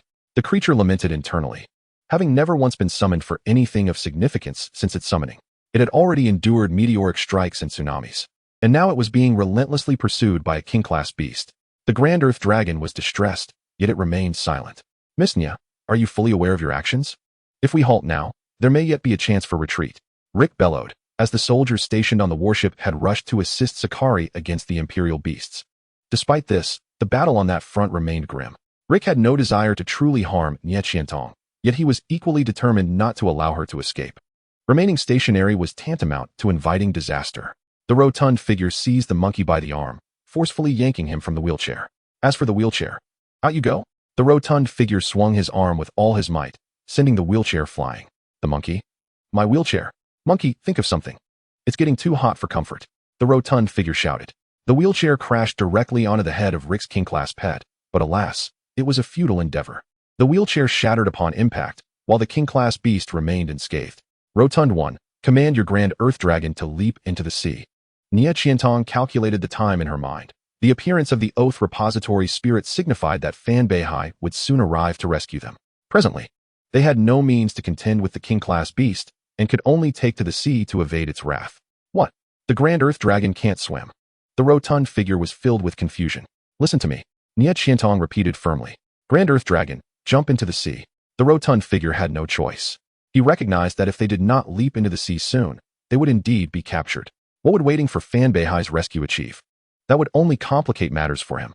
The Grand Earth Dragon. It too was perplexed, recalling vividly the moment it was hurled by the wrath of the Sea Emperor. While the Grand Earth Dragon was somewhat timid, it ultimately resolved to hasten its pace and leaped with all its might from the edge of the deck. You are courting death. Rick commanded his king-class pet to follow suit and leap into the sea. However, as they leapt off the deck, Rick was astonished to see a massive white whale below, opening its mouth wide to swallow the grand earth dragon whole. Rick, what on earth is that? A wild beast devouring Niaqiantong? Spit her out. Rick roared, preparing to command his king-class pet to attack the engulfing whale. At that moment, however, Fan Beihai and Yu Ling's vessel arrived just in time. Is this your pet as well? Gazing at the whale that had rescued Niaqiantong and the others, Fan Beihai fell into contemplation. Through telepathic communion, the Oath Repository Spirit informed Fan Beihai of the dire situation concerning Niaqiantong and her companions, prompting him to rush to their aid. He had just witnessed the grand earth dragon leap from the warship into the depths of the ocean. Fan Beihai was concocting a plan when the whale suddenly appeared. Why did he assume that the whale belonged to Yu Ling? He had seen Yu Ling inquire whether the fuzzy ball around his neck could assist in rescuing someone. And then that very ball had nodded in agreement. So just how many pets do you possess, young man? Uncle, the whale is a lord-level beast. You don't expect me to handle a king-class beast, do you? At this moment, Yu Ling was utterly perplexed. In such a critical situation, how could Fan Beihai still find the leisure to inquire if Rong Chuanjing was his pet beast? I shall unearth every secret hidden within you, young man. With a mere thought, Fan Beihai summoned another regal beast resembling a colossal eagle, which materialized out of thin air, soaring directly towards Rick and his royal companion. Name, Skyward Cloudwing. Level, 57, Royal. Aptitude, 29. Species, Subdivine Beast. Attribute, Flight. Racial skill, Skyward Cloud Sea. Energy fluctuation, 48,760. Name, Ice Stinger Crab. Level, 57, Royal. Aptitude, 28. Species, Subdivine Beast. Attributes, Ice, Water. Racial skills, Water nurtures Ice Heart, Ice Thorn Death Ray. Energy fluctuation, 46,109. The Skyward Cloudwing flapped its immense wings and collided with the Ice Stinger Crab, utilizing its formidable royal physique to halt the latter midair. Naturally, Rick had also noticed Fan Beihai standing at the bow of the cruise ship. As a level 7 Beastmaster, Rick recognized that it was futile to think he could contend with Fan Beihai. There was no way he could keep Fan Beihai from leaving. Just as Rick was about to abandon his escape, he caught a glimpse of two submarines surfacing rapidly behind the cruise ship where Fan Beihai stood. How could Fan Beihai breach the submarine's blockade and maneuver the cruise ship closer to the warships? What empowered him was the Skyward Cloudwing's racial skill, Skyward Cloud Sea. The cruise ship was not merely cutting through the waves. It was sailing upon the cloud sea, guided by the Skyward Cloudwing's extraordinary ability. At that moment, Fan Beihai had two pets. One was an Emperor-class Oath Spirit confronting the Sacred and High Bay armies head-on. The Skyward Cloudwing was his secondary pet, which meant that Fan Beihai was currently in a vulnerable position. If Rick could sink this cruise ship, how could he hope to escape High Bay amidst the submarine's pursuit and blockade? With that thought, Rick steeled his resolve. Ice Stinger Crab, disregard the Skyward Cloudwing. Use Ice Thorn Death Ray and sink this ship. Under Rick's command, the Ice Stinger Crab forcefully pushed aside the Skyward Cloudwing, gathering frost in its jaws, aiming directly at the cruise ship. In the skies above, the Skyward Cloudwing could not idly witness the Ice Stinger Crab preparing its skill. In an instant, it was enveloped in swirling clouds, clearly also gathering a powerful offensive skill. However, the Ice Stinger Crab seemed resolute in exchanging injuries to sink the cruise ship, showing no inclination to evade the attack. Fan Beihai, you are far too overconfident. Rick felt assured. He was betting that Fan Beihai lacked the capability to train a third beast of royal class or above. The records of Fan Beihai's Oath Spirit and Skyward Cloudwing indicated that the latter had only been a Lord-class beast 3 years prior. A Beastmaster's focus is ultimately finite. No matter how powerful Fan Beihai was, it was improbable that he could elevate 3 pets beyond the royal threshold. Boy, can your skill that transforms into a light bulb withstand a royal beast strike? Fan Beihai, too, discerned Rick's intentions from his actions. Indeed, he had no third beast above royal class. The Skyward Cloudwing could not possibly intercept the Ice Stinger Crab's assault. If they were to break free from encirclement, the Skyward Cloudwing was paramount. Should it sustain injury, everything would become exceedingly troublesome. Yet, he had no choice. There was indeed an anomalous Beastmaster aboard the ship. This boy always managed to surprise. Perhaps he would have a way to withstand the royal beast's attack. Yu Ling, are you serious, uncle? Yu Ling was speechless. Fan Beihai was audacious indeed. To think he planned for the Little Black to intercept the royal beast's attack. Little Black was still merely a level 10 intermediate. There was no time for Yu Ling to hesitate any longer. He hastily drew Little Black and Little White from his pocket. Do you have any means to block the Ice Stinger Crab's attack? Before Little Black and Little White could respond, the Ice Thorn Death Ray surged forth. Ling had no choice but to hastily invoke the hymn of divine grace. At this moment, Ling could only hope that the hymn of divine grace could indeed nullify the royal level assault. However, contrary to his expectations, the Ice Thorn Death Ray did not penetrate as anticipated. To Ling's astonishment, the Ice Thorn Death Ray refracted midair and plunged directly into the sea. Ling. Little White, gurgle, gurgle. I may not be able to block it, but it seems I can make it miss us. Good lad, impressive. Fan Beihai retracted the compressed barrier he had prepared for defense against the royal beast's attack back into his pocket, cherishing it. He had claimed this boy was unusual, merely jesting. Yet who could have foreseen he could indeed thwart a royal beast's assault? By the way, this disposable compressed barrier had saved some expense, as it was not cheap. Henceforth, he ought to exploit this boy more often. In midair, the skyward cloud wing swept forward with the cloud sea toward the ice stinger crab. Initially, the ice stinger crab had no intention of dodging, and now it was too late to evade. With a resounding thud, the ice stinger crab was sent flying backward like a kite severed from its string. Rick, too, was not spared, as he was hurled back from the deck. The skill charged by the skyward cloud wing had struck directly, leaving the ice stinger crab bedridden for at least 10 to 15 days. Ling now realized that he had not only underestimated Little Black's hymn of divine grace, but also Little White's order resonance. This skill could not only immunize against physical attacks, but also exert control over a certain range of order. What does it mean to control order? To redirect a directly incoming targeted skill. That is what it means to control order. Gazing at Little White, which flickered in and out of visibility like a pixelated image, Ling fell into contemplation. Was this quasi-divine skill somewhat too powerful? Did this imply that as long as one was within the range controlled by Little White's order resonance, my rules are the rules? Chapter 42. I want you to live. Where there is joy, there naturally lies sorrow. Thrown back onto the warship by the skyward cloud wing, Rick lay sprawled on the deck, the ice stinger crab having absorbed most of the damage for him. In reality, Rick had sustained severe injuries. He would only be bedridden for 10 to 15 days at most. Yet, Rick could not fathom why the Ice Thorn Death Ray had plunged into the sea. He had clearly observed the angle of its launch, which had been flawless. Could it be that Fan Beihai's ship was equipped with some advanced technology capable of refracting skills? Is that even scientific? Looking up at the sky, Rick felt as though everything he had experienced was surreal. Not only could he not contend with Fan Beihai's Emperor-class beast, but he also failed to exchange injuries with his royal beast. Little did Fan Beihai know that for many years to come, Rick would often be haunted by nightmares. And in those nightmares, the main character would be none other than Fan Beihai. The psychological trauma was undeniable. As for Fan Beihai boy, tell me, how did you manage this time? Fan Beihai was exhilarated. The secrets surrounding Ling were like an endless abyss, impossible to exhaust. What gives him the audacity to misguide the kingly beast's skills? Uncle, could we please retreat for a moment? Ling's forehead was lined with black threads of frustration. Beside him stood a scruffy-looking uncle, his eyes gleaming with an unsettling intensity.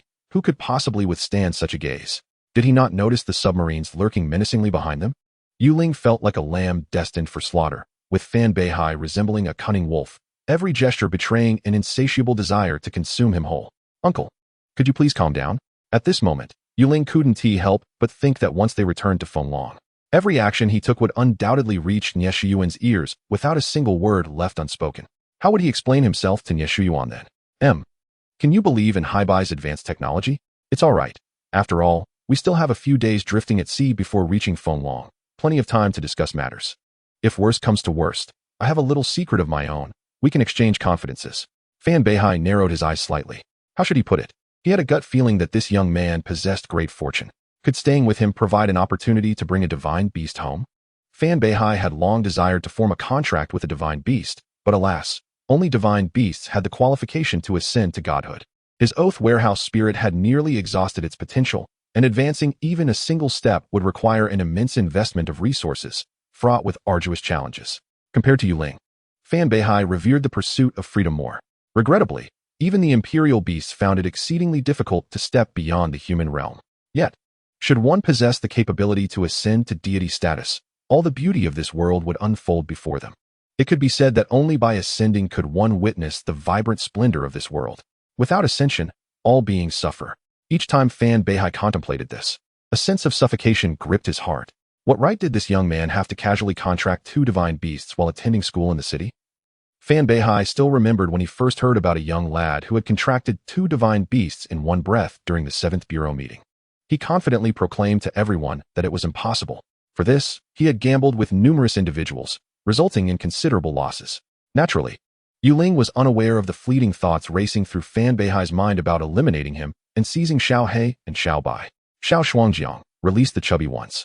We must leave immediately. Meow. All right. Xiao Shuangjiang waved its tiny paw.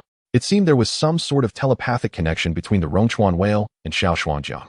With a mere wave of its paw, the enormous white whale surfaced, opening its mouth to regurgitate Didai Long and Nie Qiantong onto the deck.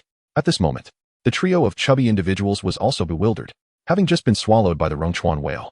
The chubby one initially thought they had encountered a wild beast that intended to make them its dinner. It was only because the Rongchuan whale had not harmed them that they realized it was an ally. Hold on tight. Before they could utter much more, the cruise ship surged forward, propelled by the clouds of the horizon, heading towards Fenglong.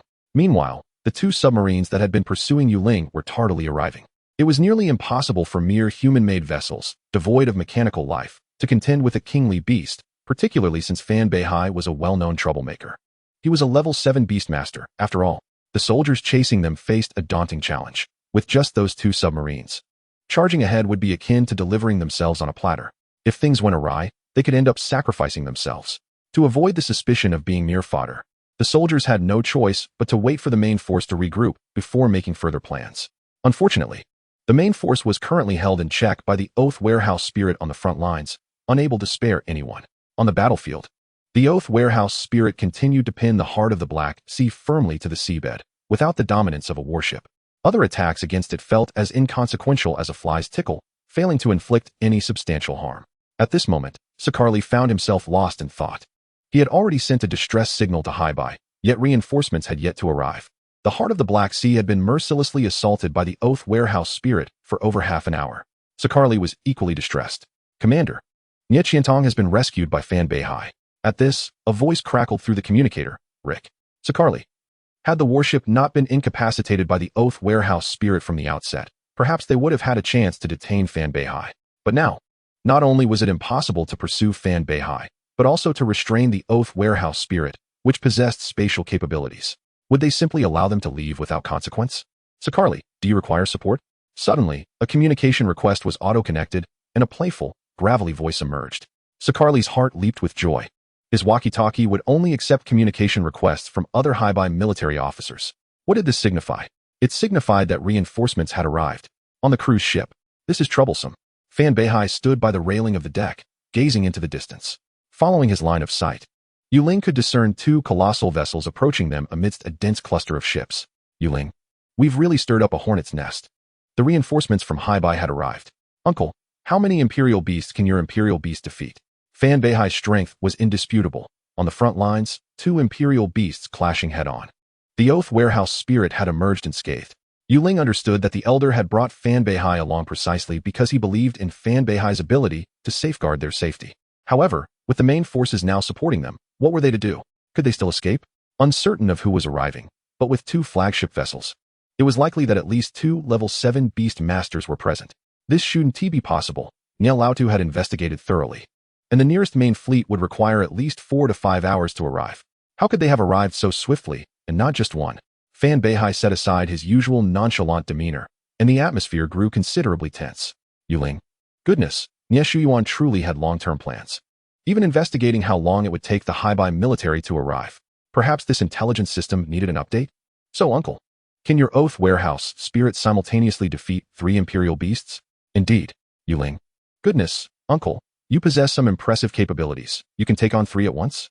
However, that warship is a complication. If it manages to establish a barrier, the combat prowess of the Imperial Beasts would be severely diminished. At that point, the Oath Warehouse Spirit would have no chance of contending with 3 Imperial Beasts simultaneously. Ling, could you not finish your sentence in one breath? I just managed to swallow my heart back down. In an instant, a whirlwind of thoughts raced through Ling's mind. Fan Beihai had utilized the chubby one to drop the Oath Warehouse Spirit near the military vessels stationed at the sea base, allowing them to confront the Imperial Beasts without worry. One could say the Oath Warehouse Spirit had caught the sea base completely off guard. Now, with the arrival of 2 additional warships, it was clear that an element of surprise was no longer feasible. Thus, whether we can escape from this predicament hinges on our ability to create some disturbances for the 2 newly arrived warships. What shall we do? Shall we unleash the Sea Emperor's wrath through Xiaobai? While this formidable skill might indeed wreak havoc upon the approaching vessels, there lies a significant issue. Xiaobai cannot fully control the Sea Emperor's wrath, as it is a skill designed for destruction. If we were to annihilate both warships in one fell swoop, could the venerable Nie Shuyuan ensure his own safety? Yuling observed keenly. Despite the Oath Warehouse spirit appearing to recklessly collide with the warships and relentlessly assaulting the heart of the Black Sea, it exhibited remarkable restraint. Should the Imperial Beast desire a bloody rampage, the ordinary soldiers stationed at the maritime base would likely face dire consequences. Why have there been no casualties thus far? They are merely here to pilfer the remains of divine beasts, not to declare war on Haibai. If we were to completely eradicate Haibai's forces, the ensuing chaos would be beyond our control. If we cannot resort to the Sea Emperor's wrath, then what alternative do we have? As Yuling's thoughts wandered, the little frostfall on his neck suddenly wagged its fluffy tail. The tail, adorned with soft fur, brushed against Yuling's neck, causing an unbearable itch. Steady now, don't fidget. Oh, my little one, how one must coax them. Meow. I have a solution, but it comes with conditions. The voice of the little frostfall was barely audible, just at the threshold that only Yuling could discern. Yuling? What conditions? Behold, this is indeed a creature of fantasy, a true reincarnated powerhouse. Meow. If one day I wish to prevent you from undertaking certain actions, you must not question my motives. You must comply with me. Yuling. Can I inquire about the rationale now? Why do you wish for me to agree to such terms? Meow. I desire for you to continue living. Yuling. The secrets surrounding this creature of fantasy are manifold. Having inadvertently brought the little frostfall into his home, Yuling had yet to engage in a proper conversation with it. Yet, what was the source of this sudden emotional stir?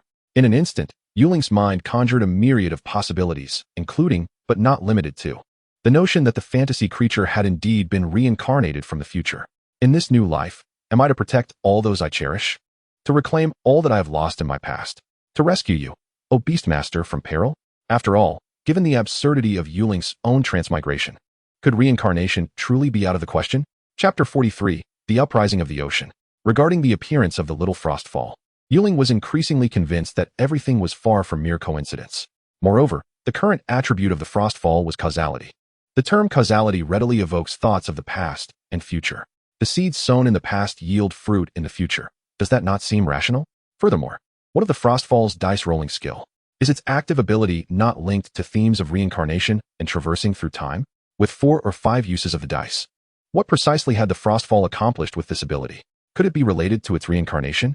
As Yuling pondered, he acknowledged that the little frostfall had a point. His current trio of companions comprised Xiaobai, a divine beast, Xiaobai, a magical beast, and the frostfall, a creature of fantasy. It would indeed be peculiar if their days ahead remained uneventful. Yuling's initial consideration of endowing the trio with divine favor was merely to mitigate the risks of self-destruction during future undertakings. Very well, I can acquiesce to your request. But on one condition, should we ever find ourselves in such a situation, I shall carefully consider your words. However, if there arises a necessity that I must fulfill. Meow, as long as you live, that is sufficient. Yuling. So, am I so easily prone to self-destruction? Upon hearing Yuling acquiesce to its terms, the frostfall stretched languidly and stood up from Yuling's shoulder. The duo, Xiaohong and Xiaobai, emerged from Yuling's pocket, their little heads peeking curiously at the newcomer. Intrigued by this new companion. Meow, creatures of the ocean, heed my call. The frostfall's voice was sweet and gentle, as if reciting an incantation. Initially, Yuling could comprehend the frostfall's utterances, but as it progressed, the words became increasingly obscure and challenging to decipher. Can one imagine a little white cat, with a tail twice its body length, incessantly mewing as if chanting prayers? Something seemed amiss. Nearby, the plump one, the monkey, Nie Qiantong, and Fan Beihai were all gazing into the distance at the approaching Haibai warships. Plump one, we're doomed this time. By the way, if spies were captured by the enemy nation, would there be any hope for survival? Monkey. Plump one, at this juncture, you still have the leisure to ponder such trivialities? The monkey genuinely admired the plump one's mindset. With dire threats looming, this plump fellow was still immersing himself in the role of a spy for Feng Long, as if he were lost in a role-playing game. Brother Beihai, why not take Yuling and attempt a forced breakout? I will find a way to buy you some time. Nie Qiantong hesitated, knowing that if they could return to Feng Long, matters would be easily resolved. Feng Long would negotiate on their behalf with Haibai.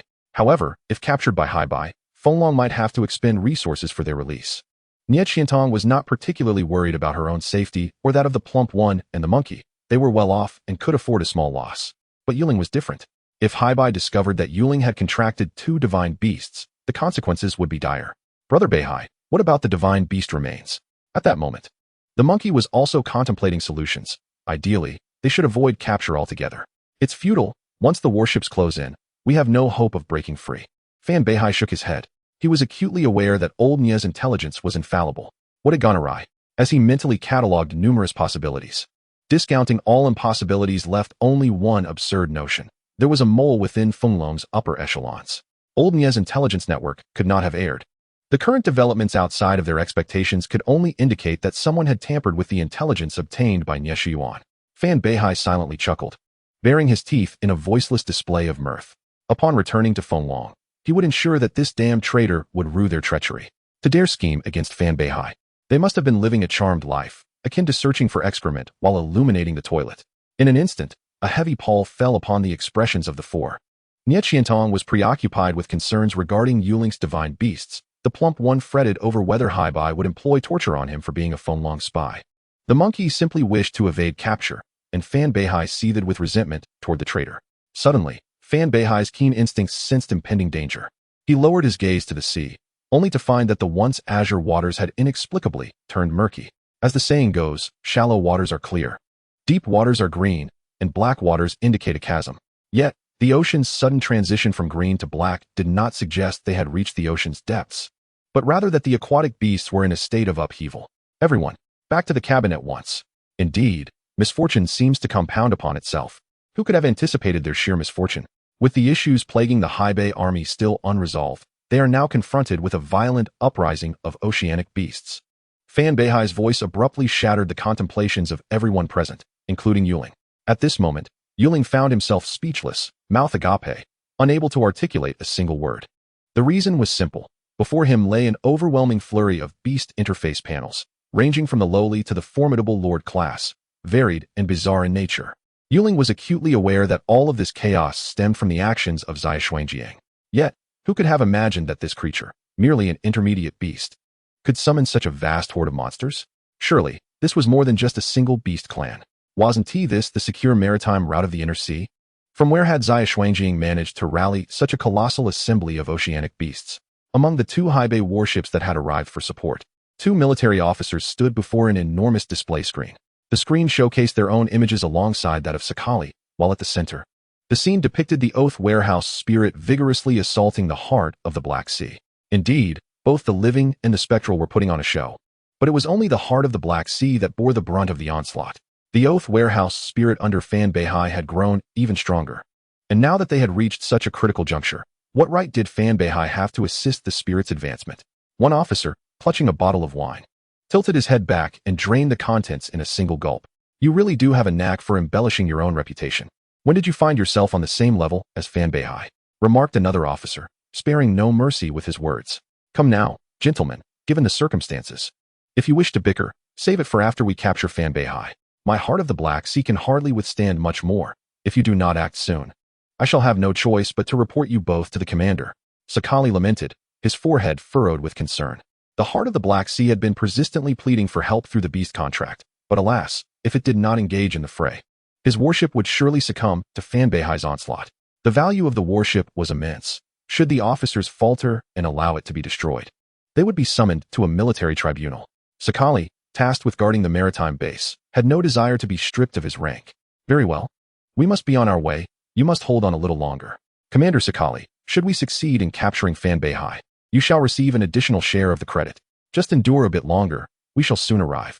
The two officers harbored ulterior motives, as securing Fan Beihai had become an established fact, merely a matter of time.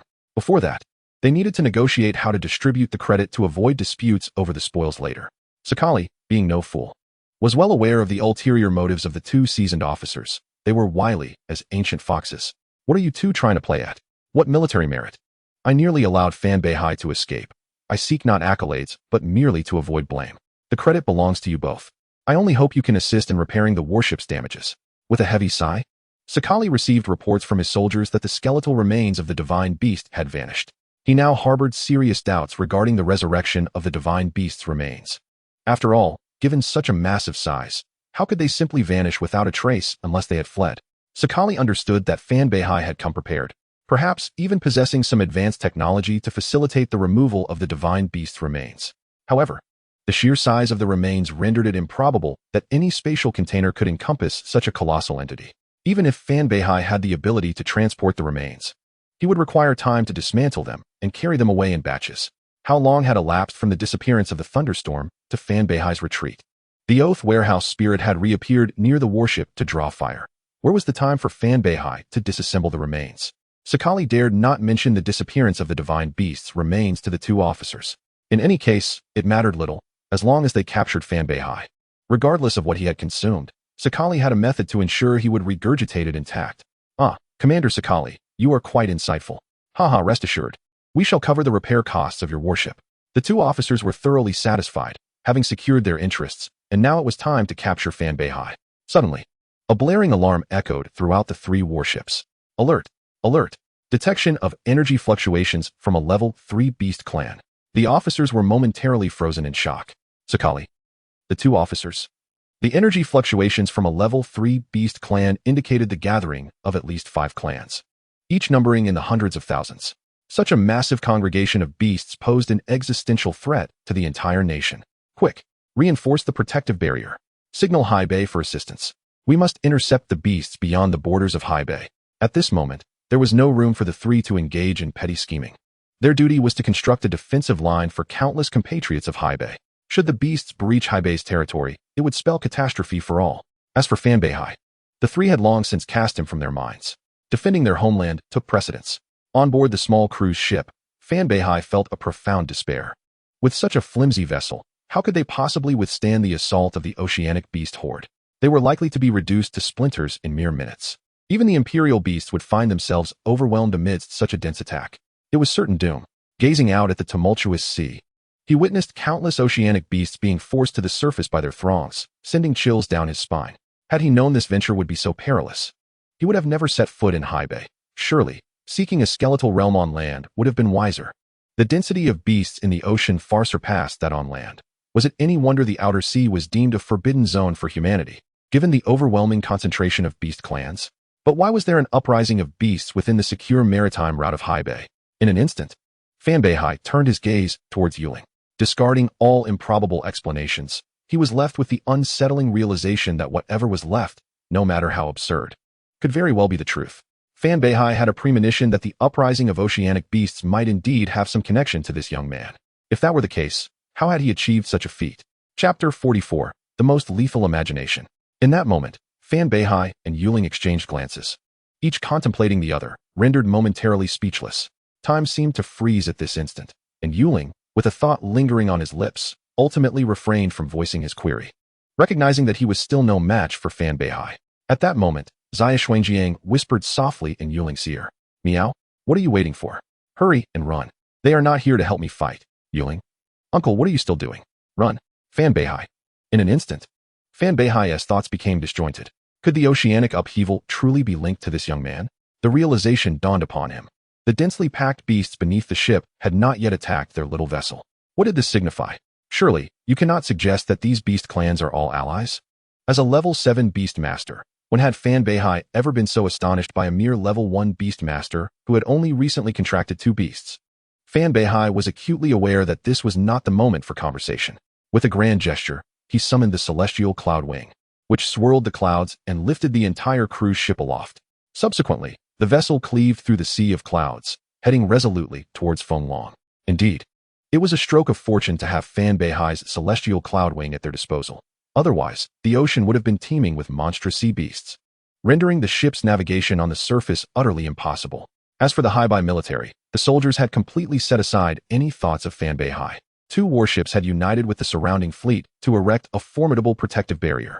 The oceanic beasts crashed against the barrier, producing a cacophony of sounds that sent shivers down the spines of the High Bay soldiers. Fortunately, the 2 warships that had arrived for support were shielded by the barrier, making it exceedingly difficult for the beasts to inflict any substantial harm before the barrier's energy was depleted. At least for the time being, they remained safe. However, the situation for Sakali was far from optimistic. The protective barrier of his warship had been compromised by the Oath Warehouse spirit, leaving him defenseless against the onslaught of the oceanic beasts. Heart of the Black Sea. Forget about the Oath Warehouse spirit. Come protect the flagship. The Heart of the Black Sea. Upon hearing the call transmitted through the Beastmaster's contract, the Heart of the Black Sea, firmly pinned to the ocean floor by the Oath Warehouse spirit, lamented its predicament. It was a matter of both mental and physical constraints. Had it the ability to shake off the Oath Warehouse spirit, it would have fled long ago, avoiding this prolonged beating. Suddenly, the sea was stirred by the Oath Warehouse spirit. With a mere flick of its flippers, the water surged with tremendous force, propelling the heart of the Black Sea into the air. In an instant, the Oath Warehouse spirit dove into the depths. At that moment, searching for the Oath Warehouse spirit, which possessed both water and spatial attributes, in the ocean was utterly impossible, as long as the flagship's barrier remained unbroken. The Oath Warehouse spirit had the capability to traverse the ranks of the Highby army with ease. The heart of the Black Sea crashed heavily onto the rocky seabed. Disoriented from the impact, regaining its bearings, it swiftly propelled its 5 arms towards Sakarli's warship. Old fellow. I am here to rescue you. The heart of the Black Sea quickly approached the warship, mimicking the Oath Warehouse spirit's movements to construct a barrier of water around the vessel. However, it soon realized that the scent of the beasts was gradually dissipating. No beasts were approaching Sakarli's warship at all.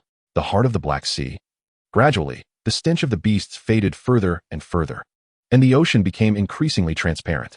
The other 2 warships on high alert also discerned this bizarre reality. The 2 military commanders had just summoned their Imperial beasts, preparing to unleash a series of large-scale attacks to alleviate the pressure, but they were delayed for no more than 5 minutes. Yet, as the 2 Imperial beasts arrived, the surrounding mass of oceanic beasts had vanished. These creatures had come swiftly, only to depart even more rapidly, as if they had merely come to make an appearance before returning home, each to their own. The 2 commanders, eager to display their might, along with their Imperial beasts, were left bewildered. Meanwhile, Sakarli, staring at the display screen showing only a few scattered red dots indicating the beasts, was equally perplexed. The Highby soldiers also shared in the astonishment. At this moment, an absurd thought began to take root among the Highby military. Were they witnessing a great migration of oceanic beasts? Or had a godly beast emerged from the depths, causing these creatures to flee in terror rather than attack the human realm? Investigate. Conduct a thorough investigation. Sakarli suddenly grasped the truth. The recent tumult in the ocean was undoubtedly due to the revival of the godly beasts' remains beneath the sea. These beasts had been frightened away by the aura of the resurrected deity. We are all but lost souls adrift. Sakarli suddenly realized he had wronged Fan Beihai. Indeed, Fan Beihai had no time to transport the remains of the godly beast. Their hasty retreat must have been sparked by the realization that the deity had come back to life. The cruise ship had originated from the direction of the ocean base, and they must have witnessed the scene of the deity's departure.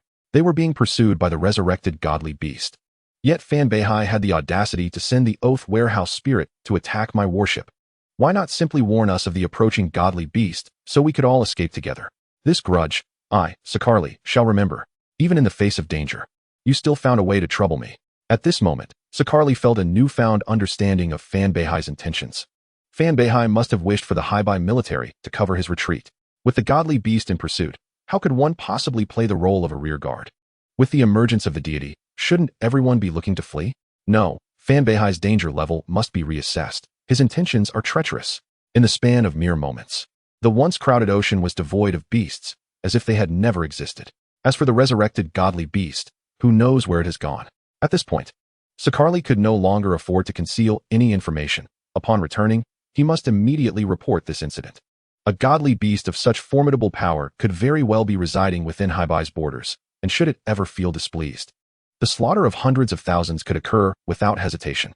Sakarli would rather shed his military uniform than allow any citizen of Highby to perish due to his negligence. As for the 2 new commanders, they gazed at the tranquil sea, lost in profound contemplation. The collective appearance and swift departure of hundreds of thousands of beasts. Who could possibly believe such a phenomenon? The celestial cloud wing, with Ling and the others aboard, galloped through the skies until they had escaped the borders of Highby. Only then did Fan Beihai command the celestial cloud wing to pause for rest. The celestial cloud wing was utterly exhausted, having sprinted hundreds of nautical miles with the cruise ship, leaving it in a state of disarray. The fat man and the monkey slumped onto the deck, overwhelmed by the harrowing escape. What a close call, what a close call, exclaimed the fat man brother. You are undoubtedly favored by the goddess of fortune. Amidst the oceanic turmoil, we somehow managed to survive. What a thrill. The fat man's heart raced with excitement. For this was the essence of being alive. His father had always held a rather indifferent attitude towards him, insisting that surviving was enough, forbidding him from engaging in this and that. The reason the fat man had crossed paths with Ling as logistics personnel during the Celestial Hunter mission was precisely because his father feared he would bring about his own demise. While the fat man, inherently adventurous, could only join the ranks of the monkey to seek thrills. But now, everything was different. As long as he clung to Yuling's coattails, opportunities for adventure would surely abound. Imperial beasts clashing, oceanic upheavals, and the sea base obliterated by divine calamity within a span of mere days. The fat man had experienced more than in his entire life combined. He was particularly curious about how those who had looked down on him and the monkey would react if they knew the extraordinary events he had encountered over the past 2 days. Would their jaws drop in astonishment? No, the fat man realized he could no longer be compared to them. How could he possibly lower himself to their level? Before my elder brother, you are but a mere dish. My brother can conquer even the most impossible realms, flanked by 2 divine beasts as his guardians. As the foremost disciple of my brother, my horizons are naturally broadened. Monkey, Brother Beihai, how did we manage to escape? He glances at Fan Beihai and then at Yuling. What on earth just transpired? First, we endured the siege of the High Bay army, and then we encountered a maritime upheaval. The sheer fact that I am still alive and intact is nothing short of miraculous, Monkey muses. Nie Qiantong observes the silent exchange between Fan Beihai and Yuling, maintaining a tactful silence. Could the maritime upheaval be connected to Yuling? Or is it possible that Yuling's 2 divine beasts possess a unique ability to command the demonic sea creatures? How plausible is that? This is absurd. Yuling's divine beasts have scarcely laid eyes upon the oceanic monsters. How could they possibly command the wild marine demons? Yet, what exactly transpired moments ago? Excuse me. Can I ask what you're staring at? Monkey inquires. Yuling, increasingly skeptical about Fan Beihai's intentions, feels a growing discomfort. Could you please refrain from gazing at me with such infatuation, uncle? It frightens me. Why don't you all head to the cabin for a moment? I have something to discuss with him privately, Fan Beihai instructs, turning away from Yuling. Nie Qiantong nods and departs, taking Monkey and the portly fellow with her. However, Monkey finds himself abandoned, as the portly one has discarded his wheelchair, leaving him to rely on being carried. Now, perhaps due to the calming realization settling in, Monkey feels the adrenaline dissipate, replaced by an overwhelming ache throughout his body. His face, resembling a light bulb, pales at the slightest touch from the portly fellow. He resolves to ensure that his spatial ring is perpetually stocked with at least 100 wheelchairs henceforth. Now, tell me, what was the cause of that maritime upheaval? Once the trio has left, Fan Beihai gently pats Yuling's shoulder, leaning against the railing with a smile, awaiting Yuling's response. Yuling? Uncle, why do you assume this has anything to do with me? I'm just as curious about what triggered the marine beast's frenzy. Yuling is reluctant to reveal any secrets about Xiaoshuang. And if it weren't for the unavoidable circumstances, he wouldn't wish to squander time with Fan Beihai. He has far too many questions for Xiaoshuang. When Yuling claims ignorance, he speaks the truth. He genuinely does not know why Xiaoshuang could incite such a vast assembly of oceanic monsters to revolt. Can one truly believe that a fantasy species possesses the ability to command marine beasts? What is this fantasy species, a sea king? It's merely a cat. Even a fish like Xiaobai lacks such intricate capabilities. Understand this, Yuling, we are all in this together. I am human, not merely a pawn, Yuling retorts, feeling a mix of irritation and disbelief. Fine, we are all on the same side, Fan Beihai concedes. All right, is that how we're playing this? Uncle, let us cut to the chase. I know you possess many secrets you're loath to share, but you must understand that if word gets back to Fenlong that you can command demonic beasts, it poses a grave danger. The divine beasts are revered by the demonic species, a fact universally acknowledged.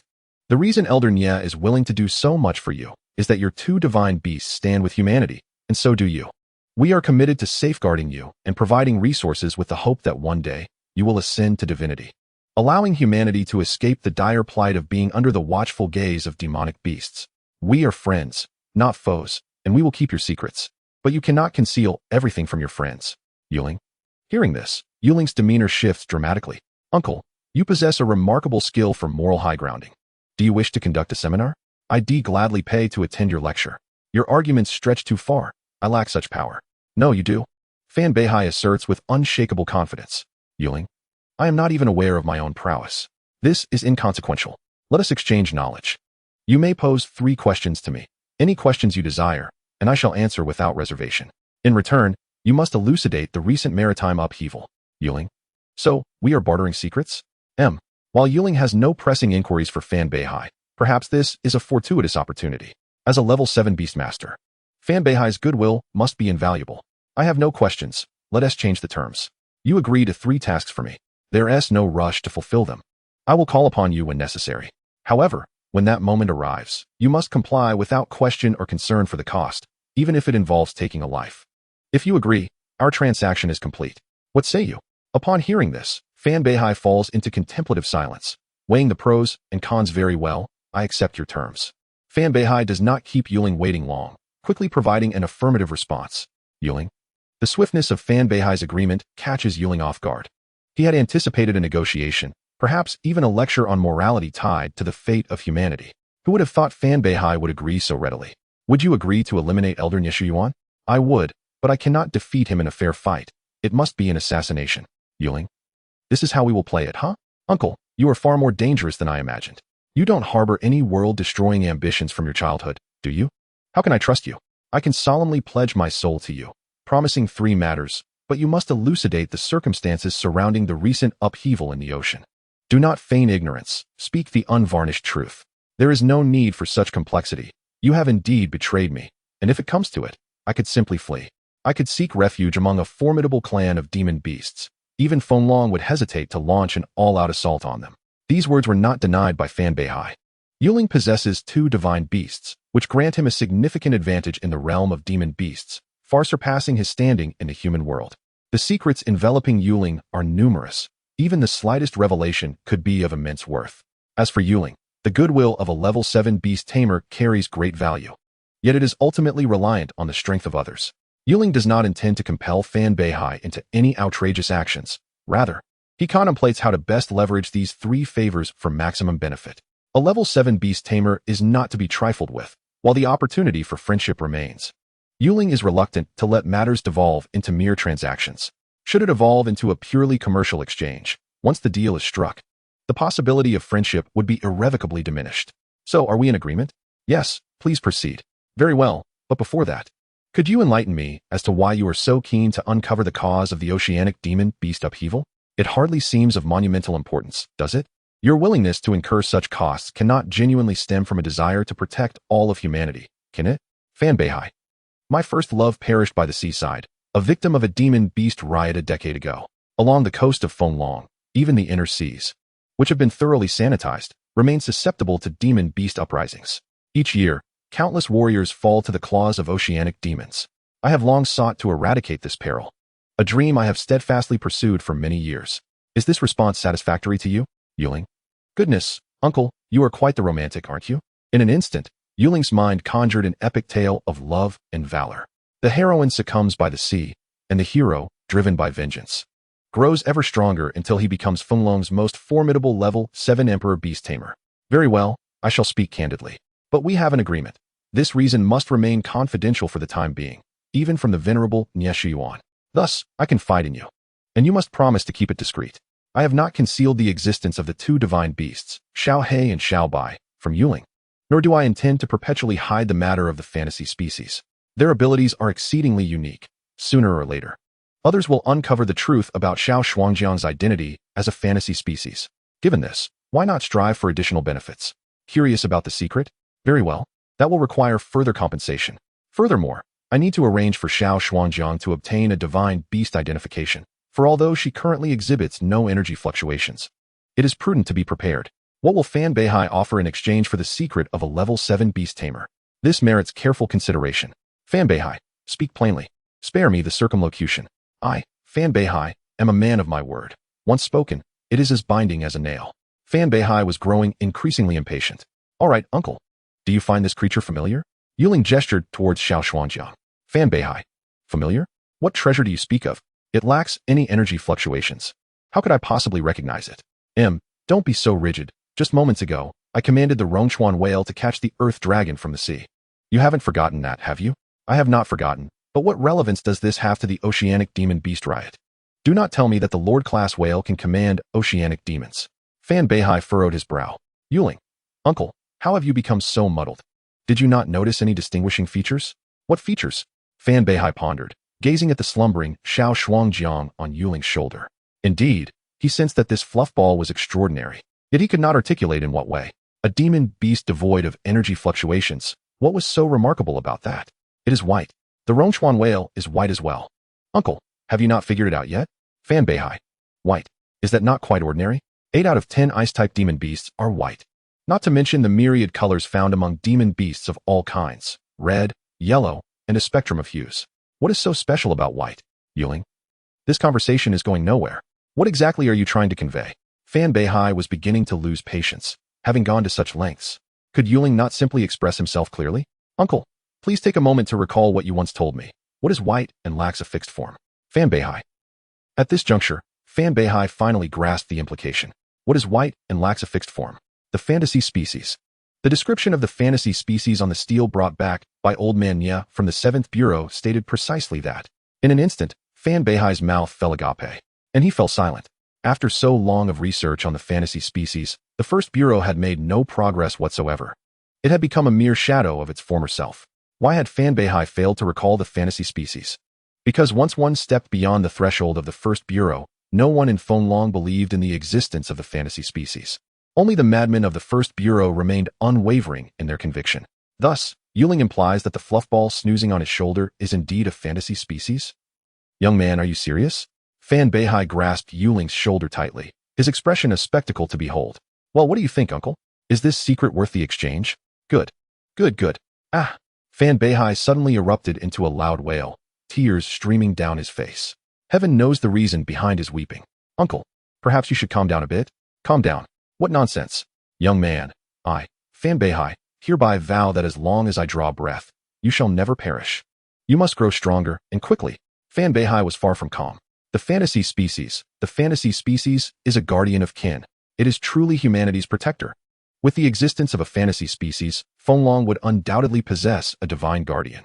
The fantasy species is destined to ascend, without the offering from the demon beast clans. Even with 2 divine beasts, whether Yuling could become a divine beast tamer remains a significant uncertainty. The reason the First Bureau has not relinquished its research on the fantasy species for so long is precisely because the fantasy species can ascend without the need for offerings from demon beast clans. The fantasy species is of paramount importance. Fan Beihai was now entirely frenzied, completely unaware of why the fantasy species could become a beast tamer's companion. Chapter 46, The Living Encyclopedia. Within the cabin, the monkey and the fatty were huddled at the door, peering through the crack to surreptitiously observe the conversation between Yuling and Fan Beihai. Unfortunately, due to the distance and the strong sea breeze, they could hear none of the exchanges taking place between the two. Monkey, what do you think Fan Beihai and my brother are discussing? The fatty's mind was teeming with countless ants. He was truly eager to learn what Fan Beihai had to discuss privately with Yuling. It may not be entirely accurate to say this, but the portly fellow is eager to glean any information pertaining to Yuling.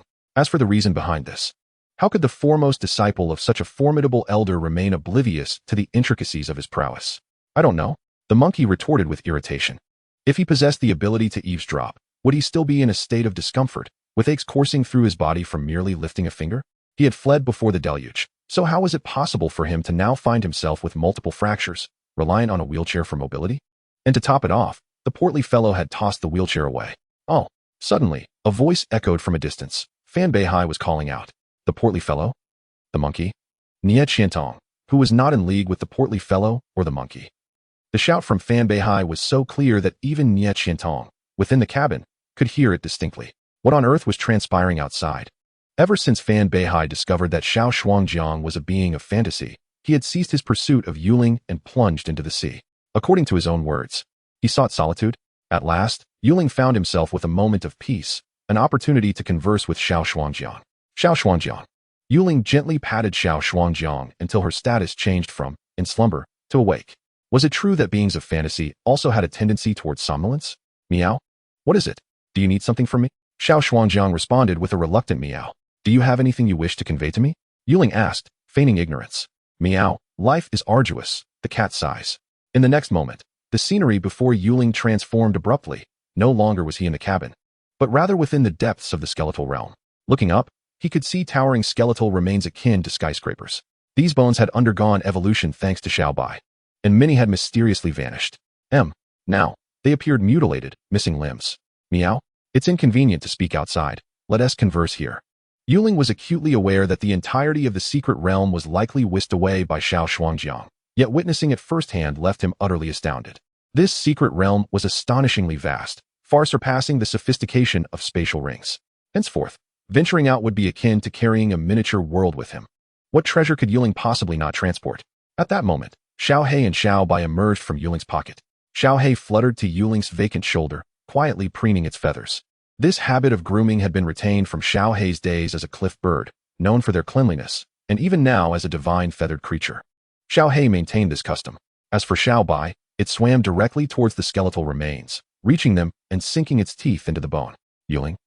Yuling hastened towards Xiao Bai, and upon seeing only a faint tooth mark on the bone, he finally felt a sense of relief.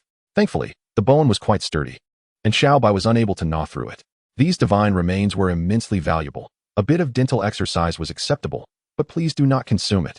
Thus, while Xiao Bai ground its teeth and Xiao Hei groomed itself, Yuling finally found the leisure to engage in conversation with Xiao Xuanjiang. Can you manipulate this secret realm at will? Gazing at the dilapidated bones, Yuling fell into contemplation. He truly did not wish to part with these remains. Although Xiao Bai had completed its first evolution, further evolutions were undoubtedly on the horizon. Must each evolution necessitate traversing a secret realm? The endeavor seemed daunting. Meow? I know you have many questions, but knowing too much will only bring you harm, not benefit. Meow? How about this? Like that beast master from earlier. You may ask me 3 questions, and I shall answer whatever I know. Meow? But only 3 at most, no more. Yuling? Goodness. In such a brief span, Xiao Xuanjiang has already been corrupted by Fan Beihai? By the way, wasn't he Xiao Xuanjiang asleep just now? How could it be aware that Fan Beihai had presented 3 inquiries to him? 3 is too few. Yuling exercised his veto power. Xiao Xuanjiang promptly curled up and fell asleep. The veto was rendered ineffective. Yuling? Very well, 3 it shall be. First, what exactly is a being of fantasy? Meow? I am unsure of this myself, but I believe I was born to fulfill human desires. Yuling? Perhaps he had acted somewhat rashly with that question. Then why do you protect humanity?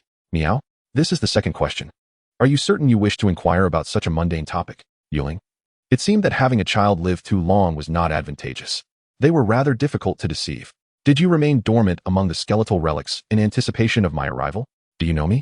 After some thought, Yuling posed the question that truly preoccupied him. He was genuinely curious if Xiao Xuanjiang had been reborn from the future, knowing in advance that it would become Yuling's companion, thus deliberately awaiting him among the skeletal relics. Meow? I indeed awaited your arrival, but to be precise, I did not await you. Yuling? Could you elaborate? Meow? How should I put it? Essentially, I knew that as long as I remained within the secret realm, sooner or later someone would come to take me away. I knew this would inevitably occur, but I was unaware of who would come for me or what they would look like. Meow? Thus, I do not know you, but I am aware that you will eventually come for me. Meow? However, you took far too long. I have waited for you for over 1,300 years. There seemed to be a palpable resentment in Xiao Xuanjiang's tone, as if to say, why did you take so long? Do you have any idea how long I have waited for you? Yuling? 1,300 years, a figure so unfathomably distant. Yet, that couldn't be right. Although Xiao Xuanjiang possessed the ability of fate revelation, which seemed akin to foresight, this ability had awakened only after he assisted Xiao Xuanjiang in modifying her panel and she had completed her evolution, becoming a Lapras demon. How could Xiao Xuanjiang have known in advance that he would come and specifically waited within the realm of Haibei? Meow? Is this the last question? Have you decided what to ask? What is the skeletal realm? Yuling pondered for a moment, deciding to use his final question to gain some value. What did he lack the most at this moment? Money. Meow? The first step to ascension requires the opening of an inner world within the body. When a being ascends and subsequently passes away, the inner world remains behind and ultimately collapses into a secret realm. Meow? During this process, if there are other living beings nearby, they will also be subsumed into the secret realm, becoming a part of it. Meow? In this subtle process, those living beings that become part of the secret realm will lose their self-awareness and attack any beings they perceive as foreign to the realm. Yuling? One cannot deny that Xiao Xuanjiang is indeed a living encyclopedia, possessing knowledge of such esoteric matters. Yuling was now brimming with excitement. The speculations of the human world regarding secret realms were entirely misguided. How much could this revelation fetch if sold to the 7th Bureau? After this, what concern is there regarding the cost of formula? Can one truly amass wealth by selling secrets? Contemplating this, Yuling emptied the remains of the ice crystal serpents and other beast corpses from the spatial ring. Now that he realizes these guardian beasts are likely mere splinters of the Little Frostfall, Yuling felt somewhat embarrassed. However, to his surprise, Little Frostfall barely glanced at the carcasses, simply waved her hand, and the bodies transformed into motes of light, dissipating into the air. Meow? These were all crafted from the energy within the secret realm, pure energy entities. If you do not require them, let them return to the secret realm. Yuling. No wonder these guardian beasts do not appear to exist in reality. They are entirely energy bodies. Wait a moment, if that is the case. Could these beast corpses serve as a source of energy if taken outside? So, these corpses are the rewards of the secret realm? Never mind. The entire secret realm is Ling's now. It is best to return these energy-formed entities, especially since they might be the splinters of Little Frostfall. Therefore, why did Little Frostfall arrange for intermediate, advanced, and superior beasts in the first 3 trials, immediately putting forth a Lord-level beast? Wouldn't it be better if no one could extract a single coin from his wallet? Meow? The remnants of those celestial serpents still harbor immense energy, generating energy without consuming it, which could potentially affect the spatial stability of this secret realm. It seemed that Little Frostfall had guessed Ling's thoughts and provided an official explanation. Well, Little Frostfall certainly did not guess. Rather, she deduced it from the emotional feedback of the beast contract that belonged to Ling, thus gaining insight into his thoughts. Meow? Currently, energy cannot be sent out. You need to procure some spirit fruit seeds to nurture here, allowing the spirit fruit to absorb the dissipated energy from the bones. Meow? This would aid in their growth and stabilize the secret realm space. Meow? Moreover, it is best not to rely on the remains of other divine beasts to supplement their evolution in the future, as this would greatly hinder their potential. Meow? Look at me. I evolved using my own bones. I SNT my potential development far greater than theirs. Meow? What you are doing is akin to hastening growth, which brings no benefit. Ling. Little Frostfall meowed a multitude of things, leaving Ling utterly perplexed. No wonder Little Frostfall's skills post-evolution are all at least 9 stars, while Xiaohei and Xiaobai possess only 3 and 5-star skills. So, must I extract the bones of the 2 children, allowing them to evolve using their own bones in the future? Ling instinctively glanced at the little black one perched on his shoulder. Xiaohei seemed to sense something and involuntarily shivered. Why does it feel so dangerous to be a Beastmaster? Chapter 47, 9-star skill launcher? Ling initially believed that the remains of divine beasts could only serve as materials for their evolution, but it now appeared that their value extended far beyond that. Ling increasingly hesitated to hand the bones over to Old Nya. According to Little Frostfall, the bones could also be used to cultivate fruits, thus resolving the issue of sustenance. Perhaps he could even use this to complete the 2nd level of the Beastmaster space. Are the divine beast bones essentially fertilizer? So, the method of farming is indeed beneficial? But the 7th Bureau is not a charitable organization. What could he possibly exchange with Old Nya? With Little Frostfall, Ling felt that the divine beast bones would yield the greatest value when kept in his possession. What would Old Nya do with them? Stash them away in a safe?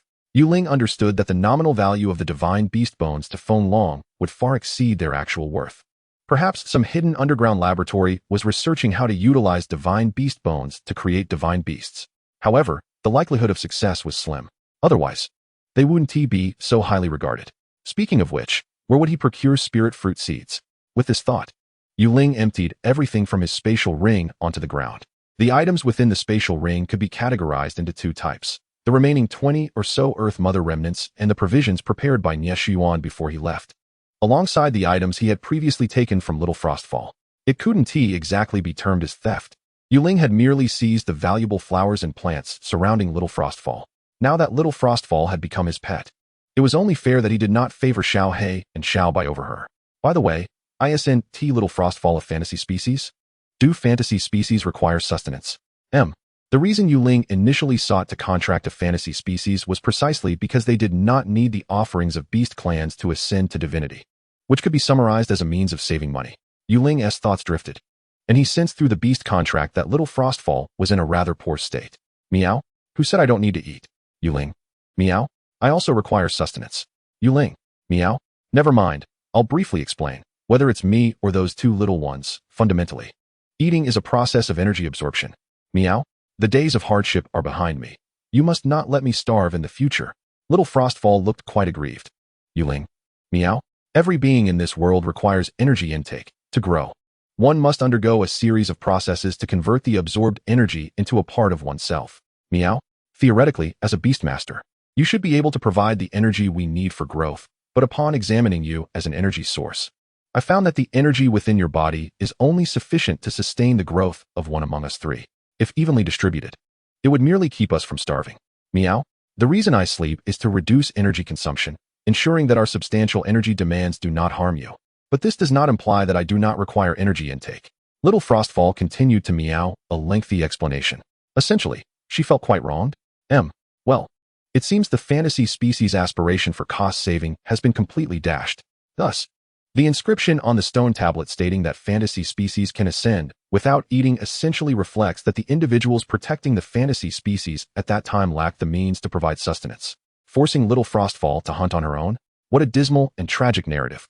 Ling suddenly felt a pang of sympathy for little Frostfall, as well as for himself.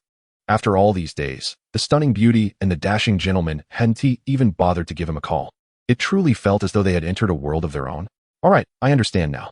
Ling gently rubbed little Frostfall's head, offering her comfort. By the way, little Frostfall mentioned that the energy within his body is sufficient to support the growth of a single pet. Currently, his Beastmaster Space's completion level is 131 at the second tier. If he fills the second tier, would that suffice for the energy needs of 2 pets? Moreover, if the second tier is completed, could he then contract a 4th pet? So, the reason Xiao He and Xiao Bai gorged themselves on over 500 Earth Mother remnants like starved beings was either to meet their evolution needs, or because his Beastmaster Space was incapable of providing energy at that time. Now that he must care for 3 children, would it be inappropriate to seek out little 4? Meow? If you possess the means, it is most prudent to enhance your capacity as an energy source expeditiously, provided it sufficiently sustains our existence. Zaya Xuanjiang has offered the official explanation. Meow? I have observed that these are all fruits. Should you wish to cultivate them here, you will require seeds or plants, as the fruits themselves are utterly inadequate. Meow? I originally possessed some potent spirit fruit seeds, but after slumbering for over 13 centuries, those seeds perished long ago. You must venture forth to seek new seeds. Ling. So seeds can perish too? After 13 centuries, surely they must have desiccated? Meow? Moreover, although the remnants of the celestial dragon still harbor a substantial reservoir of energy, there exists a limit. Meow. Ling. Alright. So we truly need to seek a divine beast to excavate its lair, do we? Having concluded the 3 inquiries, Ling found himself beset by numerous lingering questions. At that moment, Ling could not help but ponder how to further coax this child. Meow? These are all my split entities, though they seem different now. Suddenly, 10 colossal figures materialized behind Zaya Xuanjiang in succession. Ling cast a swift glance. All familiar faces. Name, Ridge Snow Lynx. Level, 49 Lord. Race, Demonic Beast. Aptitude, Indeterminate. Attribute, Ice. Racial skills, Ice Spike Thrust, Ice Fong Tier. Status, External Body. Name, Ice Ground Mammoth. Level, 49 Lord. Name, Azure Snow Pine Eagle. Level, 49 Lord. Name, Snowfield Spirit Deer. Level, 49 Lord. Name, Ice Crystal Dragon Python. Level, 49 Lord. Name, Melting River Whale. Level, 49 Lord. Name, Ice Snow Subdragon. Level, 49 Lord. Name, Extreme North Battle Bear. Level, 49 Lord. Name, Celestial Ice Moth. Level, 49 Lord. Name, Subsnow Feather Crocodile. Level, 49 Lord. All are guardian demonic beasts of the secret realm. The first 5 were individually vanquished by me, while the latter 5 were swiftly dispatched by the Starfall. Zaya Xuanjiang. Can you transform into any one of them at will? Behold, this is the essence of a fantasy entity, a complete body accompanied by 10 external forms, or rather, external bodies as they are now termed. When Zaya Xuanjiang evolved, the splitting skill transformed into external bodies, ascending from 7 stars to 9. Yet the skill description remained unchanged. Upon the demise of the main body, rebirth could be facilitated through the external bodies. Meow? Not at any time. Especially since you have brought about significant changes to me, but I can control them. Very well. Ling approached the Snowfield Spirit Deer with intrigue, upon first sight. He found this entirely snow-white deer to be exceptionally beautiful. Gazing at the panel window of the Snowfield Spirit Deer, Ling furrowed his brow. Not a single was present. He could not edit the panel of Zaya Xuanjiang's external body. It stands to reason, as the external body fundamentally belongs to Zaya Xuanjiang, not his pet, and customization is limited to editing his own pet's panel. However, while the panel may be beyond alteration, other endeavors may still be attempted, no? Would you like to bestow the target with the 9-star skill, Starfall? Yes, no. Ling. Success. This was precisely what Ling aspired to. Although he could not edit the panel of Zaya Xuanjiang's external body, he could indeed endow them with skills. Despite being merely Lord-tier demonic beasts and possessing only rudimentary comprehension of the skills, the power of a 9-star skill unleashed in 10 rapid succession is unimaginable. No, Ling did not hasten to bestow skills upon the 10 external bodies of Zaya Xuanjiang. He needed to deliberate carefully on which 9-star skill to select. Contemplating this, Ling resumed his attempts at skill fusion through the customization panel. Initially, he endeavored to merge two quasi-divine skills, Song of Divine Grace and Order Synchronization. Fusion failed, requires Beast Mastery Space completion of 100, level 8. Yuling, level 8? Level 7 corresponds to Sovereign, while level 8 denotes Ascendance to Divinity. What madness! Currently, there is not a single level 8 Beast Master in the world. How could merging quasi-divine skills demand such a level? What then of merging divine skills? Could there possibly be a level 9? Yuling could not help but grimace. He had envisioned that merging quasi-divine skills might yield divine skills. Now, that dream lay shattered. The prompt for level 9 skills indicated they could not be fused. Yet the quasi-divine skills required a level 8 Beast Mastery Space. Why is this the case? Is there an intrinsic disparity between 9-star skills and quasi-divine skills? Alas, level 8 feels an eternity away. Yuling proceeded to merge his recently acquired skills in pairs, ultimately resulting in the creation of two entirely new 9-star skills. Wind's Mandate. Ancient Rebirth. One is offensive, the other is status-oriented. One belongs to the wind attribute, the other to the insect attribute. Yuling. This outcome leaves Yuling somewhat dissatisfied. All 10 of Xia Shuangjiang's external bodies are of the ice attribute. Given that external bodies are not fundamentally divine or demonic beasts, Yuling envisioned assigning them a singular 9-star skill, preferably one that could stack. Ideally, it should also be ice attribute. For Yuling was uncertain if they could evolve, or if, upon evolution, they could alter the skills he had bestowed to align with their own racial abilities. In truth, Yuling was quite pleased with Xia Shuangjiang's newly awakened 9-star skill after its evolution, Fourth Calamity. Skill name, Fourth Calamity. Skill star level, 9-star skill. Skill attributes, causality, ice, wind. Skill type, offensive. Description, a 9-star skill that guides the laws of causality to alter the heavens, inundating the world with wind and snow, inflicting damage upon all targets within the scope of the blizzard. The skill description suggests it resembles a blizzard, but how does one replicate this skill? Surely, Xia Shuangjiang cannot simply unleash a 9-star skill as if it were a firework for mere auditory delight. Chapter 48. Alone in the world, all our enemies. As night descended, over the vast and cerulean ocean, a cruise ship drifted slowly. On the deck of the vessel, a bonfire flickered, with a grill set up beside it. Fish sizzled on the grill, their skins slightly charred, emanating an enticing aroma. Gathered around the bonfire were 5 individuals, engaging in lively conversation, everything exuding a sense of tranquility. After 2 days adrift at sea, the cruise ship finally approached the shores of Fenglong. Thankfully, with Fan Beihai, a level 7 beast master, occasionally diving to catch fish. Yuling found himself fortunate, for he no longer had to endure the same fate as when he first arrived in Haibai, subsisting on a diet of leaves and canned goods for several consecutive days. However, to be candid, consuming grilled fish in excess can become tiresome. Eat a bit more. Once we disembark, indulging in seafood will not be as easy. Fan Beihai handed a grilled fish to Yuling, a gesture that seemed entirely ordinary, yet the adage rings true. No good deed goes unpunished. Dear uncle, could we not maintain a semblance of normalcy, rather than being so overly enthusiastic? Yuling felt a wave of exasperation. Ever since Fan Beihai learned that Xia Shuangjiang was a fantasy entity, everything had shifted dramatically. In the past few days adrift at sea, Fan Beihai has been inquiring daily about Yuling's culinary desires, voluntarily plunging into the ocean to procure whatever delicacy she craves. If Yuling yearns for fish, he catches fish. If she longs for crabs, he captures crabs. In essence, Fan Beihai is resolute in fulfilling any request Yuling dares to voice. Moreover, he not only brings back grilled fish, but also expertly seasons them, nearly feeding them directly into her mouth once they are done. For shellfish like crabs and shrimp, he even offers to assist in shelling them. It would be one thing if he were a stunning beauty, but the fact that a rugged, weathered gentleman is so attentive leaves Yuling utterly astounded. Eat more. Fan Beihai beams at Yuling, his gaze brimming with affection.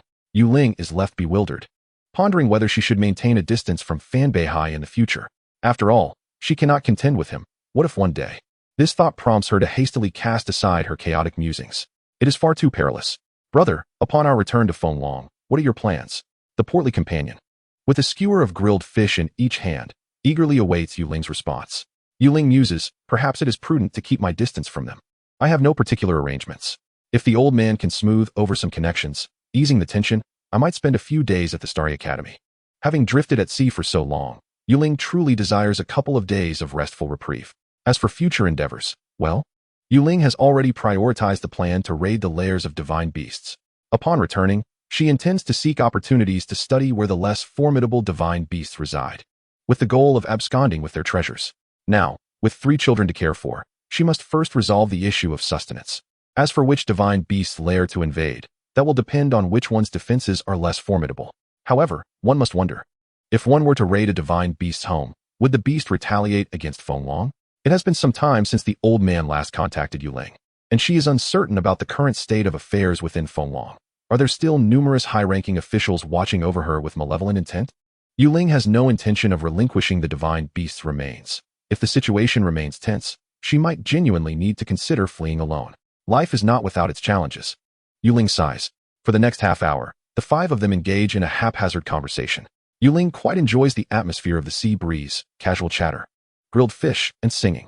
Reflecting on her life before her journey through time, she recalls how she was constantly glued to her phone, her eyes nearly embedded in the screen. Now, the phone seems less significant, and such conversations are rather delightful. Suddenly, a series of beeps interrupts the moment. Just as Ling expresses contentment with the absence of phones, the communication devices of Fan Beihai, Nie Qiantong, and the monkey begin to sound incessantly.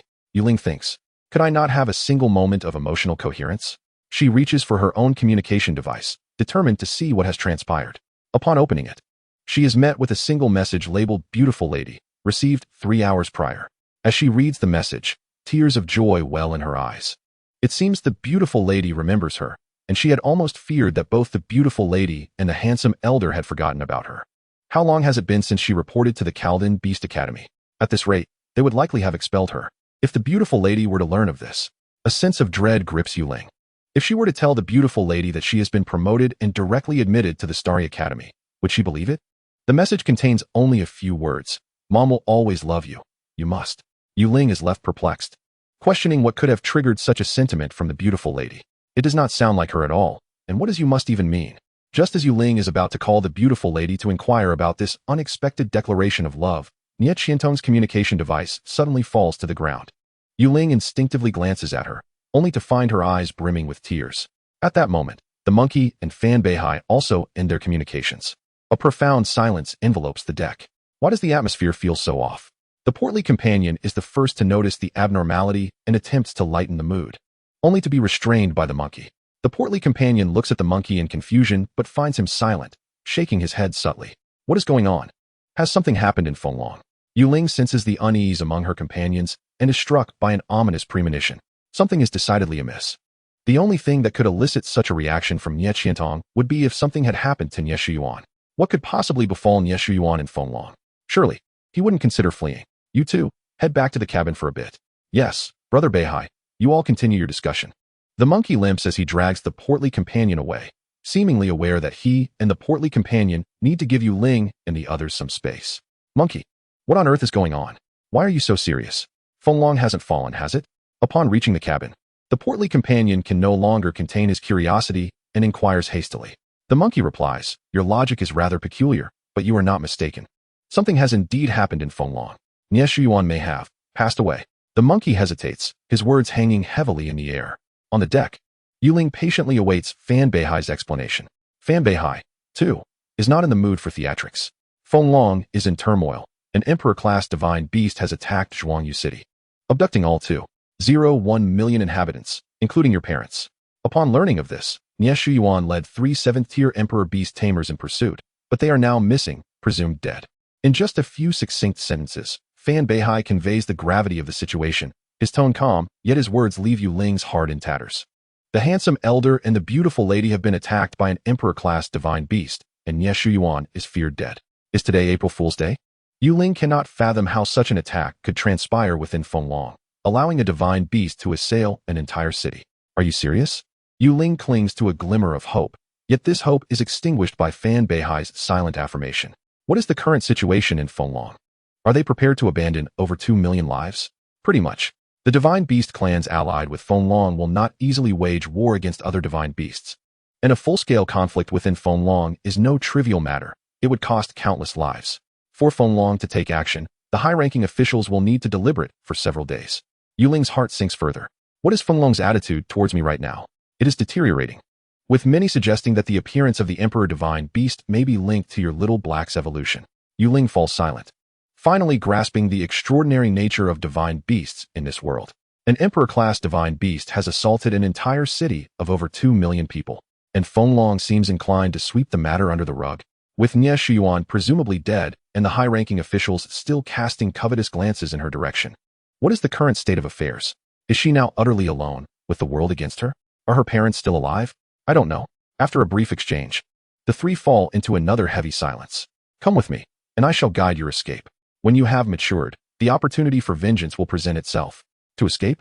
Upon hearing Fan Beihai's words, Ling felt a wave of self-deprecation wash over him. Escape, such a sardonic term. Fan Beihai's meaning was quite clear. He was incapable of defeating that imperial-class beast, and presently, Ling was even less capable. With Nie Shuyuan deceased, Fenglong was no longer a sanctuary. The only recourse left was to flee, to distance oneself from Fenglong, to live incognito, eking out a meager existence, in hopes of one day growing strong enough to exact revenge. 30 years in the East, 30 years in the West. Is it not said that a gentleman's vengeance is not late, even after 10 years? Ling had never subscribed to the notion that a gentleman's revenge could wait. For a true gentleman seizes the day. Fan Beihai, I earnestly inquire, if I choose to return, will you obstruct me? Do you understand what the imperial divine beast signifies? You need merely respond. Will you, or will you not? The imperial divine beast, my oath spirit likely stands no chance against it, lasting only 3 to 5 exchanges. Even with the combined efforts of 4 7th-level imperial beast masters, including Nie Shuyuan, all that awaits is a fate of uncertainty. Will you, or will you not? You possess formidable potential. As long as you survive, the day will come when you ascend to divinity, and at that time, the world shall gently repay all that it owes you. There is no need to return merely to face death. Let me ask you once more, will you, or will you not? I will not. Then do you dare accompany me back to embrace madness? Ha ha ha, madness, are you certain? Fan Beihai suddenly erupted into laughter, a robust and unrestrained mirth. I am certain. Do you truly comprehend what you are about to face? Upon your return, you may find yourself devoid of friends, surrounded by enemies I cannot even contend with. I understand. Very well, then I shall accompany you into madness. I never anticipated that, deep within your heart. You are an unadulterated madman. Yes, thank you. You may very well be my only ally. Has Ling truly gone mad? Naturally not. He could escape, venture to the ends of the earth, and return to exact revenge once Xiao He, Xiao Bai, and Xiao Shuang have ascended. Yet at that time, he would be friendless and alone, with only the memory of the solitary figure who endeavored to protect him, who risked everything to extricate him from Fenglong, and who perished for the promise of safeguarding his parents. Revenge? What significance would it hold then? It is akin to the adage that justice may be delayed, but never absent. What worth is justice that is absent? If there is enmity, I shall repay it on the spot. Now, let us declare war upon this world. Chapter 49, The Storm Approaches. Since we are to return and embrace madness, certain matters must be agreed upon in advance. First, do you possess a plan? Confronting the imperial divine beast recklessly is scarcely different from courting death. Fan Beihai now appeared invigorated, reminiscent of his earlier fervor when he proposed breaking through the Haibai army's blockade with Ling. His spirit soared to new heights. Ling nodded discreetly. He had not misjudged Fan Beihai. He was not one to adhere to convention. If it were Nie Shuyuan, he would likely have sought to render Ling unconscious and carry him away. The old man harbored a certain machismo. He was the strategic mastermind type, after all. Plans? What plans could Ling possibly have?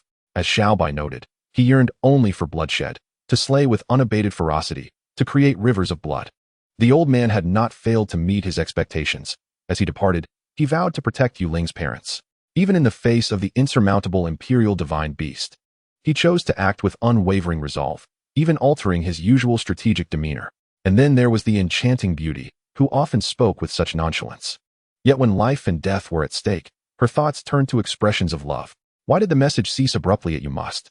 It seemed there was no time to edit the subsequent lines. And what of the handsome elder? Why had Ling not received his message, or perhaps his final words? The few words left by the enchanting beauty were likely the fleeting moments the handsome elder purchased with his life. If that is the case, then let that divine being and its entire kin accompany it to the grave. I possess no plan. Wherever the imperial divine beast resides, I intend to slay it. You alone?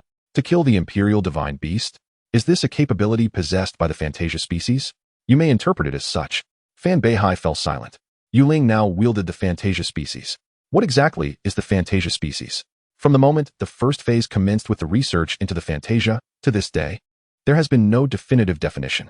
It could be said that a lifetime of study has yielded only a pair of empty sleeves. Why, despite the lack of any achievements in the first phase, does one persist in the research of the Fantasia species? The Fantasia species is destined to ascend to divinity. This is the universally acknowledged description of the Fantasia by the Fonglong National Security Bureau.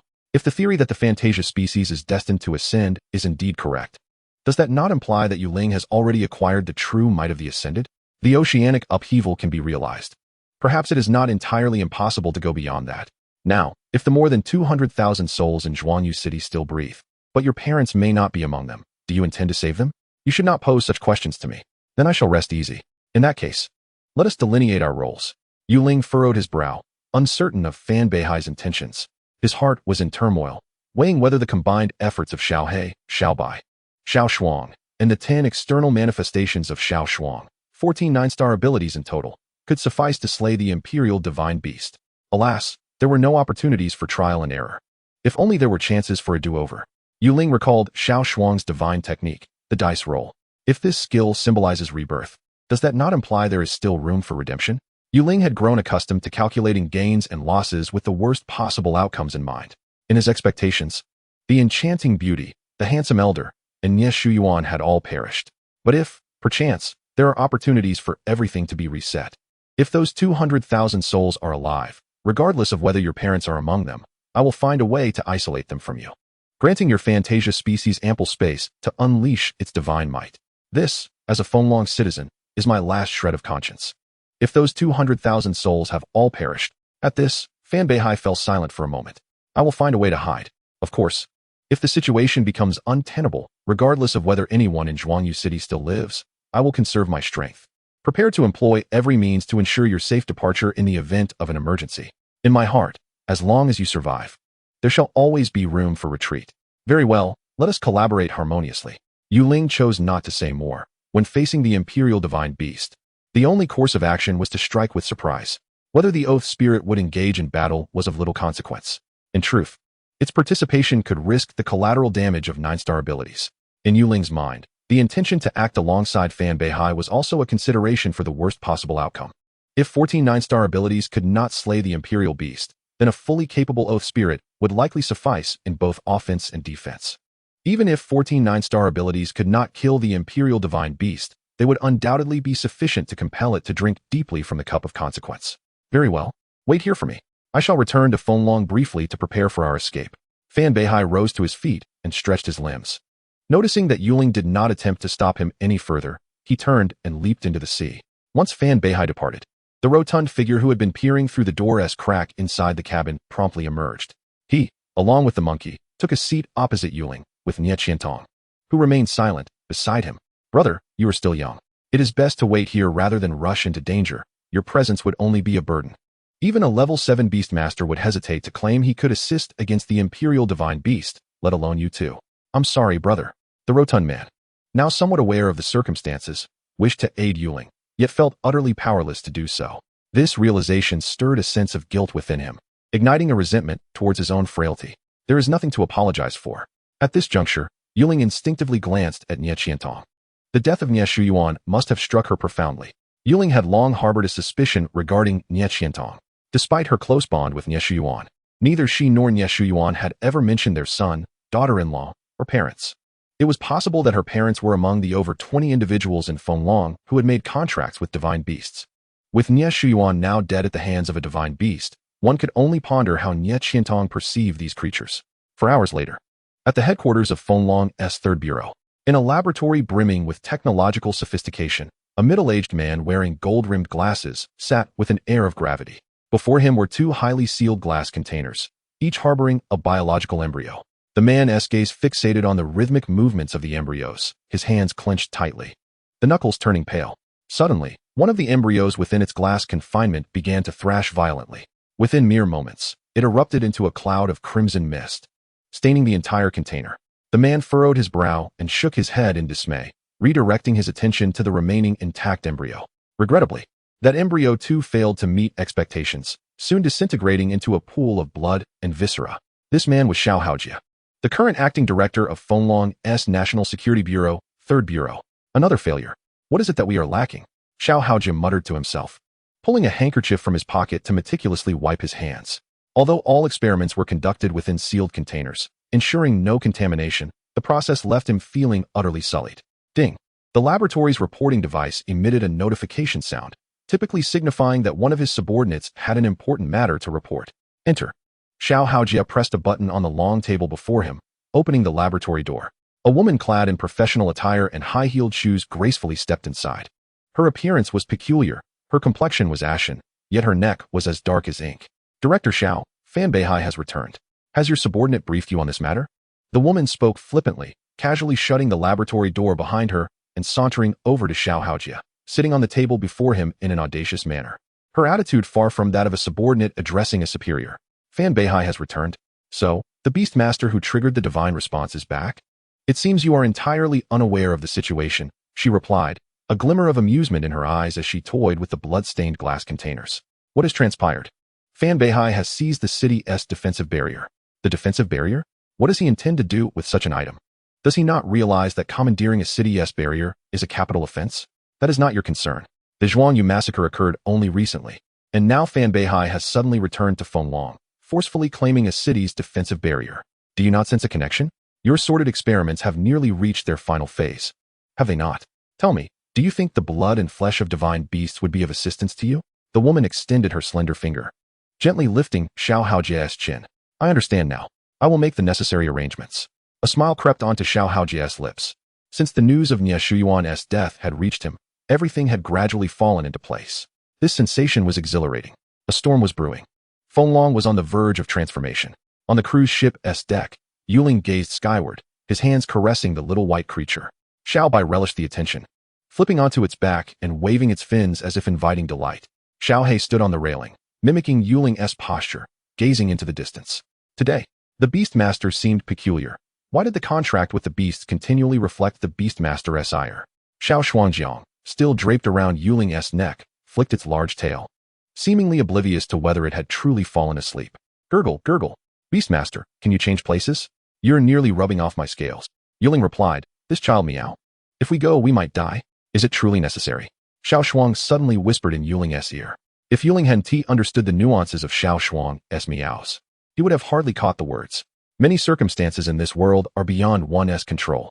If I do not go, I might regret it for the rest of my life. Meow? Very well. It's all right. I will protect you. I will also protect you all.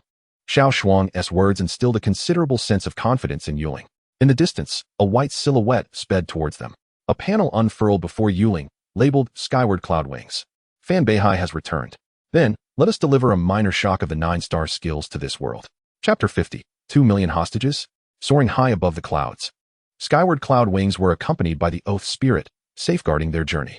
The Oath Spirit resembled a slug and, surprisingly, could fly with remarkable speed, an unexpected revelation.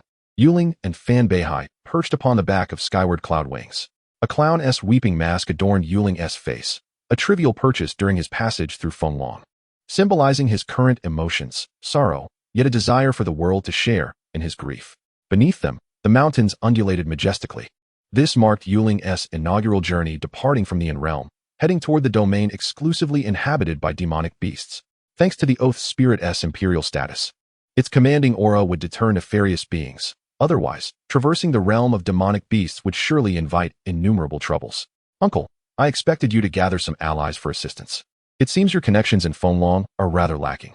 Ling gently felt the wind rush past his ears, soaring above the clouds, relishing the sensation of freedom. He wondered if Xiao He would one day be able to soar alongside him. Gee, Beastmaster, look, my home is over there. Xiao He exclaimed, bubbling with excitement. Recalling the arduous journey it had undertaken to breach the In-Realm, now finding itself with an opportunity to return. I will take you back to see it once things settle down, Ling replied softly. It is precisely because of my good relations that I do not wish for them to accompany me into peril. Were it not for your contract with the illusion species, I would not have allowed you to venture into such a dangerous place. Fan Beihai reclined against the sky, silently wishing for everything to be well. It is hard to pinpoint when it began, but he no longer regarded Ling as an ordinary person. When Ling suggested a moment of madness together, Fan Beihai questioned how he could be so reckless. Was something amiss? Could he truly believe in the possibility of overpowering the Imperial Divine Beast? Fan Beihai was engulfed by a wave of existential doubt. No matter how outrageous the events surrounding Ling became, he seemed to face them with unwavering composure. Actually, I have a secret that could serve as insurance for our mission, Ling stated. Fan Beihai responded with confusion. Can you truly remain composed? Where did you acquire so many secrets? Suddenly sitting upright, He pondered the fleeting hours apart and the need for a fresh perspective. If you're uninterested, so be it. Ling replied with an air of disinterest. Let us negotiate. What? Does the fantasy species possess any special abilities? Fan Beihai mocked. Look at you, finding excuses for yourself without any help from me. Now that's quality brainwashing. Self-hypnosis, how impressive. Indeed. The fantasy species could bestow a 9-star skill upon another beast once in a lifetime, if not for the perilous nature of their undertaking. Such an opportunity would not fall to him. What nonsense is this?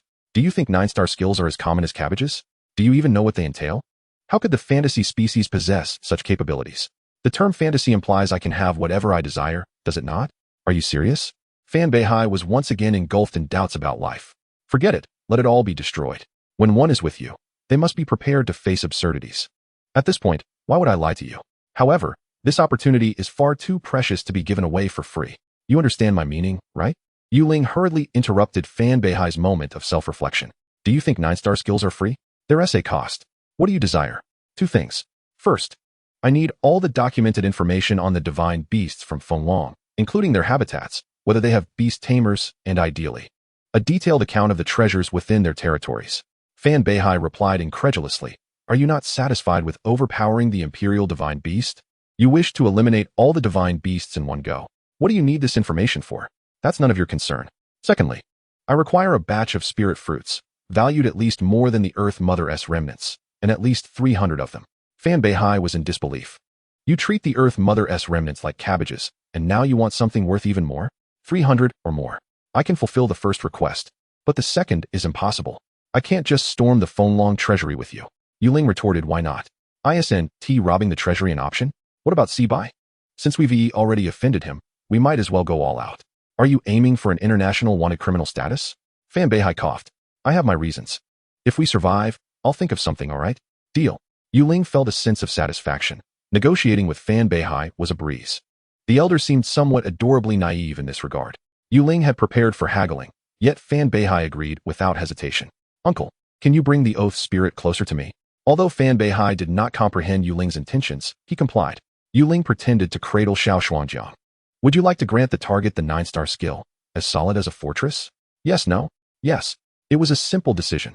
As solid as a fortress was a defensive skill, crucial for survival should the situation demand a retreat. Is that all? Fan Beihai pondered as Ling concluded the process in mere moments. After soaring for a considerable time, the speed of their aerial vehicle suddenly decreased and then stabilized. We have arrived. Fan Beihai's voice resonated from behind.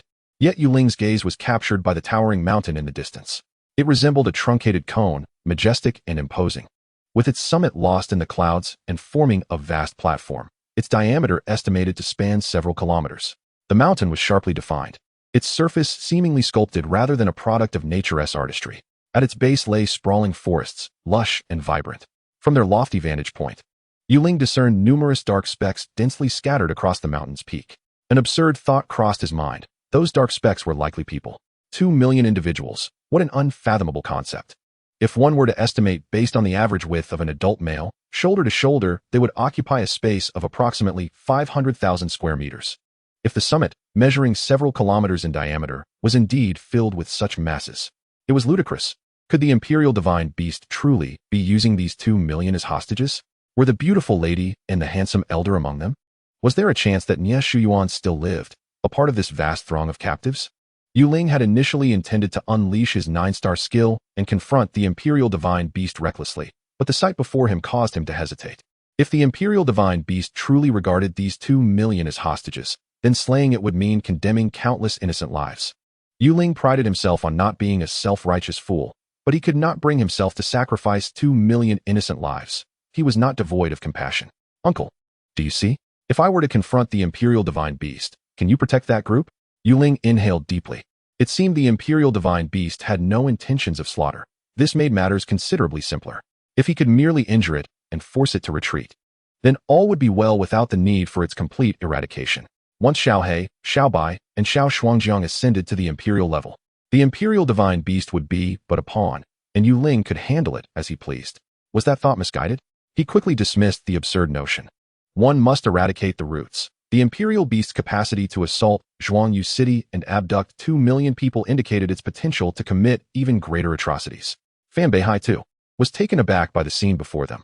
The grandeur of 2 million souls gathered in one place was beyond words. Fortunately, Fan Beihai had prepared in advance. I can manage, at least for a short while. But, do you truly have confidence in defeating the Imperial-level beast? That is not your concern. You should worry about whether you can help me escape if I cannot win, allowing us the chance to strategize further. Rest assured. Yu Ling and Fan Beihai seemed to share a tacit understanding. Fan Beihai did not inquire how Yu Ling planned to confront the Imperial Divine Beast. Nor did Yu Ling ask how Fan Beihai intended to protect the 2 million from harm. The two exchanged a silent glance. And then Fan Beihai stowed away the Oath Repository Spirit as the celestial wing dove downwards. Upon landing, Yu Ling dismounted. Kid, if the situation proves untenable, survival is of utmost importance. I believe in you. The celestial wing ascended once more, swiftly carrying Fan Beihai into the sea of clouds. Meow? They are coming. Xiao Shuangjiang awakened from Yu Ling's shoulder, sensing shadows flitting through the distant woods. A dense array of panels materialized before Yu Ling, who simultaneously retrieved a brick from his spatial ring that Nie Shuyuan had given him. Name, Distance Beast Herd. Race, Demon Beast. Attribute, Ordinary. Racial skill, from the highest monarch to the lowest transcendent. This was an entire clan of demon beasts. Yet, their king had yet to show itself. Human, why do you come alone this time? The king of the Distance Beast Herd spoke human words, revealing its form from within the thicket. It was a bizarre creature with a human face and horse body, entirely black and smooth. Where is the deity you serve? Bring it forth to meet me. Ignorance. Our king is not something you can simply summon. The aura belonging to the king surged, causing the surrounding trees to rustle ominously. I said, if you wish to live, let your king come forth to meet me. The crying jester mask on Yu Ling's face concealed his features, and rather than retreat, he boldly advanced a few steps toward the king of the Distance Beast Herd. Xiao He and Xiao Bai flanked Yu Ling. Their discomfort with the hostile aura emanating from the Distance Beast Herd palpable, yet without a command to attack, they could only bide their time. The king of the Distance Beast Herd displayed an anthropomorphic expression, unable to gauge the origins of the person before it. While the 3 small creatures accompanying him bore no trace of demon beast essence. Why did he possess such audacity in the presence of an entire demon beast clan? Chapter 51. The world is chaotic, sin and love sing in unison, Part 1. You are not the one I await, but you are fortunate. I lack the patience to wait any longer. Go back and announce to humanity, let the ascendant come. Suddenly, a deep, resonant voice reverberated through the woods. Though the source was unseen, at that moment, the brick in Yu Ling's hand began to emit a series of alarming beeps. Energy fluctuation, 187,532. The measurable distance to the limit was just over 7,000. It is known that the energy fluctuation of a level 67 Oath Repository Spirit is only over 130,000 points. Nie Shuyuan had once remarked that the growth curve of energy fluctuations is not linear, but rather increases exponentially at higher levels. This Distance Beast Herd, worshipping its Imperial Divine Beast, exhibited an energy fluctuation surpassing that of the Oath Repository Spirit by more than 50,000 points. Truly, it was a genuine divine beast. The disparity compared to a lesser divine beast was staggering. Yu Ling surveyed his surroundings and suddenly spotted a peculiar panel pop up in a small corner directly ahead. Name, Shepherd God. Level, 70, Imperial. Qualification, 13. Race, Divine Beast. Attribute, Ordinary, Space. Racial skill, Void Collapse, Universe Rebirth. Status, Foundation damaged. A Shepherd God. With a qualification of 13 and a damaged foundation? Something seemed amiss. How could an Imperial Divine Beast possess such a low qualification? Moreover, with a level of 70. Why had it not ascended to divinity? Ascendant? You, an Imperial Beast, dare to boast about summoning an Ascendant? If the Ascendant were to arrive, would you not be asking for a beating? Do not waste my time with your empty words. Release those on the mountain, and I shall spare your life. The Shepherd God.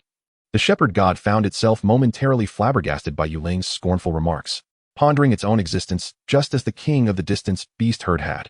Did this human not recognize who it was? What gave him the audacity to act so recklessly? Kill him. The Shepherd God ceased its chatter. As a divine beast, it had to maintain some semblance of authority.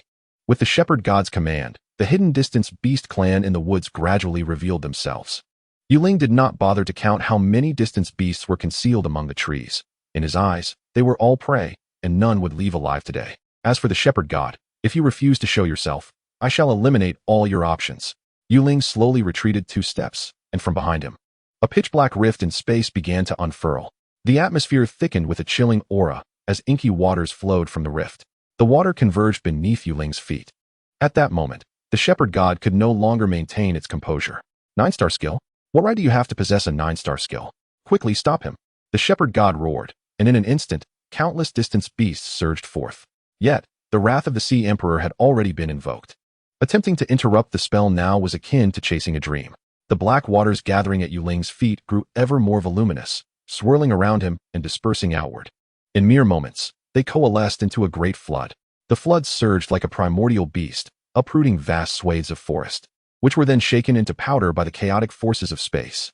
The distance beasts caught in the torrent were mercilessly ground down, leaving not a trace behind.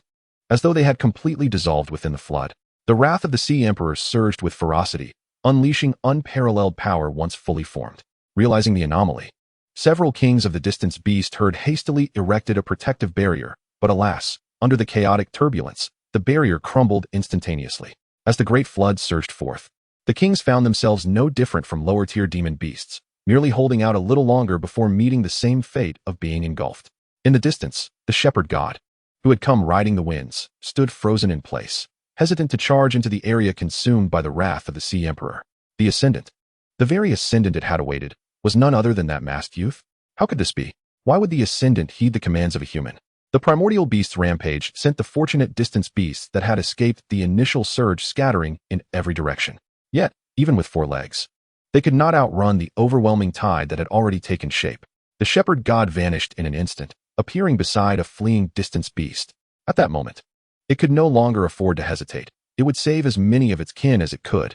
Yet, unbeknownst to the shepherd god, amidst the chaotic flood, a young boy wearing the mask of a weeping jester walked forward step by step, untouched by a single drop of black water, following the directions of the panel. In the heavens above, Fan Beihai gazed down at the surging flood below, lost in brief contemplation. He had anticipated that the fantasy species would possess formidable power. Yet such indiscriminate devastation exceeded his expectations. At that moment, Fan Beihai even pondered whether, if Ling employed this skill when the High Bay fleet arrived to provide support, combined with the resources the sea could offer, it might be possible to annihilate both High Bay S2 warships along with their entire fleet. Could it be that Ling truly had the capability to slay an Imperial Divine Beast? Fan Beihai initially intended to allow Ling to experience the prowess of the Imperial Divine Beast before hastily fleeing. At present, however, he dared not linger. Commanding the Celestial Cloudwing to plunge towards the summit of the flat-topped mountain, Fan Beihai understood that, although the torrent beneath appeared formidable, it was insufficient to vanquish a beast of the Imperial rank. Ling's confidence was so profound that it instilled doubt in Fan Beihai. He naturally could not believe that Ling's trump card was merely this. Who knows what other contingencies Ling possessed? The protection of the 200,000 souls was paramount. Among Ling's records was noted a technique called falling meteor. Should the mountain tremble and quake, one could only wonder if the seldom used city defense barrier could shield the congregation of over 200,000 atop the mountain. The shepherd god and the distance people were drawn away by Ling, allowing Fan Beihai to progress without obstruction, quickly reaching the mountain's peak. Indeed, the summit was densely populated. The majority bore ashen faces, many adorned with grievous wounds. Fan Beihai was genuinely curious about how the Imperial Divine Beast managed to transport such a vast throng to the mountain's apex collectively. Divine beasts truly were astonishing. You are from Fenlong. Are you here to save us? How did you arrive alone? Where is the Fenlong army? How did you ascend? Did that divine beast not hinder you? As soon as Fan Beihai landed, the surrounding crowd surged towards him en masse. It was impossible for Fan Beihai to evacuate such a densely packed multitude, especially with the Imperial Divine Beast lurking below. He could not afford to delay. He parted the crowd and sought a relatively open space to establish the city defense barrier. The city defense barrier, as its name suggests, is designed to safeguard an entire city.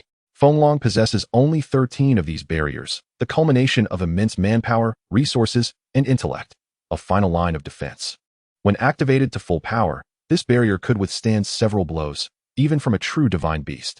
Alas, the barriers were exceedingly precious, and Fenlong boasted numerous cities, making it impossible to equip each one with a barrier.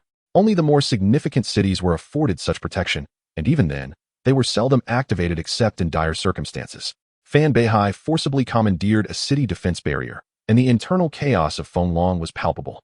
Were it not for the tragic incident in Zhuangyu City, Fenlong would have long since mobilized the entire nation to hunt him down. To seize a city defense barrier was akin to committing treason. Yet, Fan Beihai was beyond caring for such matters at this juncture. Once the barrier was established, a translucent light curtain swiftly enveloped the entire mountaintop platform. The city defense barrier was sufficient to cover an entire city, effortlessly encompassing millions of square meters. In fact, by reducing the coverage area, energy consumption could also be minimized, allowing the barrier to endure several more assaults. This is the city defense barrier. Fenglong has come to rescue us. How splendid, we are saved. As the crowd thickened, those with discernment recognized the barrier. Its appearance instantly calmed the panicked souls, many collapsing to the ground in exhaustion. Many among them believed they were doomed. The emergence of the city defense barrier granted these individuals a second chance at life. If the barrier was deployed to save them, surely Fenglong's rescue would soon follow. What is that? Soon, those near the barrier noticed the rampant flood below. What did this signify? It signified that Fenglong had come to their aid. We owe our nation and our lives to you. In that instant, Fan Beihai became the people's hero, revered by countless souls. It struck Fan Beihai as rather ironic. Had it not been for Yuling's insistence on confronting the Imperial Divine Beast, he wondered when genuine support from Fenglong would arrive. Yet, Fan Beihai did not blame Fenglong. Even if a grand army were to march, it would merely serve as fodder, exchanging the lives of soldiers for the slim chance of survival for these 200,000. At that moment, the crowd unexpectedly parted, revealing a pathway. Fan Beihai looked up in surprise, and his eyes grew moist at the sight of several familiar faces. Old Nya, how joyous it is to see you still alive. Little Fong Yu. The newcomers were Nya Shuyuan and 3 7th-level beast tamers accompanying him. Nya Shuyuan immediately noticed the city defense barrier beside Fan Beihai, occupying a high position. He was acutely aware that Fenglong would never permit a city defense barrier to leave the city. The barrier's presence in the realm of the beast was self-evident. Old Nya, your arm. Fan Beihai did not explain further, his gaze drawn to Nya Shuyuan's arm. His right arm had vanished, the stump extending to his upper arm, bandaged with blood seeping through. It is nothing, merely a moment of carelessness. I lost an arm. I will find a recovery skill upon returning, and it shall regrow. By the way, let me introduce you. These are Yuling's parents, who are also my in-laws. Fan Beihai. He thought he had misheard, but Nya Shuyuan shifted aside to reveal a man and woman. Indeed, they were a striking couple, the beauty and the distinguished gentleman. But what did he mean by in-laws? Old Nya, you are impressive. You couldn't secure Yuling, yet you managed to win over his parents? Chapter 52. In this world of confusion. Sin and love sing in unison, Part 2. At the foot of the mountain, the wrath of the Sea Emperor continued to rage. Yuling stood at the center of this fury, inching closer to the shepherd god. The distant people had nearly been obliterated by the wrath of the Sea Emperor, and at this moment, the interface before Yuling had grown considerably quieter. To slay the shepherd god, Yuling likely had only one chance. Unlike Xiaobai, who had unleashed the wrath of the Sea Emperor and then succumbed to unconsciousness, Xiao He had not fainted but could not unleash the wrath of the Sea Emperor again. In contrast, Xiao Shuang, being a creature of fantasy, was somewhat unique. Yuling inquired whether Xiao Shuang could unleash a second 9-star skill, to which she responded that it was feasible with proper allocation. Yuling was unsure what this reasonable allocation entailed. In any case, Yuling still had 13 9-star skills remaining, providing a glimmer of hope. Outside the wrath of the Sea Emperor, the shepherd god maneuvered with agility, leveraging his mastery of spatial manipulation to rescue 5 remaining members of the Distance people, his last kin. To this day, the shepherd god found it hard to believe that nearly all his kin had perished before his eyes due to the 9-star skill. His eyes glowed crimson, a palpable aura of vengeance emanating. Divine beasts are not to be trifled with, and the one before him had slaughtered all his kin. The shepherd god faced the wrath of the Sea Emperor and roared to the heavens. Xiao Shuang, second calamity, now? Suddenly, the surging flood parted, revealing a direct path into the depths of the wrath of the Sea Emperor. Amongst this chaos, a sorrowful clown mask stood out prominently. For the first time, Yuling beheld a divine beast other than Xiao He. The creature possessed a human face, a horse's body, and wings sprouting from its back. Clad in a hue of dark gray, its 4 powerful hooves exuding strength. Alas, it was ultimately an adversary, and their encounter could only spark resentment. Perched upon Yuling's shoulder, Xiao Shuang stood poised, awaiting Yuling's command. Meow? O Earth, heed my decree. Unlike Xiao He and Xiao Bai, when Xiao Shuangjiang unleashes her 9-star skills, she must chant a few incantations akin to calling upon the ocean beasts, meowing softly. Yet, it appears that the incantation need not be completed for the earth to respond to her. In an instant, the ground seems to wail and lament, cracking and collapsing. The shepherd god, deeply ensnared within, immediately senses the anomaly, swiftly shifting its form to attempt an escape through its mastery of space. However, to the shepherd god's astonishment, its once proud affinity for space vanishes without a trace in an instant. The cause, naturally, lies in the resonance triggered by the second catastrophe and the wrath of the Sea Emperor, both possessing spatial attributes. The spatial tremors accompanying the wrath of the Sea Emperor became exceedingly unusual after Xiao Bai evolved into the Spirit of Order, transforming from mere spatial tremors into chaotic order disturbances. Meanwhile, the second catastrophe further strained the already burdened spatial barriers. Within this tumultuous and disordered space, the shepherd god's attempts to guide the spatial fluctuations became the final straw, shattering the barriers. The space fractured like shattered glass, crumbling away in large chunks. Behind the shattered space lay an abyss of nothingness. Chaos, the true essence of disorder, lurked behind the broken space, while the Spirit of Order stood as the favored child of chaos. Within the fragmented space, black waters surged back, seemingly invoking the wrath of the Sea Emperor once more. Simultaneously, the ground beneath crumbled, and the remaining 5 members of the Shepherd clan were torn apart by the chaotic space, leading to the annihilation of the entire clan. Ling had also gambled, wagering that the wrath of the Sea Emperor and the second catastrophe would somehow restrain the shepherd god's spatial abilities. It now appeared that his gamble had indeed succeeded. Xiao He, Xiao Xuanjiang, the stars fall, the fourth catastrophe. Ling pressed his advantage. Xiao He, eek. The stars fall. Xiao Xuanjiang meow. Spirit of wind and snow, heed my call. In an instant, divine wrath pierced the heavens, altering the weather into a tempest of snow and wind. The addition of the third and fourth 9-star skills rendered the area where Ling resided no longer safe, while the residual power of the wrath of the Sea Emperor became a protective shield for him.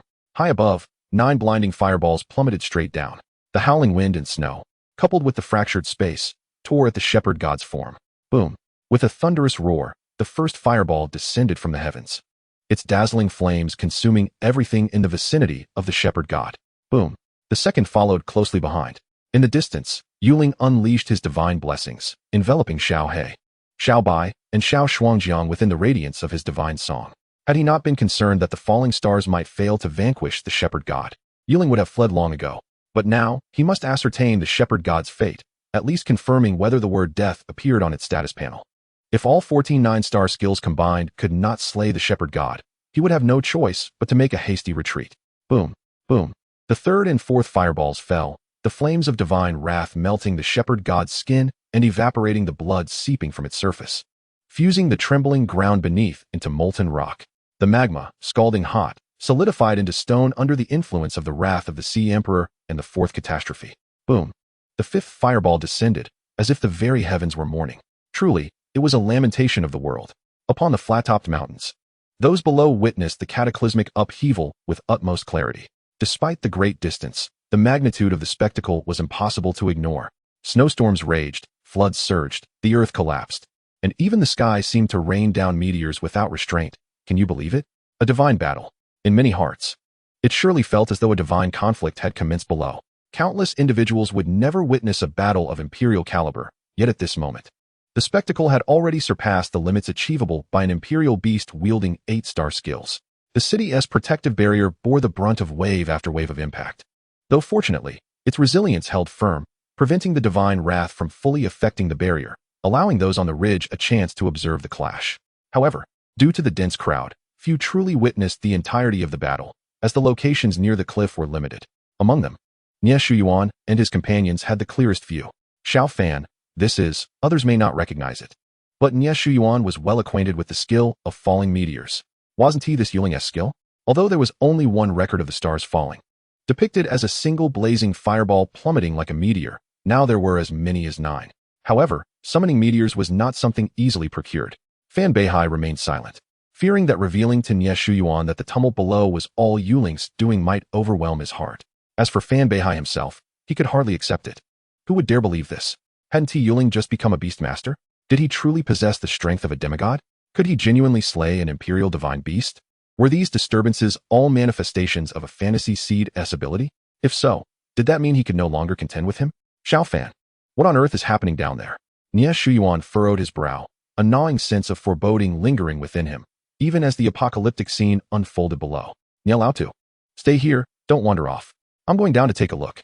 Fan Beihai could no longer remain still. With such a tumult, could Yuling, as a beast master, truly remain unscathed?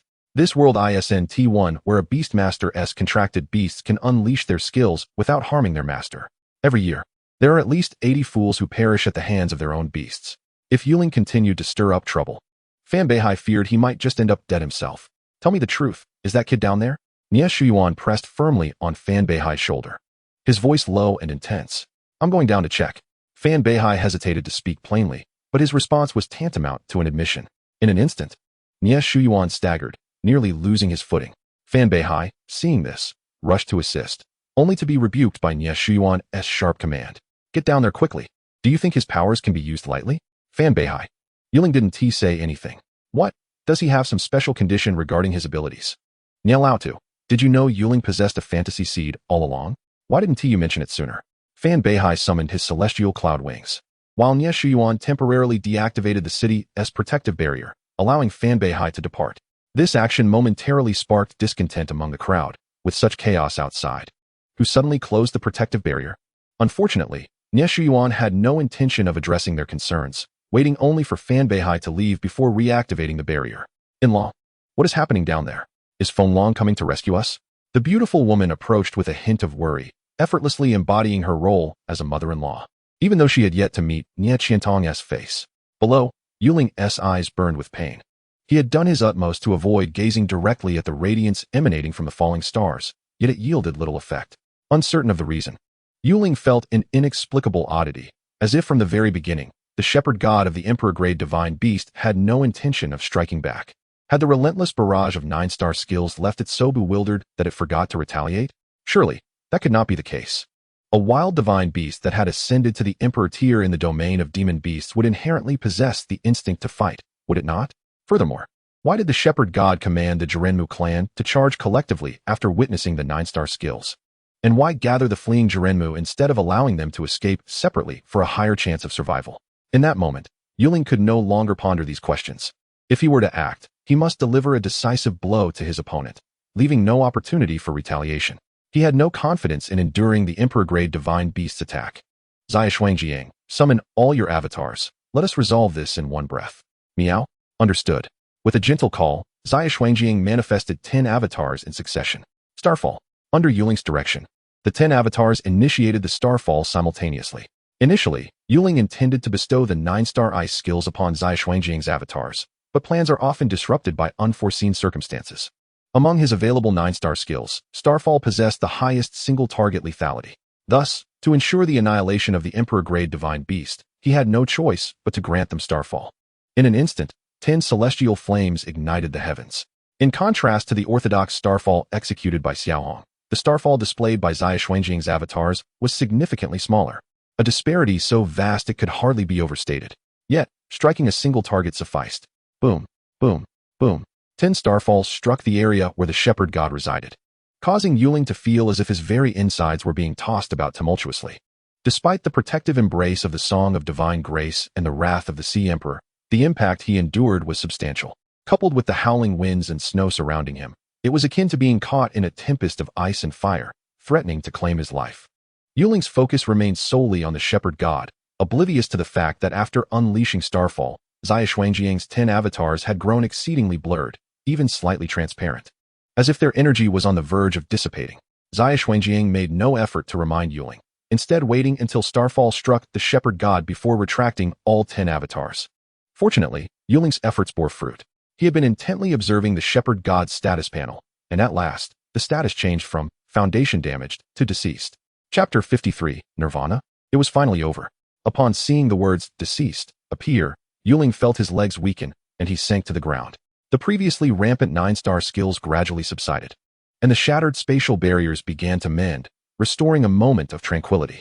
To achieve the annihilation of an Emperor-grade divine beast with 9-star skills was indeed a perilous gamble. With 14 9-star skills, Yuling had nearly exhausted all of his trump cards to barely slay the shepherd god. There had been considerable luck involved. The wrath of the Sea Emperor and the second cataclysm had disrupted the spatial order, while the fourth cataclysm's blizzard hampered the shepherd god's movements. Without these preceding factors, all starfalls would not have hit their mark. Any misstep in this chain of events would have made the demise of the shepherd god impossible. The shepherd god possessed spatial attributes. Had it chosen to flee at the first opportunity or distanced itself from the wrath of the Sea Emperor to unleash high-tier skills, Yuling's predicament would have turned perilous. In such a scenario, not only would he have been incapable of slaying the shepherd god, but the possibility of a counterattack loomed large. Yuling had predominantly endowed his beast companions with offensive skills. and he dared not attempt to transform or alter the Emperor-grade Divine Beast skills using the quasi-divine powers of the Song of Divine Grace or Order Synchronization. Nor could he ascertain their efficacy. Nonetheless, Ling bore no regret. He had avenged Old Handsome, the Great Beauty, and Old Master Nya. But what lay ahead after revenge? Ling was uncertain whether to laugh or feel joy. His customized talent had nearly granted him the strength to confront a divine beast standing at the pinnacle of this world. Yet, the outcome had diverged towards the very direction he had hoped to avoid. Nya Shuyuan was dead, and Fenlong was no longer safe. Where could he possibly go next? Hiss. The excruciating pain radiating through his body caused Ling to furrow his brow involuntarily. The repercussions of the 14 9-star skills had left him with numerous wounds, both large and small. Ultimately, the Song of Divine Grace could only decompose energy. The simultaneous eruption of the 14 9-star skills had sent sand and stones flying, a tempest of violent energy and shock waves engulfing the surroundings. Fortunately, the residual might of the wrath of the Sea Emperor inadvertently provided protection. Otherwise, he might have inadvertently sealed his own fate. Meow, are you all right? Xia Xuanjiang approached Ling's side and gently licked the wounds on his hand inflicted by the shattered rocks. Squeak. Don't be sad. I'm here. Gurgle. Beastmaster, I'm hungry. Let's eat. It seemed the little creatures were aware that everything had come to an end, appearing somewhat listless. The beast's face reflected Ling's fury, prompting Xiaohong and Xiaobai to exert themselves to the utmost while guiding skills, resulting in their energy being nearly completely drained. Xia Xuanjiang had even unleashed 2 9-star skills in succession. Had it not been for the enhancement from their first evolution, they might have once again fallen into an extended period of weakness. Hiss. Fan Beihai, where have you gone? Ling gritted his teeth against the sharp pangs in his abdomen and shouted hoarsely.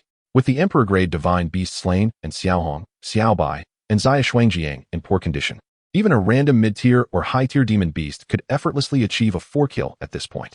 If he were to meet an untimely demise at the hands of a demon beast, Ling would have nowhere to shed his tears. Suddenly, thud thud. A heavy rumbling sound resonated. The sound was muffled, reminiscent of a heart beating violently. Ling. Instinctively, Ling held his breath. Surely he could not be this unfortunate. He could not quite discern the precise direction the sound came from, so he glanced around, surrounded by ruins.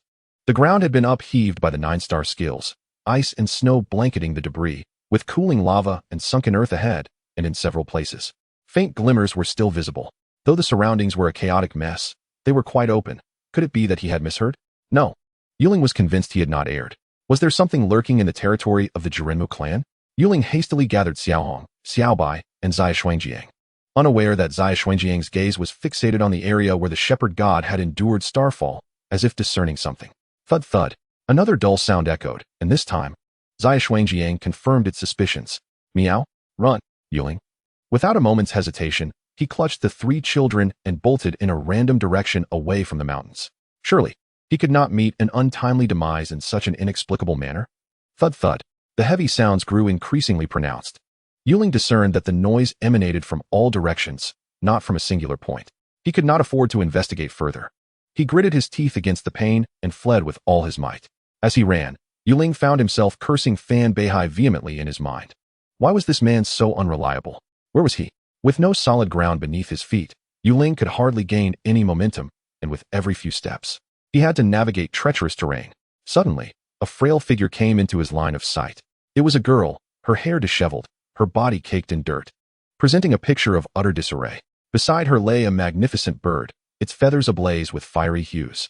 When Ling first spotted her, she was standing still, vigorously waving her arms. After a moment of observation, he discerned that she seemed to be trying to swat at something, though there was no apparent barrier between them. What was she doing?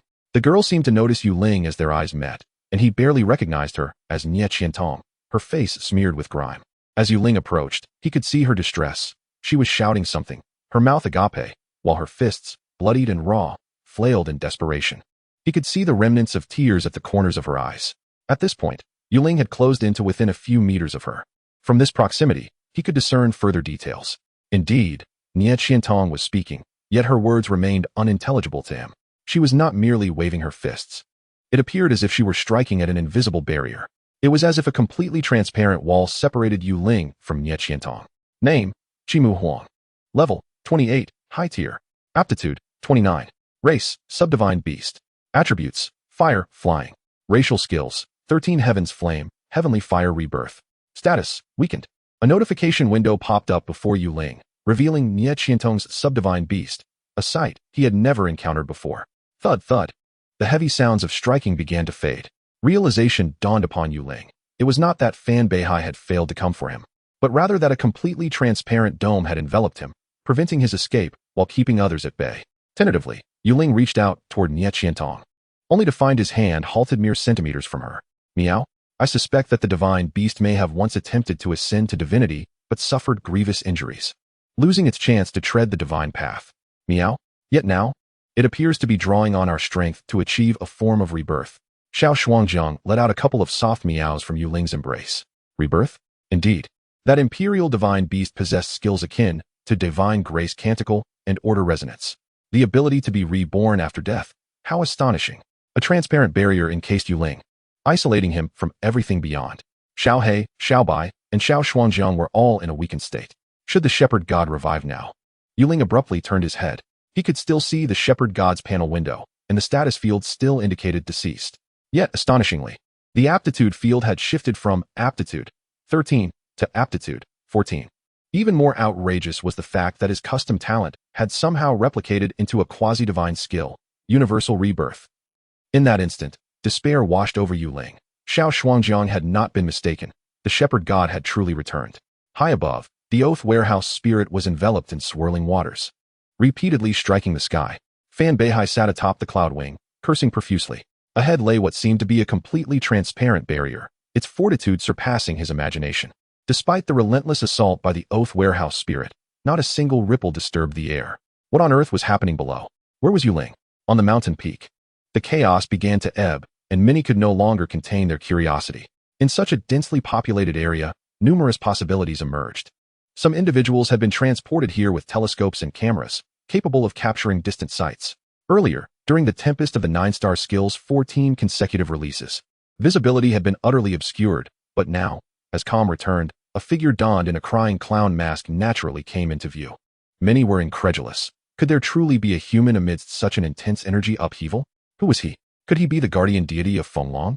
In an instant, Yu Ling's image was elevated in the minds of countless spectators, now likened to that of a divine being. Many raised their cameras, magnifying the image, eager to document the figure of the guardian deity of Fenglong. This was the protector of Fenglong, a fearsome entity seldom seen in a lifetime. On the mountain peak, all devices remained devoid of signal, yet that did not dampen the fervor of the crowd. The photos and videos captured now would surely cause a nationwide stir upon their return to Fenglong. We possess our own guardian deity. Fenglong shall flourish. However, gradually, many began to sense something amiss. The oath warehouse spirit was fiercely attacking the air, while a girl stood opposite the guardian deity of Fenglong, frantically swatting at the invisible barrier. What was unfolding? Among the throngs, the events transpiring below caught the attention of Nie Shiyuan, intensifying his unease. The sight of Nie Qiantong nearly caused his heart to stop. How could he fail to recognize his own granddaughter? Unable to remain seated any longer, Nie Shiyuan promptly deactivated the city defense barrier and, to the astonished gazes of those around him, hastily approached the edge of the cliff. Yet, ultimately, a transparent wall obstructed his path. Before Fan Beihai's arrival, they had all been imprisoned atop this mountain platform, with a transparent wall blocking any chance of escape. Fan Beihai's fleeting appearance had led Nie Shiyuan to believe the restrictions had vanished, only to find that they were still ensnared. Chapter 54, Ascending the Divine Path. With the city defense barrier deactivated, many, sensing the situation had stabilized, instinctively thought of fleeing. During the earlier energy upheaval, meteor showers had rained down. Accompanied by floods and blizzards, the ground had crumbled, and most present were beast masters of level 1-5, who naturally dared not venture outside to face certain doom. Yet now, as the moment to escape had come, the transparent dome reappeared, imprisoning them atop the mountain once more. Do not worry. The guardian deity of Fenglong is still down there. He will save us. Someone called out loudly. In densely populated environments, individuals with imbalanced mental states posed a significant danger. In such high-pressure situations, it was imperative to continually instill hope in the masses to encourage perseverance. Many seasoned individuals quickly mobilized to calm the crowd. Gradually, others began to comprehend this truth and joined the efforts to reassure those around them. Indeed, the guardian deity was still fighting for us. We cannot abandon hope. Everyone, remain calm. Below lies the imperial divine beast. Fenglong is surely exhausting every effort to rescue us. The crowd surged chaotically, a tumultuous mass resembling a pot of porridge. At that moment, The 3 7th-level Imperial Beast Masters who had accompanied Nie Shiyuan were the first to detect his unusual state, which instilled a sense of unease within them. Upon their arrival, they had been targeted by the Shepherd God, resulting in Nie Shiyuan losing an arm and his Imperial Sub-God Beast sustaining severe injuries, rendering it nearly combat ineffective. Had it not been for Nie Shiyuan's status as a 7th-level Beast Master, whose beast space contained immense energy sustaining his beast's life, it is likely that his Imperial Sub-God Beast would have perished. The 3 of them were not in much better condition. Their own beasts had suffered significant injuries, which explained their predicament atop the mountain, rendered incapable of taking action. Old Nya, what is going on? Who is that masked figure below? Do you and that scoundrel Fan Beihai know something? An elder approached Nie Shiyuan and whispered. This elder, named Qin Jia, was a seasoned 7th-level beast master with considerable influence in Fenglong. He shared a deep bond of life and death friendship with Nie Shiyuan and was one of the few he trusted implicitly. When Nie Shiyuan sought his assistance, he had readily agreed without hesitation. However, it was now apparent that Nie Shiyuan was privy to many secrets he had not divulged, which left Qin Jia feeling somewhat unsettled. Ordinary citizens might consider the masked Ling to be Fenglong's guardian deity, having lived there for a lifetime. Yet Qin Jia had never heard of any rumored deity resembling a godly figure in Fenglong. Old Qin, that person's situation is rather unique. It is a top secret in Fenglong. Old Nya, you've been around for a millennium. Are you trying to spin me a tale? Top secret, indeed. You think you can fool me? Tell me the truth. Did this matter involving the Starry Academy originate from this person? Nie Shiyuan. What have I deceived you about? I had already classified Ling's file as top secret. Even I am not authorized to access it now. Indeed, Nie Shiyuan openly acknowledged. What now? Given the current situation, it seems something unexpected has occurred. What is his intent? Does he wish to slay the Imperial God Beast? Qin Jia inquired in a low voice. Nie Shiyuan. God knows what that lad Ling is here for. Could it be for revenge? He instinctively glanced at Ling's parents, who appeared to be reasonable individuals, clearly well-educated. Yet, he pondered the incongruity. How could Ling not have inherited even a trace of his parents' temperament? Look, what is that? Suddenly, someone shouted, their face a mask of astonishment as they pointed skyward. This exclamation drew the attention of many, causing them to collectively raise their gazes toward the heavens. Naturally, Nie Shiyuan was also captivated, directing his eyes upward. To his astonishment, a magnificent celestial palace had inexplicably materialized high in the sky, resplendent in gold and jade. Its towers and ancient halls unlike anything found on Earth. The white jade capital in the sky, the 12 towers and 5 cities?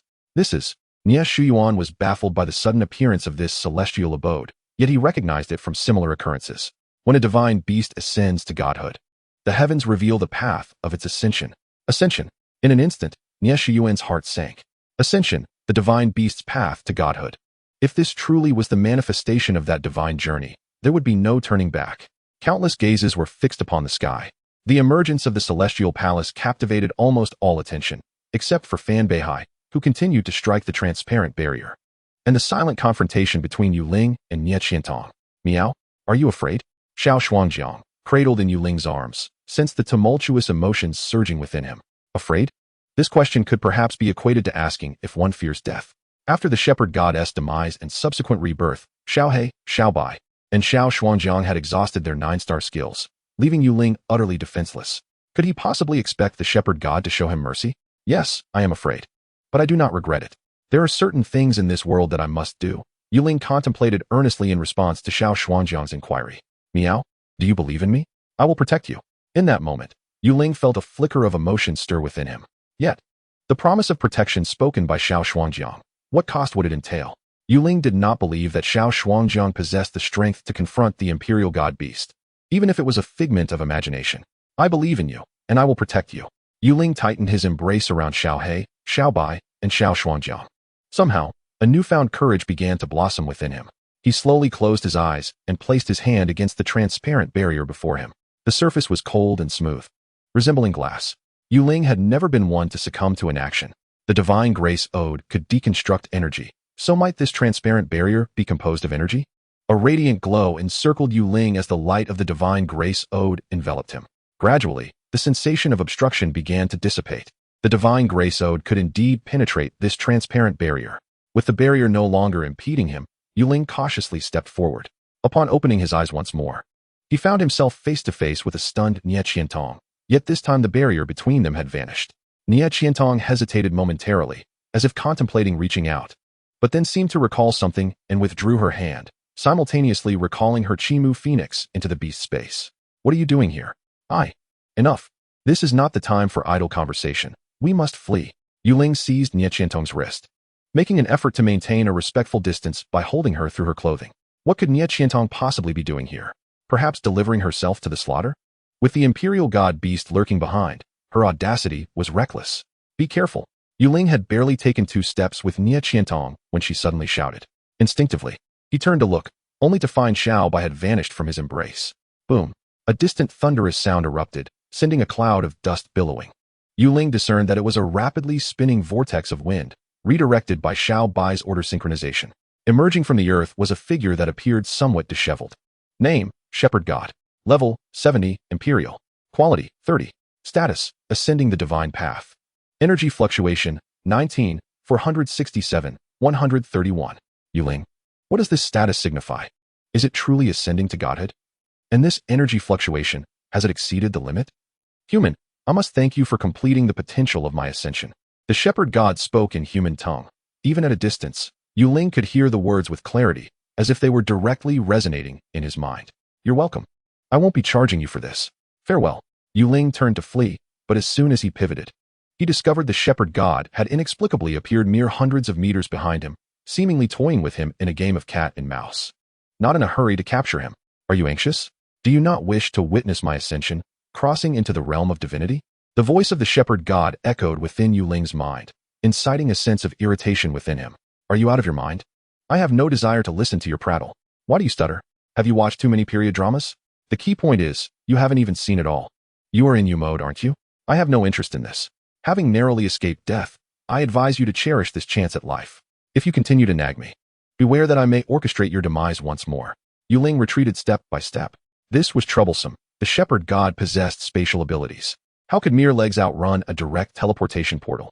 How do you intend to bring about my second death? The shepherd god displayed a highly anthropomorphized expression of amusement. Ascend to godhood? I shall ascend to your precious legs. Ling was not convinced that the shepherd god had truly ascended to godhood. The status panel clearly indicated that it remained at the emperor level. Yet, it appeared to be in the process of ascension. Could this process be interrupted?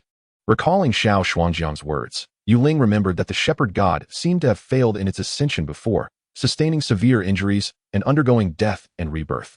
Ascending to godhood should not involve consecutive failures. If it were to fail a second time, could there be a glimmer of hope? Beware of attracting lightning with too many flags. Regardless of whether he could prevail, he must not lose face. The shepherd god. What is a flag? The shepherd god did not comprehend, yet it sensed that it was being insulted. Very well, let us see which of the two ascendants is stronger. Ling's words seemed to enrage the shepherd god, and in an instant, he witnessed the space around it tremble violently. The ground beneath him began to crumble to dust, and simultaneously, Ling's custom talent was replicated into a 9-star skill, Void Shatter. This was disastrous. With such a wide-ranging attack, would Little Bai's order synchronization be able to redirect it? Ling dared not gamble. He immediately withdrew all 3 little companions into the Beast Master space, while a yellow glow enveloped him. The Divine Grace Anthem was all he could hope would withstand this 9-star skill. As for Nie Qiantong, Ling felt utterly powerless. He could only strive to expand the coverage of the Divine Grace Anthem and pray. Suddenly, Nie Qiantong positioned herself in front of Ling. Around her, layers upon layers of luminous shields appeared, enveloping both of them in protective barriers. Ling, do you know? My father, like you, always performed countless unexpected deeds. I have been following in his footsteps, yet I have never been able to catch up. Now that Grandpa is gone, perhaps this is the last thing I can do. I hope you can be my hope and live on for me. Ling. This girl has lost her mind. She cannot possibly believe that the protective barriers can withstand the 9-star skill unleashed by an emperor-level divine beast. Ling yanked Nie Qiantong back behind him, helplessly watching as the barriers she erected shattered one after another. Chapter 55, A Desperate Situation. The yellow glow representing the Divine Grace Anthem surged as Ling extended his hands forward, feeling the immense pressure rushing toward him. The Divine Grace Anthem indeed withstood Void Shatter, but it was only upon confronting the 9-star skill unleashed by the Emperor-level Divine Beast that Ling recognized a grave issue. The Divine Grace Anthem seemed to have a limit to its energy conversion capabilities, while the 9-star skill clearly exceeded that threshold. Despite the protection of the Divine Grace Anthem, Ling's body was still lacerated by chaotic spatial fragments, resulting in numerous wounds. Fortunately, The divine grace anthem drew upon the sacred energy of heaven and earth for its energy conversion. Otherwise, he feared that the vast energy demand might drain him to the point of withering away in an instant. Yet, even though he had temporarily withstood void shatter, Yuling's condition was far from optimistic. He felt like a frail boat adrift upon a stormy sea, surrounded by turbulent winds and torrential rain threatening to capsize him. Having grown accustomed to using 9-star skills against others, Yuling finally understood the terror of being on the receiving end of such a power.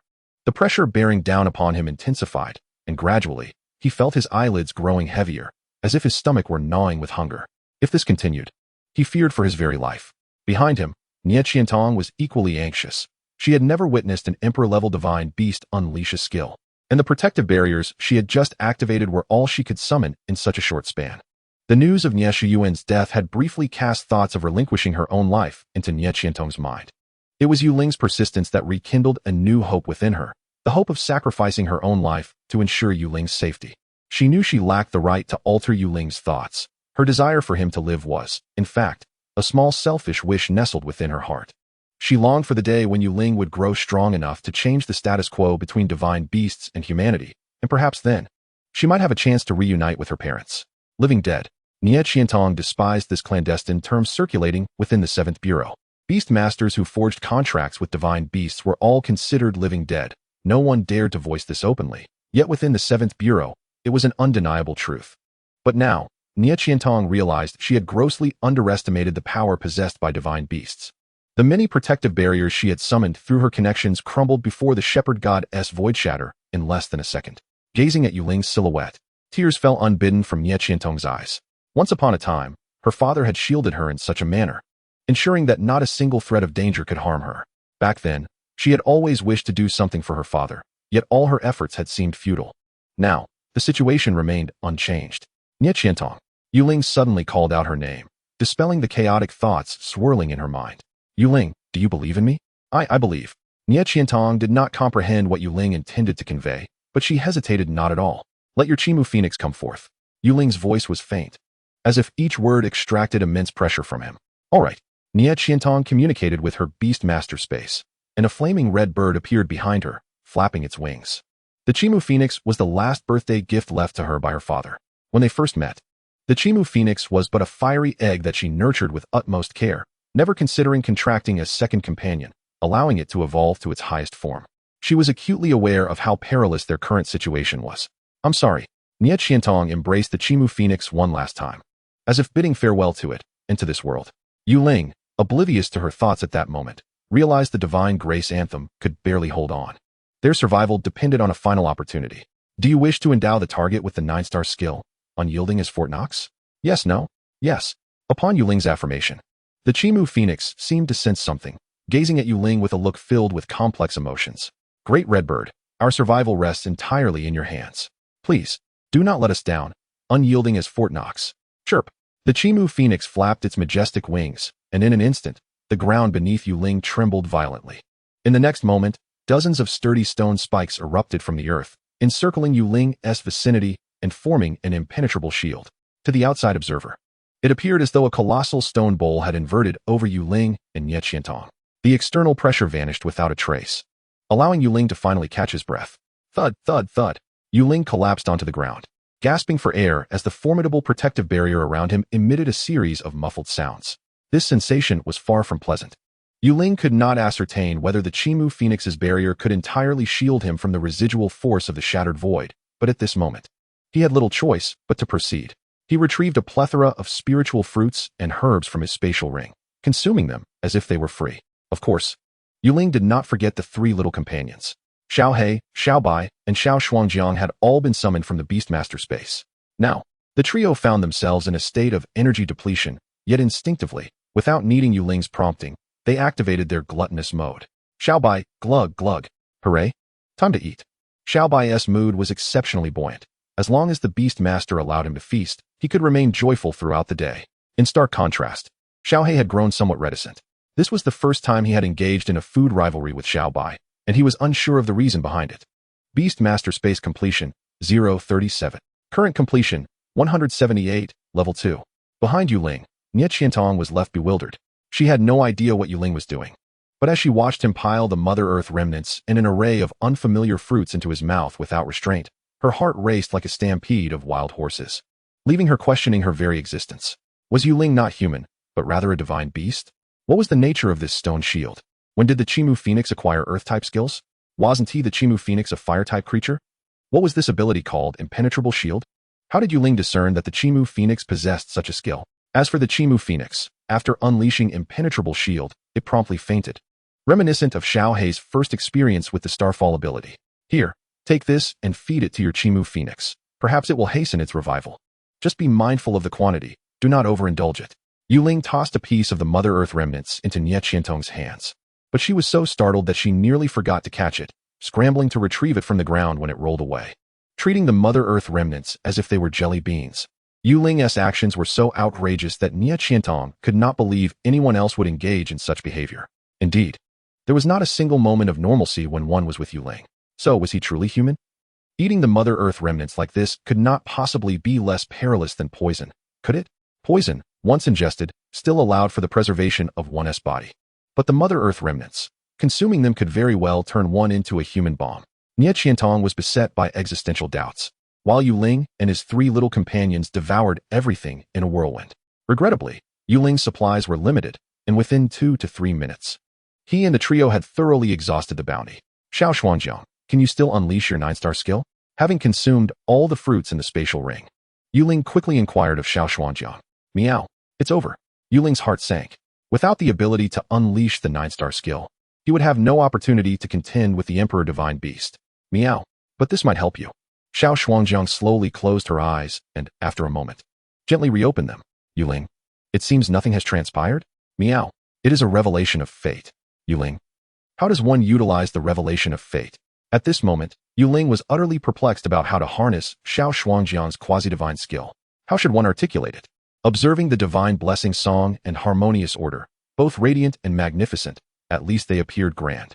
However, the revelation of fate seemed almost trivial, devoid of luminescence or sound, diminishing its perceived grandeur. Meow. You will understand. Do not worry. I will protect you. Xiao Xuanjiang feigned profundity? Ling increasingly felt that Xiao Xuanjiang possessed some latent divinatory qualities. Should he perhaps enroll her in a psychological counseling class? After all, Xiao Xuanjiang had slumbered for over 13 centuries. Surely, she was not still dazed from her long slumber. Boom. A muffled sound resonated from outside, followed by the chaotic surroundings gradually settling. Fortunately, the shattered void had come to an end. Speaking of which, could the Shepherd Divine, being a level 70 Emperor, unleash a second 9-star skill?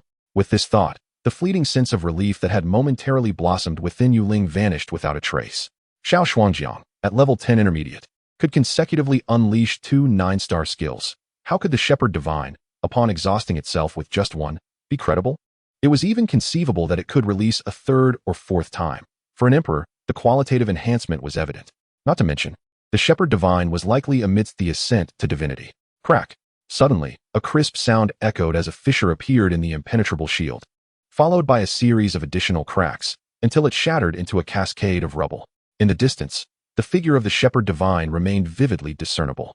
At this moment, it exuded an air of nobility and grace, seemingly imbued with an unassailable divinity.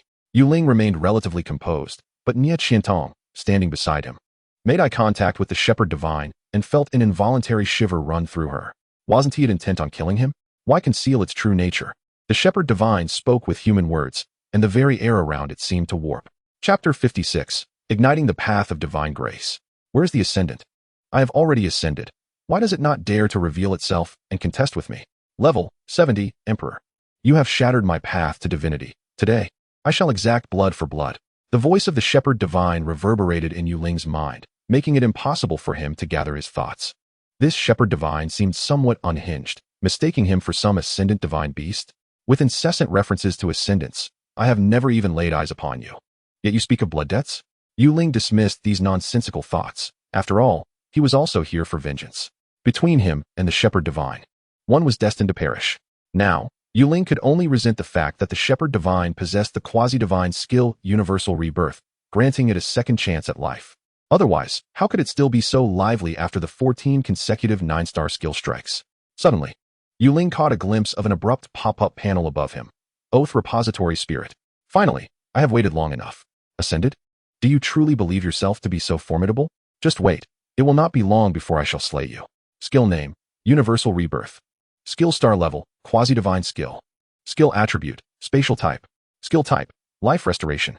Description, Quasi-Divine skill that temporarily transforms the user into a new universe, requiring an immense amount of energy to facilitate the collapse and subsequent expansion for rebirth, eliminating all negative states upon rebirth. This skill can be used once every century at most. A century comprises 100 years, does it not? The skill known as Universal Rebirth appears to bear a resemblance to the concept of cosmic renewal. No wonder the shepherd god incessantly speaks of awaiting the ascendance. During the evolution of Little Black and Little White, the panel indicated that a certain amount of energy was required to assist in their transformation. The description of the Universal Rebirth skill explicitly states that it necessitates an immensely vast reservoir of energy for its activation. It seems that only divine beasts of the ascendant tier possess the capability to fulfill this energy requirement independently. Thus, the notion of 14 9-star skills is indeed preposterous. Otherwise, the shepherd god might have inadvertently suffocated itself. Regrettably, Ling can only view the complete skill description when it is being executed.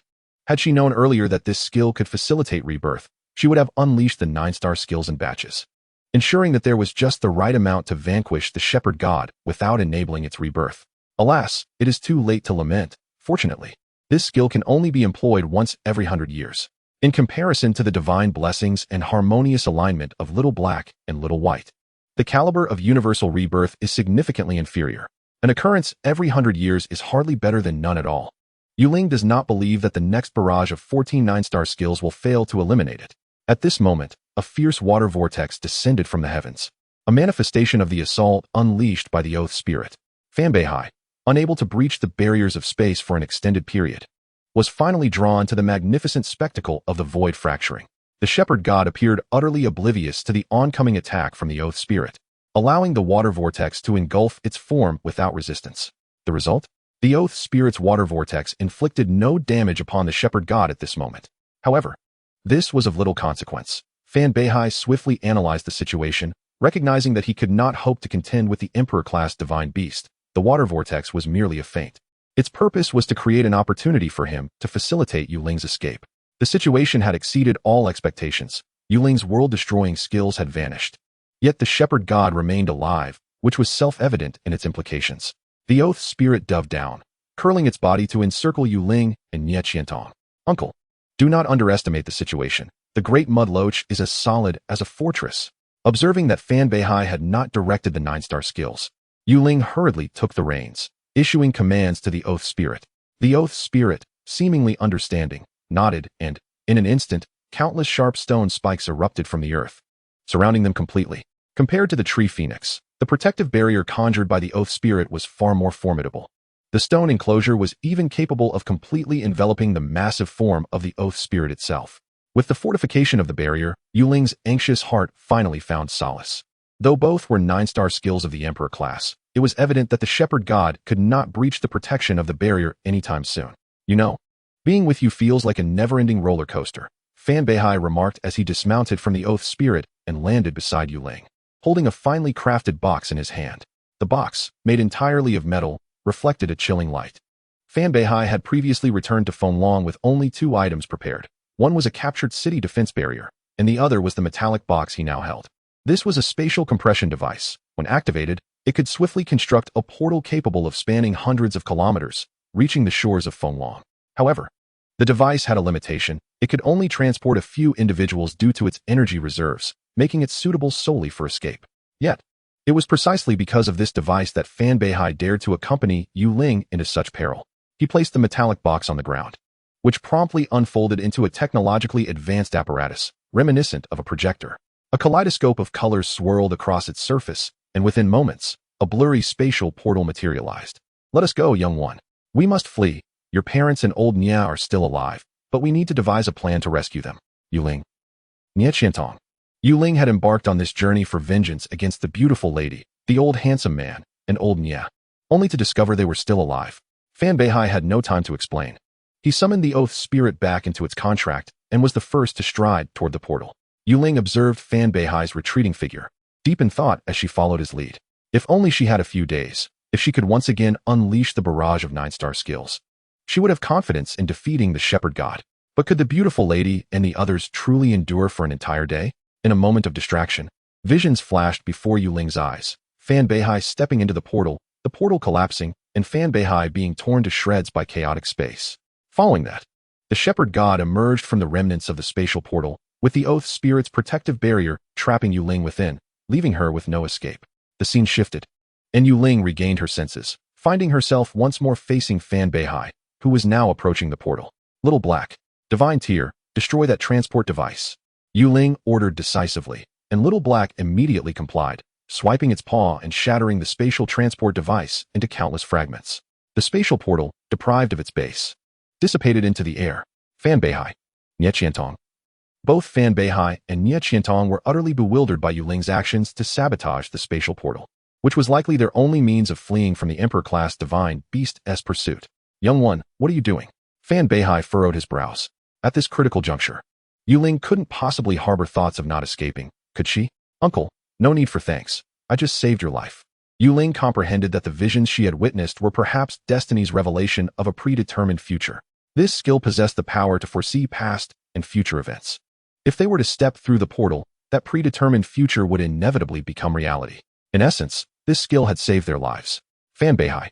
Fan Beihai was left with a head full of questions, unaware of the existence of destiny's revelation. Oh, how did you discover me?